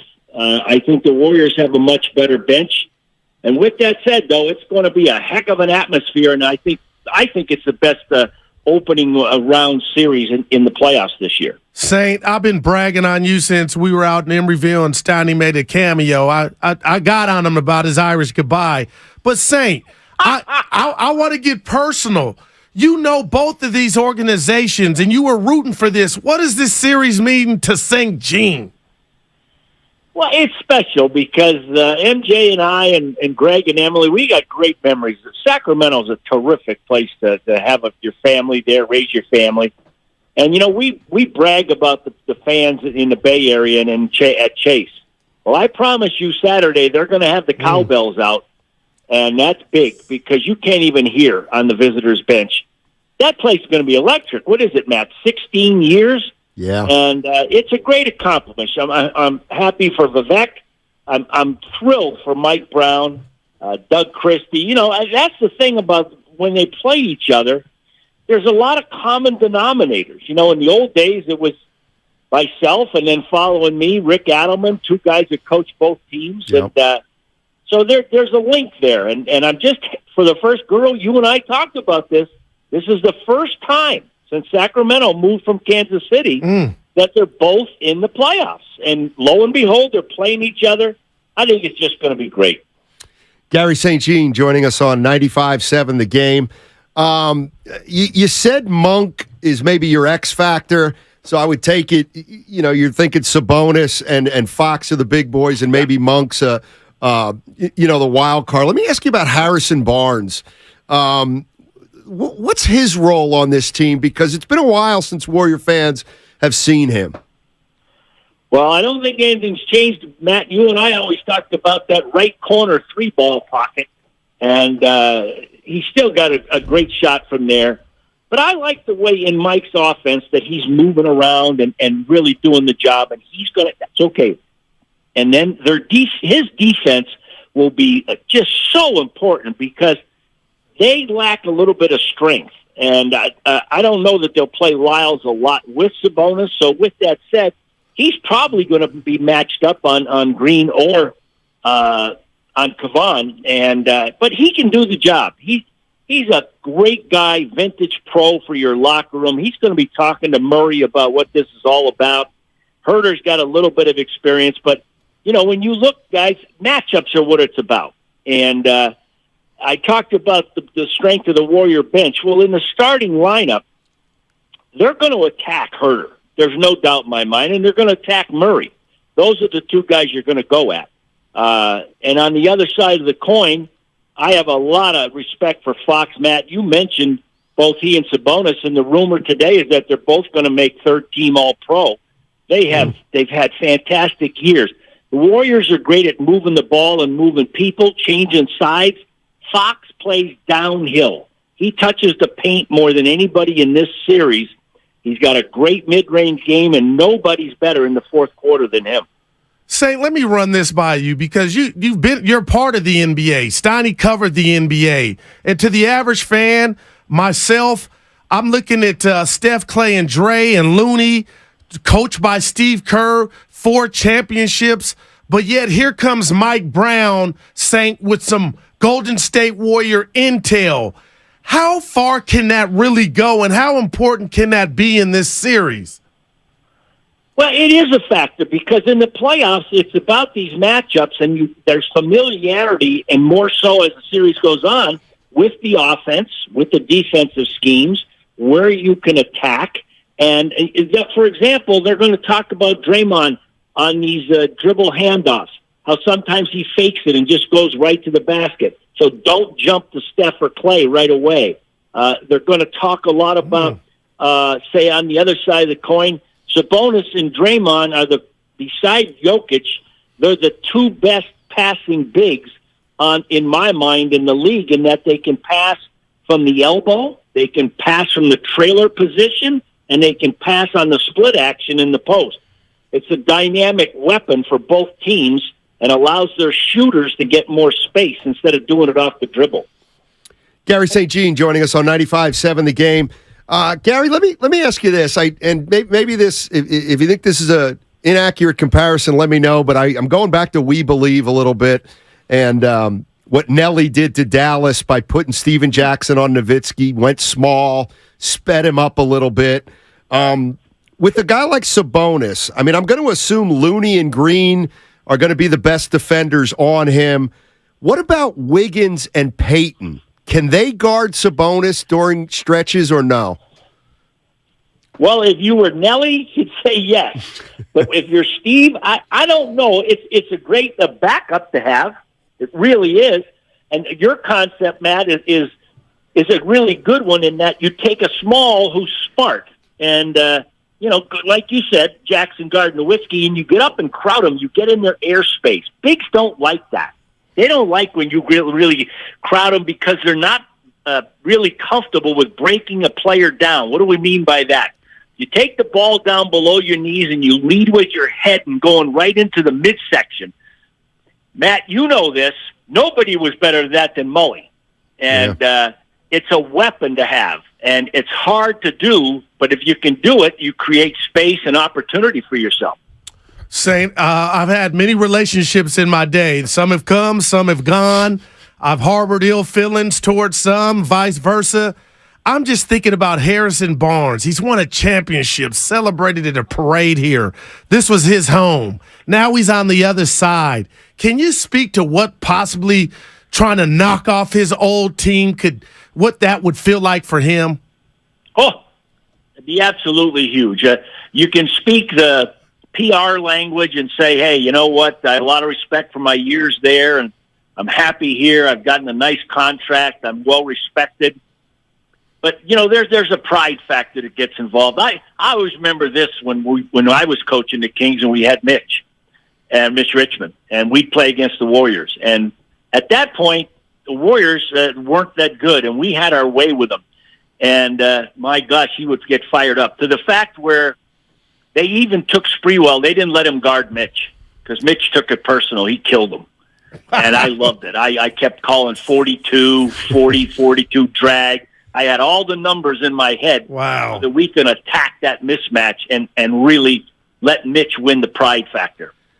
Let me ask you this. Awesome. Let me ask you this, Saint, before I let you go. I'm not going to ask you who you're rooting for because I know you'll be the diplomat about it. But do you have any like? Are you going to? Been on 1140 twice this week. Look at you. Yeah, go Kings in Sac. Go Warriors. No, but like, are you going to watch them all from home? Are you going to get to some games? Yeah, I'd love to go, but they've kind of forgotten about me. So, with that said, you guys know that I like a bottle of Cab over by the fireplace. Probably going to be pre-scranch. I just got a little bit of that left if they want to send me some more. And Greg's flying home tonight after the Dallas debacle, and he's going to be here all week. So I'm really excited to watch a couple games with him. Sure. And maybe we'll get to go to a game next week when they come home. But, guys, I'll tell you what. You guys know you've been there. There's nothing like the NBA playoffs. Just the raw emotion of the guys are so fired up, and then it's going to take these guys to lock in after they're so fired up and understand the strengths and weaknesses and where they're going to attack. And I really think it's going to be a heck of a series. And I'm saying 6 games. Wow. And I think it's going to go this way. But I think the Warriors might get a split up there, and that'd be a tremendous thing to get because it's been a struggle on the road all year long, and you guys know that. So the defense has been better the last 10 games, and the impact of Peyton and Wiggins being out there, that defensive presence is really going to help the Warriors. Saint, I could talk to you an hour. I told Stoney, hold up, I got one more random question for you because you are right. The NBA is fantastic. But former Warrior assistant coach Willie Green is the coach of the Pelicans, and Zion was a phenom when he plays. Saint, last night after the game, he came out and said, Zion, physically I could have played, but mentally I wasn't there. And a lot of people are taking that like they didn't like hearing him say that. With his weight in this situation, what would you do and what would you tell Zion, man? Because I'm telling Stoney, I think the end could be near. Well, that's a situation where there's got to be a lot of hugging, a lot of talking the truth, a lot of encouragement. And, in today's world, God, Matt, think about when I was with Nelly when you were around. He didn't talk about guys' mental health. No. I mean, that was never talked about. And today, that's a topic 1A, B, C. And if he's talking about his mental state of mind, people now respect that. They don't talk about it as a point of weakness. But gosh, I'll tell you what, guys, I sure would have liked to see him play last night. I think he would have been the difference. That was a heck of a game. And I respect OKC. They did a great job on the road. Yeah. Say, when you look at his body, the last thing about Zion, do you think it's bigger than him having a trainer? Like, do you think he can actually lose the weight? Because I'm starting to think maybe this is bigger than a diet. This is just what he's going to be, and his body can't handle it. Well, guys, I always admired Barkley in the sense that the round mound, we look at him and we say, how the heck, did he perform at the level he did? When you weigh that much, when you have that much muscle, imagine the torque and pressure that's on your bones and everything else. So he's a unique athlete. And with that said, he's the difference. If he had played, I think they would have won the game. No doubt. Yeah. I think you're right, Sainty. Hey, this is going to be a lot of fun. We appreciate your time, and hopefully we can get you on again. You guys call anytime. I just finished lunch with William. We had chicken noodle soup from Lunardi's, and MJ made some great banana bread for him, and he's fired up, and he'll be watching the game with me, even though I look outside and he's got his Luka Doncic shirt on from Greg. All right, Sainty. Take care, buddy. Thanks a million, guys. Yes, sir. That's Gary St. Jean on WPEL Radio, home of the New Orleans Pelicans. That was weird. Joel Myers and Antonio Daniels on the call. He said hugs, bro. Let's hug. I had to get my Zion. Nobody cares. I do about Zion. No, man. Well, we got the sound of his teammate going in on him. McCollum. No. Hey, who you referred to as yourself today. He said you were only McCollum. thing, there's been two pieces of sound that are interesting. One, C.J. McCollum, and then the other's Draymond Green calling out Kuminga. Here's McCollum, and you tell me, we'll ask the Bay Area two things. One, this is C.J. McCollum. He plays for the Pelicans. This is what he said about his season. Two things. You tell me if you think he's really referring to Zion Williamson, and then B, do you even care? Throughout my career, I've always been the type of player to do whatever it takes to help the team. I could have took the easy way out and got surgery and sat and watched, but I'm not that type of person, not that type of player. Even though it affected my performance, some nights I never made excuses. I just go compete and do the best that I can, and I always try to lead by example. And I think, for me, it wasn't the type of injury that would, damage my career in the future. It's something that can be addressed, and I'll be able to perform the way that I'm accustomed to performing. So that was the first thing, speaking to the doctors was, what does this look like for my future? And then the shoulder just happened. I don't know how it happened, but I talked to the doctors and they were comfortable with me continuing to play, obviously, doing more treatment and stuff like that and trying to make sure I could lift my arm over my head, but it affected, the follow through with the thumb and then the shoulder combination of maybe having to get surgery on that too. But they assured me it wasn't something that would affect me long term. It's something that I can address, and I was comfortable with it, but it wasn't ideal for me to have a thumb that needs surgery on my shooting hand and play with a splint for 3 months. It's unfortunate, but I don't make excuses. I'll be better next season and I'll be healthy, and I look forward to that. The shot that was fired to me, Evan, help me out, was I'm not the type of player to sit and watch. That was one. And then two, I do understand, and you know this about me, Steiny, I do understand the mental health aspect if that's what Zion was saying was going on. But some people are telling me Joel Embiid took some years before I don't remember, he's bigger, taller than Zion, but I'm just. Joel Embiid couldn't get healthy early in his career. You don't remember? His wasn't weight, though, right? He's 7 foot. Big boy. Zion just looks like he's about to pop out his clothes, man. Here's Zion. Yeah. If I feel like Zion, I'll be out there. Is it kind of shocking that it's taken this long? Is that kind of shocked you a little bit? I wouldn't say shocking. I would just say just the team and myself just being extra cautious so it doesn't happen again. What do you feel like you can do on the court right now? I can pretty much do everything, but it's just a matter of the level that I was playing at before my hamstring, and I'm just a competitor. I don't want to go out there and be in my own head and affect the team when I can just be on the sideline supporting them more.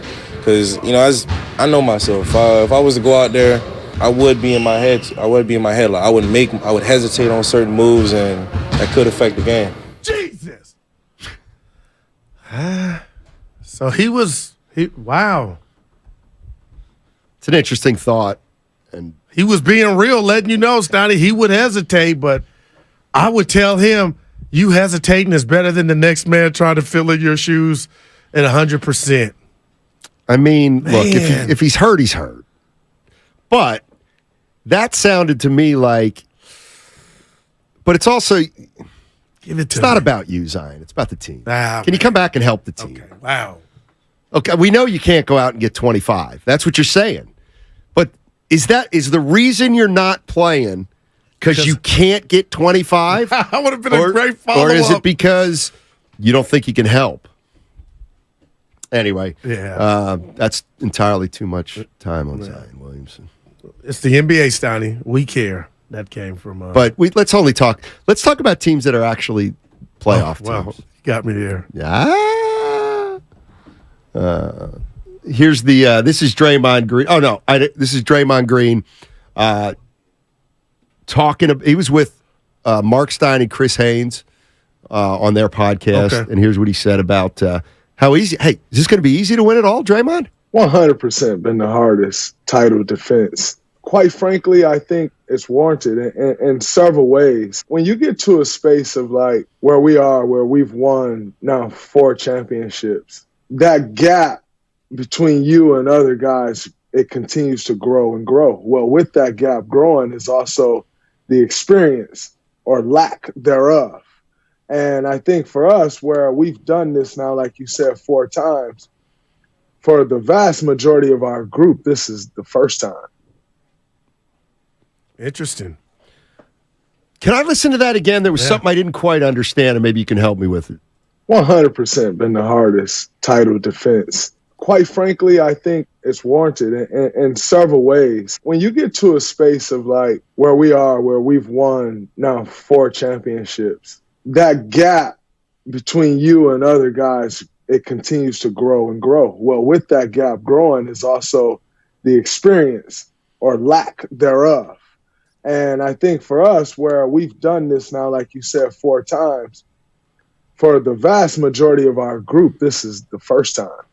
I don't understand where he says the space, that the gap between you and others is getting wider. The more they win, the younger the players come onto the team. Oh, onto the team. Yeah, that haven't done it. Okay. Now I'm saying, I feel like he's saying that's why the road this season was kind of bumpy. You know what? I really didn't understand. I thought he was saying that the gap between the Warriors and their opponents is growing. And I was like, it's that know-how of how to do it, you know, on the same team. Like the gap used to be, you know, when Draymond was 3 years ago and Wiseman came. Yeah.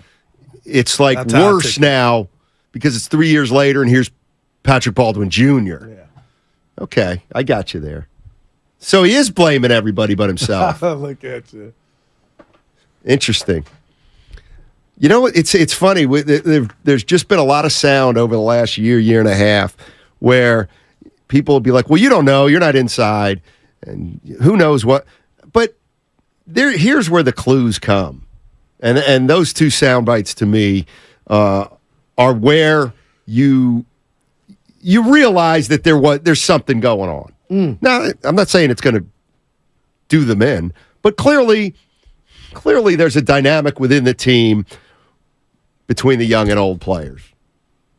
I mean, I think that's what I heard there. 888-957-9570 is the number if you want to jump in to the conversation. The Golden State Warriors take on the Sacramento Kings Saturday, 5:30, Golden One Center. And here's my question to Warrior fans, and it's this. What's the difference between winning a title and not winning a title if this team moves forward? How are you moving forward with this team, and does what happens in this postseason dictate what then happens? Now, I know we got about a minute, Stoney. Mm-hmm. By the way, that was the worst tease ever. Go ahead. That was great. It stunk. Now I almost want to say, why do you think it stunk? Because I know when I stink. Go ahead. But the other people might think that was phenomenal. But I'm going to tell them it was terrible. But when did that thought creep into your mind? Or was that just going to be the slogan no matter what heading into the playoffs after them winning? Well, we've kind of talked about it all year. Okay, here are the playoffs. If the Warriors come in as a 6 seed and lose to the Sacramento Kings, a 3 seed, is it time for this team to start to transition? And if that means away from the big transition. 3 or 4, then that's what that means. But obviously, if they make it to the Western Conference Finals, they get to the NBA Finals, then maybe you keep it together. So all I'm saying is I think what happens in this postseason is going to directly impact where they go. I think if they stub their toe early, they're more likely to transition. The further they go, the less likely they are to transition. What do you think if you're a Warrior fan at 888-957-9570? We've heard a lot of people. Ray called early, and a lot of people said Ray was right on the money.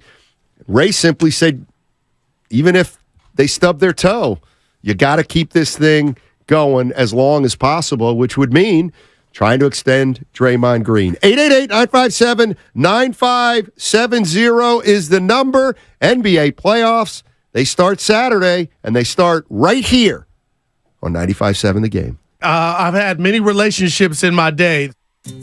I thought learning a language would be too much work. Then I discovered Babbel. They make learning fun. J'aime Babbel. Babbel's lessons only take 10 or 15 minutes, quick and easy. And soon, you turn and realize, hey, I'm starting to speak another language. How'd that happen? My friend from Italy said my accent and pronunciation is perfect. It's because Babbel's lessons are designed by language teachers and voiced by real native speakers. Each lesson is like living in another country for 15 minutes. I love that there's all kinds of ways to learn. Babbel's podcast or games or videos. You can even join live classes with a language teacher.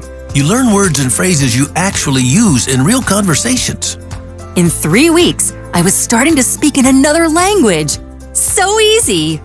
If you want to learn a language, there's no faster, easier, better way than Babbel. Go to Babbel.com to try for free. That's Babbel.com. Babbel.com. Can you imagine a rainbow of flowers? In a crystal blue sky. Filled with music. And all your friends are there. And everyone is laughing with joy. And the whole world is clean and sparkling and singing like Pavarotti. Put on your wings and fly. Invite us to your house. We'll only be there a few minutes. Our clean and shiny trucks haul away your distractions. And leave your home sparkling with joy. All you have to do is point. Call 1-800-GOT-JUNK. Or visit 1-800-GOTJUNK.com. Complete your dream outdoor kitchen with a grill from Heston. Come see the Heston Living Suites on display at Friedman's Appliance in Pleasant Hill, a Heston dealer for both indoor and outdoor. Each and every Heston grill is built from the ground up in California, and the pride and precision that goes into each grill truly puts the Heston product in a league of its own. And now receive a free Aspire under-counter refrigerator valued at over $1,500 with qualifying purchase at Friedman's Appliance in Pleasant Hill or at friedmansappliance.com. Progressive presents an ad from Mom. When you bundle your home and auto insurance with Progressive, bundle, that's a cute word. What? Read it again? Okay. When you bundle your home and auto insurance with Progressive, you get round-the-clock protection. Oh, that's darn good. Because once my older sister Dottie, her basement flooded. Get round-the-clock protection when you bundle and save with Progressive. It's easier than getting your mom to make this radio ad. Progressive Casualty Insurance Company, affiliates, and other insurers. Discount not available in all states or situations.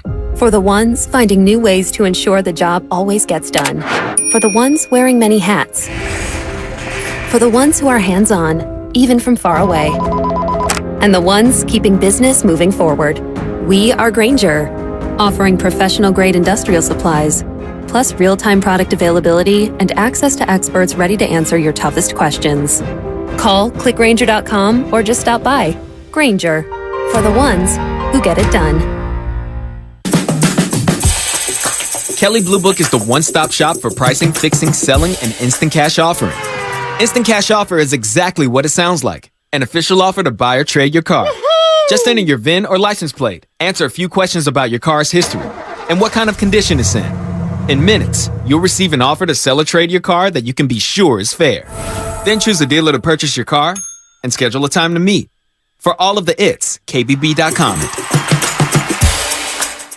Listen to the Morning Roast this Friday for your chance to win a $250 Kirby gift card. Kirby is your driveway mechanic. Brakes, tires, oil changes, washes, and more. Get all the info on our contest page at 957thegame.com. Does your heart long to wander? To encounter colorful creatures from the deep blue sea? And amazing animals from the Amazon and beyond? Feed your wild heart. Travel the world, right here in San Francisco. Make your reservation to the California Academy of Sciences at calacademy.org.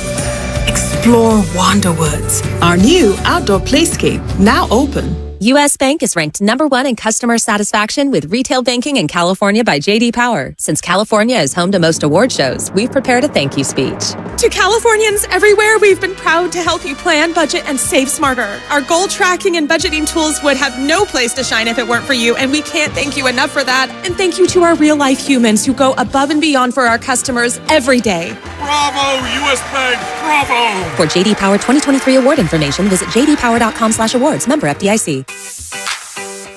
Don't waste time trying to get rid of your old or broken car. Cars for Kids is the easiest and fastest way to donate your car and get a tax deduction. Go to carsforkids.org today. That's cars with a K. UCSF Sports Medicine Center is dedicated to treating every type of athlete, from kids to adults, amateurs to elite professionals. As one of the best orthopedic programs in the nation, UCSF has programs to optimize an athlete's performance.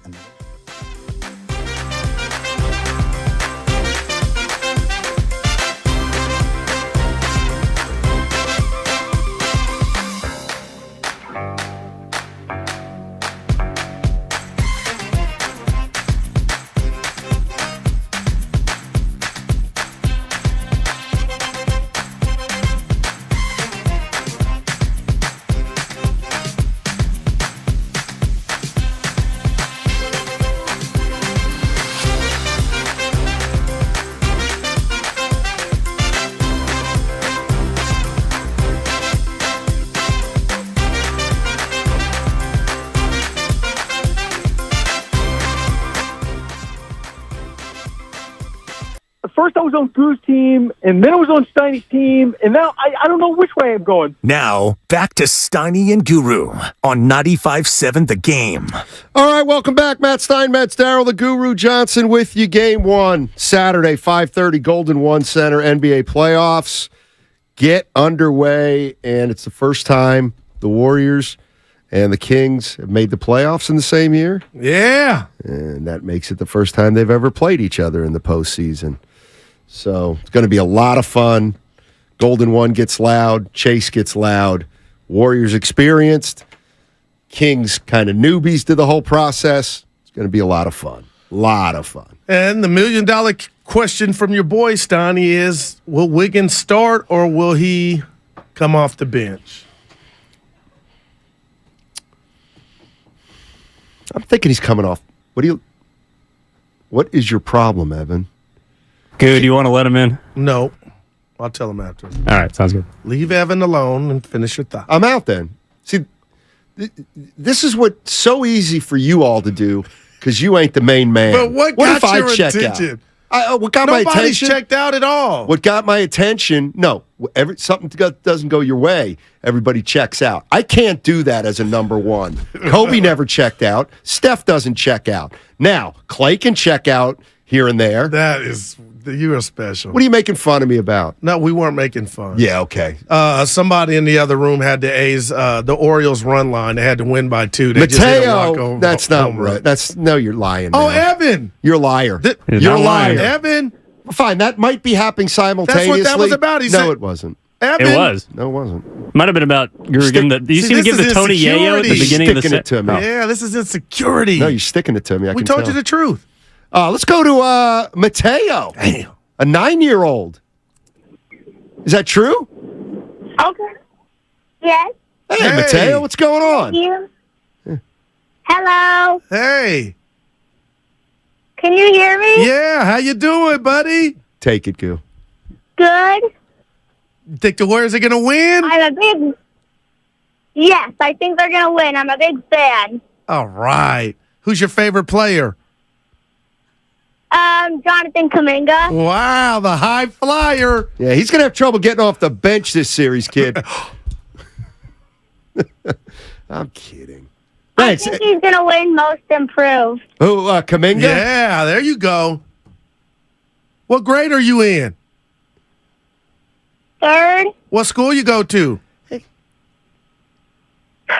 Laurel Dell. All right, you playing ball? Yeah. All right. What's your favorite sport? Yeah. What do you say? My favorite sport? Yeah, what's your favorite sport? Basketball. All right. There you All go. right, that's Mateo. Yeah. He likes the Warriors' chances. Who loves the kids? That was Mr. Hell with the kids. That was like Kareem in Airplane when he told us to tell your dad. Get him off. I'm following Elson. What that did he kid say? In school. Why isn't that kid in school? Could be an off day or lunch. You know what? It is spring. We're going to hear from a family. You're going to hear from Mateo's dad. Come on now. Mateo, thanks for calling. Thanks for listening. Awesome. Jonathan Kuminga. A lot of love from Goo for yeah. See, spring break started. I blame you for kids liking Kuminga. There's too many kids like you. I was waiting for Mateo to go, but the highlights. But spring break's done, so all the kids are off. I know. My kid's on spring break, too. You think Mateo's going to be disappointed when Jonathan Kuminga doesn't play in game one? Oh, no. Kuminga's getting off the bench. Oh, he's going to play. He'll play more than he did last year's Well, playoffs. He might start. I think the one thing we're going to find out about Steve Kerr he might start. Oh, yeah, he might. I think this is where Kerr will do a favor for Mateo and make sure Kuminga plays. Okay. You know what I mean? Yeah. Richard in Belmont. Hey, Richard, how are you?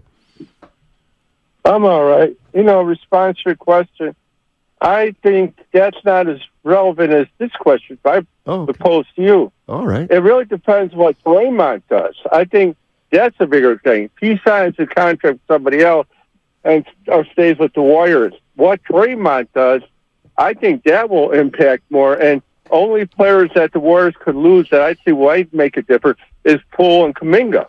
But I think it's more about what Draymond does than what they do in this series or if they win the championship or not.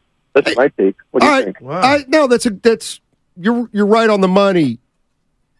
You're right on the money. The reason I didn't say that so much is because, Draymond wants an extension.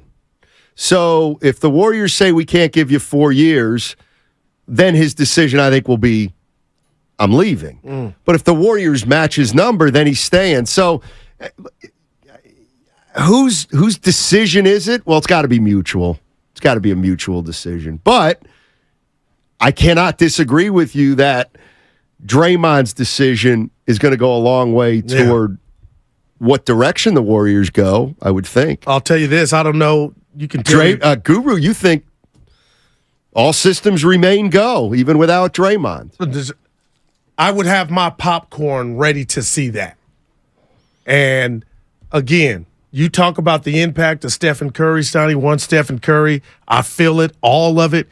And I wouldn't be excited because that would mean I want Draymond gone. I don't. I want to see the big three just stay here until it's over. But Stoney, maybe I'm all by myself. There's no way I'm going to say Steph can't do it because Dre's gone or if Clay were gone. Well, he's never done it without him. No doubt. Never done it without him. Yeah. No, those are facts. DG on YouTube, I don't know if I should proceed with caution, says Harrison Barnes already tweaked his ankle in practice today. He's fine. Not a big deal. No. What if he's Zion? Chris Biederman of the Sacramento Bee. Look at my boy. Said he tweaked his ankle. He'll be fine for Saturday. All right. There you go, DG. Matt in San Jose. Hey, Matt. How you doing? I'm doing all right, gentlemen. Thank you for taking my call. I appreciate it. So I'm not going to even try to play Bob Myers. That guy's a genius. The last time I questioned a decision that was made by any of our GMs on getting rid of Monte over Steph, I was one of those guys that was pissed that we chose the kid with frailty. Verdict's still out on that. But listen, man, I believe that the playoffs are going to highlight our needs. I believe that no matter what happens, actually the previous caller made a great point. Draymond's decision is going to have a lot to do with the amount of cap space or that we do or don't have to add. But I do believe the Warriors are going to try to add, and I believe the playoffs are going to actually highlight where we need to add. So I just wanted to add that. Yeah, no, that's a good point, Matt. Usually if you lose in the postseason, you know exactly why you lost. Whether it's quickness, whether it's height, whether it's scoring, whether it's three-point shooting. If Lacob cashed out for Oubre, I think he should for Draymond too. Yeah, I think those days, I think I'll tell you what, I think signing Oubre was probably one of the things Lacob regrets more than anything else. But wasn't that a panic? Clay getting hurt? Not knowing if they would, if he couldn't be Clay, but if he could kind of, fill that void and to where champions, like they were going to be a threat still. I got to believe that was, they knew he wasn't Clay, but it was like, man, how close can you be? But this won't be the reason we don't get it done because Clay got hurt. That's how I always looked at Oubre. He stunk.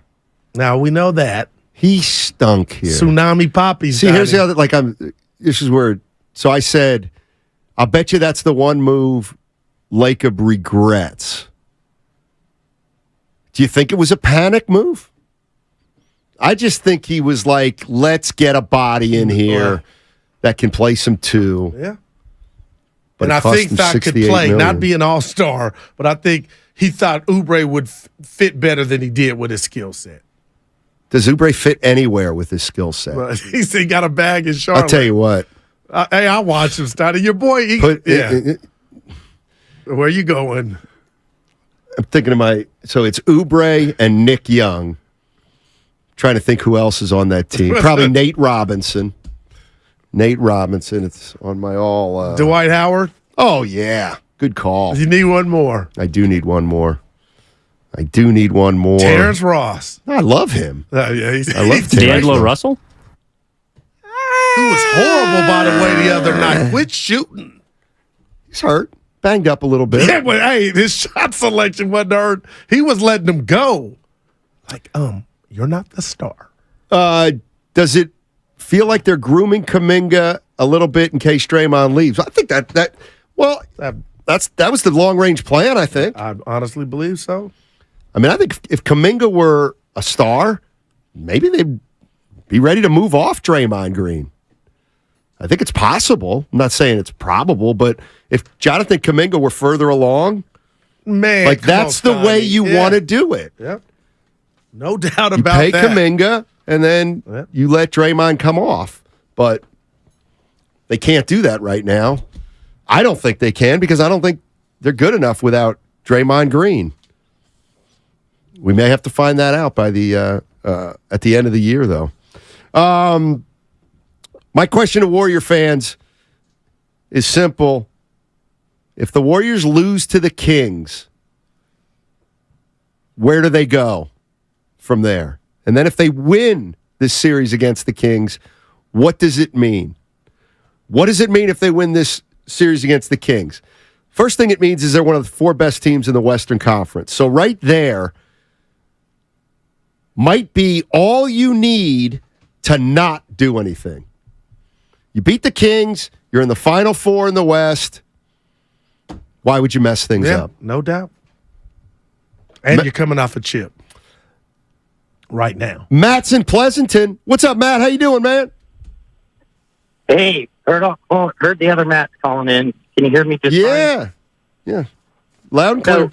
So you're talking about Draymond, and I just recall like Draymond being in the draft room at some point in the past. Yeah. And, them listening to his opinion, and it seemed like he had value in the sense that he could tell, like, yeah, this guy's going to be good. Right. That's a good guy to draft. For sure. It seemed like they were, at the time, putting them, in a place to maybe have some organizational value outside the basketball. Oh, I got what you're saying. Just kind of curious. Just wanted to bring up that point because we're talking about, hey, are we going to keep this guy around or not? No, that's a good point. I mean, the guy's smart. The guy's been involved in terms of what the Warriors have been trying to do. Sure, he gives input. I don't think that's the reason they'll want him to stay.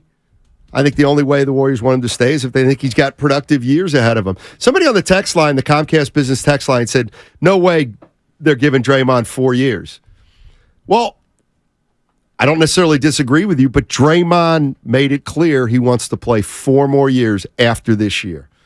And the easiest way to do that would be opt out and sign a 4-year deal. Yeah, but if they said to stay here, I'm just trying to pick 3 for $90. I think Dre would be like, bump that 4th year. I'll deal with that when I get there. But damn, you're telling me I got 30 for 3 here with my guys? Like, I think that gets it done.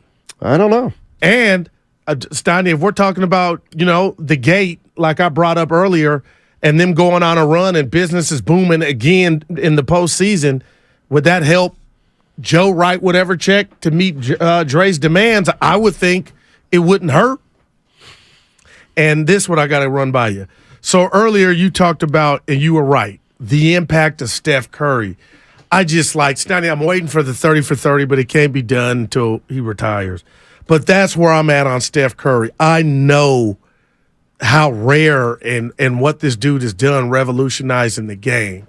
But then 30 minutes ago, we talked about Dre And I just want the people in the back to know I'm not advocating for Dre to be gone, but it's more that I'm drunk on what Steph Curry can do and his limitations. But I say all that to say is, Steiny, I don't think we can name one other Draymond Green in the association right now. And yet you think that they can move on? speaks to his uniqueness and his skill set. But no, this is for Dre. If you're driving, Guru knows you are a one of a kind. Right. Can the Warriors win it without Draymond Green? He's still listening. I'm going to say he's still listening. I'm going to tell you what Dre would like in respect. He says you can. He would say, I wouldn't take that off the table and say they couldn't. That's what type of dude he is. Draymond would say, if I'm going to play with LeBron, they're done. They're done. Well, they're done here in Golden State. Okay, 707. Ben Simmons was not a young Draymond Green. He had potential to be. Where did this come from? Chris A. on Oh, you're just reading. 707. Let's see how Goo answers this one. 707. I'll say, hey, Guru, even though he didn't say it. Hey, Guru, is Curry overrated considering all the Hall of Famers he's had to rely on through his career?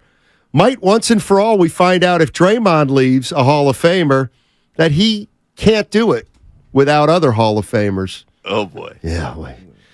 It's got a tough question to answer without denigrating other Hall of Famers. 3313 3rd. I'm trying to get the address to the punchline. If you want to take that humor and jokes, that's where you could get up on the mic and say, though, what is it? The something factory, comedy factory.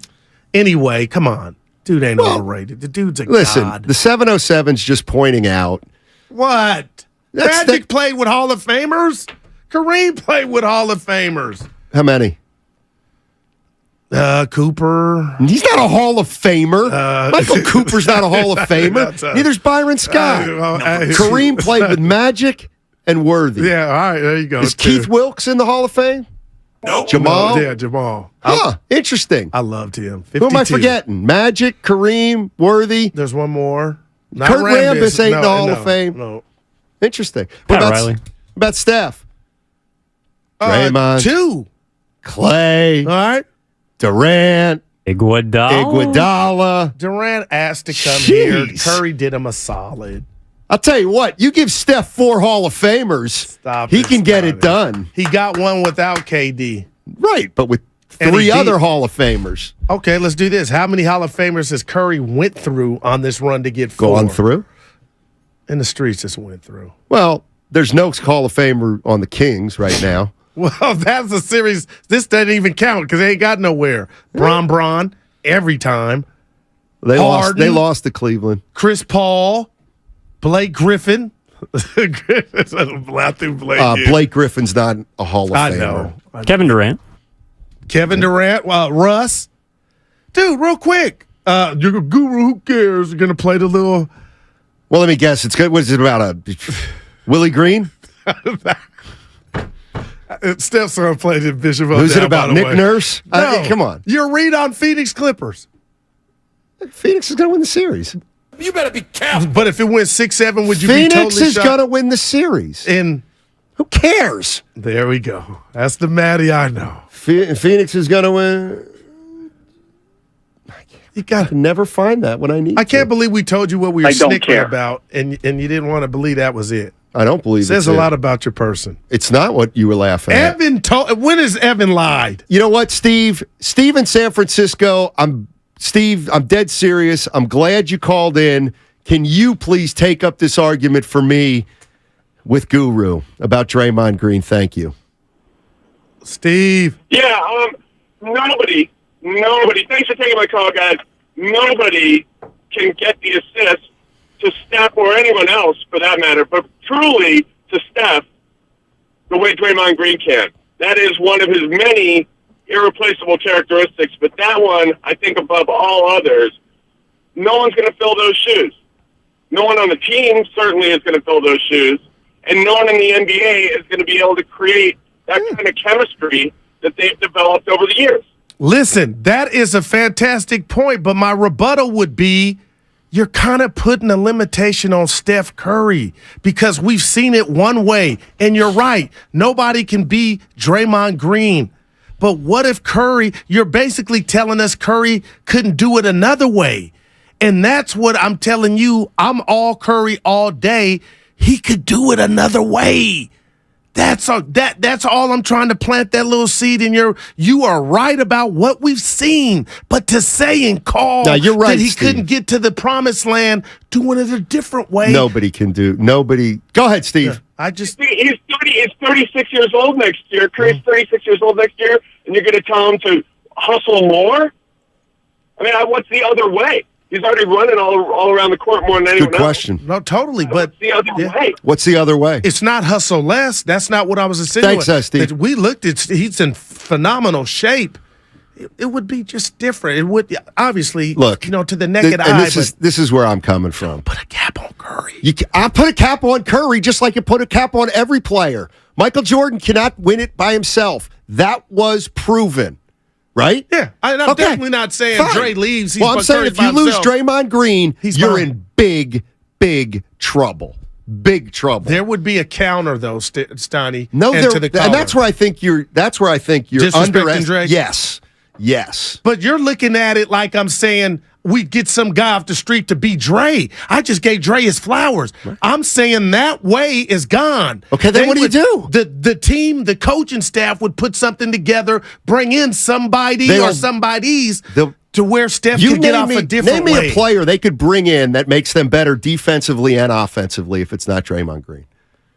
I just don't think that player exists. I mean, he's their best defensive player, and he... Yeah, this ain't about how important. I know somebody had a great one. It's 408. Snoop and Dre had a song. Don't forget about Dre. Eminem did. Don't forget about Dre. I'll tell you what. I'm with Brownie Blends. Listen, Steph Curry's going to be great, and you know what? And he's going to be fine. I've always thought this about. And Elvis, I'm not disrespecting Dre. I just gave him love. Here it is. You know what? I figured something out. Oh, brother. And it's this. I think one thing we found is that Warrior fans, we love nation, them. Yeah. And then there's people who I think like Steph Curry more than the Warriors. Oh, I can't stand. Yeah. And I think you're kind of like that. Oh, Steiny, stop. No, just a little bit. Individual over the team? Yes. Never. I think there's some people out there. You are thrown out Guru's fan club with that, Jack. I think that's a prerequisite. That you, deep down, and a lot of other people, deep down, would love. And you know what? This is not a troll. There's a small percentage of fans that are Steph Curry fans that would love if he got moved to like Charlotte, where he could play like James Harden and average 38, 13, and 9. Oh, absolutely, positively. My ears are bleeding. Listen, when those people exist. When I watch Bird, when I watch Magic, when I watch Jordan, when I watch LeBron, I've never heard fans of them say, if LeBron played somewhere else, he could get 40 a game. Where does that come from? I don't either. I'm not saying that. I don't know either. Oh, Steiny, nah, man. That ain't me, bro. That ain't me. And Dre is a one-of-a-kind, man. You can't. Oh, he's a one-of-a-kind, but you can do without him. No, see, that's the one that we all are puzzled about. No, the puzzle is the reality of the Warriors are facing this decision right now. Joe Lacob. It's about the playoffs right now, but the reality, Steiny, yes, for everybody is Dre could come, Dre could stay, or Dre could go. Like, that ain't me. I ain't got nothing to do with that. And if he goes, are you going to come think in they're here in a world of trouble. And that would be fair, but I don't think they would be as much as you think and the others would think that they would be. I think if you took Draymond off this team, you're not a playoff team. When you do it like that, they're not. Okay. But when you say we got an off season and some other bodies are coming in, seriously, hey, give me some time. I'm gonna come in at you tomorrow with some names. Everything. He does. Like, you do realize if they just brought in a 22-point a game scorer, they'd be worse. Well, are you dissing Curry in a sense though when you say if Dre leaves, but if we're calling him the most impactful player? Like, Curry can never answer this question. Right, but he's not going to take 4 guys in a wheelchair and win a title. Yeah, I got that. What I'm getting at is We got to go. Curry can be one of the greatest of all time and not be able to win it if Draymond leaves. Enjoy craft beer and live music at the rescheduled St. Patty's Beer Stroll, April 21st. It's sponsored by Hyperspace, Los Altos, and State of Mind Public House and Pizzeria, and the Star One Credit Union. Tickets limited. Visit downtownlosaltos.org for tickets and information. I didn't feel that way. When I can't sleep, my mind.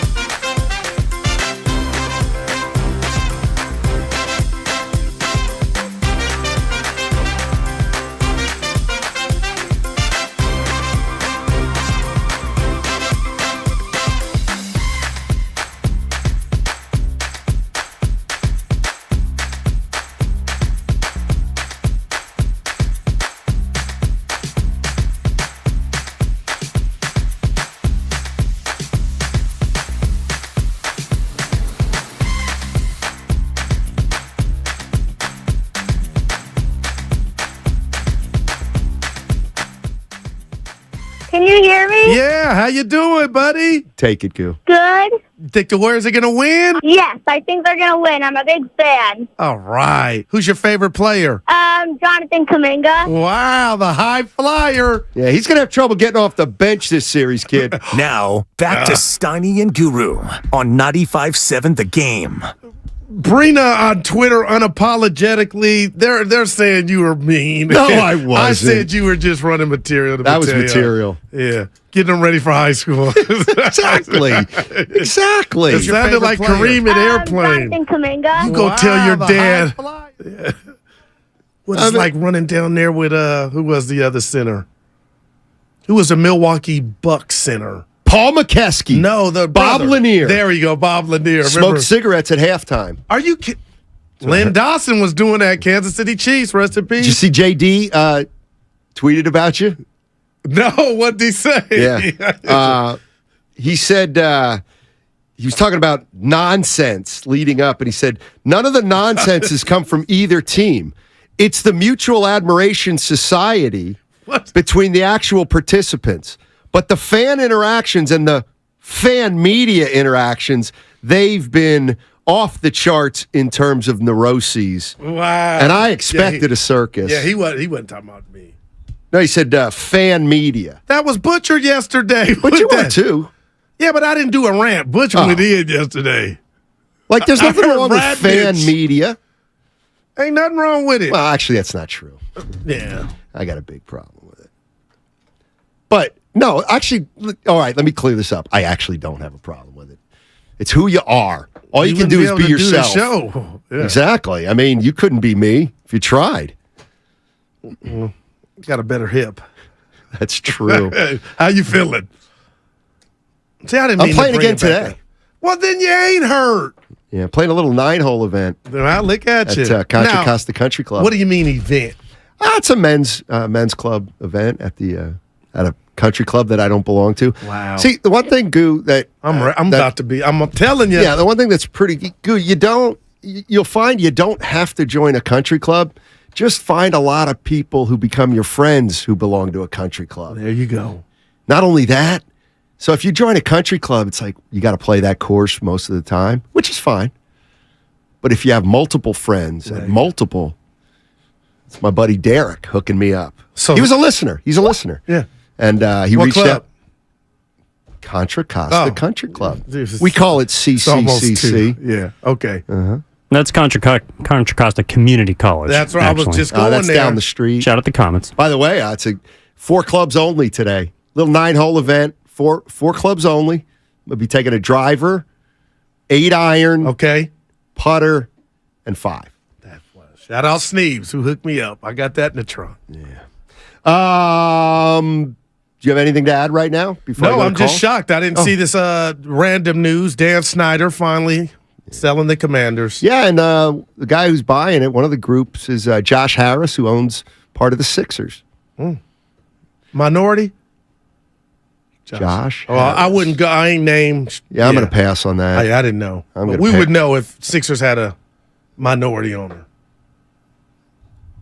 Anthony and Vallejo, staying away from Valley Joe. Hey, Anthony, how you doing? So, hey. you guys are talking about like who would fill that role. or matter of fact, it was that if Jonathan Kuminga would be able to kind of fill that role that Draymond Green, and I'm not sure if that's possible because he doesn't strike me as like a willing passer. Like the one beautiful thing about Draymond Green is like he's a secondary scorer. Like he will if he has to. But what makes him so awesome is that he's always looking to pass and set other people up.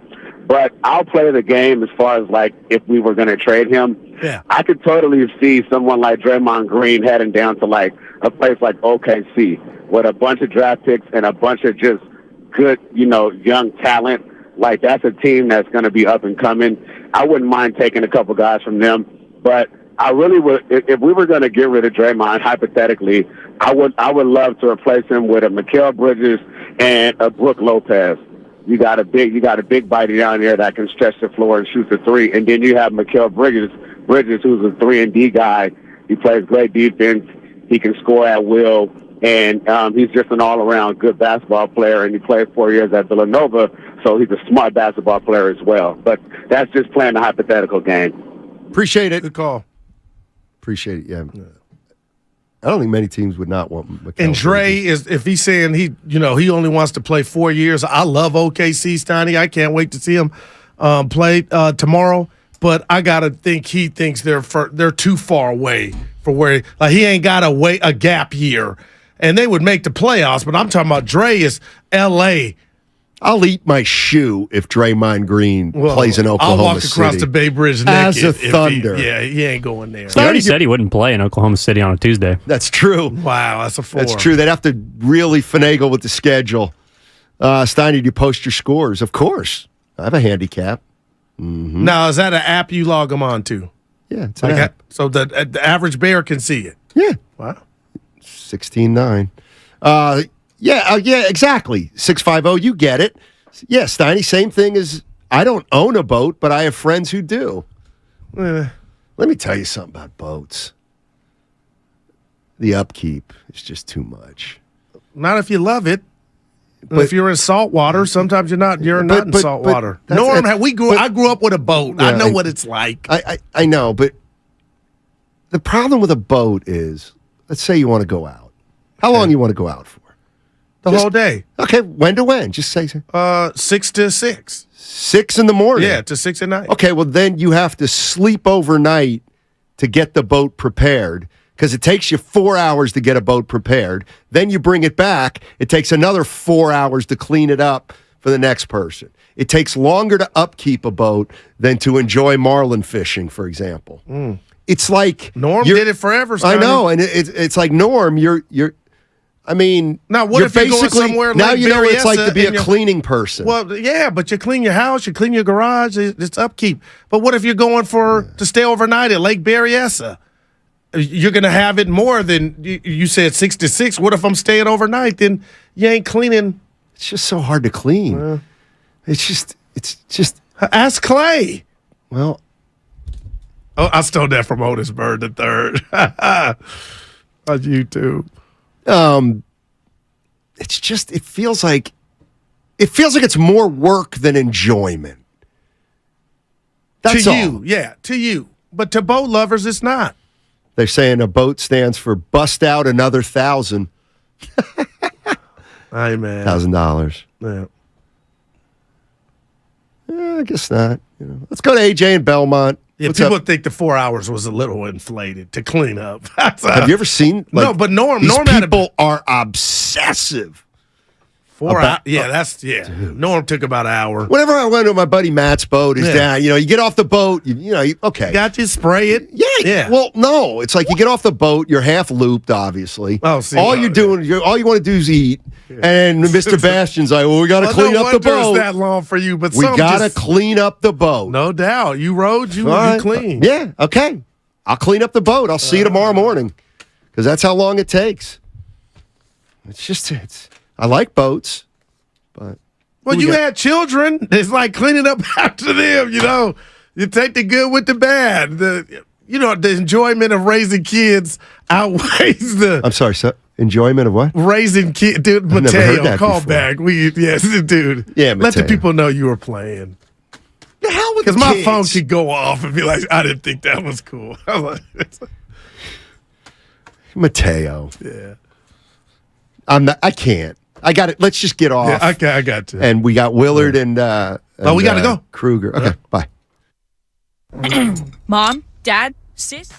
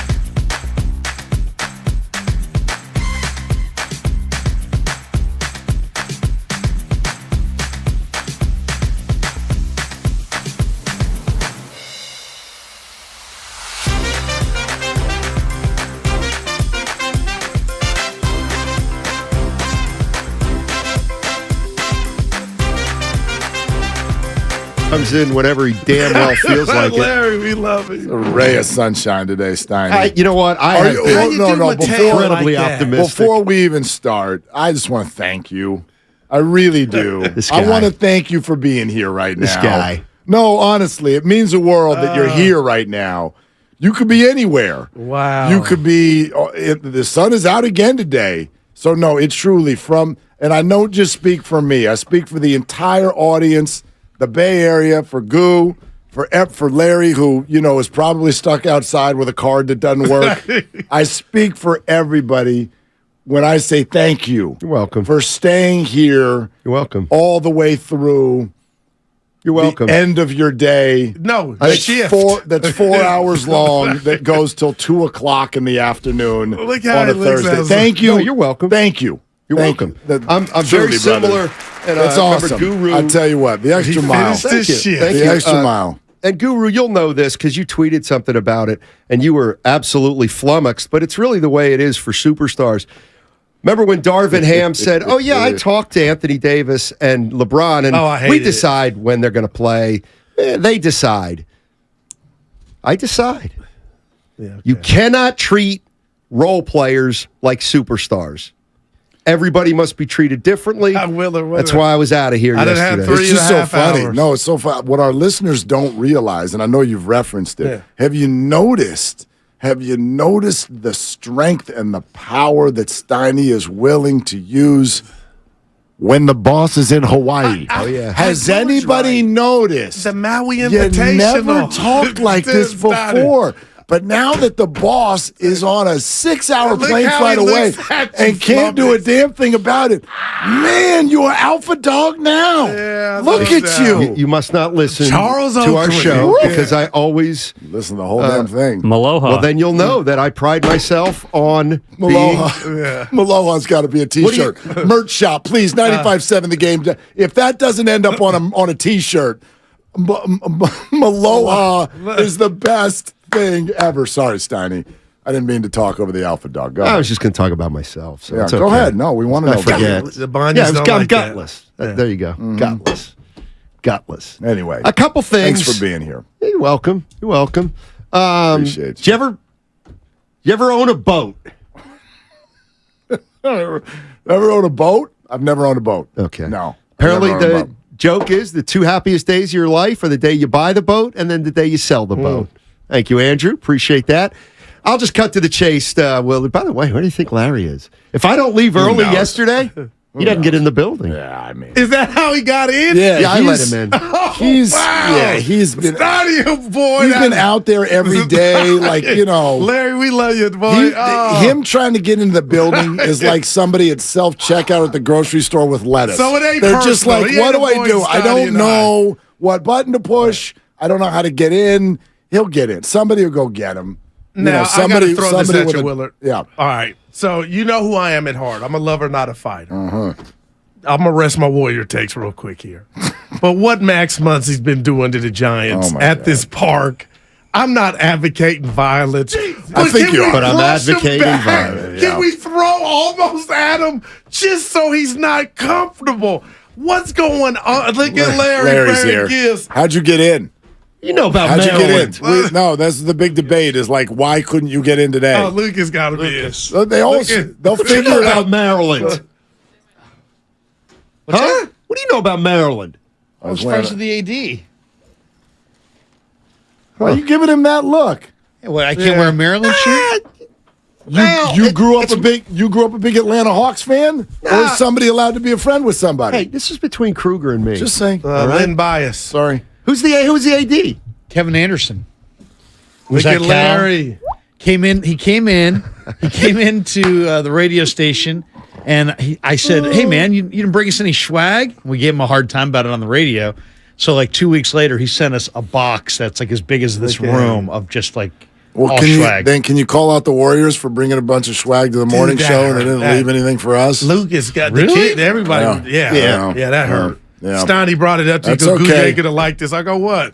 I'm all ready. I didn't like it. I mean, I'll tell you something. They were nice. 4 years of being the Bay Area's biggest homer on radio. Wow. And for what? See what it gets you. No pullover for that? Man. Come on. And they were nice. I've been sitting there taking up for the local teams for 4 years. Or Nothing. maybe you don't want to talk. What about Muncie? Throw at him. Well, stop it. Throw behind him, Steiny. Stop it, Goo. And then he said he don't like it here. I know. Dude, this was How about walk him? How about walk him? That's fine. Larry, walk him. Walk him. Larry My God, Walker? this is That's what a happens 3. when you make decisions at 3:00 with your Tandy 5000 and not in the look at dugout. it. Is that you don't walk? You don't notice the obvious story in front of your face, which is this guy looks like freaking Ted Williams, Hank Aaron, and Willie Mays all rolled into one here. You guys walk him. But the takes are too easy. Do you really? Why not? Because he showed up hitting $150. Oh, but are you getting him? Don't ignore what you're seeing. He's already gone deep. How about 3 times? I got a owns better you idea. anyway. Throw a good pitch. Like I'm going to give up now. Because Max Muncy. Okay. Other teams pitch around. He's not Barry Bonds. hitters. You can be bad, He was in but this don't series. be embarrassing. And that's what's I'm happening. with you. And Rogers, I'm with you. I'm not even mad at the kid. I have never seen a major leaguer come off the field and put his hat in his glove in the trash. Like Steiny. That was amazing. That's embarrassing. No, it's not. I want to give accountability. Definition of embarrassing. I do want to give Taylor Rogers one compliment. No matter how angry he was, I was so proud of him that he punched the wall with his right hand. Thank you. I was like, at least you still had your wits about you. You know, what's his name? Jaden McDaniels, who knocked himself out for the playoffs. Like, great job being so ticked off that you threw your glove away, but at least you punched the wall with your right hand and you're a left-handed pitcher. Out of bed, Taylor. Yeah. Good job out of you. I'm rooting for him, Larry. It's just like Rooting for who? the Giants, the Bontes of the world were right. Like, this thing could get off the track early. Like, give us to July, August, and it's still not over. But they were up 3-0. I'm thinking, Steiny, honestly, I know the it's Giants over. got Yeah, one. it's all right, I know. But no, 3-0 the Giants need to lean in to playing the kids. Now Perez is out for the year. Play Joey Bart. Don't get rid of Joey Bart. Play Joey Bart. Don't bring up Gary Sanchez, who's hitting 0.66. Play Joey Bart. Call up Will Wilson. Call up Luis Matos, who's ripping it in Double-A. Play Ramos. Play the kids. You're not winning. Just play the kids. Play your kids. Develop your kids. Take inventory in September. That's what they ought to do. I mean, this delusion. That's an early take, bro. Well, that's no, it's actually take. they should have done it last year. Really, That's I mean, a early play your take. kids. Play They your should have done it kids. last year. Coming off a Bucko 7, you wanted them to come out and play kids? Yes, because they had no chance in hell of winning last year, and they have no chance in hell of winning this year. But you said the same thing the year Well, before. they're that, 500. so.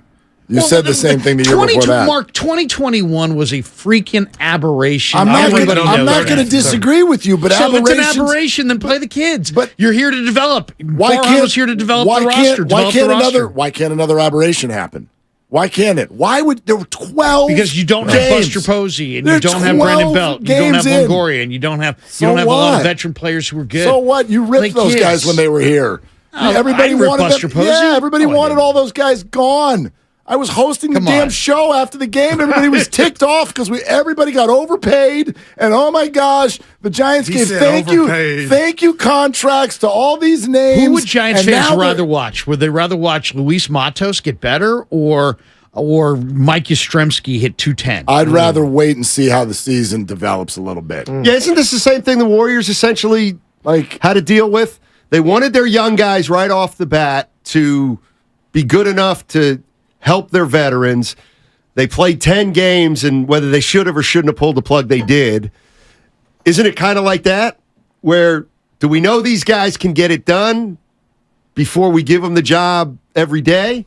You know, like, well, I mean, can Matos you don't really know, 280, right? or is he going to hit 210? Matos is off to a hot start in Double-A. And bringing him up might kill him. You really don't bring up a guy too early because he's hot for 10 days. But, realistically, we're 10 days into this season. Are they better than the Dodgers, the Padres, or the Diamondbacks? I would say clearly they are not, and they are older players. So why not just go lean into it? You've got Casey Schmidt ready. You've got Will Wilson had a good spring. You got Matos hitting well in Double-A. You got Ramos already up. You got Bart. You got to lean on. Just lean into your young guys. Acting like these other three teams are off to a good start. First place is 8-5. The three teams you just mentioned don't look that good either. Yeah, it takes Do you a want to know while. what I mean, Dodger it's not like fans? you're mathematically Have eliminated. you talked to any Dodger fans? Do you really think this Giants team is going to win? Doesn't matter. It's 12 games. It doesn't matter what I think.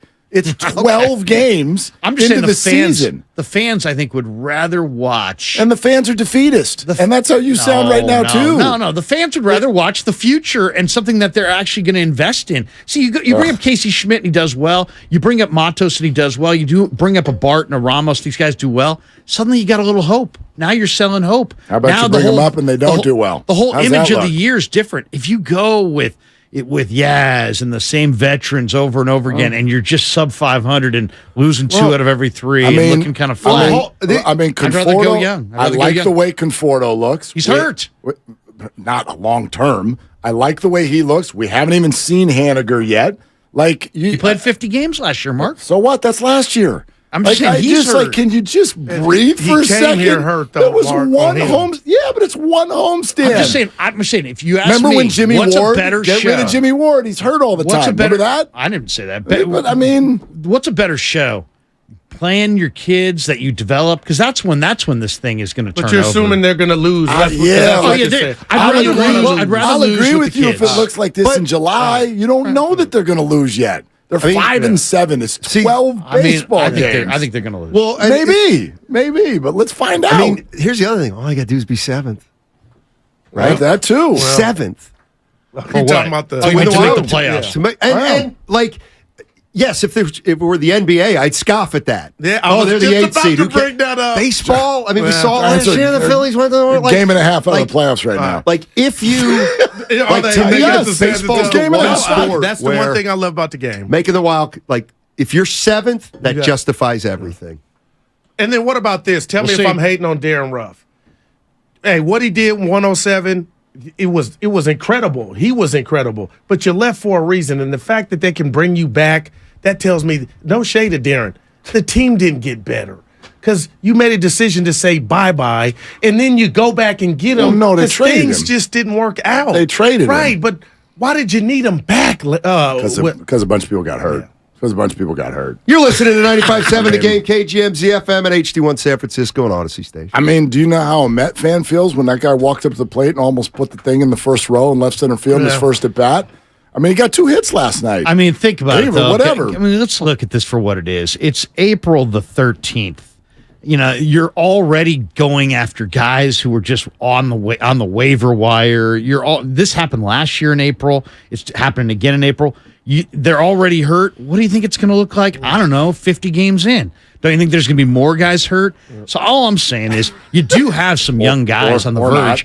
You got Ramos. I mean, I kind of like defensively what I saw from Bryce Johnson last night. He made a nice catch. But you actually have some legitimate guys with legitimate tools in Casey Schmidt and Luis Matos. And all I'm saying is, as a Giants fan, I'd like to see those guys, man. I don't want to see these guys. I know what these guys are. You guys can meet halfway. Larry, what? Like, this is so fascinating. This isn't about the fan. Because playing Mike Yastrzemski doesn't guarantee the playoffs. He had 220 last year. But bringing them up messes them up. They're not necessarily. Yeah, but not necessarily your way either. Like, they're not going to bring them up if they think that that's going to ruin their confidence. They just got to AA. So is that a good week and you want to bring them up? Well, I mean, Casey Schmidt had a terrific spring. Why not? Schmidt, fine, but he also has not had that many at-bats. But he's 24. You know, the Dodgers have a guy who's up. He's 23. The Diamondbacks have a guy who's up. He's 21. Well, then bring them all up. Don't be so slow to promote your players who are doing well in the minor leagues. The question is, when do you do it? I would say when each individual's ready. No. I just mean kind of this year, definitely the in the transition. Next month. It sounds like. How many games will you give it before you? He said north August. of 12. No, I'm trying to bring you guys together here. It might not happen, Stoney. How about 50 games? April and May are not when you do not wholesale anything in April and May. You do if you don't feel like you have a shot. I don't. They what do. Have we seen? They do. You think the Giants have a shot? It's baseball. The Tampa Bay Rays haven't lost a game yet, and you couldn't name one player. Like, what are we doing? It's 12 Larry could probably name games. Randy Arozarena. Well, yeah, Larry's a weirdo. I forgot. You can name all the players. Come on, but anyway, players. You know what I'm saying? No, but come 12 on. games, bud. Come on. If you have young players who are on the verge. I mean, I'm not talking about promoting guys out of A-ball and saying, "Oh, go hit 089." Ramos had a good spring and is now in Double-A and he's ripping it. Schmidt had a good spring. Ramos is up. You mean Matos? I mean Matos. Luis Matos. But I mean, like, go with your youth. Go with somebody. The problem with the Giants is there's not a lot of connection between this group and the fans. You think things are bad right now? That place was packed with Dodgers fans. I sent you guys a Wait video. until the next homestand when the Dodgers aren't in. It's going to be It's okay. It'll be packed with Mets fans. Sparse crowds. Mets are coming. But that ain't the real Willard. No. Look, you know it's ugly right now, but it ain't. Just go but young. baseball Just wise, go it ain't young. ugly because the math. 5-7. Yeah, Yeah, Willard. I mean, That's the beauty of baseball. Good but Lord. Like, I mean. the they've- series against the Yankees and Dodgers, two quote unquote heavyweights, it was kind of ugly. Here's the mic drop. If they had won last night, none of you'd be saying this. And that makes it ridiculous. No, if they were that's not 6 true and at all. 6, they would have just beaten the Dodgers 2 out of 3, and not one of you would come in here and They say had this. the wrong and that makes plan. it a ridiculous point that you're basing on 5 innings. No, you know, You're 5 innings of baseball. You're right. You're saying, oh, if you had a great plan, why are you pivoting off your great plan? It wasn't a great plan. I didn't say It was that. a totally flawed plan. I didn't say and that. they never should have gone with that plan. But your plan is too. No, it's Like, not. it It's like is. this You wanna put- is the future. You don't know that. Make Miller's that giving them today. time. You don't know Joey that. Bart Yeah. needs to play. He doesn't need to be farmed out. He needs to play. Sounds like things people Yeah. used to say about I'll James be Wiseman. listed in the Used to car. say that Yeah. about James Wiseman. I do remember that. Yeah. So that end. anyway, why are you? Hey, what are you? Now I gotta get a haircut, brother. So Now you gotta go. I gotta. I'm staying at 210. No. Go ahead. No, once the bag's on the shoulder, I don't like talking to you anymore. It stresses me out. It stresses me out.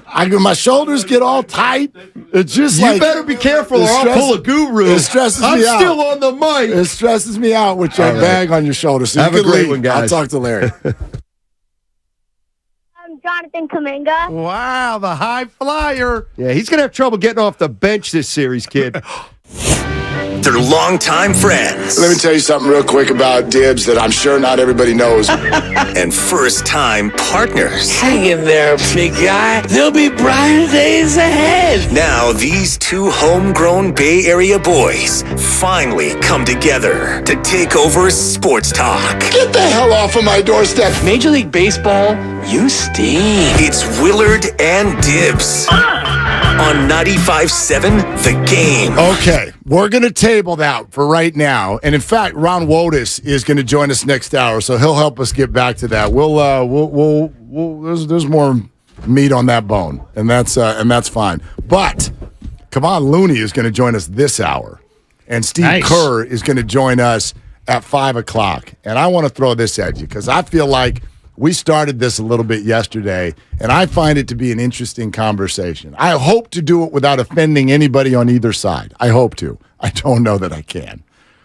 But have you noticed, and I don't know, I know some of you are listening to us, you might be a Twitter person, you might not be, okay? But in the social media space, and maybe even in the text space with your friends and family, you have a brother who's now in Sacramento. Light the beam, and yeah. has transitioned from Warrior fandom to Kings fandom. So you're a good person to talk to about this.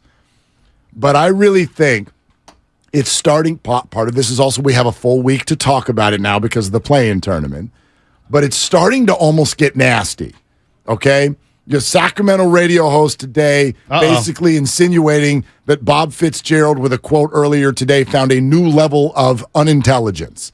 I'm like, okay. Everybody, Wait, what was it? I need to know what he exactly said we the specifics. found a new low in intelligence based off of a quote from Bob Fitzgerald that essentially said, look, De'Aaron Fox has been great in the fourth quarter, but if you were such a great team, then you wouldn't have to be so great in the fourth quarter. You wouldn't even play in the fourth quarter that much.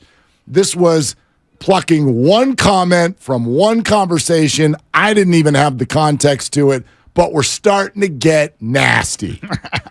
And I think everybody, touch your brakes, take a breath, because I think it can be explained. The nastiness? No, the perspectives. Okay. A Kings fan thinks a Warriors fan is unabashedly and grossly arrogant. Guess what? You're right. And a Warriors fan thinks a Kings fan is adorable.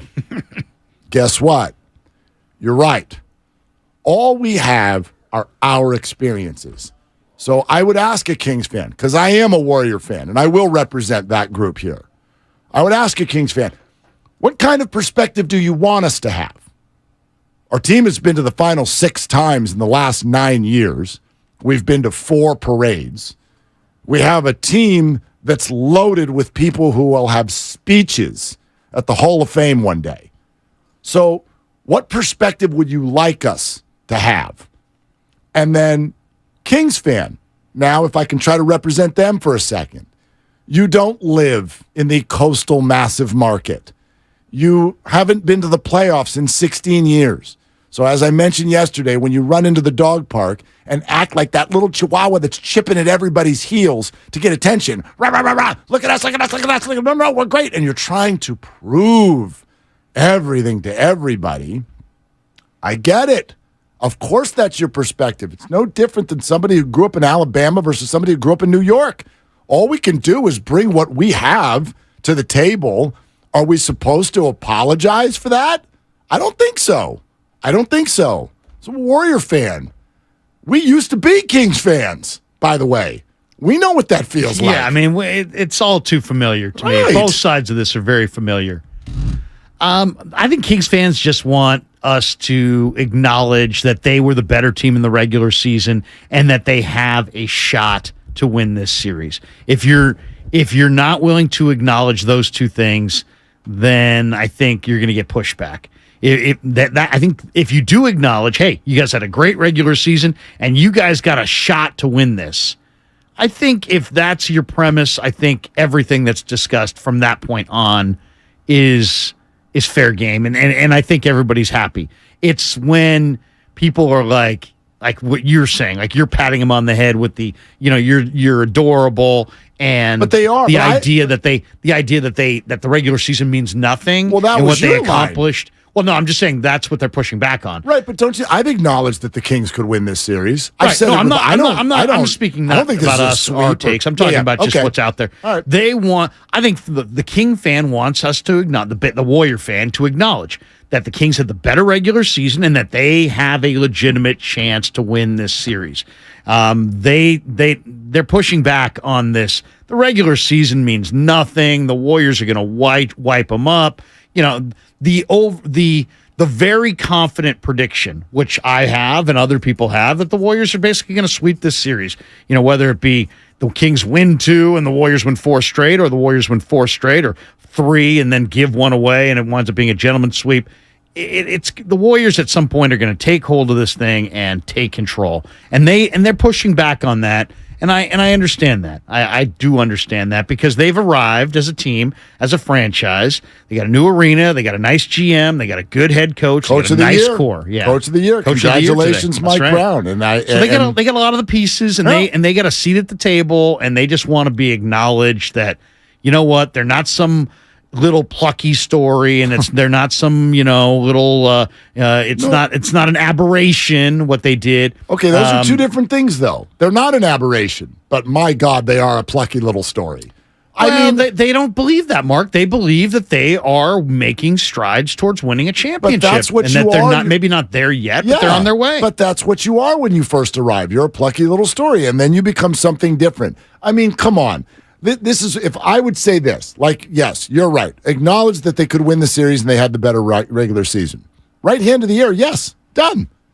Absolutely. See, I'm not actually in that camp. I won't acknowledge that they're going to have a chance to win this series because I don't think they have a chance to win this series. I think they have a chance. I don't think they will, but this has to go a certain way. This is not a walkover for the Warriors. But couldn't a Warriors fan ask for some acknowledgement back?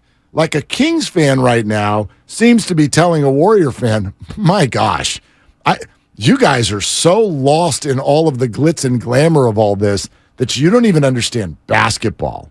And it's like, okay, thanks. Okay, wait a minute. Let's slow the roll. Right, and this is a classic story, like somebody who's achieved something, right? This is like a baseball umpire. I've actually always hated this. I've talked about it a lot. A baseball umpire, they're the lowest on the totem pole of officials and referees because you can talk to an NBA ref. Hell, you can certainly scream at an NFL ref. There's so much going on, nobody even knows. You don't see flags go up. An umpire can't even look at you. We can't even, oh my God. They'll stalk you back to the dugout. You looked at me. If you're going to talk to me during an at-bat, you have to keep your head down so that the crowd doesn't know that you're talking to me. I hate that. But it is an umpire saying, show me up. Right, like I've achieved something, you need to respect me. There's a little bit of that from Dub Nation, if you want to call it that. It won 4 rings. Stop running in here and acting like because you won 4 more regular season games that you're the big guy on the block now. We've won 4 rings. Have some respect. And of course, when you tell a teenager to have some respect, what do? They sneak out in the middle of the night. Like that's all that's going on here. This is I love this. This is the most classic role playing that you could ever see. And it's the most relatable thing in life. Sacramento, I remember over the summer, last summer, me and the lovely Christy would take a trip up to Tahoe. Right. Okay. And love Tahoe in the summer. So actually, so we're up there. And gosh, what's the name? Coyote Moon, I think, is the golf course. Okay. We're staying right down the street from Coyote Moon. So I steal away. Thank you. So I steal away for one morning. I'm like, I'm out. I'm going to play golf. And so I go out there by myself, and I get paired up. And I don't want to make it sound like this is how people from Sacramento talk. This is how this person from Sacramento talked. He's big old military guy, former Marine. And he's out there and he's putting the ball around and he's just having a good time screaming and yelling on the putting green to everybody who listen. One of these guys, Semper Fi. Okay, we get to the first tee. I'm telling you, we didn't even get to the first green. And he's a talker. So me and this other guy that also just got paired together are cruising along. We're both from the Bay Area. And so he does the obligatory, where are y'all from? And you're from, the Bay Area. And I was like, set your watch to it. Watch what happens here. From the Bay Area. It took him 5 seconds. You could see the whole body just tensed up. And he's like heading to his ball, and he turns around and he goes, I got to tell you both something. You're living down there in the Bay Area. What's it like living there and all of that nonsense? It's like, okay. Okay, this is going to be one of those days. I can see. There are aspects of San Francisco and Sacramento that are 5,000 miles apart. Sure. And we're living our experience. Yeah. And it triggers the other side, for sure. You can see this in 1,000 different ways right now, can't you? Well, I mean, Sacramento's definitely a more conservative town than Northern California, and I think people in the Bay or than the Bay Area, and then I think there's people in the Bay Area that look to get out of the Bay Area and go there. Usually it's more because they get more house for their buck. Sure. That's usually it. And they want to get away from traffic or overcrowding. I know people who lived in Walnut Creek and now think Walnut Creek's way too busy. I look at Walnut Creek as kind of empty because I grew up in the city. Totally. So I like Walnut Creek, but there are people who lived there for 20 years who are like, you know what, I got to get out of here. I need some space. Let me get up to, wherever. Cameron Park or Placerville or won't take wherever. long before people in Sacramento want to head to Eureka. There's a lot of foothill. There's a lot of Bay Area people living in the foothills. So it's just the way it is. It's a different. That makes me laugh though. Where you boys from? What's it like living in all of that nonsense? That is awesome. I was like, oh, this is going to be an interesting round. It was actually a ton of fun. But yeah, that's all that's happening here. And so to circle back to, as you said, me patting them on the head here for a few weeks, no doubt. But what I would love for everybody to take today and just admit what you are. Warrior fans, we are insufferable. Well, I'll say this too. Get ready. And Kings fans, you're get ready, Mark. I think you also, there's one other angle in this thing What's that? You're not factoring in. You can't rip Steph Curry. You can't rip Klay Thompson. You can't rip Steve Kerr. You only mildly could rip Draymond Green, and that's if you were illogical because he's a genius basketball player. So who's getting ripped? You, me, Fitz. Bay Area media people are going to get ripped by the Sacramento fans. Why? Because they they view our belief in the Warriors as this, we have myopia. We only see the Warriors. Sure. We don't see anything else. We have no perspective. We have no idea what they're about, no idea what their team's about. And also, guess what? They hear us. They can hear the radio there. Yep. They can hear they can watch the television there. They catch Fitz. They catch 95.7 the game. You know what I'm saying? So they're annoyed by us more than they're annoyed by the Warriors. Okay, I want to respond to that, but we got breaking news. 95.7 The Game breaking news. Shams Charania, Warriors forward Andrew Wiggins is cleared to play in Game 1 against the Kings on Saturday. It will be his first game since February 13th. Golden State right now, the Dubs are leaning toward not starting Wiggins, rather bringing him off the bench and injecting him into the game for about 20 to 25 minutes. That's the plan per Shams as of right now. More on that as we ask Steve Kerr about it coming up in about 2.5 hours. But there it is, the first official word that Andrew Wiggins is in for Saturday night. For 20 to 25 20 minutes. to 25 minutes, which is only 5 to 7 minutes, maybe less than what his normal role would be. Yeah, I mean, to me, this is the one part, like, you say, who's the wild card factor? I would say Jordan Poole's the wild card factor for Golden State, but this is the second wild card factor. What is Wiggins going to contribute? How is he going to look after 7 weeks off? How many minutes can he play? How effective is he? And is he the same Wiggins that absolutely last year was a strength in the playoffs as far as his ability to defend and rebound? I'll tell you this. I have a concern that is Wiggins related, but it's not related to him, the individual, and how he's going to play basketball. Will he be a little rusty? Maybe, right? I don't know. I'm sure, though, in this series, he's going to have some good basketball and some good games. What I worry about, and one thing that I do think is an edge in this series for the Kings were healthy all year, and they know exactly what all of their roles are, who does what, night in and night out. Here we go.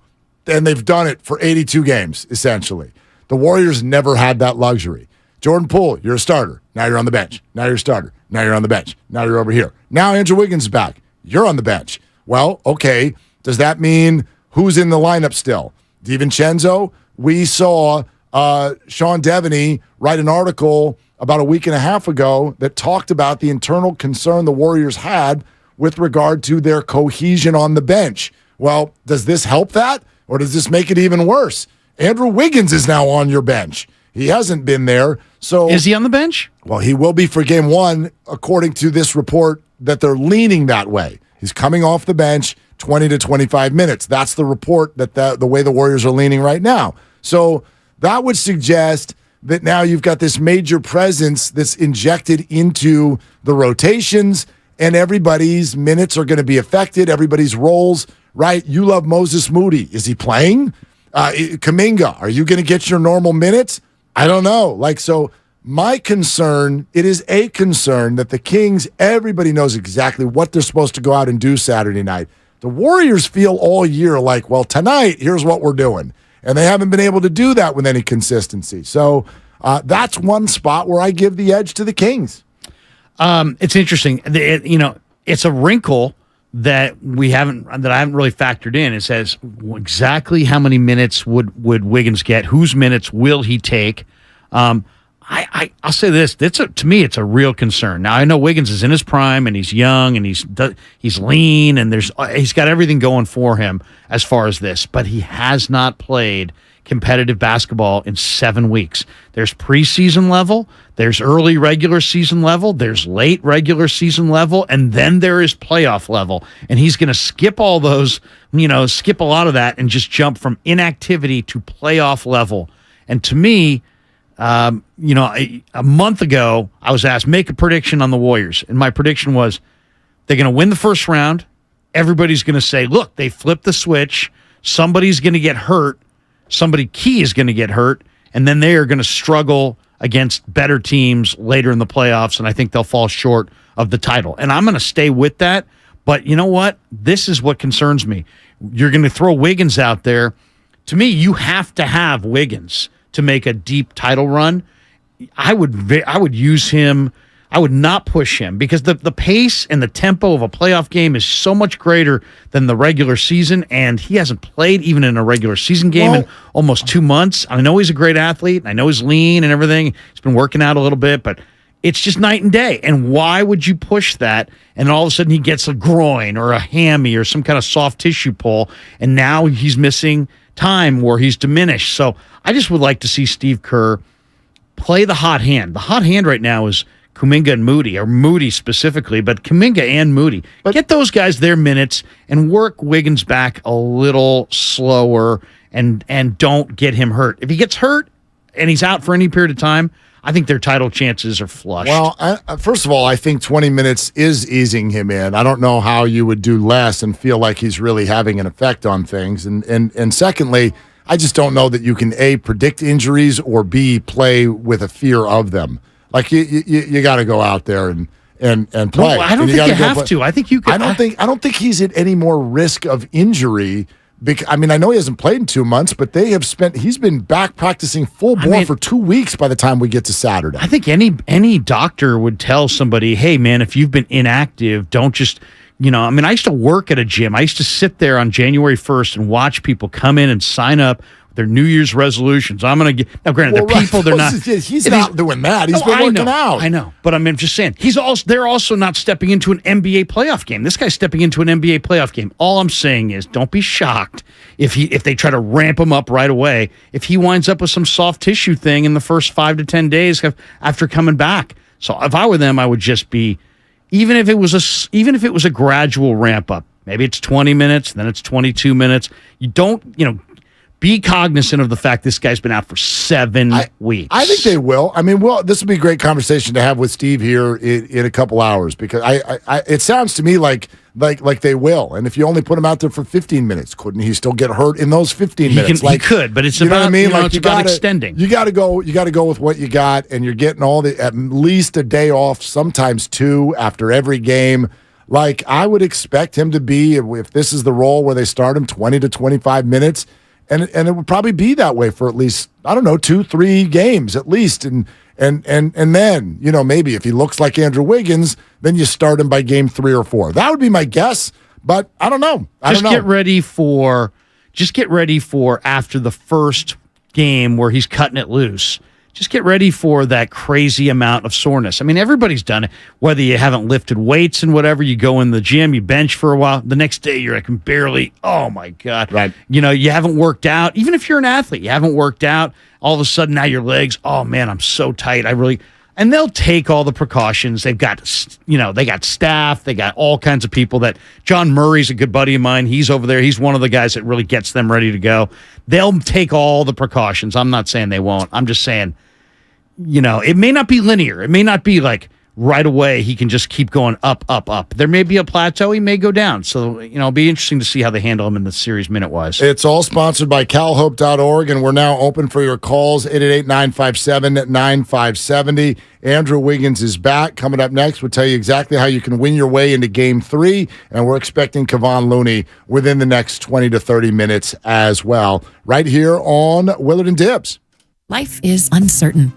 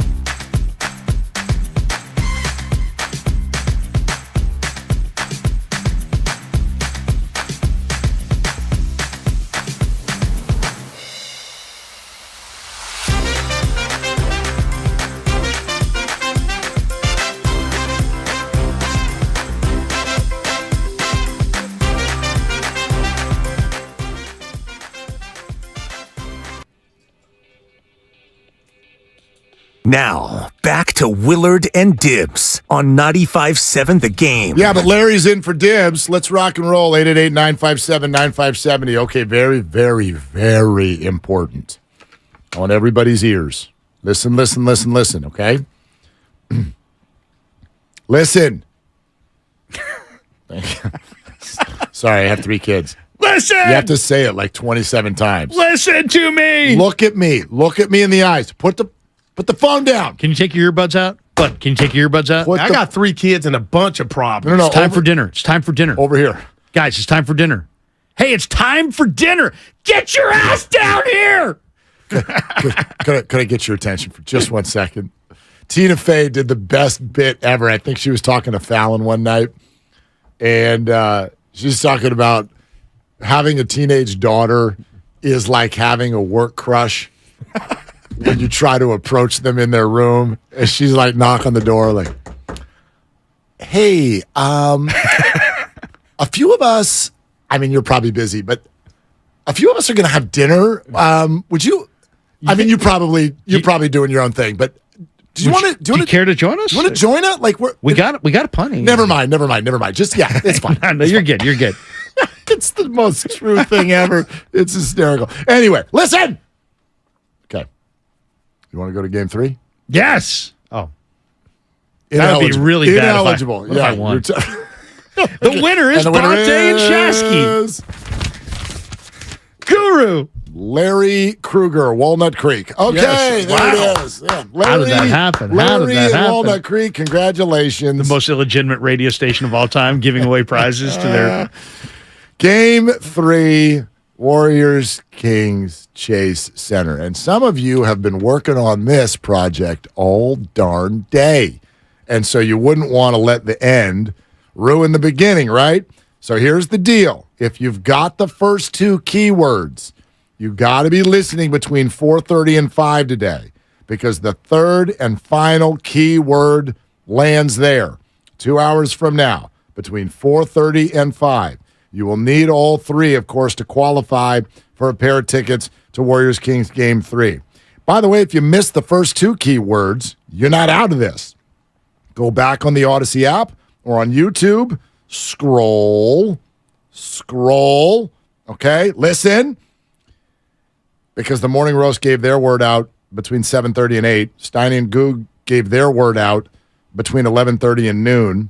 To win, you need to enter all 3 keywords on our contest page at 957thegame.com. Our ticket giveaway is brought to you by the Next Generation 10G network, only from Xfinity. The future starts now. And remember, tickets are always available at Warriors.com, the only place to get tickets that are 100% guaranteed not to be fraudulent. Although I can guarantee you the ones we're giving away also not fraudulent.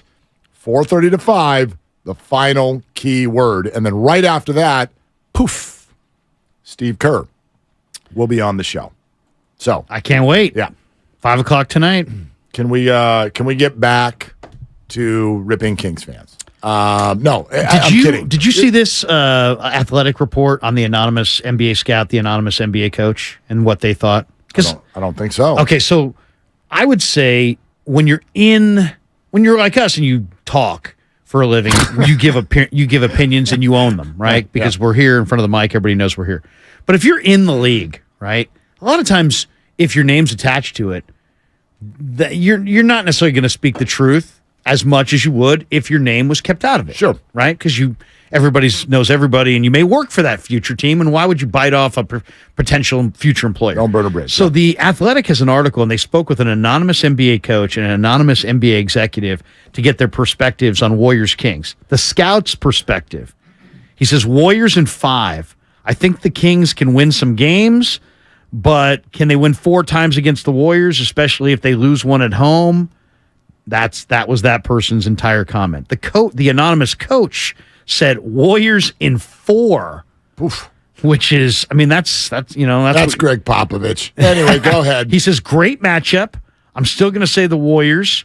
The Kings don't have that playoff heartbreak yet, and you need to go through the playoffs and have a little heartbreak to learn how to play in them, in my opinion. Okay. So these are people that are informed more so than us. Heck, they're drawing a paycheck to either be a scout in the league or a coach in the league, And do you think they're giving the Kings a chance? And then they have an executive as well, an anonymous executive, and he says Warriors in 6.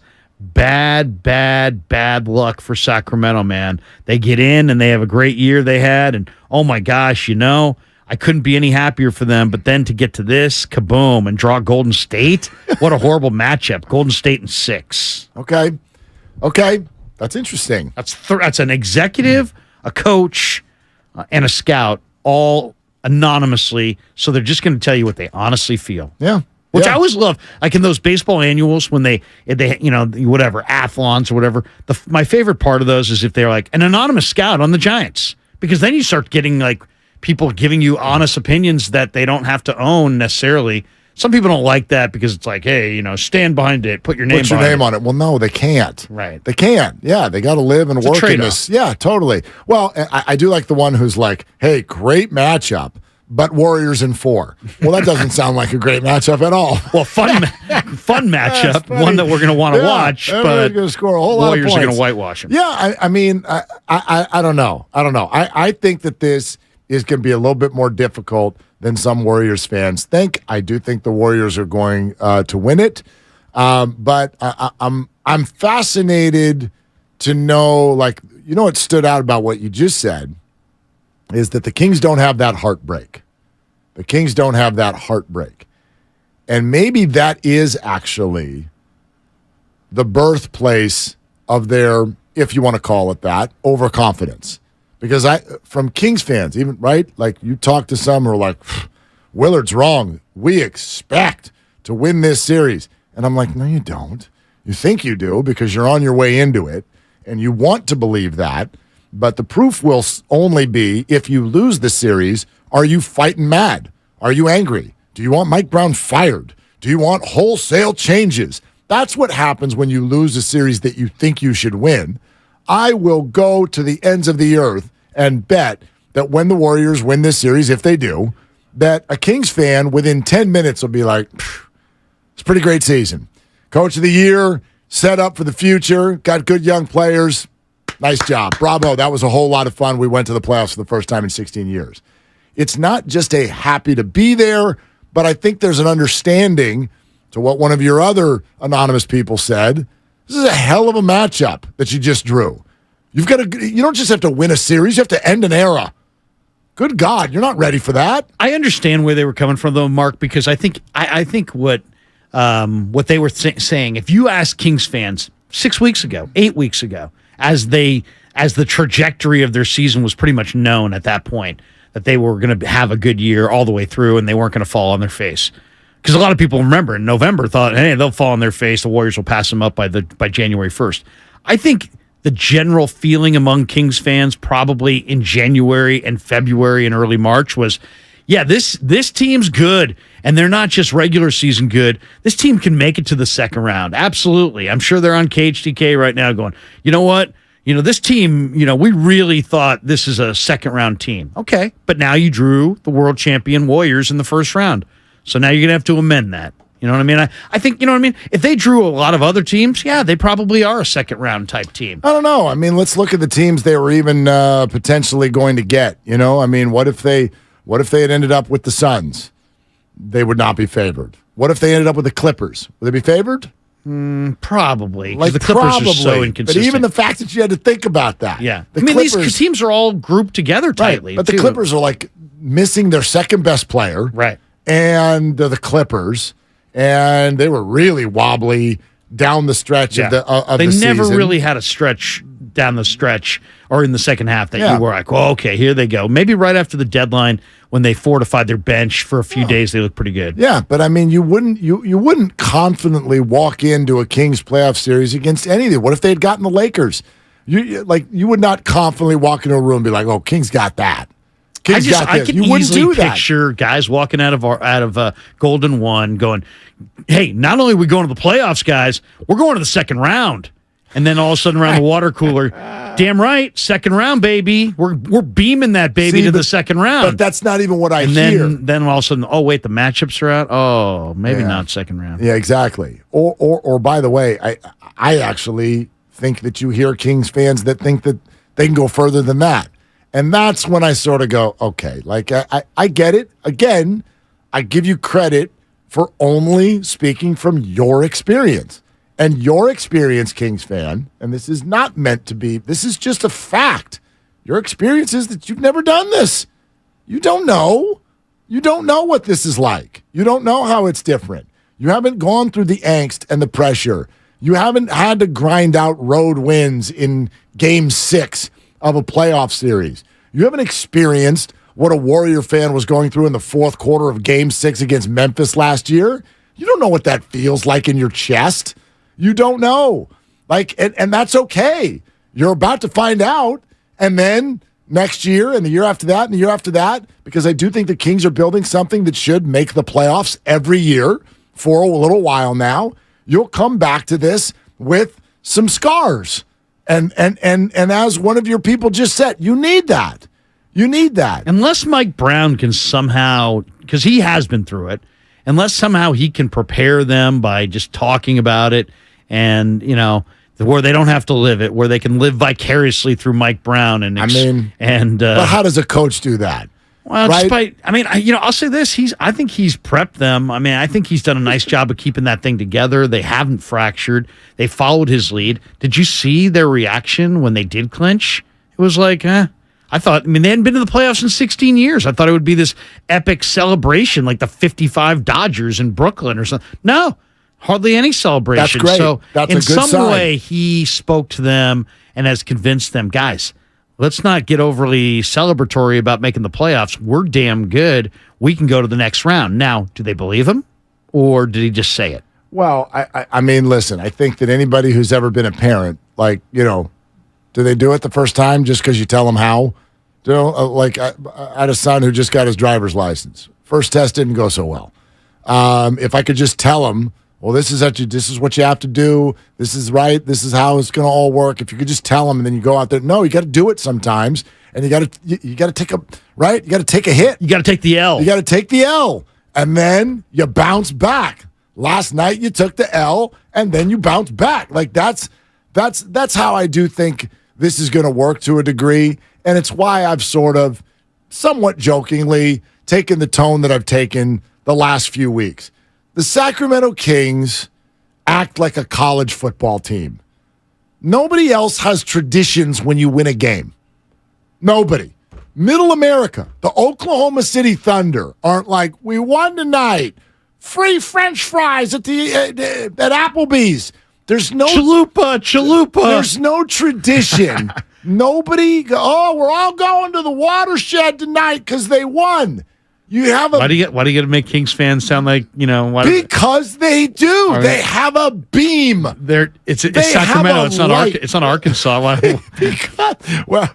That nonsense. Anyway, we're down here in Arkadelphia, right? You've got a beam, which is, I think it's kind of fun. That guy needs a promotion. It's really fun. Totally, it's a great marketing scheme. It has clicked. You've got a motto, you've got a slogan, you've got a thing. I'm all for it. But I do have to point out, you have to understand what the coastal elite is going to think of that. Honestly, you have a beam, you have a light that you turn on when you win a game. And you want New York, LA, and San Francisco to be like, damn, I'm intimidated by that. Come on.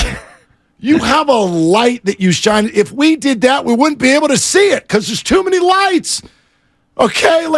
Where's that coming from? Is that Union City? Exactly. They're like, car flipped upside down. Look, there's a light in the air. Have you ever seen, there's some kind of movie premiere or something and they'll have a light? Right. And it's like, what is that over there? Is that an opening of a Good Guys? Yeah, or what is that? It must be a new car dealership that opened up. There's a light going on in the air. So it's all good. What are the Warriors going to usher the Kings into? At the end of I guess you walk out of the Golden One after the series is over and be like, hey, guys, it rained like madman this year. We're going to have a killer rafting season. We are going to raft our asses off. Sacramento River, American River. Bring it, baby. June and July. And you know what? There's nothing wrong with that because that's life up on the Delta, man. Yeah. That's life. We're going to be water skiing our asses off. Right. That's all we know. So, like, I'm not going to apologize for Warriors fan arrogance. You show me the fan base. But do you agree with my take that the Kings fans are going to come at us and Fitz? Of course. And Kalena? They're not going at Steph. They're not going at Steve. Are. Yeah. But as this series goes on, you'll be quoted. People will be quoted. Anybody who gets a little too excited or gets a little too cocky or a little too braggadocious, it's going to wind up on the Carmichael Dave show. I want to give KC some credit because his tweet, D'Lo and KC on ESPN 1320 in Sacramento, our sister station, our brother station, whatever you want to call it. They really do have a great show. They do because they know how to do this stuff. But KC put out a tweet that got everybody going, and whether you wanted to be a medium member, a fan, whatever. And I don't have it in front of me, but essentially what it said was, just remember, Kings fans, it's been proven a Warriors fan watches the Warriors. They don't watch hoop. And it's like, okay. You don't know the league like we know the league. Right. So now I'm supposed to believe that people in Sacramento, you watch Pacers games? This is what you do at 4:30 before your game starts. In it. Tell me all about the Hawks. Like, I want to go. Let's go. Let's go to a bar in Sacramento, and I'm going to ask anybody in there, name 6 coaches in the NBA. Can't start with your own, and you don't get Steve Kerr or Greg Popovich. Go. And I promise you, we would find 0. Look through my eye, that hoop. 0 people who could do that. You don't watch hoop, or do you? In other words, what fan base watches a lot of hoop outside of their own team? Yeah. But we watch the other team that's playing your team all the time, and every now and again, national games or what have you, will sit down and take in a whole game. I watched the Lakers and the Wolves the other night.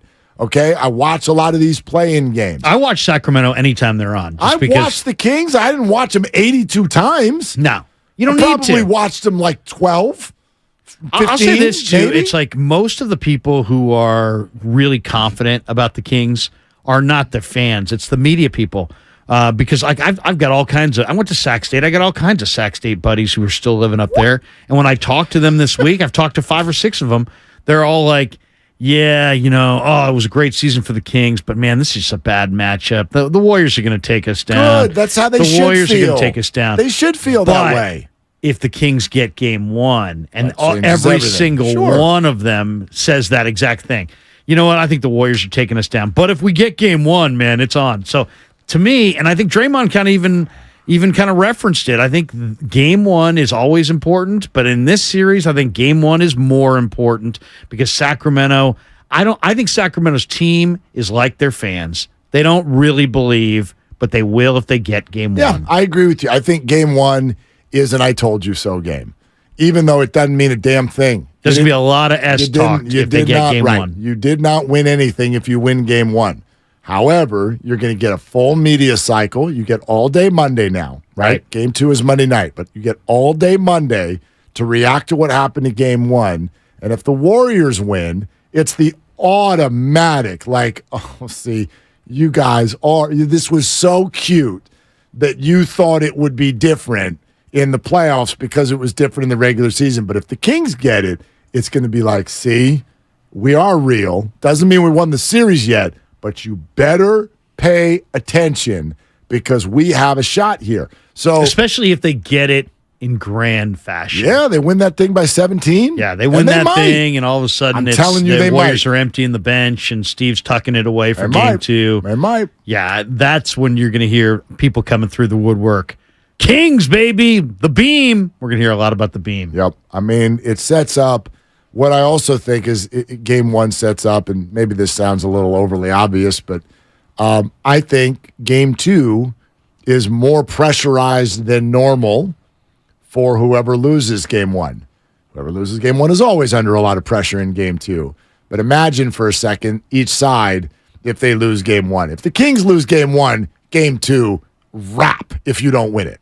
Yeah. Series is over. Yeah. Right? When you look at the Warriors' home record and their experience, you're not coming back. Kings will not come back from an 0-2 hole. Golden State can come back from an 0-2 hole. Golden State could, but to Draymond's point, I think that's a pretty awful game plan when you have an upstart group and they want to build, what they want is they want to build belief. Well, hell, with the Warriors' road record and they have home court advantage and they win the first 2 games, dude, you're up a creek. Doesn't mean you can't do it, but you're kind of up a creek at that point. So I do think because of some of the dynamics that are at play, the early games in this series are maybe even magnified and a little bit more important than normal.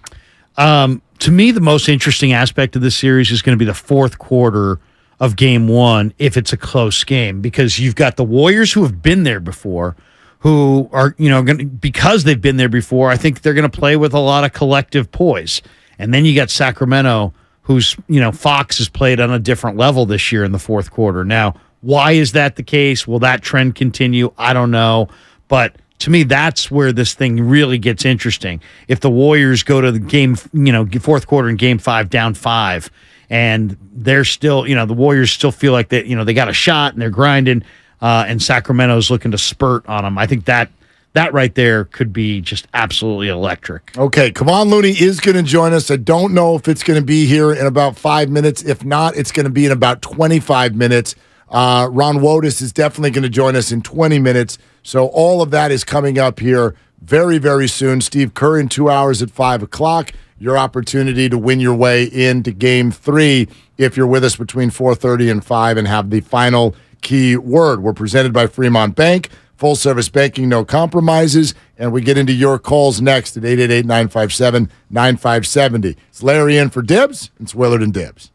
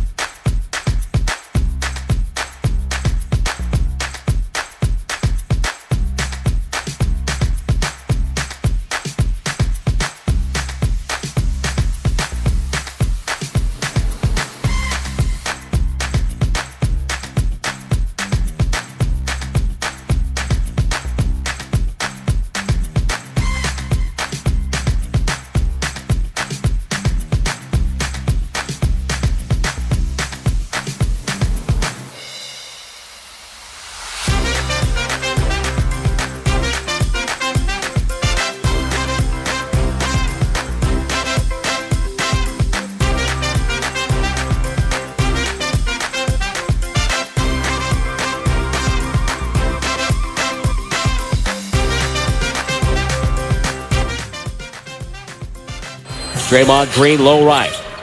Poole circles, can't get open, takes it outside. Drives on Wiggins, shoots on the go, short, tipped up by Looney, tipped up and in by Looney. How about that? He was the only Warrior down there, surrounded by 4 Thunder, and still came up with it and scored it. Now, back to Willard and Dibs on 95.7 The Game. Larry is in for Dibs, and you know, Larry, they're not saying boo. They're saying loon. That's what they're saying. Yep. Because this guy, listen, it's playoff time, and let's not forget, Andrew Wiggins gets so much credit for sort of almost becoming just the best version of himself. I remember it as in that Dallas series last year. Right. You forget who really became the best version of himself and owned the first few games of that series. And it was the guy who joins us right now, Kevon Looney, joining us on 95.7 The Game as we get ready for playoff basketball this weekend. Hey, Kevon, what's cooking, man? How you guys doing? We're doing fantastic, man. Can you hearken back to that series last year against Dallas and sort of remember what it was because maybe do you even agree with that? Did you find sort of the best version of yourself and what led to that? Definitely. Last year versus the Mavericks, I was kind of getting real comfortable, taking what the defense gave me, and ended up having some good games, some big games when our team needed it. So, part of our team being good is every guy stepping up when they're called upon. I feel like that series was called on me to step up and make plays. They wanted me to make plays in the pocket, and I was able to do it and score and rebound. So that's make our team special, and I stepped up at the right time. We're fired up to see this thing come Saturday. Take the fans behind the scenes, Kevon. If you're playing Sacramento on just a random night in the NBA regular season, what's your preparation look like as far as looking at Sabonis or what they're doing as opposed to a playoff series? How is your preparation different? The preparation is totally different. It was a regular season game. Probably just watch film before the game. I talk with my coach I work out with every day, probably during pregame about what they're going to do, what to look out for, and then just go out there and play. But for playoffs, we've been prepping all week, watching a lot more film, watching all the games that we played against them earlier in the year, and doing different things like that. So the preparation is a lot more intense, a lot more details, and you really start to understand the ins and outs of their offense and their defense. Okay, the preparation for the Kings. Let's dive into this, Kevon. We had a caller on our radio station earlier today that said the Golden State Warriors have no answer for Domantas Sabonis. How would you react to that? I done heard this in a lot of series versus a lot of great big men. I take pride in being able to defend my position and protect the paint. I feel like we got me and Draymond, Jermichael have been doing this all year, playing against a lot of good bigs, and we always usually hold down the fort. Sabonis provides a problem, but I think we got the answers, and you got to go out there and execute. We execute the game plan. I think we'd be in a great position, and I'm looking forward to this battle. It's going to be a lot of fun. Sabonis is a hell of a rebounder. He's a hell of a distributor as well.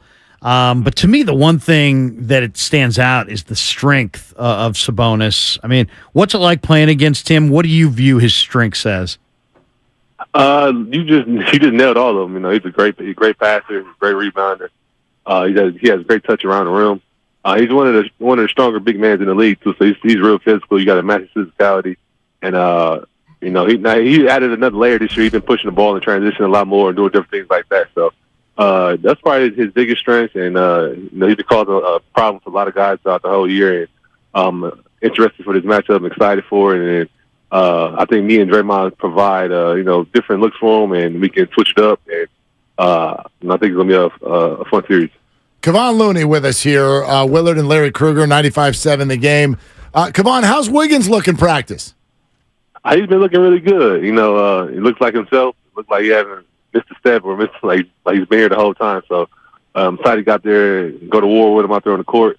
I know our team missed him, our fans missed him, so it's going to be exciting for him to step out there in the playoffs. You learn things, I'm sure, every day playing this game. You played in a lot of playoff series. Think back to when it was all new. What do you know today that you didn't know then? That you said, you know what, the experience and the experience alone really really gave me that information? I would just say just about the momentum of how it could change so fast in a series, and just about how each game is totally different. Early when I first started playing the playoffs, you win the first game, you think the second game gonna be just like that. But every game is different. Every game feels totally different. The adversity swings and from quarter to quarter, and it's so much fun. That's all we love. Love the playoffs. Every game matters. Every possession matters. So I think that's what I learned now. That when I first came in, I'm thinking the regular season and the playoffs is just gonna be kind of the same thing, but it's a totally different style of basketball. Kevon, I don't have the exact numbers in front of me, but if memory serves, did you play 82 games again this year? I did. Okay, I feel like we've had this conversation before, but what is your perspective on what's happening around the league, where it seems like some guys need an invitation to actually go out and play their own games? Right. I think the players get a bad rap for that. I think the players actually want to play, but when you got sometimes the training staff and the front office people give you a great speech on why you shouldn't sometimes, and it's like, man, I guess I shouldn't play. So I think we get a bad rap for that. I think guys really want to play. The times they don't play is because they're hurt, but a lot of times the guys are resting is because they tell you got to see the bigger picture, and it's about winning. And when somebody tell you that, it's kind of hard to tell them, I'm just going to forget what you're saying. So that's what I think about it. There's so many great offensive players on this team, but man, I think GP2 is one of the great defensive players I've seen, and I've been watching basketball for decades. You've watched him, and you guys got him back this year, and man, the impact he's had on that end of the floor has been absolutely huge. What do you look at as his contribution thus far, and how has he been able to kind of reacclimate with what you guys are doing so quickly? He's a special defender. He's just a special player. I think even more than just his defense, his energy and vibe around the locker room has been great. We didn't talk about how big of a presence he is in the locker room. He's always a guy that's always happy. He's bringing that warrior energy every time he gets out there on the court. He's excited. He's diving on the floor. He's making the hustle plays. And I think our team missed that throughout the early in the year, especially when things were rocky. And I think having him back and bringing that positive energy every night. He's a guy that he's a little bit older, and Steph can talk to him, Draymond can talk to him, everybody trusts him. I think that's probably the biggest piece besides his energy on the defensive end. And I think he's going to make be a special player for us in his playoff run. He's one of those guys you can just put on anybody. He's going to make things happen. So he's a huge for our locker room and for us on the court. I think he's going to play a huge role if we're going to make it far. Kevon Looney with us. Kevon, an extension of the question about the 82 games is, I think you could make the case that that you are or certainly one of the most important Warriors to keep healthy because of where you play and the fact that you don't have a whole lot of depth there. Is that on your mind, and how do you go about playing all the games but also prioritizing health? When I'm on the court, I don't think about it, but off the court, I definitely think about just doing everything the right way to stay healthy. Not skipping steps in my process, in my weight room, warm up, different things like that. Make sure I'm all the way locked in and focused. Just because it's just something I know dealing with injuries in the past that I got to take really serious. But the way our team works, and I know I need to be out there to rebound, and we don't have a lot of bigs, but the bigs we do have play huge roles. So I don't think about it when I'm on the court, but off the court, I definitely make sure I take the extra steps to make sure I'm able to get there on the court, especially this time of year, because our margin for error isn't crazy like how it used to be probably 4 or 5 years ago. We need everybody to get out there and win. We need everybody to be healthy. So I think we all think about it. Let's talk Draymond for a second. I mean, watching him from afar, Kevon, I mean, he is just ferocious out there. I mean, you can feel his will coming through the TV if you're watching the game on the tube. What's it like? I mean, he walks right to that edge, and you can feel that will, and he's ferocious out there. What does that feel like to be a teammate of his when he is dialed up at full throttle? It's fun to watch and it's fun to be around. When a guy can bring that much intensity and he tiptoes the line and he's right there on that edge and he can he intimidates other teams, and he brings our level of play up, our level of physicality up, and it's so exciting to see when he takes it to that level and everybody follows. There's nothing, he don't have to say anything, he don't got to give no loud speech, but when he goes out there and plays at that level, it just seems like Steph, Clay, Wiggs, everybody just follows his lead, and we take our defense and our game to a whole other level. So it's been amazing to watch, and some days I'll be feeling tired. I feel like I don't got a lot of energy, but I see him going out there with that level of intensity, and it just makes me take my game to another level. So he's been a great leader for us for this whole run. Come on, I'm gonna take a leap here. Just sort of reading I don't even know if it was a snicker, but the reaction you had when I asked you about what that caller said about Sabonis, I can tell you guys, right? The competitive juices are starting to flow, and this Sacramento Bay Area thing has got a lot of people chirping. And I wonder, are you guys kind of sequestered from that, or are you experiencing it a little bit? What is the buildup like for you in this series? Right now, I haven't been hearing a lot of noise. It's really been locked in and focused on the game plan and what's going on. But when you get there on the court and you get the fans going and people get to talking, you know it's going to go to another level. Right now we really just focused on the game plan, but we know how the crowd's going to be. Home and away, and we live for that. And, we got a lot of guys that they're probably hearing everything. They're not talking about it, but I know their guys are hearing everything. They're seeing everything. That's just what Steph, Draymond, and Clay do. They hear all the noise. But right now, I'm just been trying to lock in and block it out. But once it starts going on the court, you try to embrace it. And if you do hear it, you do see, you just kind of put that chip on your shoulder and try to take the game to another level. Sacramento's young. They're talented, but they're young, and they don't have a lot of playoff experience. Draymond kind of hit on it. He thinks, man, the beginning of this series is crucial, that you guys snuff them out early and not give them that belief. Do you concur with that? Do you agree that Game 1 is maybe more important in this series than maybe in some past series? Definitely. I always feel like the first couple of games are important just to establish dominance and just establish that how the series is going to go. You want to get the momentum first. That's something I learned from Draymond. I learned from Steph how important these early games are, just to set the tone of how the series is going to be. So I think Draymond hit it right on the head. We want to we got a young team like that who don't have a lot of experience. If they get the crowd involved, they get to playing their style of play, and it's kind of hard to stop them. Especially they say they got the best offense ever. So when we got a team flowing like that, it's hard to stop. So we want to get ahead of that. Set the tone that we're going to be physical, that we're going to be here, and that we're going to take things away. We're going to do that early. Okay, Kevon, did I just hear you say a little bit ago that Steph, Clay, and Dre hear everything? And we know they do. They've called themselves the Petty Kings.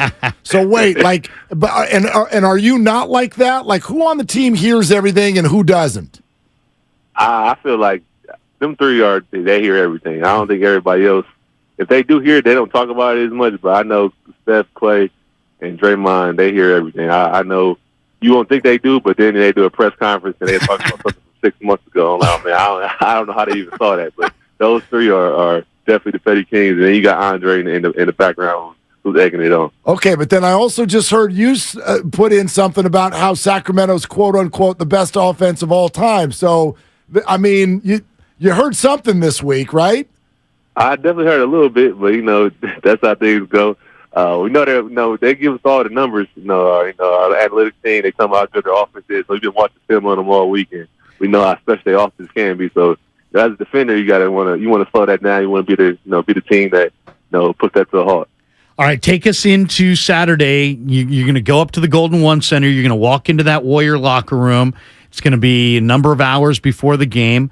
What are you looking for? What is success to you? Does that mean guys are vibing, listening to music, talking, having a good time? Is it quiet? Is it intense? Or guys looking at their scouting reports? Paint the picture for the fans who don't get a chance to go in there. I think it's usually a little bit of both. That's what you want. You want guys to be super locked in and super dialed in and focused, but you want it to be loose. You don't want it to be too tense where you're going out there, you're too tight, you're not playing your game. So it's going to be real locked in. Everybody's going to know the scout report, and everybody's going to be focused. But it's going to be a little bit of joking, a little bit of kidding around, just to keep the mood light. Because that's what our team is. We want to play with joy. We want to be we play loose but fast and disciplined. That's always been a motto of our team. And if we can achieve that in the pregame, I think it'd be good for the game. Okay, come on. I'm gonna ask you a question you've probably never been asked, but just trust me, there's a reason I'm asking this. How do you think you would do at our job? Oh, man, I don't think I would do that good at you guys' job. I'm not a part of the new media yet, so I don't think I do good. I don't know if we're part of the new media either, but here's the reason I'm asking. Your head coach is going to be on with us in a little bit over an hour and a half, and I would like you to ask the first question. What question would you like to ask Steve Kerr? Oh, man. My question I would ask Steve? Oh, man. I would ask him what's his favorite Barbosa story, since Barbosa is on the Kings coaching staff. That was my first question. Okay, there it is. We're starting that conversation with your question. We're going to go for a Barbosa story. All right. Hey, Kevon, you're always a ton of fun, man. Thank you so much for making some time for us today. All right, thank you. Thanks, Kevon. There he goes. That's Kevon Looney. Hell of a player, man. I'll tell you, the one thing I really love about Kevon is that he is the one guy who just his positioning of his body is always ideal, Mark. I mean, literally, he's got the ability to defend the rim and defend inside, but then keep his body in that middle ground so he can close out on perimeter shooters. And with the crazy length, he can. This is a guy who can literally cover inside and threaten and challenge perimeter shots at the same time in the same sequence. And man, there just aren't that many guys who understand that. He understands it a lot. I just think that Kevon Looney, and I think we've learned more about this year, partially because of Draymond's punch on Jordan Poole. But Kevon, the way he comes off, let's be honest, the way your perception of Kevon is he's just Mr. Awshucks. That's the right? He's I don't need any attention. Go along to get along. I'm just going to be here in the middle, trying to get offensive rebounds and helping everybody else out. Just doing my part. Got a big smile, and I'm not here to make waves. I think Kevon Looney might be the smartest guy in the room. I really do. And Steve Kerr, major leader. Steve Kerr spoke major leader, and you remember when Kerr talked about after the punch how Kevon became the moral compass of the team. Remember, one of the big challenges of that was that the guy who threw the punch is the leader. So what do? In moments like that, you go to your leader. Well, your leader was the one who messed up. And so now you needed a new leader. And Kerr kept pointing to Kevon Looney. And he kept pointing. He's like, I remember that press conference where he's like, I'll ride with Loon. Like, that's my guy. That's the moral compass of this team. Steve has total belief. Right. And you look at him and you listen to him and you're like, Kevon Looney? That's the guy who's coming in here and telling people how it's going to go? But I just think some people, the perception of them out in public is different than who they are behind closed doors. And I think it speaks to what you're saying, too, with the way he plays basketball. He's very cerebral with a lot of subtle things that happened down low, and it's why he led the NBA in offensive rebounds, for example. And your voice is strengthened if you play, and he plays every game. Yep. And then also you get the feeling that he's a grounded guy who's kind of fair-minded. But it is interesting that little situation with that significant situation between Poole and Draymond probably forced some other leaders to kind of come to the forefront a little bit more in the room, and Looney has been incredibly consistent. I was amazed when he came out of UCLA. He had a beautiful shot, but he had these hip problems, and he missed some time. And it was like, is this guy ever going to be able to get up and down on NBA hardwood? The fact that this guy could go up and down and not miss any games and be as valuable, wow. He's got to be on the list of about the 10 or 15 players in this league that are far and away the most underrated. Oh, definitely. I don't think we talk so much about, the Warriors can't do this, right? How many conversations we have? They can't win in the playoffs without Wiggins because Wiggins has been missing for 2 months. They cannot do anything without this guy. I honestly think that, the people we talk about around in the perimeter, Steph, Clay, Poole, they'd have a better chance to win a few games without one of those guys than they would without Kevon Looney. Because You lose one of those guards, you got two more. You got 2-3 more who can all shoot. You lose Kevon Looney. Who's doing that stuff?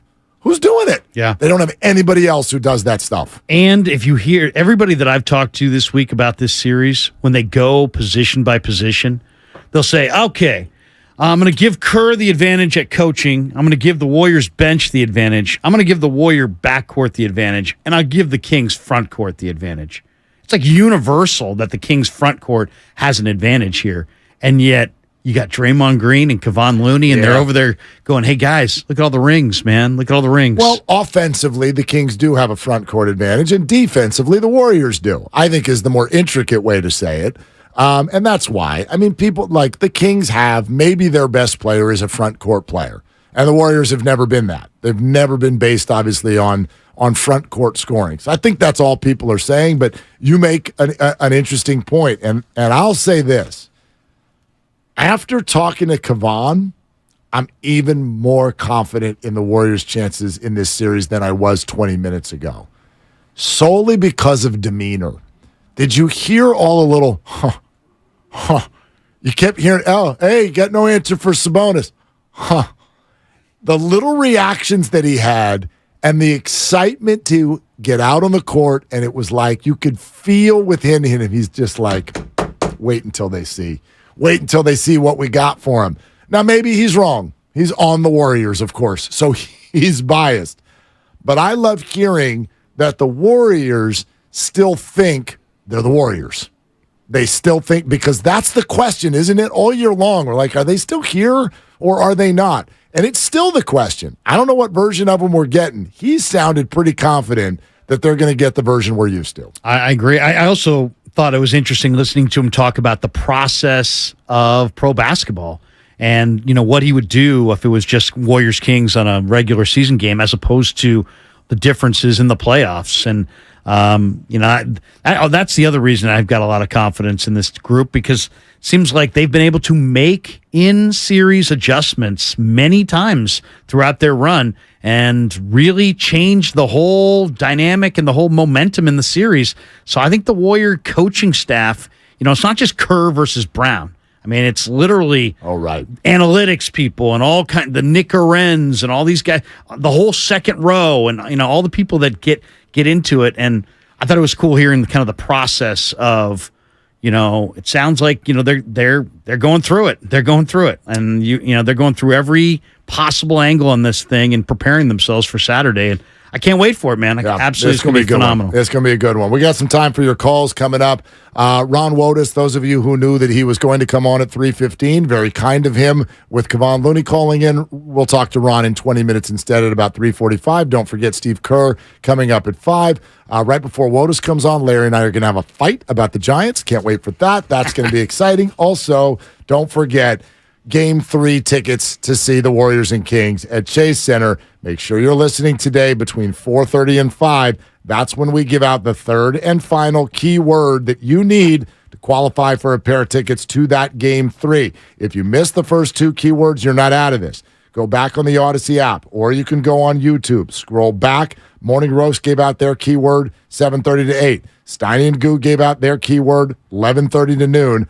Ours will come 4:30 to 5, and you're going to need all three keywords on our contest page at 957thegame.com. Ticket giveaway brought to you by the Next Generation 10G Network, only from Xfinity. The future starts now. And remember, tickets are always available at Warriors.com, the only place to get tickets that are 100% guaranteed not to be fraudulent. All right, more coming up. Your phone calls around the corner. Larry Krueger is in for Dibs. It's Willard and Dibs. Attention facility.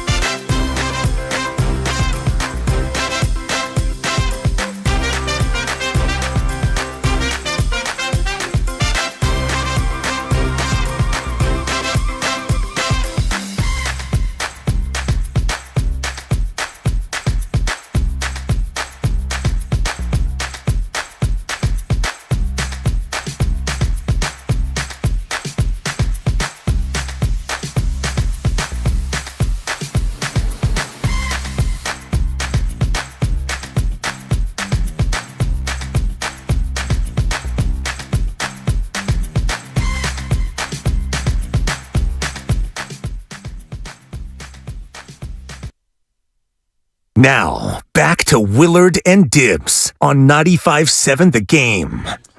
Kevon was a ton of fun, man. That was great. That's the other thing about Kevon Looney. He's one of these people, you just talk to him, and it does good things to your soul. I'm like, I want people to be like Kevon Looney. That's what I want. Just grounded, cerebral. I'd like to do the holidays with Kevon Looney. Kevon, you're invited to Christmas. Come on over. Come on. Let's just go. Got a great sense of everything, right? He's got a good sense of the room, the personalities, the league.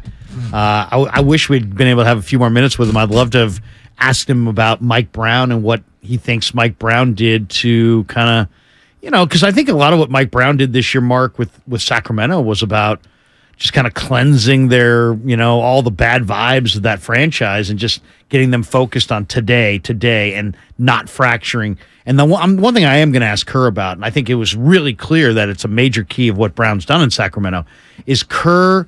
There's a lot of talented teams in the NBA, but some of them, as the season goes on, fracture, and some stay together. And I think Kerr, maybe because he was a lifelong bench player, is so damn good at bringing the team from early November all the way through and not banishing somebody to the bench.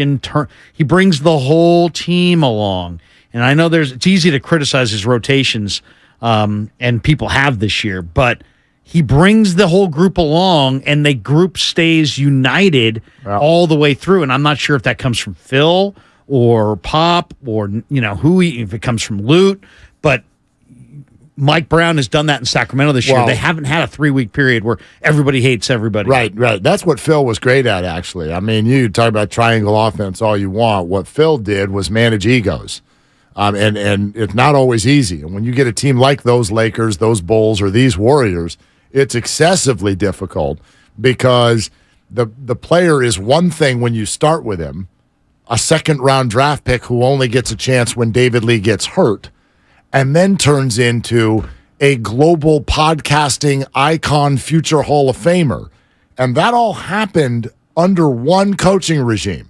Do you know what I mean? I know Mark Jackson was there, but that all happened during one regime. So you're talking about two completely different human beings. Draymond Green 12 years ago, Draymond Green now. That's a totally different human being. There are some aspects of him that are the same, but his whole world is different.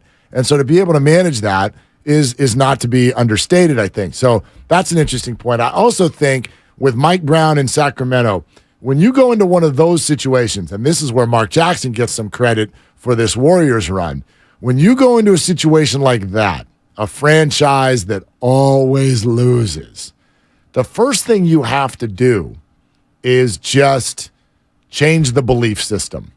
And every coach I've talked to who's been in those situations, it's hard.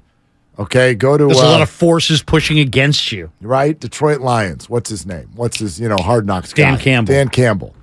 That's it's hard. You go in there. I don't care if you got 3 fingers and 1 ass cheek. I'm going to kick your ass. And we made fun of Dan. That opening press conference was hysterical. We're going to bite your kneecap and then bite another knee. I mean, he's a great leader, though. What the hell are you talking about? They're the emerging team besides the Niners and Eagles in the NFC. No doubt. So when you go into a franchise like that that's always used to losing and gets very complacent or has confidence problems, that's the first thing that you have to do. And Mike Brown has done that. And actually, I don't know if Mike Brown's ever been asked to do that before. Because think of where he's been a head coach. It's like LeBron or the Lakers. You don't have to go change belief system around there, but you needed to do that in Sacramento. And he did it. And he did it quick. Yeah. And there's just so many factors that push against. I mean, even the... they drafted Keegan Murray. I'm not saying they didn't want Keegan Murray, but from what I read, Jaden Ivey wouldn't work out for them.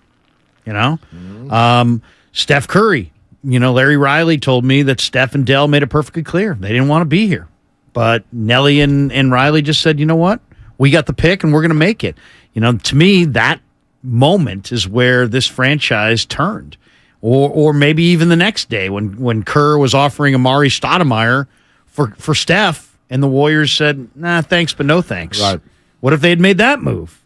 That would have been another disaster move. So, it's there's so many forces. If you're one of the haves, I think it's easy. Like the Lakers, it's easier for the Lakers to rebuild. It's way more difficult to change the Warriors from losers to winners. It's way more difficult to change the Kings from perennial losers to making the playoffs. So Kerr and Mike Brown have my respect. Schleprock in San Jose. Let's go out to the phones. You're on with Willard and Larry Krueger. What are you doing, Schleprock? Right now, I got, 17 tons on the back of a trailer trying to get it up to Milpitas. But here's the thing. Looney is the kind of guy that just rubs you the right way. Unlike, a Westbrook or somebody. There's something just about his personality that rubs you the right way, and he's a real guy and he won't do anything to undermine you. I'm trying to get this to stick. I've tried with the other shows, but it's like trying to give him a nickname, and I came up with Windex. Kevon Windex Looney, because he's so great at cleaning the glass. He's the kind of guy that can get a game ball every day after the game. What do you guys think? I think he's actually. I don't think it's a bad nickname. I think he's the type of guy where a nickname won't stick. You know what I mean? Like that's actually my perception of Kevon Looney. Is a nickname is almost too glitzy for him. I mean, they call him Loon. I would say, Loon. If I had a nickname for him, I'd call him No False Steps, because the guy doesn't take bad. He doesn't do things. Everything's by design. No false steps. No false steps. Not a good nickname. It's not a good nickname. I get what you're saying. But you know what I'm saying? It's like he's never out of position. His body's almost perfectly positioned where it needs to be. I mean, you can tell the guy. Or you know what? I'll tell you the other thing. He doesn't want this nickname either, but the guy, when you watch him play, what I think of all the time is mental reps. I mean, this guy clearly takes mental reps. You want to call him mental reps? I don't think he would like that. I don't think he's going to like that. Hey, mental reps. Would you prefer what Loon? You just call me Loon or mental reps? Your nicknames are too long. How many words have you ever met anyone who's got a 3-word nickname? Is there any of those in sports? I'll never forget when I was up at Sac State and I'm an intern for Grant Napier, and they had drafted Lionel the L Train Simmons, who played at LaSalle. Yep. And he's a Philly guy, and his nickname was the L Train. And this kind of geeky TV guy, and I don't remember his name, but he comes over and he's like, well, here in Sacramento, we have the light rail. Would it be okay if we, instead of calling you the L Train, called you the light rail? And the look on Lionel Simmons' face, it was like, dude, it would be okay if I, cut off your air supply. How about no? No, you're not calling me the light rail. I mean, he's like, I don't know if my buddies in Philly would go for that. It's classic. It's too bad, actually. They should have stuck with. Don't they have a great train museum up in Sacramento? Yes. So the L train. If you got young boys. In Old Sac, the train museum in Old Sac is awesome. Is it still running? Yeah, running it's hot? great. Still doing good? Yeah, it's awesome. After COVID, you got to check in on every small business, and it's air conditioned. So in the sounds summertime, great about. We should do our show there. Seriously, in the summertime in Sac, it's 112 degrees. You're like, should we float down the river or should we go hit that train museum? We're presented by Fremont Bank, full service banking, no compromises, and I'm not going to compromise with you on this junk that you threw out during the changeover. Ron Wotus is going to join us. It is. It's not junk at all. You want to listen. I mean, you want to kick the season already, and I'm not there yet. And I understand where you're coming from. We're really very close if you really look at this. They're already. So, would you rather the Giants go with washed up Gary Sanchez, who's hit 195 over the last 3 years, or I don't know, give Joey Bart and Patrick Bailey some run behind the plate? They are giving Joey Bart run. Joey Bart's so we're in agreement. We're in agreement. Well, I don't know what Gary Sanchez is going to do. He hit 195 over the last 3 years, and he's an older player who's pretty much established, and he was been cut by a couple teams. But that was there, and this is here. And this fan base does not need to be reminded that somebody who hit 150 somewhere else isn't necessarily going to do it here. You wanted them to get Joey Gallo last year. He been hitting 180 everywhere, but maybe lightning in a bottle. Pat Burrell, Cody Ross, Darren Ruff. I don't know. Maybe that was then, and this is now. If somebody's going to come in and produce, get your butt in here, and let's play baseball because they've only played 12 games. My point is that, to me, the Giants are really close to ushering in a youth movement. It's probably going to happen later this year. I'd like it to happen sooner. You've got Barton Bailey behind the plate. You could move Villar to first base. You can promote Casey Schmidt. Now you've got young players on the corners. Crawford, Tyro's going to play short probably as much as he plays second because Crawford needs some time off. Promote Will Wilson. He had a great spring. Let Will Wilson and Crawford and Tyro share the middle infield. Then you've got Ramos played left field last night. Maybe later this summer you could promote a Luciano.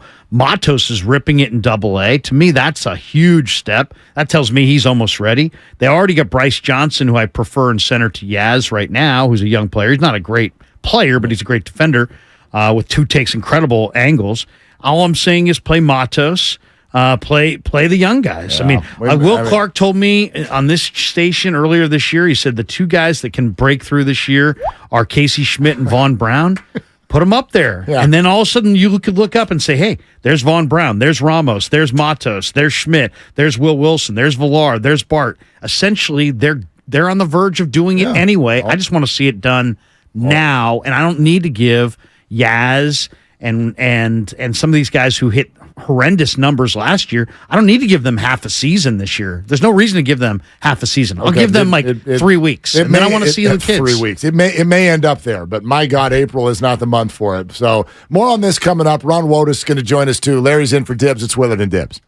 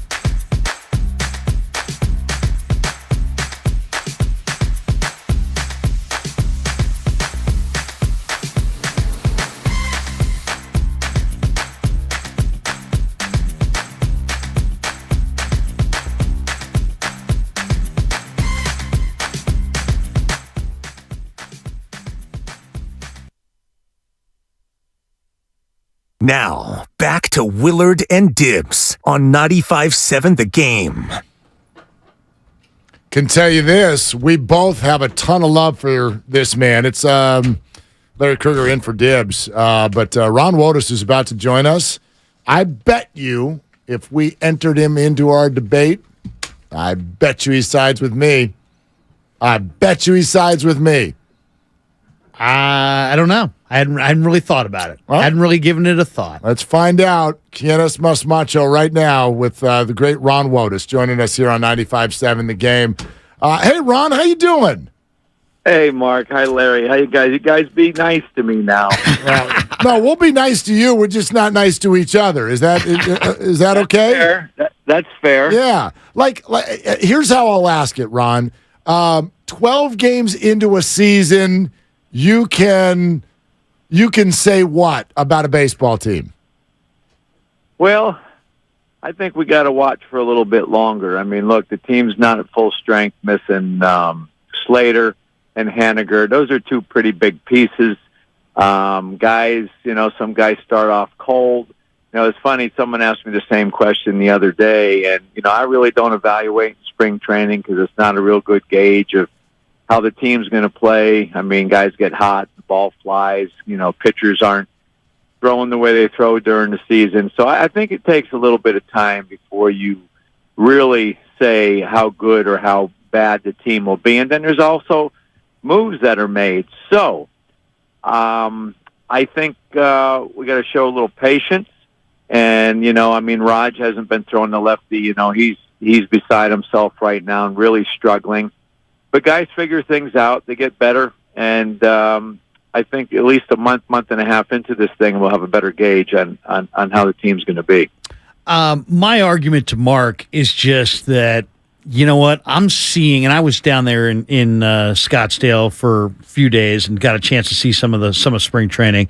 And I just think the Giants are right there on the verge of being able to kind of usher in a new era. I mean, I'd love to see Joey Bart. I mean, that little throw him out yesterday at second base was just bang, bang. He nabbed Outman.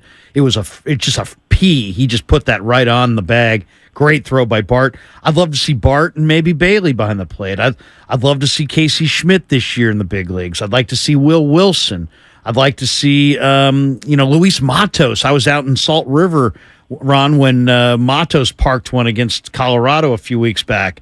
Will Clark has told me about Vaughn Brown and obviously Elliot Ramos is up. I think this team is not that far from going with a full-fledged youth movement in the lineup, and I think it's possible we could see that this year. And my argument to him is I'd like to see it sooner rather than later. You're a developmental guy. You see where these guys are in their development. How close am I to being right on those guys being ready to contribute? Well, you mentioned some, really good names. You got Joe Harrison in there as well. I know he's a pitcher, and you were staying with the position players. I've seen more of Schmidt. I've seen, more of Will Wilson. I've seen more of Von Brown because I was in San Jose last year. I haven't seen as much as I like Amatos. I've seen a lot of him, but he's highly regarded with a lot of potential. He has age on his side.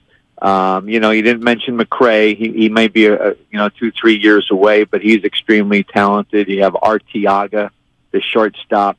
That's a legitimate shortstop in the minor leagues. But to your point, guys that contribute can contribute sooner. I think you mentioned Schmidt. Ramos. This is the best I've seen him. He made an adjustment in the spring, and he's continuing to swing good. I saw him lay off a couple sliders yesterday that he would have just chased in the past, and they were borderline strikes, good pitches. So there are some guys coming. I don't know about a complete youth movement. I think that we do have the Confortos and the Hanigers, but I think there's some pieces that will end up helping the Giants this year. There's no question about it. Ron Wotus is with us here on 95.7 The Game. Ron, how would you describe the philosophy with the pitching staff? I know a lot of fans right now are looking at this and going, okay, we're having a hard time putting our finger on who's in the starting rotation, who's coming in the middle innings, how many starters do they have? Is there a method to this madness that you can put into words? Well, I think time will tell. I mean, the good thing is that we do have 7 starters. And, they're using those guys, the extra starters in the pen as long guys are piggybacking.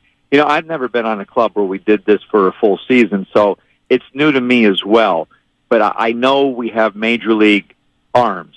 Those 7 guys are major league players. They're not suspect guys that you're not sure how they're going to handle it. I think the question is what you're asking is how's it going to shake out, later in the game, in the 7th, 8th, and 9th.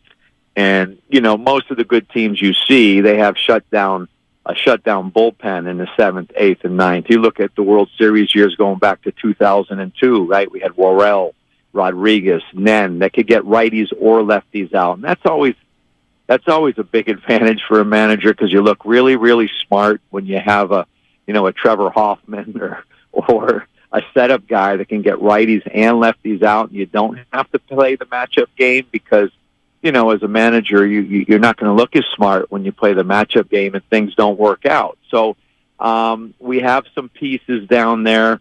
We need Raj to throw the ball, the way he's capable, get him on track. Duvall's solid at the end of the game. But I guess to your point is, how the extra starters will be used, will be pitching late. And the bottom line is if they get a good half a game for Sunday, piggyback with Junis, he's done a tremendous job, and he throws well. Well, then you're going to save those late inning relievers that you might need every night. So I think jury's out. We'll see how it plays out, and it all going to boil down to performance. We got major league guys, so we'll see how they perform and how Gabe utilizes the bullpen.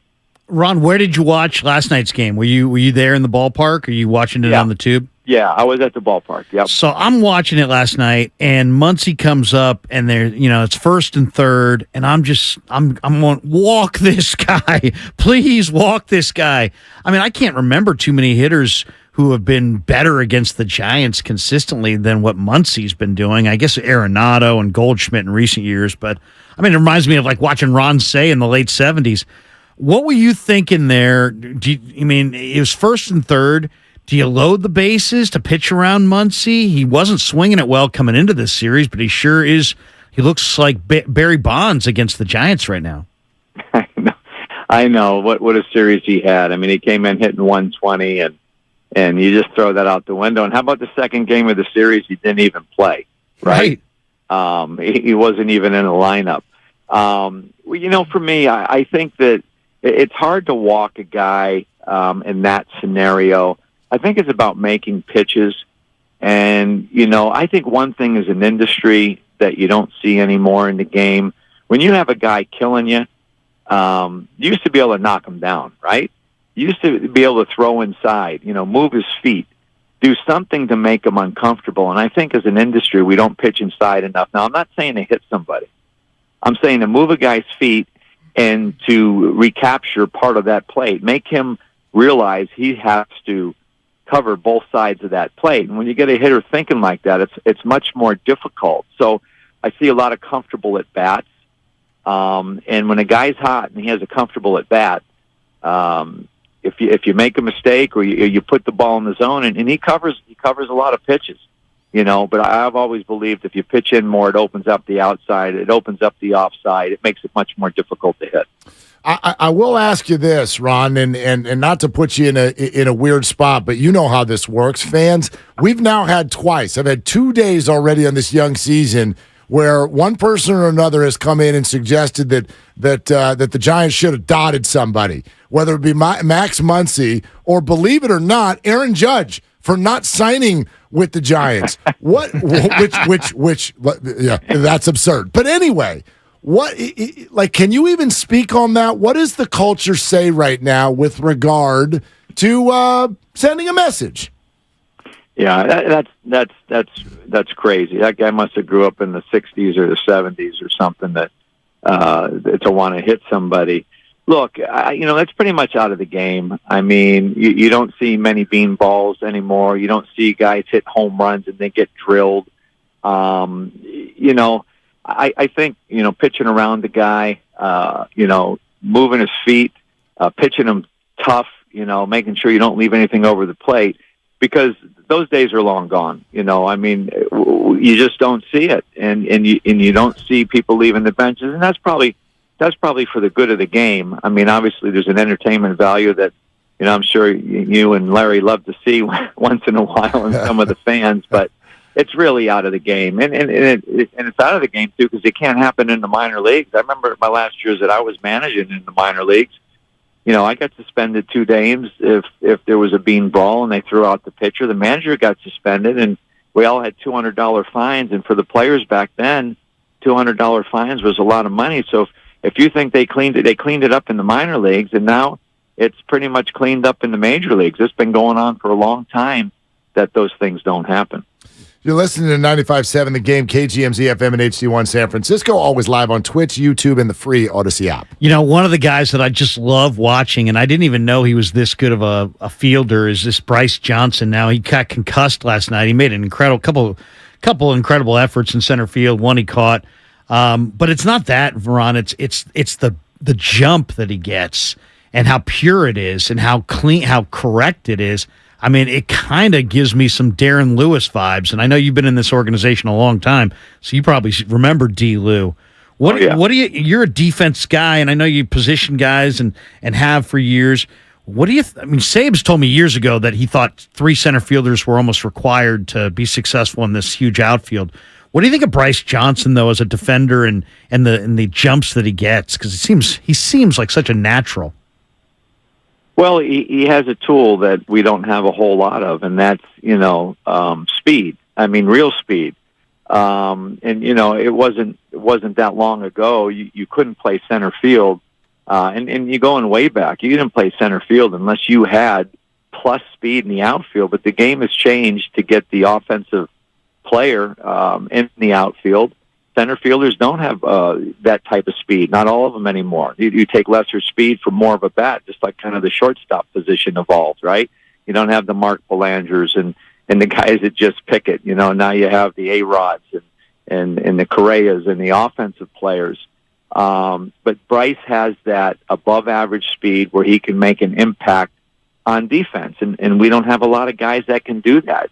It's nice to see him, getting some hits. He had a great spring training and stealing the bases, and especially with the bases the way they are. I think, MLB has accomplished what they wanted about creating more stolen bases. They may have overbaked it a little bit, honestly. I feel bad for the pitchers. The bases are closer, and they can only throw over twice. That gives a runner at first so much more of an advantage, because they throw over once, they're probably not going to throw over, as everybody's talking about. So there's just base runners are becoming way more daring stealing second. You used to have to be daring to steal third, but now it's at first. So that's what Bryce brings to the table. And if he can hold his own at the plate, and he's made some great adjustments, putting the ball in play, his speed's going to play. So it's great to have him on the club. I'm hope we're able to carry him when, everybody gets healthy. There's going to be some tough decisions to make. Ron Wotus with us here on 95.7 The Game. Larry's in for Dibs on Willard and Dibs. Hey, Ron, you mentioned the early struggles of Taylor Rogers, and we know what his resume is. I'm going to ask you the same question about Logan Webb. Any concerns with the way he started the year? No, not with Logan. I mean, look, he's got great movement. He's got a really good sinker. He's got a really good changeup. His slider's there. I know he's frustrated. I talked to Logan a lot, and he's not happy with his performance. I'm really not concerned about him. I mean, there may be, and I don't think it's the pressure of being a number one. When you're number two, you don't have the same pressure as being a number one. You're not going against, everybody else's number one. Your expectations go up a notch where, and he feels like he goes out there, he wants to throw a shutout every time he goes out on the mound. I don't think that's affecting him, but all those things come into play. I just think, he didn't have his changeup the last time out, and that really hurt him. I mean, that's a big pitch for him. He didn't have a good feel for it. Guys go through it. I do think it's early. You're in Arizona. Everything's a little bit different. He's had 3 starts now. It's a regular season. Sometimes it takes guys a little bit to get their feet on the ground, but I'm not concerned about Webby.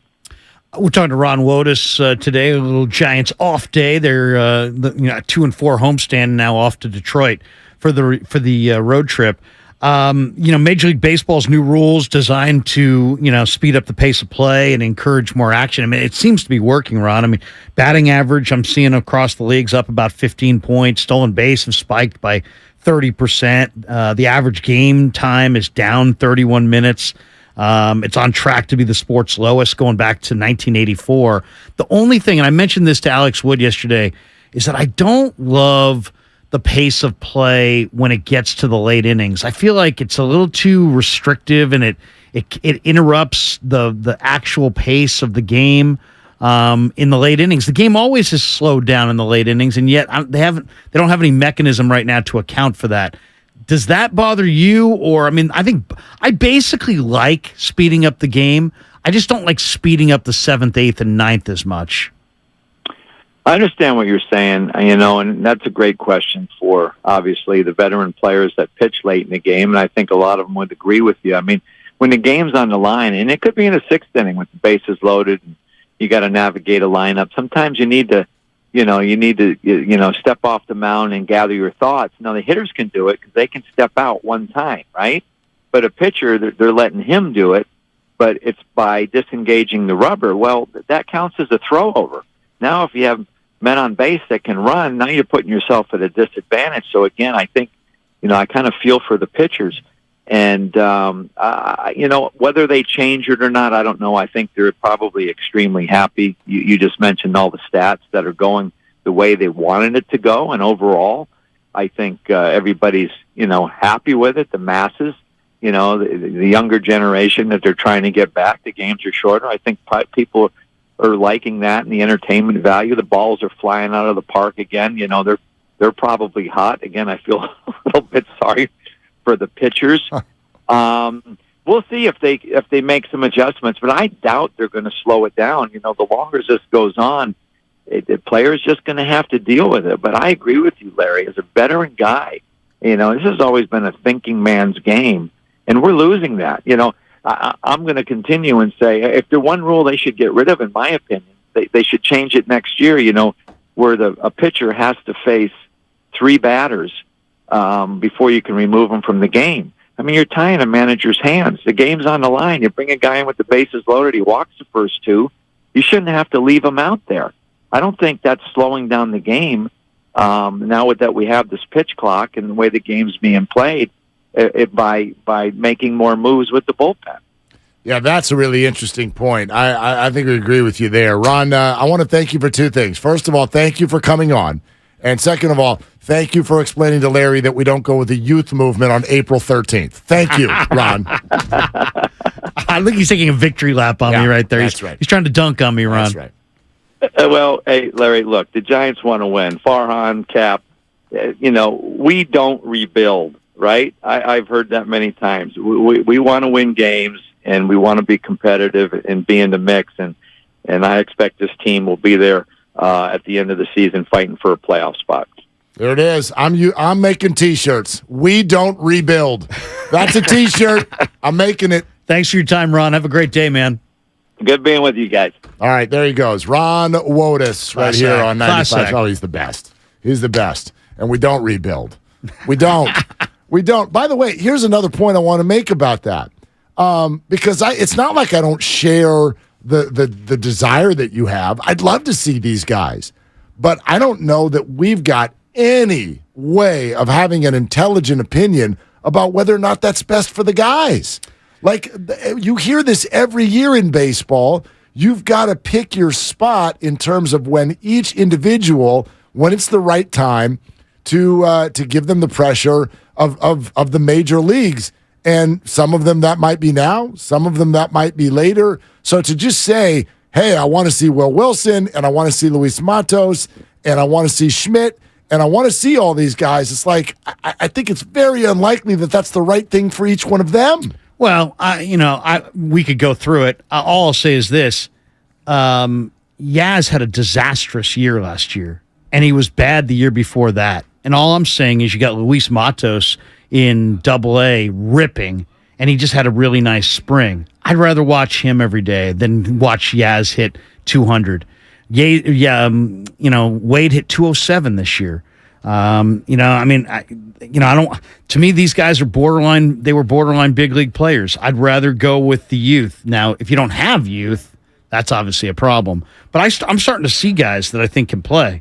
And I think Casey Schmidt might have been one of the best hitters I saw in the Giant lineup all spring. He's a line drive hitter. He's a Gold Glove caliber third baseman. I'd like to see him up here. I think one of the main problems the Giants have is they're not connecting with their fans on a level, because their fans look around the diamond and they're like, well, who do I invest in? My emotions, my time, my energy. And it's okay. Other teams play young players all the time and introduce them to the big leagues. The Diamondbacks are leading the NL West right now. They're playing Corbin Carroll. He's 22. The Dodgers have this kid, Miguel Vargas. He's 23. Rockies are going to call up Zach Veen in a few weeks probably. He's 21. Casey Schmidt's 24 and just had a really good year at Double-A, and then may have been their best hitter in spring training. I think he'll be up. I think he'll be up, though, too. Call him up. I think he'll be up. And here's the other one. I did not like Gabe and Farhan suggesting that Joey Bart will not be given time to adjust. Why does Wade and Yaz and guys like this, who are career minor leaguers for the most part, they weren't the second pick in the draft. Joey Bart was. Joey Bart is a really well above average defensive player behind the plate. I think we got a glimpse of that last night. Yep. Why are we holding Joey's feet to the fire and telling him, you know what, you're not going to get this opportunity, but Yaz, hey, you hit 125, who cares? You're hitting fifth on opening day. Wade, you hit 207 last year, you're going to lead off for us. I mean, he had a 309 on base. He's leading off. So I don't like if it's, Farhan, I think, is more protective of his guys. He discovered Wade. He discovered Yaz. Who drafted Joey Bart? Brian Sabian. So I don't think he's as tied to Bart or is willing to give Bart the opportunity that Bart should get. And I think it has to do with the fact that Bailey's his guy and Bart's not his guy. Maybe. And I want to see Bart get that opportunity. And I don't want to hear him. I don't want to ice Bart by saying, hey, man, you don't get it going, you're going to be out of here. And Gary Sanchez, who's a proven failure. If you don't like Joey Gallo's batting average, how could you like Gary Sanchez's batting average? I'm just saying they have some youth. but they need to bring it along. And to me, I'd be more invested night after night. I think it would be a better show if you had Casey Schmidt, Luis Matos, and Joey Bart. Start there. And then, I don't need to see Blake Sable have 5 catchers interferences. I don't need Blake Sable I don't need anymore. these guys who are kind of borderline 4A minor league guys. I want to see real prospects. Joey Bart was invested. They invested the second pick in the draft. But you know what they value. Give You know what they value, and Joey doesn't do it. They value. Lamont Wade's on base percentage right now is .488. I know, but he hit 207 last year. But you just said small sample size. But he's hitting 250 But this you can't year. argue small sample size and then throw out his stats for this year. No, my point is... He had 207 last year, Mark. That was last year. With a that was 309 on base. Yeah, and Joey Bart was bad last year an too. aberration? I don't know. Let's find out, because the year before that, he was really good. Yaz has had 2 back-to-back bad years and a disastrous spring. Fair. And yet there he is hitting 5th opening day. I'm just saying, you know what they value. So don't be surprised when that's what they go after. But to say we don't rebuild, and then you know what, your fan base is telling you by the empty seats and the lack of intent. I don't think they're telling him to rebuild. I think they're telling you they don't like what you're doing. Yeah, they're telling you that, but I don't think they're saying we want rebuilding. I think they want stars. 888-957-9570. We can get some phone calls on that. We'll get you back to Dubs also as we start to get ready, not only for Steve Kerr, but we get ready for the keyword window at 4:30, where you'll have your chance to weigh in and win Game 3 tickets, Warriors and Kings. More on that coming up. Larry's in for Dibs. It's Willard and Dibs.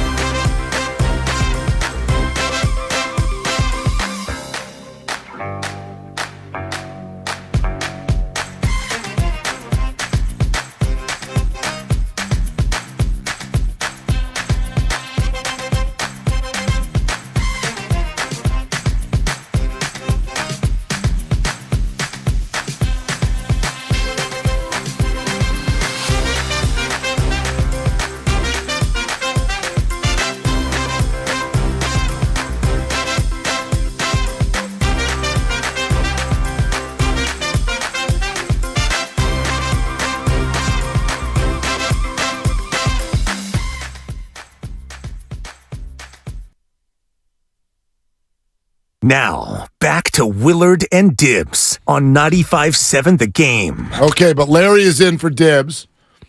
And Larry is already targeting the 2025 San Francisco Giants season. We hope that it goes well. 650 says, it's been 5 years of Farhan with not one blue chip player. And that, I really believe, is what people want. That's true. Giants fans are smart and they're sophisticated and they understand that you can't win every year. And this isn't like we're all idiots. We've seen a lot of winning baseball. We just want to see, you know what it is, Mark? I thought about it. Farhan, obviously this rebuild has been slow. They can't even really tear it all the way down. They don't want to say rebuild. But verbalizing the direction is a big part about being the leader of a franchise. And the Giants right now don't have anybody really verbalizing where they've been, where they're at, and where they're going. And it just leaves people in this kind of make it up, you make up your own narrative. Yeah. And some of those people's narrative is Farhan's an idiot, Gabe's a moron. It's like, and then there's that group because they don't have anybody. It's in absence of a verbalized plan, they're going to create their own. So I just think if there's one thing the Giants could do better for themselves, whether it be Gabe or Farhan or Larry or some owner or whatever, they've got to start dialoguing with their fans and tell them, hey, you know what? Okay. We know that you're frustrated, that, you had this and that, but guess what? We really feel that this guy and this guy and this guy and that guy are going to be up in the next couple of years, and man, we think our next core is just around the corner. Hang with us, everybody. But they don't even say that. They're just kind of like, this guy's up, that guy's down, here comes Ruff, here comes this guy, and cast-offs and 4A guys and guys you've never heard of, and it's just people look around and go, okay, you've been show me, and they don't need to see a beautiful picture. They just need to see if Casey Schmidt was a 280 hitting Gold Glove third baseman, and they could watch him every day. They could be like, you know what? I'm going to buy my Casey Schmidt jersey. I'm going to stomach this difficult season, and 2 years from now, we're going to be something. And they may be something in 2 years. But is he that? This is actually an interesting thing. It just needs to be verbalized. Well, but see, now that I'm so glad you just said that, because that has been a recurring theme on this show and others, I think, in Bay Area sports for the last 3 months. What exactly is it that these teams are supposed to tell us? Because if you think about it, what you're actually saying is, you and I and the fans, we want to know. But is it the smart thing for the fans to do? Now, this is not a perfect comp, but I'm going to take you over to, for example, Andrew Wiggins. Everybody wants to know. Can you please dialogue with us and tell us what's happening? I mean, for goodness sakes, the breaking news only came an hour and a half ago, even that he's playing on Saturday. And then I could take you to the 49ers. And the Trey Lance situation, okay? What you just said, we want to believe in a future star. All right, so are the 49ers supposed to tell us right now, this is what we're, like you even just said, this is what we're doing over the next 2 years with this said player. Well, they've been to 3 NFC Championship games in the last 4 years, so I think their fans kind of know where they're at. I guess. Well, they don't know where they're at on Trey Lance. I promise you that. It's off season. I know. They're going to speak in the next couple weeks. They're going to speak with their actions. They're not going to speak with their words. I agree. They're not going to speak with their words. And so this is... And there's no advantage in saying anything. Well, think about what you just said. Let's now go back to the Giants. Okay, we're going to bring this guy. These are the guys who are coming up in the next couple of years. Well, what if they don't? What if they don't develop? What if they get hurt? What if they But these guys that you acquire on Tuesday and DFA them on Friday. No argument here on that. That parade of nothingness needs to end. I agree. And you can't just be what if you say to 100 Giants fans, what is Farhan Zaidi synonymous with right now? If they were honest and they were knowledgeable, they would say he turns over the 26th guy on the roster and the 40th guy on the 40-man 8 times a week. Routinely. And yet, if you said, what's his most significant move, now you're hunting for Tyro in a minor league trade, Yaz in a minor league pickup. He doesn't have that signature move.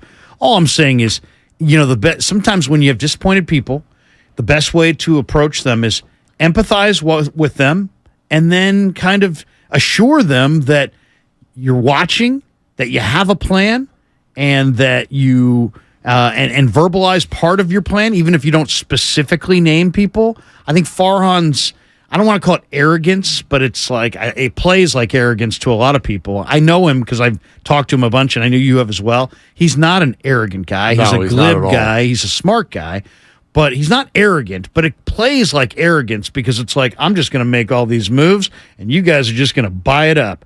And if I don't sign free agents, I'm going to tell you that it's this and that, and you're going to eat that. You're going to eat up that tripe as well. But it's actually like just people silence. are just going to buy it. It's like, you know what? Verbalize a plan. Verbalize a plan to your fan base. Tell them where you're at. Tell them that you understand. I think they have. You really do? Yeah, because people don't want to hear it. Because I haven't heard that. I didn't even. Mark, I was in spring training for a week. I didn't even see Farhan. Larry, I asked him last year that exact question, and he verbalized it. Now, people don't want to hear it because they'll say, but it hasn't worked yet. Show me. You know this. What was the plan a year ago? The plan is, the plan is the same thing it has always been, which has been, your core of your team needs to be homegrown. And I think they would admit to you that the development in the farm system, you know this, over the last year has not gone the way they had hoped. And if you want to blame them for that, go right ahead. I'm not going to get in your way. You're not going to blame us for it. Somebody has to be blamed for it. Right. Sorry that they're going to have to be held accountable for their moves. No question. So no argument here. But if they're going to verbalize the plan, there's no point in hucking millions upon hundreds of millions of dollars to bring in fancy, glitzy players if the team is not fully ready to win. So but they did pursue these players and struck out. Because the pressure got intense. If I asked you right now, put Farhan in a dark room with no microphones and force truth, did he want Correa at $350 million? It doesn't seem like it. Exactly. And that's the point. I don't think that. But here's another thing. So again, it's super expensive to go to these freaking games. Yes, it is. And the Giants made $80 million in maybe their most boring season of all time. And they're not. Their revenue is top 5, but they're spending the 13th most. I mean, how about this? How about spend commensurate with your opponent and commensurate with your revenue streams, and then at least you can say, hey, we're doing our part. To pocket that money and to take a tidy profit, you're literally just A's West until proven otherwise. No argument here. And by the way, I've been to the games. $9 beer, that cup's too small. That's not what I thought was going to happen. I thought you were actually going to give me $9 beer. You're giving me a $9 half beer. Oh, really? That makes it an $18 beer. I'm just telling you. I've been to the game. And everybody walking up, oh, could I have the $9 beer? They're like, that's this cup. I'm like, it's like going to a restaurant that where like you didn't order dinner and you're like, can I get a cup of water? And they give you one of them little toothpaste holders. Right? Like, come on, man.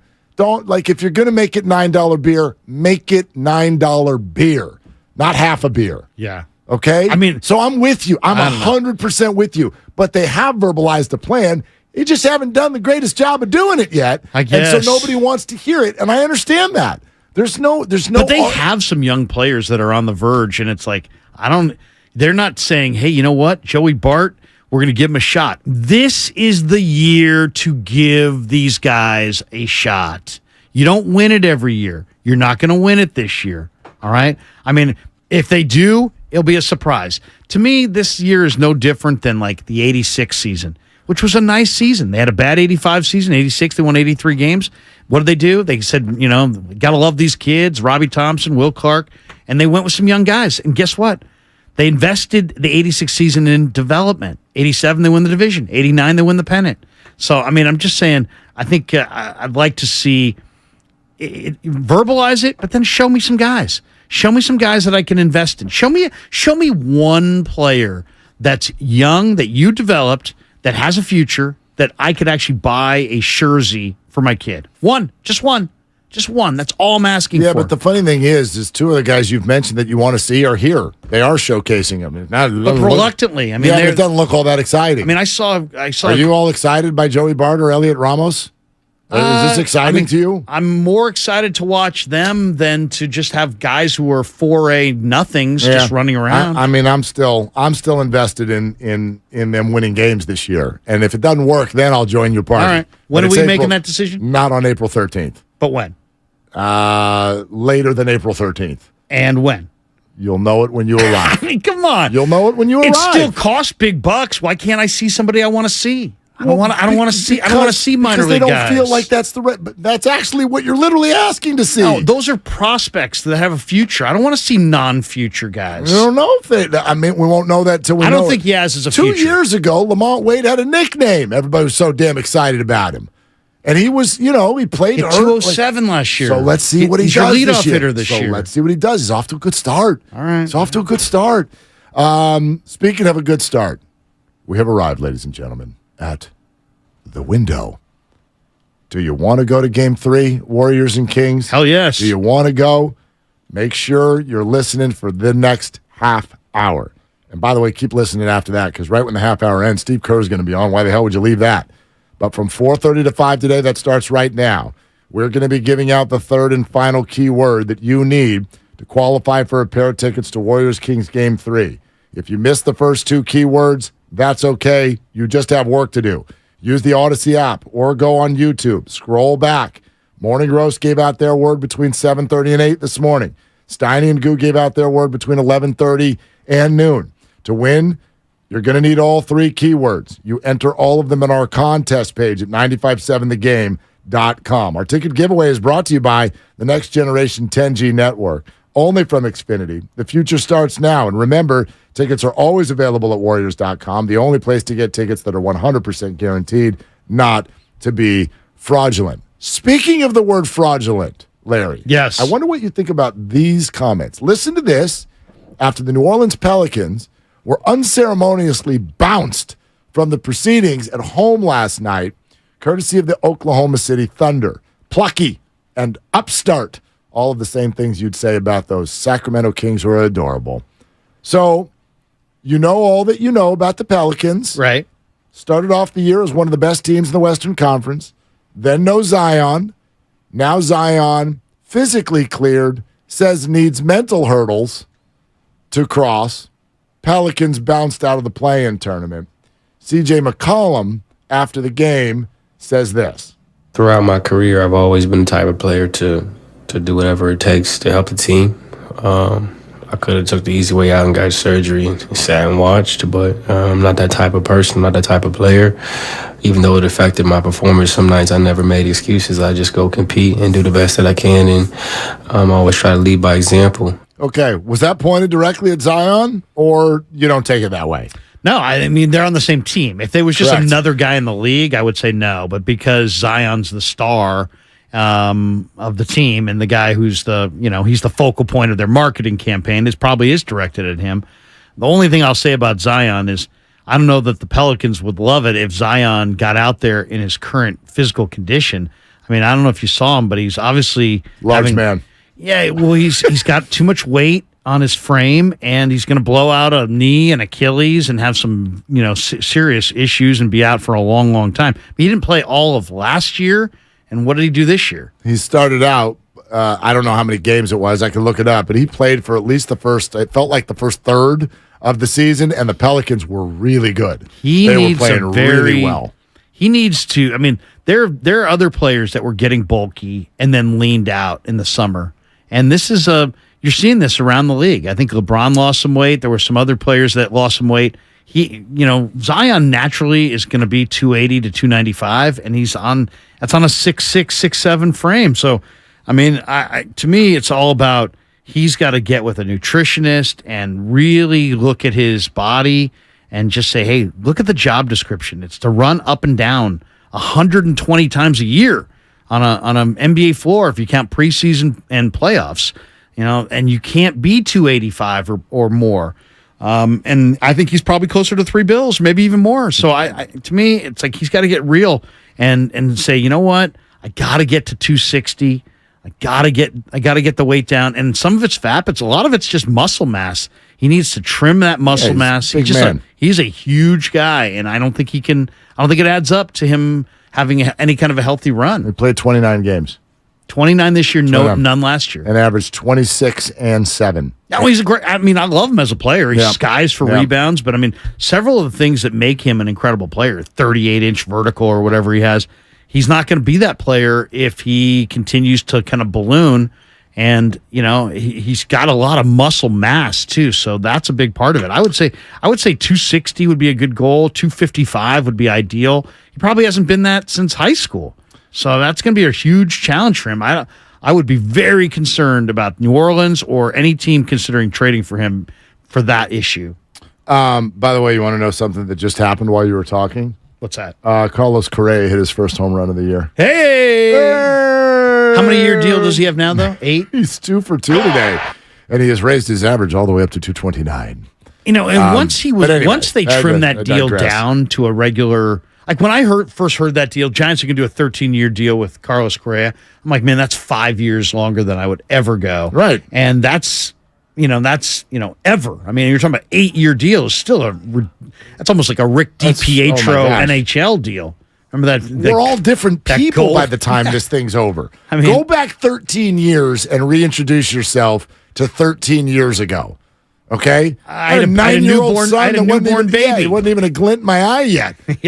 Right? Like, I mean, 13 years. 13 Holy years, hell. Yeah. By the way, this Twins game, it's 9-0 in the first inning. Correa has 2 hits in the first inning. That's right. We're still in the first inning. In the Bronx. Yes. The Yankees have not come to the plate yet, and the Twins are up 9-0. The Carlos Correa thing, and I don't have any sources on this, but I get the feeling, because they signed him and then they backed out. But I get the feeling that it had a lot to do also with the lack of buzz about the signing. I mean, why would you want... Not only did you back out, now, of course, the Mets also backed out. Wasn't... I'm sure it had a lot to do with the medicals on the and not only about the ticket sales, but I think the Giants probably were totally underwhelmed by the reaction their fan base had to that signing. And I think it just made it where they were just universal, all on the same page. The people, I don't think Gabe ever wanted that. I don't think Farhan ever wanted that signing. And I think the owners probably were initially pushing for that big signing that would somehow, get the Giant fan excited. I think they made that signing, and then they saw there was no advanced ticket sales off the signing, and said, wait a second. But why we're going to spend this much in this many years? But why would you let it get to the last minute then? Why would you let it get to where you guys got a suit on at a hotel down the street? I don't know. Do you know what I mean? Maybe they couldn't. I don't know that what you're saying is not accurate, but it seems odd that if that's your position, wouldn't you back out before everybody's on their way to the press conference? True. I don't know. I don't know. I mean, that made them look very, very bad. I mean, the only thing that really saved them there is the fact the Mets backed out as well. Yeah. Oh, that was that was a dark night for the Giants. Yeah. Thank goodness for that. I mean, and this is also what I'm talking about. It's like, where did Farhan go there after that whole thing happened? He hid out. He hid out for a couple weeks and then came out on a Friday news dump when nobody else and made his initial statement. That's not leadership, man. You got to be out front. It's this is your show. To say what? That's exactly something. What? All you want. This is. Don't try to hide away. Don't try to hide out. Dibs and I have had this conversation 12 times.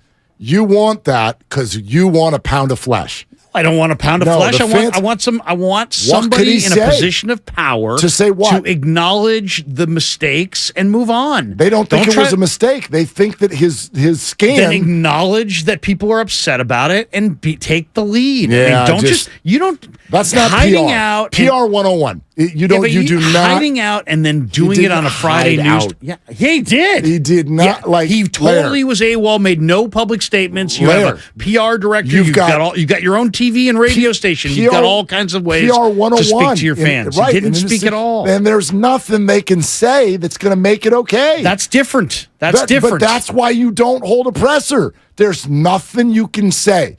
You got HIPAA laws, number one. And number two, all the other things that you can say are only going to make you look bad and only because fans want a pound of flesh. And I get it. I was ticked off too. It's not about a pound of flesh. It's about being the leader in the room. You tell me that Brian Sabian would have said nothing? Take the mic. Go ahead. What would you have said? Guys, I know you're all very, very frustrated, not as frustrated as we are. There's limits to what we can say about this, of course, because of the nature of why this deal did not come together. Rest assured that we are more upset than you. We feel your pain. We understand your frustration. And just rest assured that we have a plan and that we will enact it. That's it. Wow. Saying nothing is not good PR. I disagree. Saying nothing. And then you can't say they didn't hide out because their first announcement was a Friday afternoon in the middle of other things going on. They dropped their first. They popped on with their first announcement was the statement they gave out later that day. No, but the first time they actually took questions from the media was a couple beat writers on a Friday afternoon. Your speech I didn't get a chance like, to ask questions. Did you get a chance to ask questions? No. Your speech just sounded like a State of the Union address. I got nothing out of that. I got nothing. The lack of leadership is, saying something is leadership. Saying nothing is nothing. Yeah. I mean, to me, you take the bull by the horns. You don't act. If you have nothing to hide, then you have nothing to hide. If you have something to hide, then you have something to hide. If you have nothing to hide, then come out and say the truth. Okay. Say, hey, you know what? We wanted this to come together. It didn't come together. There's limits to what we can say. Would you say this to Wiggins? Totally different situations. Of course. Yeah. But would you say it to Wiggins? What? Dude, you got nothing to hide. I don't understand. We all bought tickets to come see you play. If Wiggins had an issue with his father's health, then I don't understand why he couldn't have said that weeks ago. Yeah, but why the Warriors decided to not say anything about that is baffling. I don't think it led to reckless and ugly speculation, and then their own players having to take the podium to speak on that ugly speculation, and this and that wasn't a good move, by the way. It was hardly the Warriors' finest moment is saying nothing about Andrew Wiggins. Yes, he was out for 7 weeks. They could have said if his father was not healthy and he wanted to spend time with him, there's nothing to be ashamed of. There's nothing to be embarrassed about. That's and you tell me that all these people listening wouldn't understand. You're buying that's the full story. Oh, you're buying that, and the Warriors have not said that. Okay, and what did the Warriors do? I'm not going to speculate what the actual story is, but I'm just saying if that was the story, and to my knowledge that is the story, then I would have spoken on it. The Warriors backed their guy. That's what they did. The Warriors backed their guy instead of giving everybody else their. But it allowed the lack of a statement allowed basically a lot of ugly speculation to go on. And then that took a life of its own. And you have Draymond Green taking the podium and addressing these rumors. But I mean, you could have avoided all that. Yeah, I don't think so. And again, it's up to Andrew. That's what Andrew wanted. It's presented by Fremont Bank, full service banking, no compromises. Steve Kerr in less than 20 minutes, but maybe even more importantly for you, the third key word that will unlock Game 3 tickets against the Kings on our contest page at 957thegame.com. You can't win until you have this word, and we will give it to you next. Larry's in for Dibs. It's Willard and Dibs.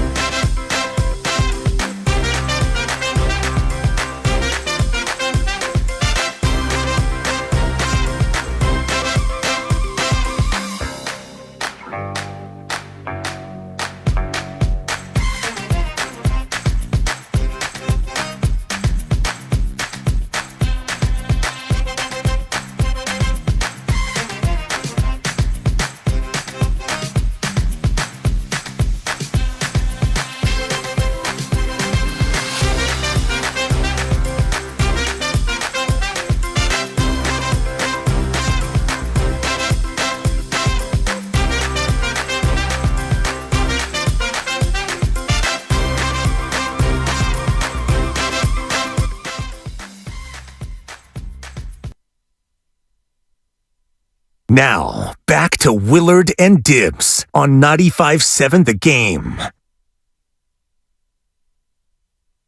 Right? You know that.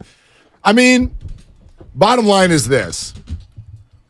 No matter what we're talking about, any of these teams, anything in major professional sports, I'm not under the impression that I ever get the whole story. There's always a backstory. I mean, and we are blessed with access unlike most. And we still don't get the whole story. I mean, you've mentioned Joey Bart a couple of times. What do you think the story is of him and the organization for the last 4 years? Do you know what I mean? And by the way, real quick, before you answer that, final key word that you need to qualify for Game 3 tickets in a matter of moments, and Steve Kerr in 10 minutes. But go ahead. I mean, I don't know. I mean, I don't know if there is a story. I don't know that there is a story. There's always a story. Oprah said every life has a story, Larry. But I don't know if there's any. I don't think there's any story that's like, oh my God, I've got the dirt. No, you don't. I think you've got a player that has struggled. I mean, he's trying his best. There's traits that of his game they may not be fond of, and it might have something to do with the fact that he swings through a lot of pitches and doesn't have a high on base percentage, and they like contact and want guys with high on base percentage. But I mean, look how many times they've struck out this year. But I mean, it's not all on Joey Bart. I don't mean just baseball. I mean, okay, I'm Joey Bart. Like you sort of said it. I think there's a story here. I don't know that we're ever going to get it, but you just said, how are Yaz and Wade seemingly made guys, and they're like scrap heap people, and the number 2 pick in the draft from years ago can't get the organization's backing, and literally the organization instead is publicly going into the year going, dude, if you play, that guy plays like he did last year, man, we're looking for other options. Maybe Joey's told him to F off for all I know. Maybe, and maybe they said, "Hey, here's our analytics department. This is what they think you ought to do." and he like the guy in Major League, he rips it up, throws it on the ground, and whips it out and urinates on it. Yeah, I would bet. Who knows? I Based don't on what I've watched, I would bet Joey at times has been like, "The hell are you all doing? What are you doing? I'm up, I'm down. You've got my back. You don't. Are you developing me? You're acquiring Gary Sanchez. You're out in the world talking about me in a negative way, and you can't question Yaz or Wade." Oh, I know. I mean, believe me, he's got a beef. I mean, there's no question. I would be mad. He's got major bat speed. He's easily their best defensive catcher, and yet you're publicly telling me, "Hey, my leash is short." But where you got other guys who've hit 220 or less multiple years that you signed, is it just that I'm not your guy? Is it because Sabes drafted me? I don't know what the deal is there, but there definitely seems to be more there than meets the eye. Yeah. I don't know if there is more there than meets the eye. Maybe they just don't like him. I don't know. Well, and that would be, I mean, that might be a little bit of a heavy-handed way to say it. I want to give him more of a shot based on what I've seen. Like we've done a lot of comparing because I think there's a lot of overlap between Lance, Wiseman, and Bart. There's a lot of interesting parallels in all three situations. And if you ever say out loud, I've watched our listening audience do this, if you ever say, boy, sort of feels like the organization's not all in on him. You hate Trey. You're a Trey hater. You hate Trey. Let's just say I've got it right now. I'm getting it right now. That you wear Brock Purdy underwear to bed. Just say it. Say it. You hate him. You hate him. You hate him. Yet no, I'm reading what I see. Right. And the Warriors will tell you we love James. That's actually one of the reasons I kind of think Trey may get dealt. Is the Niners talk sounds very eerily similar to Bob Myers and Steve Kerr's talk 3 weeks before Wiseman was dealt. The man wears a Pistons jersey now. Yeah. So, I see some parallels here with regard to the way these organizations seem to feel about these three guys. Long ago that we were, literally, wasn't long ago that we were saying, who's got the brightest future? James Wiseman, Trey Lance, or Joey Bart? All three of them on the East Coast. Wow. This is James Wiseman. Thank you, James. All right. Hey, Steve Kerr is coming up. We are literally moments away from the final key word, but also want to bring back our conversation earlier, which I thought was fantastic with Kevon Looney, and let you hear if you missed some of that. Odyssey app, YouTube, you can go back and listen to the whole thing. But here's a little bit of it. This was an interesting one now because we did on 95.7 The Game earlier have a caller who said the Warriors don't have any answer for Domantas Sabonis. So we said, hey, Loon, poke. Somebody says the Warriors have no answer for Sabonis. What do you think about that? I mean, I done heard this in a lot of series where there's a lot of great big men. I take pride in being able to defend my position and protect the paint. I feel like we got me and Draymond, Jermichael have been doing this all year, playing against a lot of good bigs, and we always usually hold down the fort. Bonus provides a problem, but I think we got the answers, and you got to go out there and execute. If we execute the game plan, I think we'd be in a great position. I'm looking forward to this battle. It's going to be a lot of fun. If you got a problem, I'll solve it. He said Sabonis is a problem, but I think we got the answers. Well, and it's amazing how people forget. Wasn't it just last year they were, how are you guys going to stop Jokic? Uh-huh. I mean, and by the way, what's the solution for Jokic? You kind of don't, but you can win anyway. I think Jokic is a tougher check than Sabonis. And he averaged 31 and 13, and the Warriors were never in stress. Right. The bottom line was, hey, he's going to do his as long as he doesn't get everybody involved. And I think that's actually the key with Sabonis as well. Let him score. Let him get some rebounds. I mean, not let him. I mean, you're obviously going to battle him. But where you really don't want him to dominate the game is you don't want him to pile up 12 assists and get all kinds of these other guys involved. Okay, more from Looney in a second, but it is time to give out the third and final keyword that you need in order to qualify for a pair of tickets to Game 3 between the Warriors and the Kings. The final keyword is...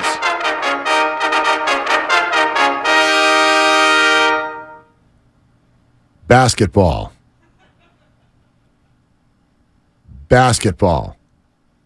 Who are the ad wizards that came up with this one? No, the final key word. That's not it? No, it is. It's basketball. Oh, it is basketball. Yeah. Basketball. So you're doing misdirection. No. That was, the station. Can you imagine? Salespeople would be flying out of their desks. Everybody running up here. Willard F. What did he just say? No, the word. I say he's an idiot. The word is basketball. Now all you need to do for a chance to win is enter all three keywords on our contest page at 957thegame.com, right? So again, if you don't have the first two, you can still hustle back in time on YouTube or the Odyssey app because Bonte and Joe gave out theirs 7:30 to 8, Steiny and Goo 11:30 to noon, and our word is basketball. So all three keywords, contest page, 957thegame.com. Our ticket giveaway is brought to you by the Next Generation 10G network, only from Xfinity. The future starts now. And remember, tickets are always available at Warriors.com, the only place to get tickets that are 100% guaranteed not to be fraudulent. Basketball. There's a lot of fraudulent tickets out there. Basketball. There you go. There you go. That is. Now, if you just knew what those other two words were, you'd be sitting chilly. If only. Looney was asked how Wiggins is looking in practice. He's been looking really good. He looks like himself. Looks like he hasn't missed a step or like he's been here the whole time. So excited he got there and go to war with him out there on the court. Our team missed him, our fans missed him, so it's going to be exciting for him to step out there in the playoffs. Certainly going to be one of the things we talked to Steve Kerr about is the plan. And Shams Charania with a breaking news report a couple of hours ago that Wiggins has been cleared to play for Game 1, but that at this point the Warriors are leaning, not official, but leaning toward bringing him off the bench, at least to start for about 20 to 25 minutes. And I'm really fascinated to watch the way this plays out. And as I told you earlier, this is one concern that I have about this matchup is that the Kings are so cohesive. They were so healthy all year. And so everybody knows exactly what their roles are. They can probably tell you before the game when they're coming off the bench and what they're going to be asked to do and who they're going to be asked to guard. While the Warriors have not had that luxury all year long. They have consistently, you're right, Poole is a starter, he's not. Wiggins is here, he's not. Steph's healthy, he's not. They've all had to play these different roles, and it's led to maybe a little bit of a lack of cohesion, especially with the bench. And so what happens now when you start the playoffs and you get yet another major change, which is Andrew Wiggins injected into the bench unit? And it's interesting because Wiggins has been in this system for a while and knows this offense like the back of his hand and knows his teammates and has logged lots and lots and lots of minutes on the floor with his teammates. So knowing that, is 7 weeks off a disadvantage because of rust or an advantage because of freshness? It's a good question. Because, I mean, it's a war of attrition in the NBA. I don't think people realize that these guys' legs feel like hell Well, this is by why- the time they get to this point in the year. This is why so many of them defend load management. It was interesting, I thought, when we asked Looney about it, a guy who played 82 games this year. And I'm like, yeah, 82 games. Tell all those other guys 82 games. And he's like, hey, man, calm down. We get a bad rap. And he said we, even though it's not him. It's all these other players that sit out. And he talked about how, in fact, it's often the team that's begging the player not to play, as opposed to the other way around. And I think that the reason they do it is to answer the question you just gave. A lot of them feel like, I'm going to be better in the playoffs if I only play 68 games. Shaq got surgery on, was it his toe or what year was it? He got surgery literally before opening night, I think, and missed a good portion of the first half of the year. I mean, if I gave you the option, you could have your favorite player, in this case we're talking about Wiggins, but if your favorite Warrior, he could be out for basically 2 months, and you're going to have to, and he's not going to get any rehab assignments, so you're going to get that initial rust, but man, you're going to get a fresh player who hasn't been running up and down for 2 months. Would you take it? Would you take that player, or would you say no? I don't want that rustiness, and I don't want the unknown of how he's going to play. But you do get a rested player, and you might even have a rested player in his 30s. I think it always comes down to the time that you're asking the question. As we sit here today, we wish the Warriors to have had as much rest as possible because now we're here. But if you had tickets to a game in January and you find out that Steph is sitting, then it bums you out. It bums you out. Or for sure. would you rather, let me phrase it this way, would you take the 7 weeks off, or would you rather be a higher seed? Yeah, well, I mean, listen. So you would have been a higher seed theoretically if Wiggins had played. The answer will play out this week for sure. You're listening to 95.7 The Game, KGMZ FM and HD1 San Francisco. Always live on Twitch, YouTube, and the free Odyssey app. Larry Krueger in for Dibs. Let's roll with Steve Kerr joining us here on Willard and Dibs and 95.7 The Game. And Steve, we've decided to butter you up today. Instead of having one of us ask the first question to you, we decided to bring in someone you like way better than us to ask you your first question of the day. His name is Kevon Looney. Are you ready for this? I'm ready. Okay, here it is.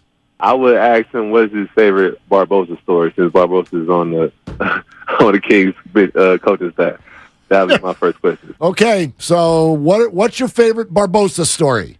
My favorite Barbosa story. Gosh, that's a good question. 'Cause I've known LB a long time. We were together in Phoenix years ago when I was the GM there.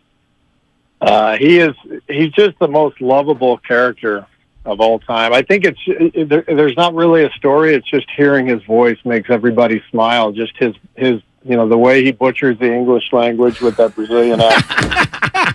It's just beautiful. It really is. Well, I mean, that's got to be the best story, right? Is we going to be championship? That's the best. That's the best thing ever, right there.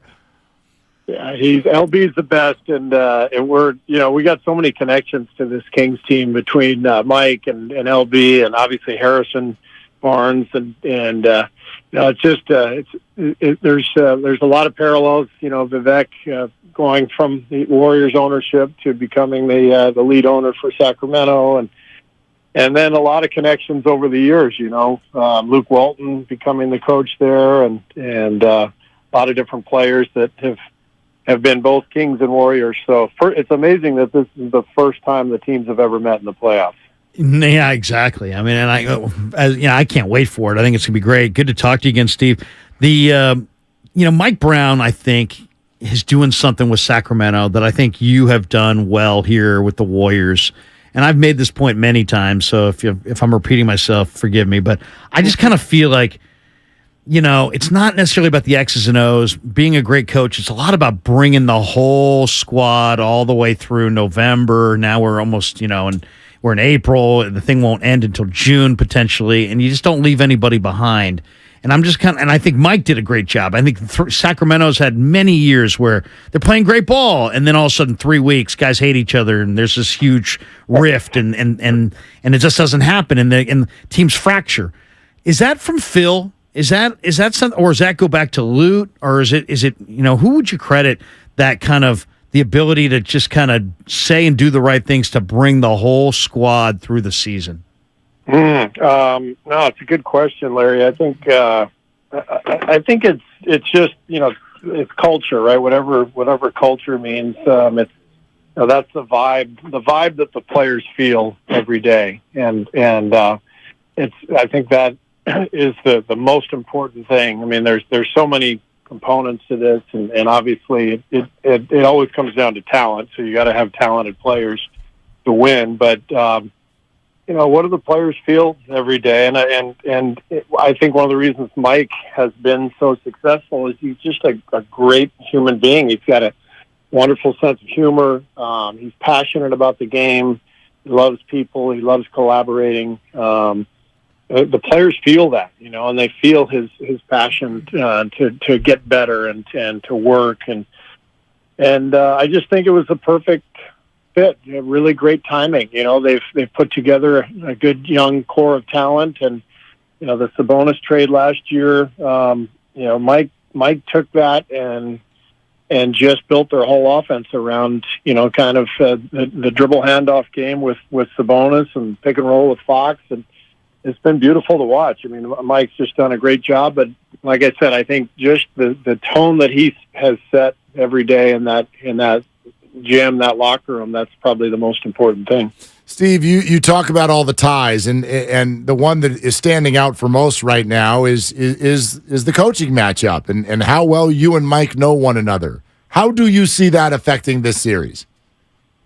I'm not sure it affects us that much. I mean, we were together 6 years, so we know Mike's defensive tendencies, the way he likes to play, but he knows the same thing about us. He knows our patterns and what our comfort zones are, and if anything, he knows our team a lot better than we know theirs because he coached these guys.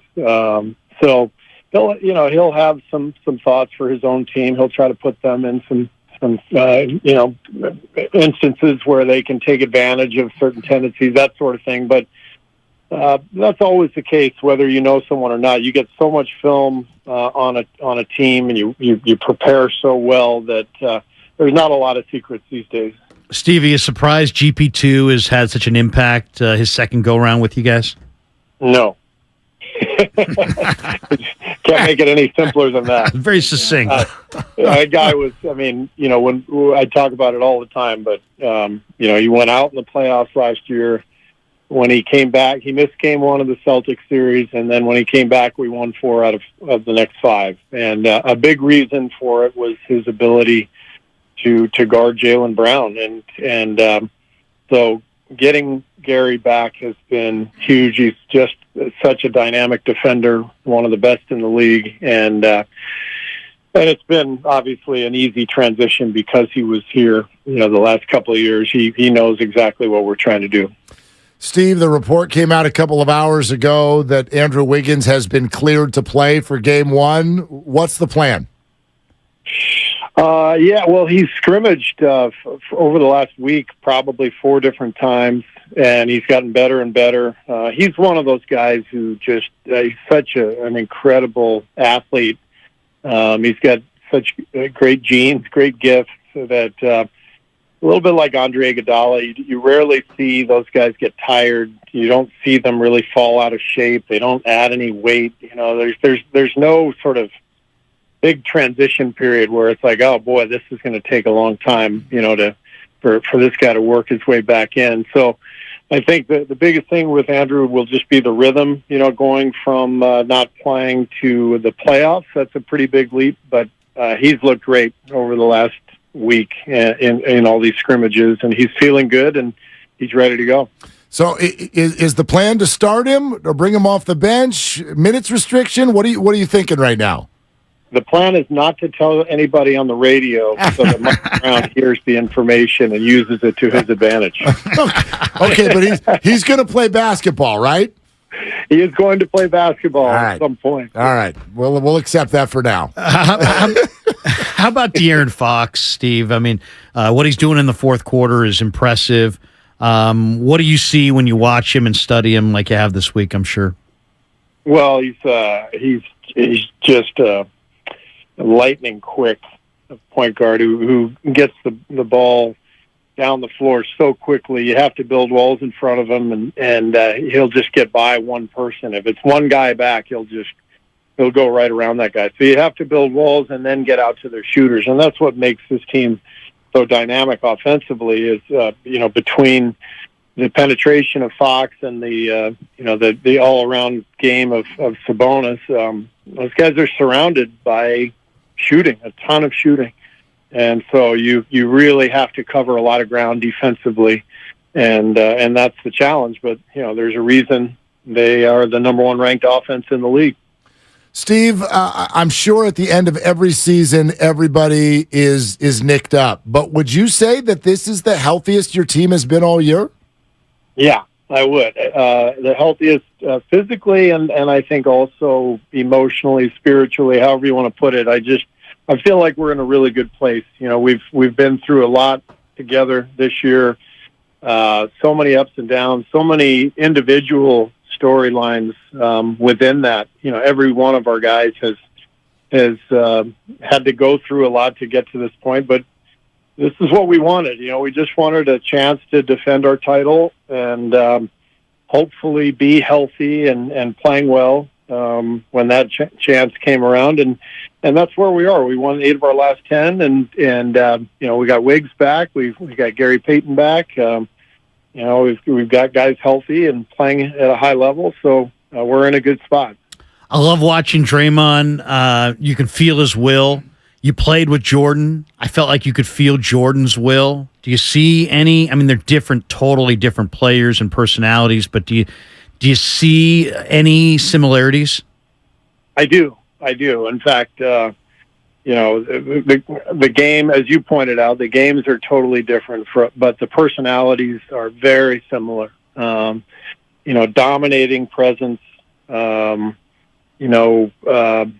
maniacal competitors, incredibly passionate and intense. I think, Draymond is probably more emotional than Michael was, but Michael was, equally as intense as Draymond is. But, the end result is you got two guys who ended up just making an incredible impact on the game nightly, regardless of what the stat sheet said. And part of that is just the will and the competitive force.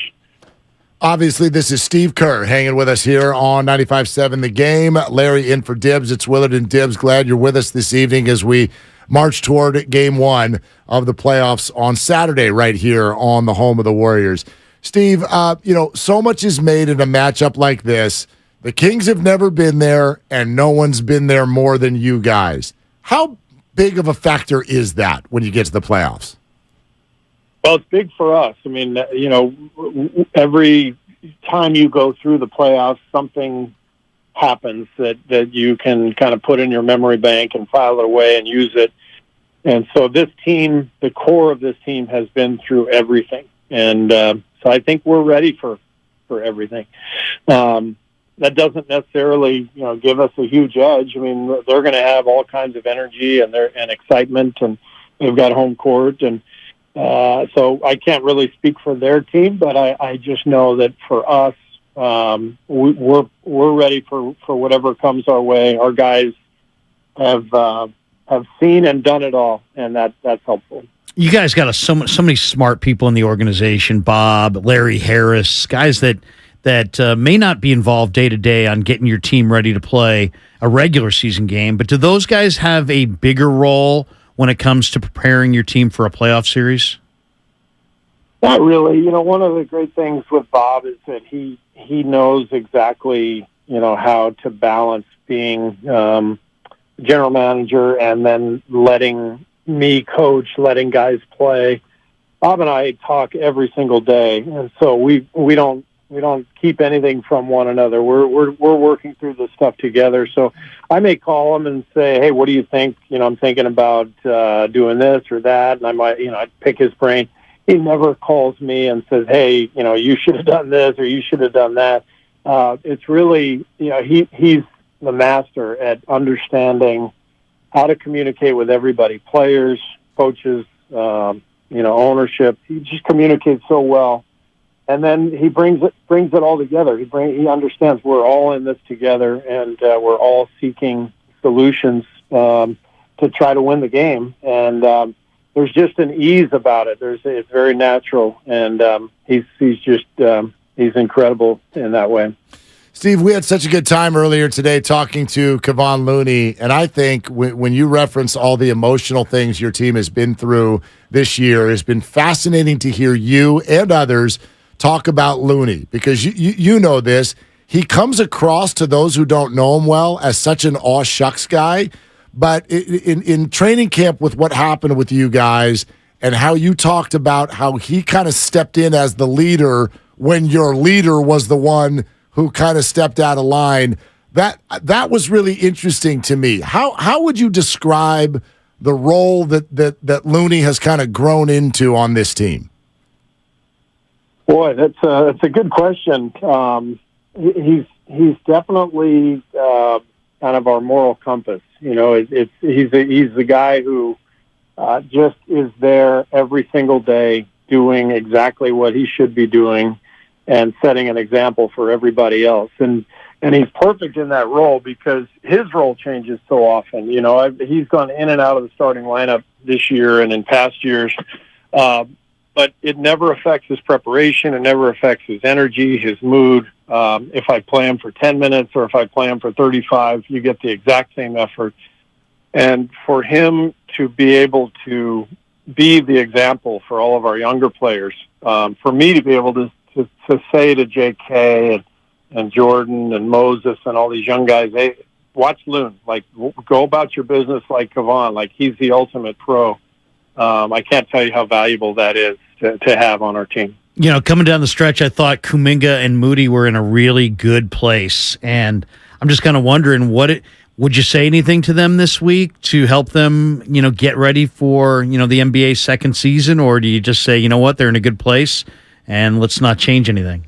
No, I check in with most of the guys, going into the playoffs, and so those are obviously private conversations. But I think that's a big part of coaching is just understanding that guys are going to be in different places throughout the year. You can be on top of the world one week, and then all of a sudden, things go terribly wrong, and you're out of it, or you're injured, or something has gotten you off kilter, and all of that is part of coaching, is recognizing that and just trying to stay on top of it and keep guys going. Steve, how would you compare Jonathan Kuminga at the beginning of this year to the Jonathan Kuminga you have now?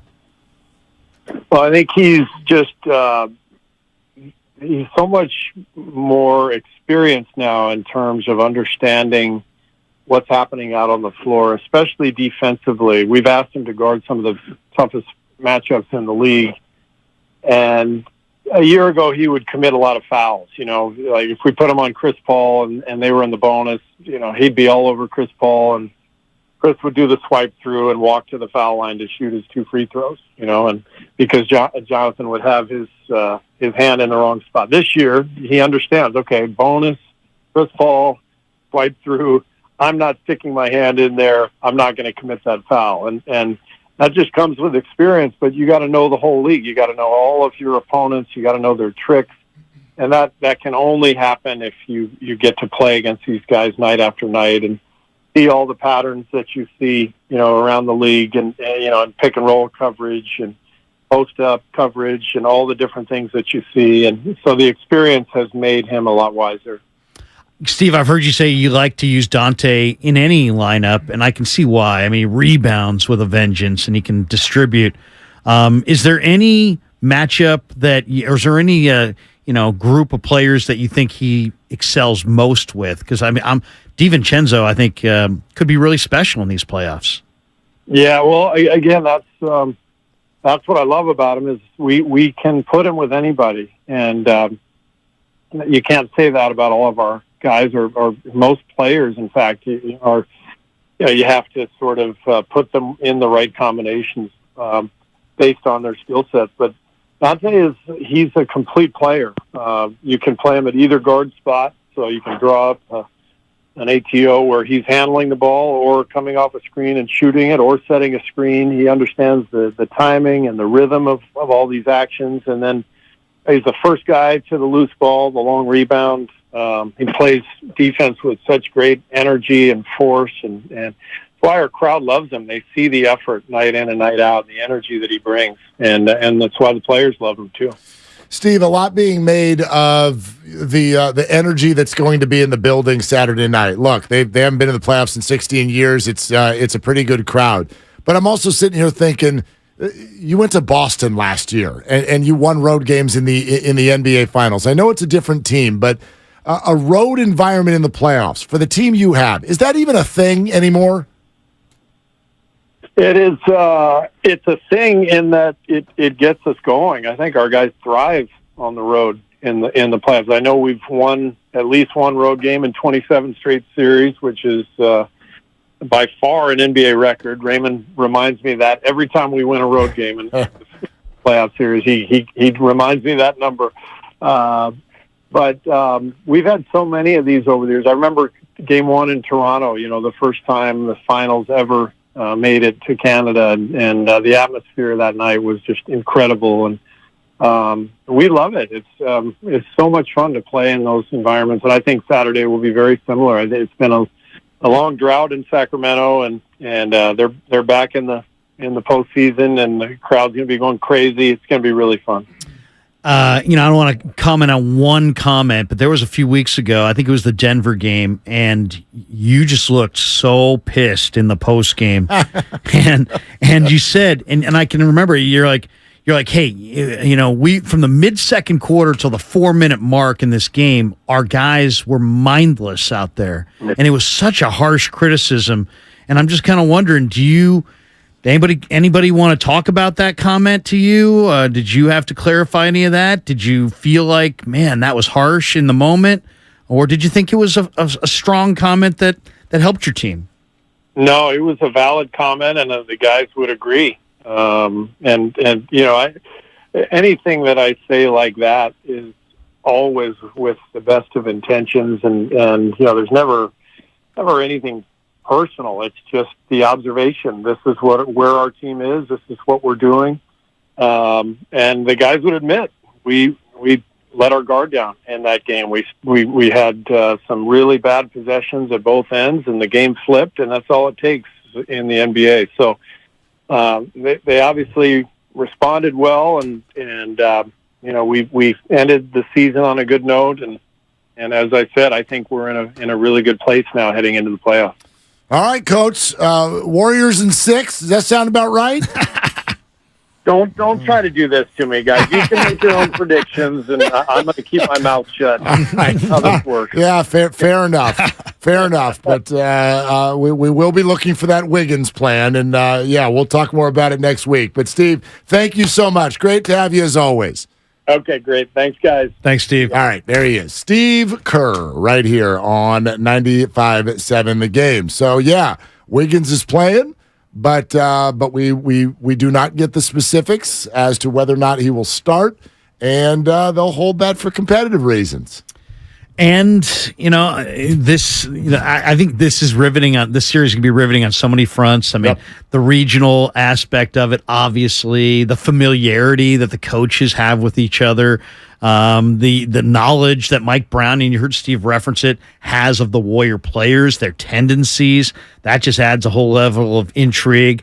The fact that the Warriors are trying to hold on to their spot and the Kings are trying to ascend into that spot. I mean, there's just so many great subplots to this thing that and then all the personalities, the matchups, the addition of GP2. I mean, it's just there's a lot there's a lot of great topics, and I can't wait to see what the story from game 1 to game 2 is going to be. It's perfect. It's absolutely perfect. It's a changing of the guard type series, but and obviously I say that meaning it may or may not be, but it's one of those barometer deals, right? Like all the Warriors heading into some sort of a new domain, or is it business as usual? And Kings, that was a fun story, but not yet. And so when you add in then also the geography, the coaching situation, the Harrison Barnes, all of it. It's absolutely, I mean, a lot of us have been trying to will this into existence over the last few weeks because we all thought it would be so much fun. And so, yeah, here it is. And I think you're going to get an unbelievable environment. And I do think that it's going to be at least a 6-game series. And his answer when I asked him about calling his team mindless, he's like, hey, I was right. Basically, I was being honest with him. But that kind of real harsh criticism from a guy that you respect I think it's interesting to me that he can be. It's kind of a glimpse into the relationship that he has with his players, that he can be that harsh, but because he's being honest, they're going to take it the right way, and that they know it's not personal. But man, it ain't filtered either, and it's not watered down. It's like right here. This is how I honestly feel, guys, and I'm sure they owned it because they had to. I got to feel like if you're a locker room that is going to be centered in many ways around Draymond Green for a decade, you better get ready for some real talk. You can't dance around everything, and you have to be able to handle that, right? Like, I mean, you have to be able to handle that when someone looks you directly in the eye and gives you the honest truth, even when it's not what you want to hear. I think the Warriors are probably really good at that. So that was just another example. The other thing I thought was kind of interesting is when I asked him about Michael, maybe some of the reason that Steve and Draymond can communicate so effectively together and have such success together is because Steve witnessed Michael and everything that goes into having this man.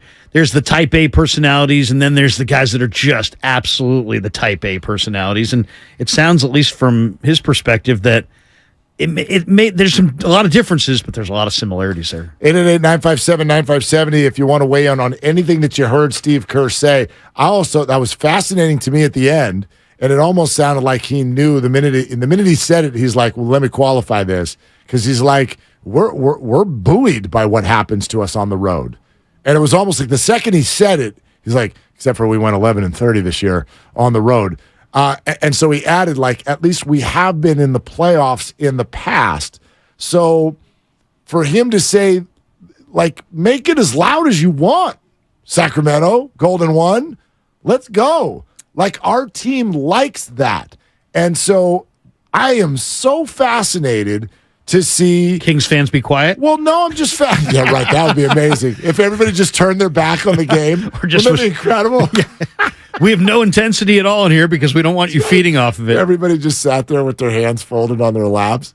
But I mean, yeah, Warrior fans, and I do have a healthy, not fear of this, but a healthy curiosity. It does feel like Warrior fans are waiting, actually expecting that on Saturday night, they will put shoes on and uniforms on, walk out onto the floor, and just be a different team than they were all year long. And I'm like, maybe. They went 8-2 in the final 10. Now, some of those games were not punted. Yeah, some of those games were not real contests, but some were. And some of those, the ones that were real contests, the Warriors completely looked awful in the first half and had to make a mad dash to win them. You know, they yes, 8-2 in the last 10. Let's also spotlight a couple of those games. One of them was the game you just referenced to him that was a mindless effort. That was in the last 10. There was the one they barely pulled out in Dallas, which we all thought was a great win. Now look at Dallas. Does that sound like that great? Let's also remember that at home, in completely desperate situations, they fell down in the first half by double digits to New Orleans and Oklahoma City. New Orleans over 20 points. Yes, they rallied back and won those games. And then there were the last two where they played Sacramento and Portland, and those two teams just punted the game to the Warriors. So, but those two were interesting too, though, because the Golden State came out in the first quarter with tons of energy, and in that Sacramento game, they gave it back to them in the second quarter. They did. They did. And, I did not. They had to win that twice. I didn't think the Warriors played great in that game at all. No, and they looked great in the first quarter, though. Yeah, the Portland one, I don't even know how to assess. Like the Portland, that was a G League team. That was a G League team that they played. So you score 55 points in the first quarter and break an NBA record. Are you playing well, or are you playing a college team? I'll say this: I saw that game start to finish. The Warriors brought great energy in that first quarter. That was undeniable. And I thought they brought great energy in the first quarter against Sacramento. But then in the second quarter, they kind of gave it back in the Sacramento game. In the Portland game, they just, they were so big at that point. Yeah. This is not to be Debbie Downer, but just let's go through the last 10. And you tell me, impressive or just like, yeah. All right. They won at Houston. Right. Okay. Then they won at Dallas by 2 points. Okay, that was to finish the road trip. Remember, they were 0-3, then they won the last two. Right. They came home. I attended this game. I'll give them a nod here. They beat Philadelphia. Thank you.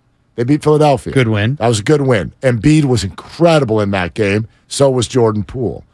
Then they lose that game in Minnesota, where they had, not in Minnesota, a home game against Minnesota, where they had the lead in the last minute. They lose that game. Then there's the home win over New Orleans, where they were down by 20 and rallied back. Then they beat the San Antonio Spurs in a pretty uninspired effort, by the way. Right. Took 3.5 quarters to shake them. Then they go to Denver. They could have lost that Spurs game. I mean, easily. Then they go to Denver. There's your mindless game. Okay. Then. Well, and which was almost like multiple games. They looked great in the first. They did. The first quarter through the first half of the second quarter, they looked great. Then home to Oklahoma City. They're down by double digits at half. They rally and win. Now, that was an impressive rally because that not only did they beat OKC basically pulled all their players off the floor and said, we're done. But with OKC about 4 minutes left? What did they have? A 75-point first half? 73, 77, something like that? Alexander looked money. Right. But they win that one by 11, and then the two Sacramento and Portland games that were basically kicked. So I guess my point in looking at this... But they also dug deep prior to those 10 games, too. And they had to dig... There was a lot of important games in the second half of the year. You play your schedule, and they won 8 of 10, and that's a fact. And yes, they were actually... I mean, they were a couple of buckets away from going 10-0 in that stretch. So it was good. It was good. But never in that stretch did I see like a 4-quarter great effort. And that's what I'm wondering, That's what I'm wondering because it often... You don't think it's there? It's not that I don't think it's there. I do think it's there, but I think the Warriors, this particular team, has shown lapses. I mean, I think Steve would agree. There have been lapses with their judgment, their decision-making, their energy, what have you, to the point where Draymond's even spoken about it. Oh, it's March. I have a hard time getting out of bed for games in March. So... I just think that those words are kind of resonating in my head as we get ready for this, because now it's not March. Now it's April. Now it's the playoffs. Are you going to look like a more consistent basketball team? Because if they do, then the sky's the limit. But, I'm here to continue to remind everybody how hard it is, what we're all seemingly expecting them to go do, to win a title out of the 6th seed when you only had 11 road wins all year.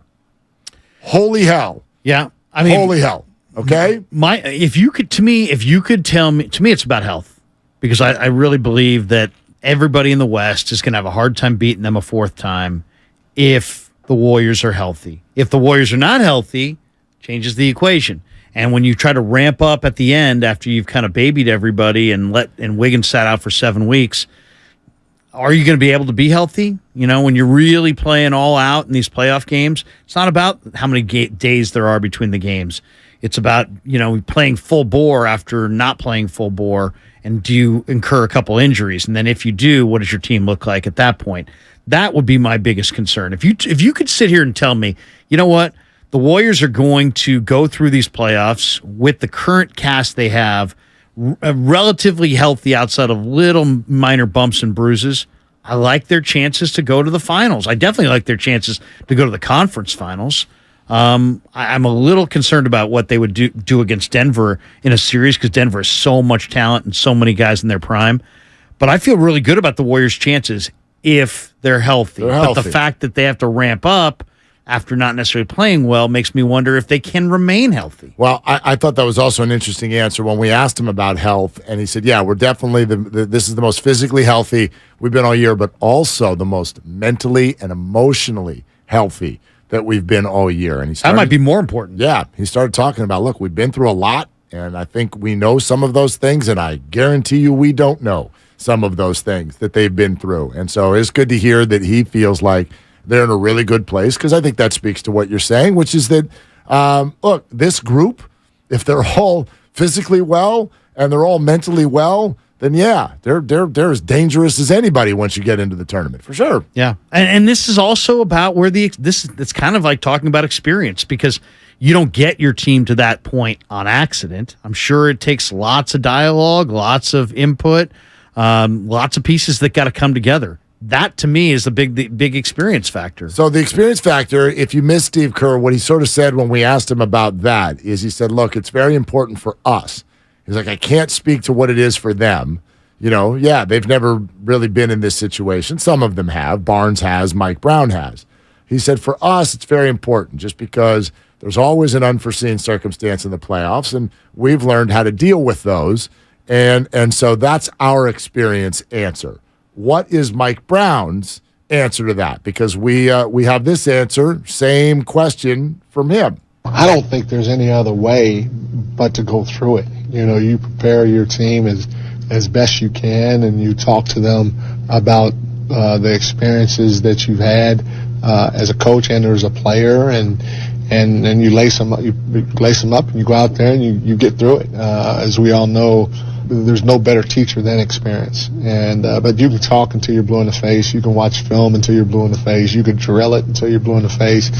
It's hard to simulate what it's really going to be like until you actually go through it. And so we've done all those things. I mean, even at our team dinner last night, we had Deli address the group from his perspective of being a champion and going through the playoffs. We had HB address the group from his perspective, and then we had Leandro Barbosa as a player and as a coach address the group. So again, we can keep throwing stuff at our guys, which we will, but at the end of the day, the best teacher is going to be actually going through it and seeing how you hold up to the different things that come your way, especially when they're adverse things. Yeah, I think that's a great answer, because what he's basically saying is kind of what you and I were talking about earlier when we likened it to parenting. You can tell them all you want. You can tell them, you can tell them, you can tell them. And even if they're listening, it doesn't mean a damn thing when you go out there. And I think one of the reasons people like the Warriors, one of the reasons I like the Warriors in this series, doesn't the idea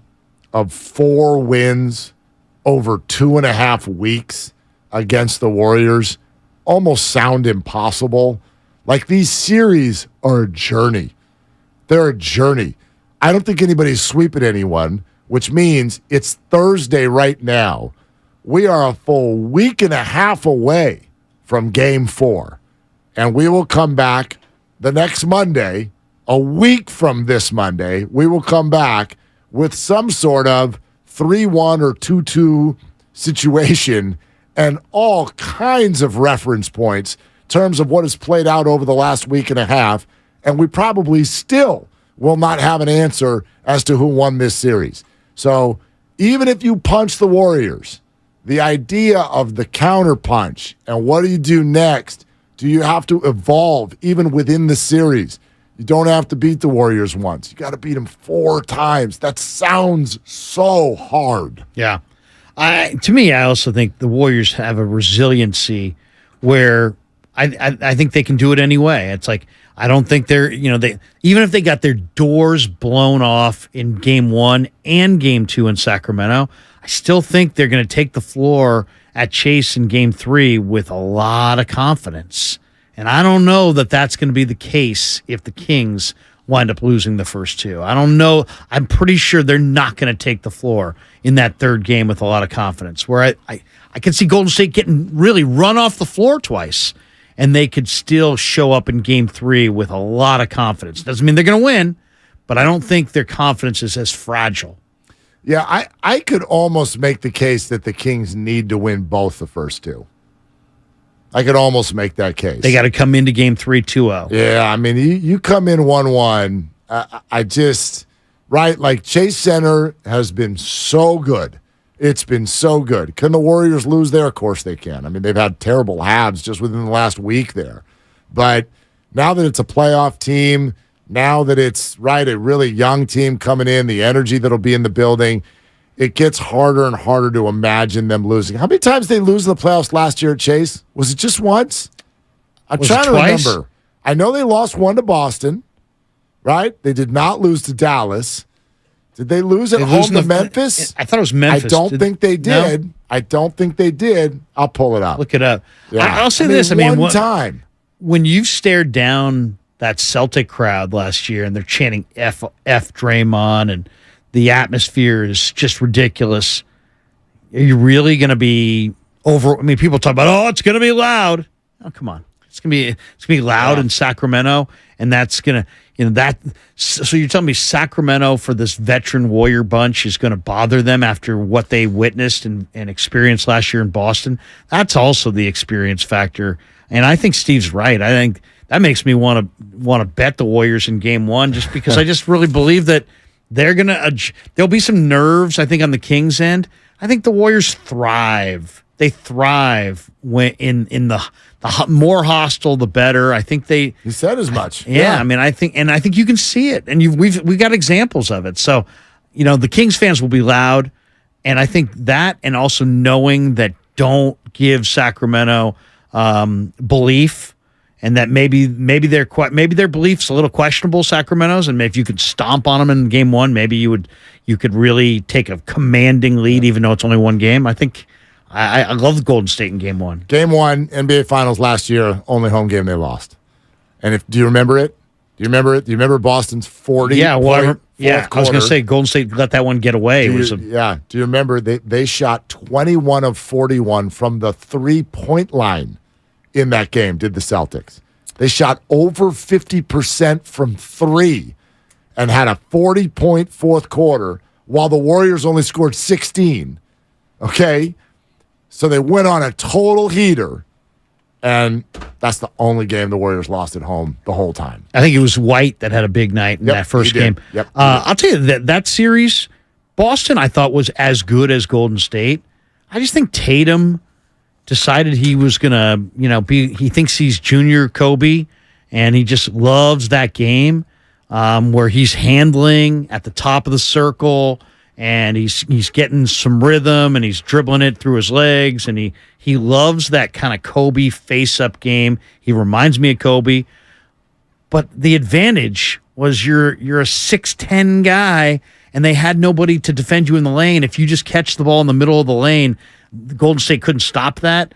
And they went to it a few times, but they didn't go to it enough. And if they had, I think they would have had a lot more success. All right, it's all brought to you by CalHope.org. More coming up. Continued time for your phone calls at 888-957-9570.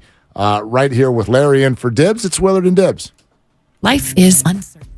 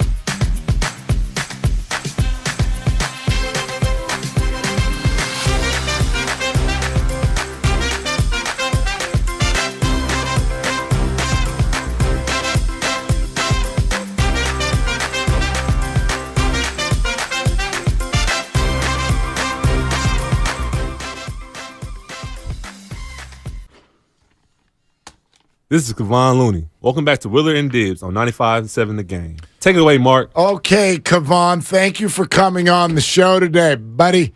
Larry's in for Dibbs. As many of you know, if you've been on the hang today, we're presented by Fremont Bank, full-service banking, no compromises.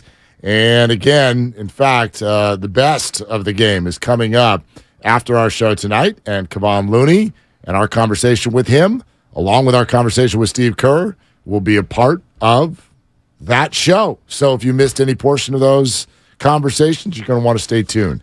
Can I use a quote from Doc Rivers? Doc Rivers? Can I use a quote from Doc Rivers? Absolutely. Fire away. To illustrate a point that I have about the Warriors. I would like to purchase my ticket now to be on the side of the fence that the Warriors keep Steph Curry, Klay Thompson, and Draymond Green for the rest of their careers, period. I'm all in. They're going to the finish line with all three. All of them. I'm in on them. I am in on them all the way through. They all want to finish careers as Warriors. I don't really see any avenue anytime soon that includes the Warriors competing for a championship without any of them. So all in on all three. Will they take less to stay here? I don't know. And I don't even know what less means. Like less than they're making now. Well, Draymond has got an option for $27 million. If he takes a 3-year, $60 million deal and tears that up, did he take less? Yes. Okay. Then Klay's going to take less. Then yes, I do think that they will take less. Right? I do. Klay has to take less. But what I'm more interested in is, will they take less than what they're being offered somewhere else? Like, will they take less than the max? Yeah. They're going to have to. No one's going to offer them the max. That's interesting. Will they take less than what's being offered to them somewhere else? Well, first of all, one guy we can take right off the table. Steph is here. Steph's here. No matter what. Draymond, who's coming after him? Like, and don't know. Who would potentially, if the Lakers came after Klay, with his dad having played there, or if Portland came after Klay, would he? Portland, I don't know. Isn't he from Portland? Yeah, he spent some time growing up there, but what's up there for him now? No, I'm just saying if sometimes guys want to finish playing in front of their home crowd. I don't know. To me, the only one that makes sense would be if the Lakers came knocking for Klay. That maybe I could see him having some interest in maybe playing there. A lot of people talk about the Lakers coming knocking for Draymond. Clutch Sports. Because of LeBron. Right? I don't know. I found this interesting, though, because, and part of it is personal because I was in L.A. covering this team at the time. Drip. Anyway, thank you. Doc Rivers on his Clippers teams. Lob City. Remember? Quote, that team was never going to win when you look back at it. We didn't get along well enough. Now, I knew some things. There you go. This is Chris Paul related. I'll say it now. It's all good. Blake Griffin and Chris Paul couldn't stand each other. Nobody could stand Chris Paul. That's why this is the underrated part of roster construction. You have to understand the personalities. Right. And it's different. And I've talked to Bob Myers about this, and I've talked to other NBA people about this, is that it's different than football. It's different than baseball. Yep. It's a far more intimate traveling party. Smaller locker room. You can't introduce somebody that everybody hates in the room and have it not impact. There's guys on a football team that you don't like, but it's a football team. There's 75 guys in the room. Right. There's 53 guys on the roster. You can make it work. There's enough of a buffer. But you don't like somebody and they're 1/15 of your traveling squad? Well, so that's one of the things I'm getting at, because do you know how amazing it is that this rock band still wants to be together? Do you understand how rare that is? That takes a lot of mental maturity. Oh my God. And and also, come on, it's no different than a marriage. It takes a lot of give and take and a lot of communication, I'm sure. With these personalities also that all seem so different, like Draymond, nothing's more intense. Klay, nothing's more abstract. And Steph, nothing's more milk and cookies. And somehow that all blends. It blends. I don't know why. It just does. And they play so well together. They still want to be together.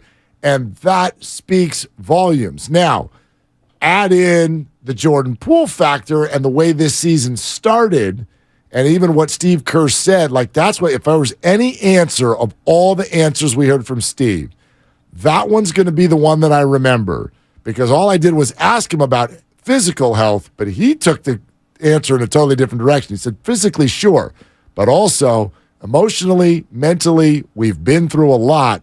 I'm taking from what Steve said that whatever the hell was going on at the beginning of the year and all the challenges associated with it, they made it. And whatever's going on with Wiggins, whatever's been happening for the last 2 months, they made it.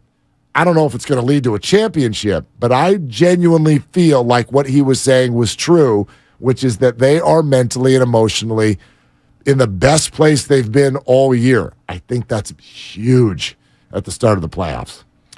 The Poole thing's interesting because, I mean, I think one of the things that changes the dynamic in the room is when one of the players ascends to a new status. Yep.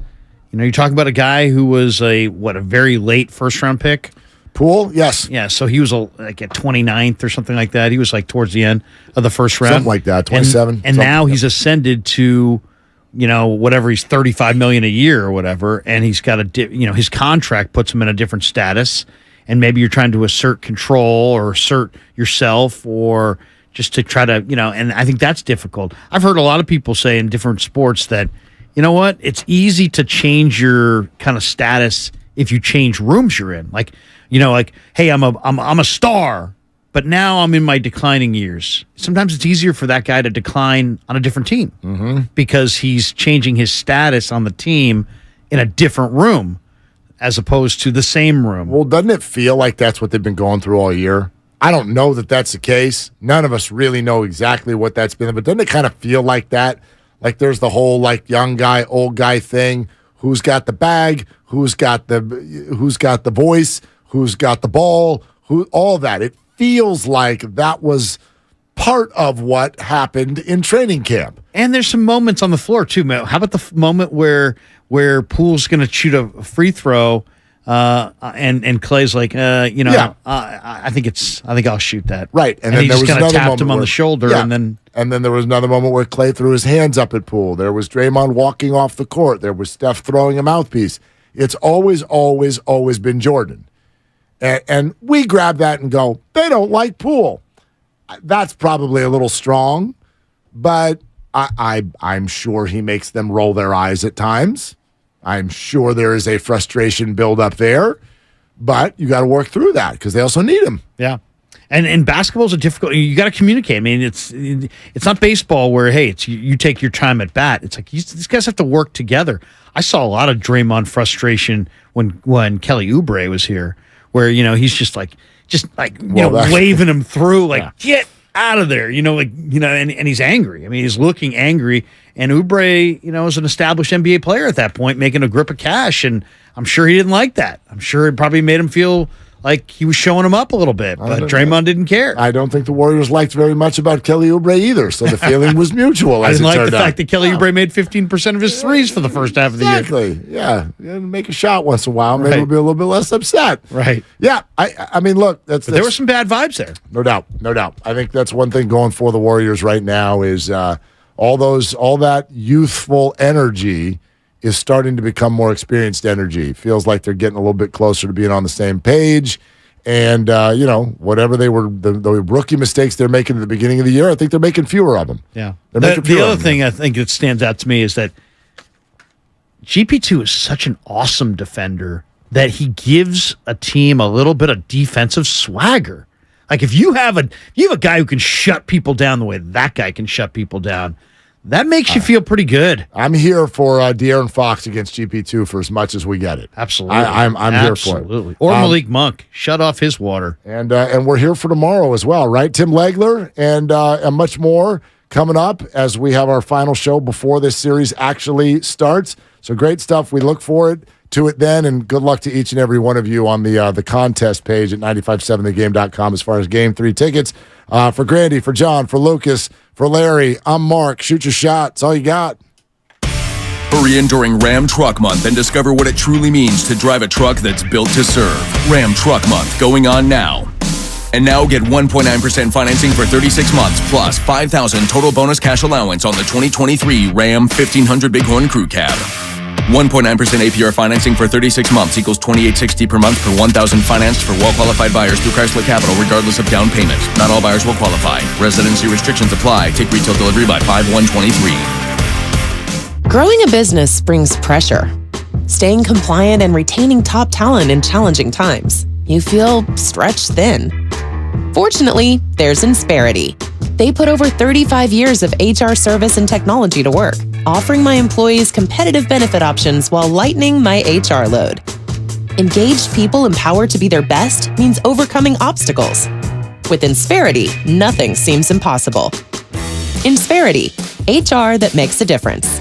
Johnny Mosley here with your Thursday Toyota Tahoe report. Put an edge and wax up your favorite pair of boards because it is clear and crisp here at Palisades. Grab the keys to your Toyota, and I'll see you on the mountain. Thanks, Johnny. Today will be mostly clear skies. There could be a few clouds from time to time, but they won't stick around. Temperatures will reach a high of 44 degrees with light winds. The rest of the weekend looks sunny and dry. This report has been brought to you by your local Toyota dealers. Check out Toyota's full lineup of mountain-ready all-wheel drive vehicles. Toyota, let's go places. Diabetes, high blood pressure, anxiety meds, everyone's on them. If you're a 50-year-old male, maybe a bit porky, and you may even have type 2 diabetes, $1 million of term insurance may only cost you about $200 a month. Call Term Provider. Speak with Big Lou at 800-444-9336. Big Lou will find a term life policy for you even if you have type 2 diabetes, are overweight, or have high blood pressure. Term Provider has helped thousands of people like you who think they can't afford term life insurance. To buy $1 million of affordable term life for you, all you need to do is call Big Lou at 800-444-9336. Lou will make sure the scales are tipped in your favor. Call 800-444-9336. Big Lou will answer your call and work to fit you into a term life policy that you can afford. Remember, Big Lou's like you. He's on meds too. Call 800-444-9336. 800-444-9336. It's the most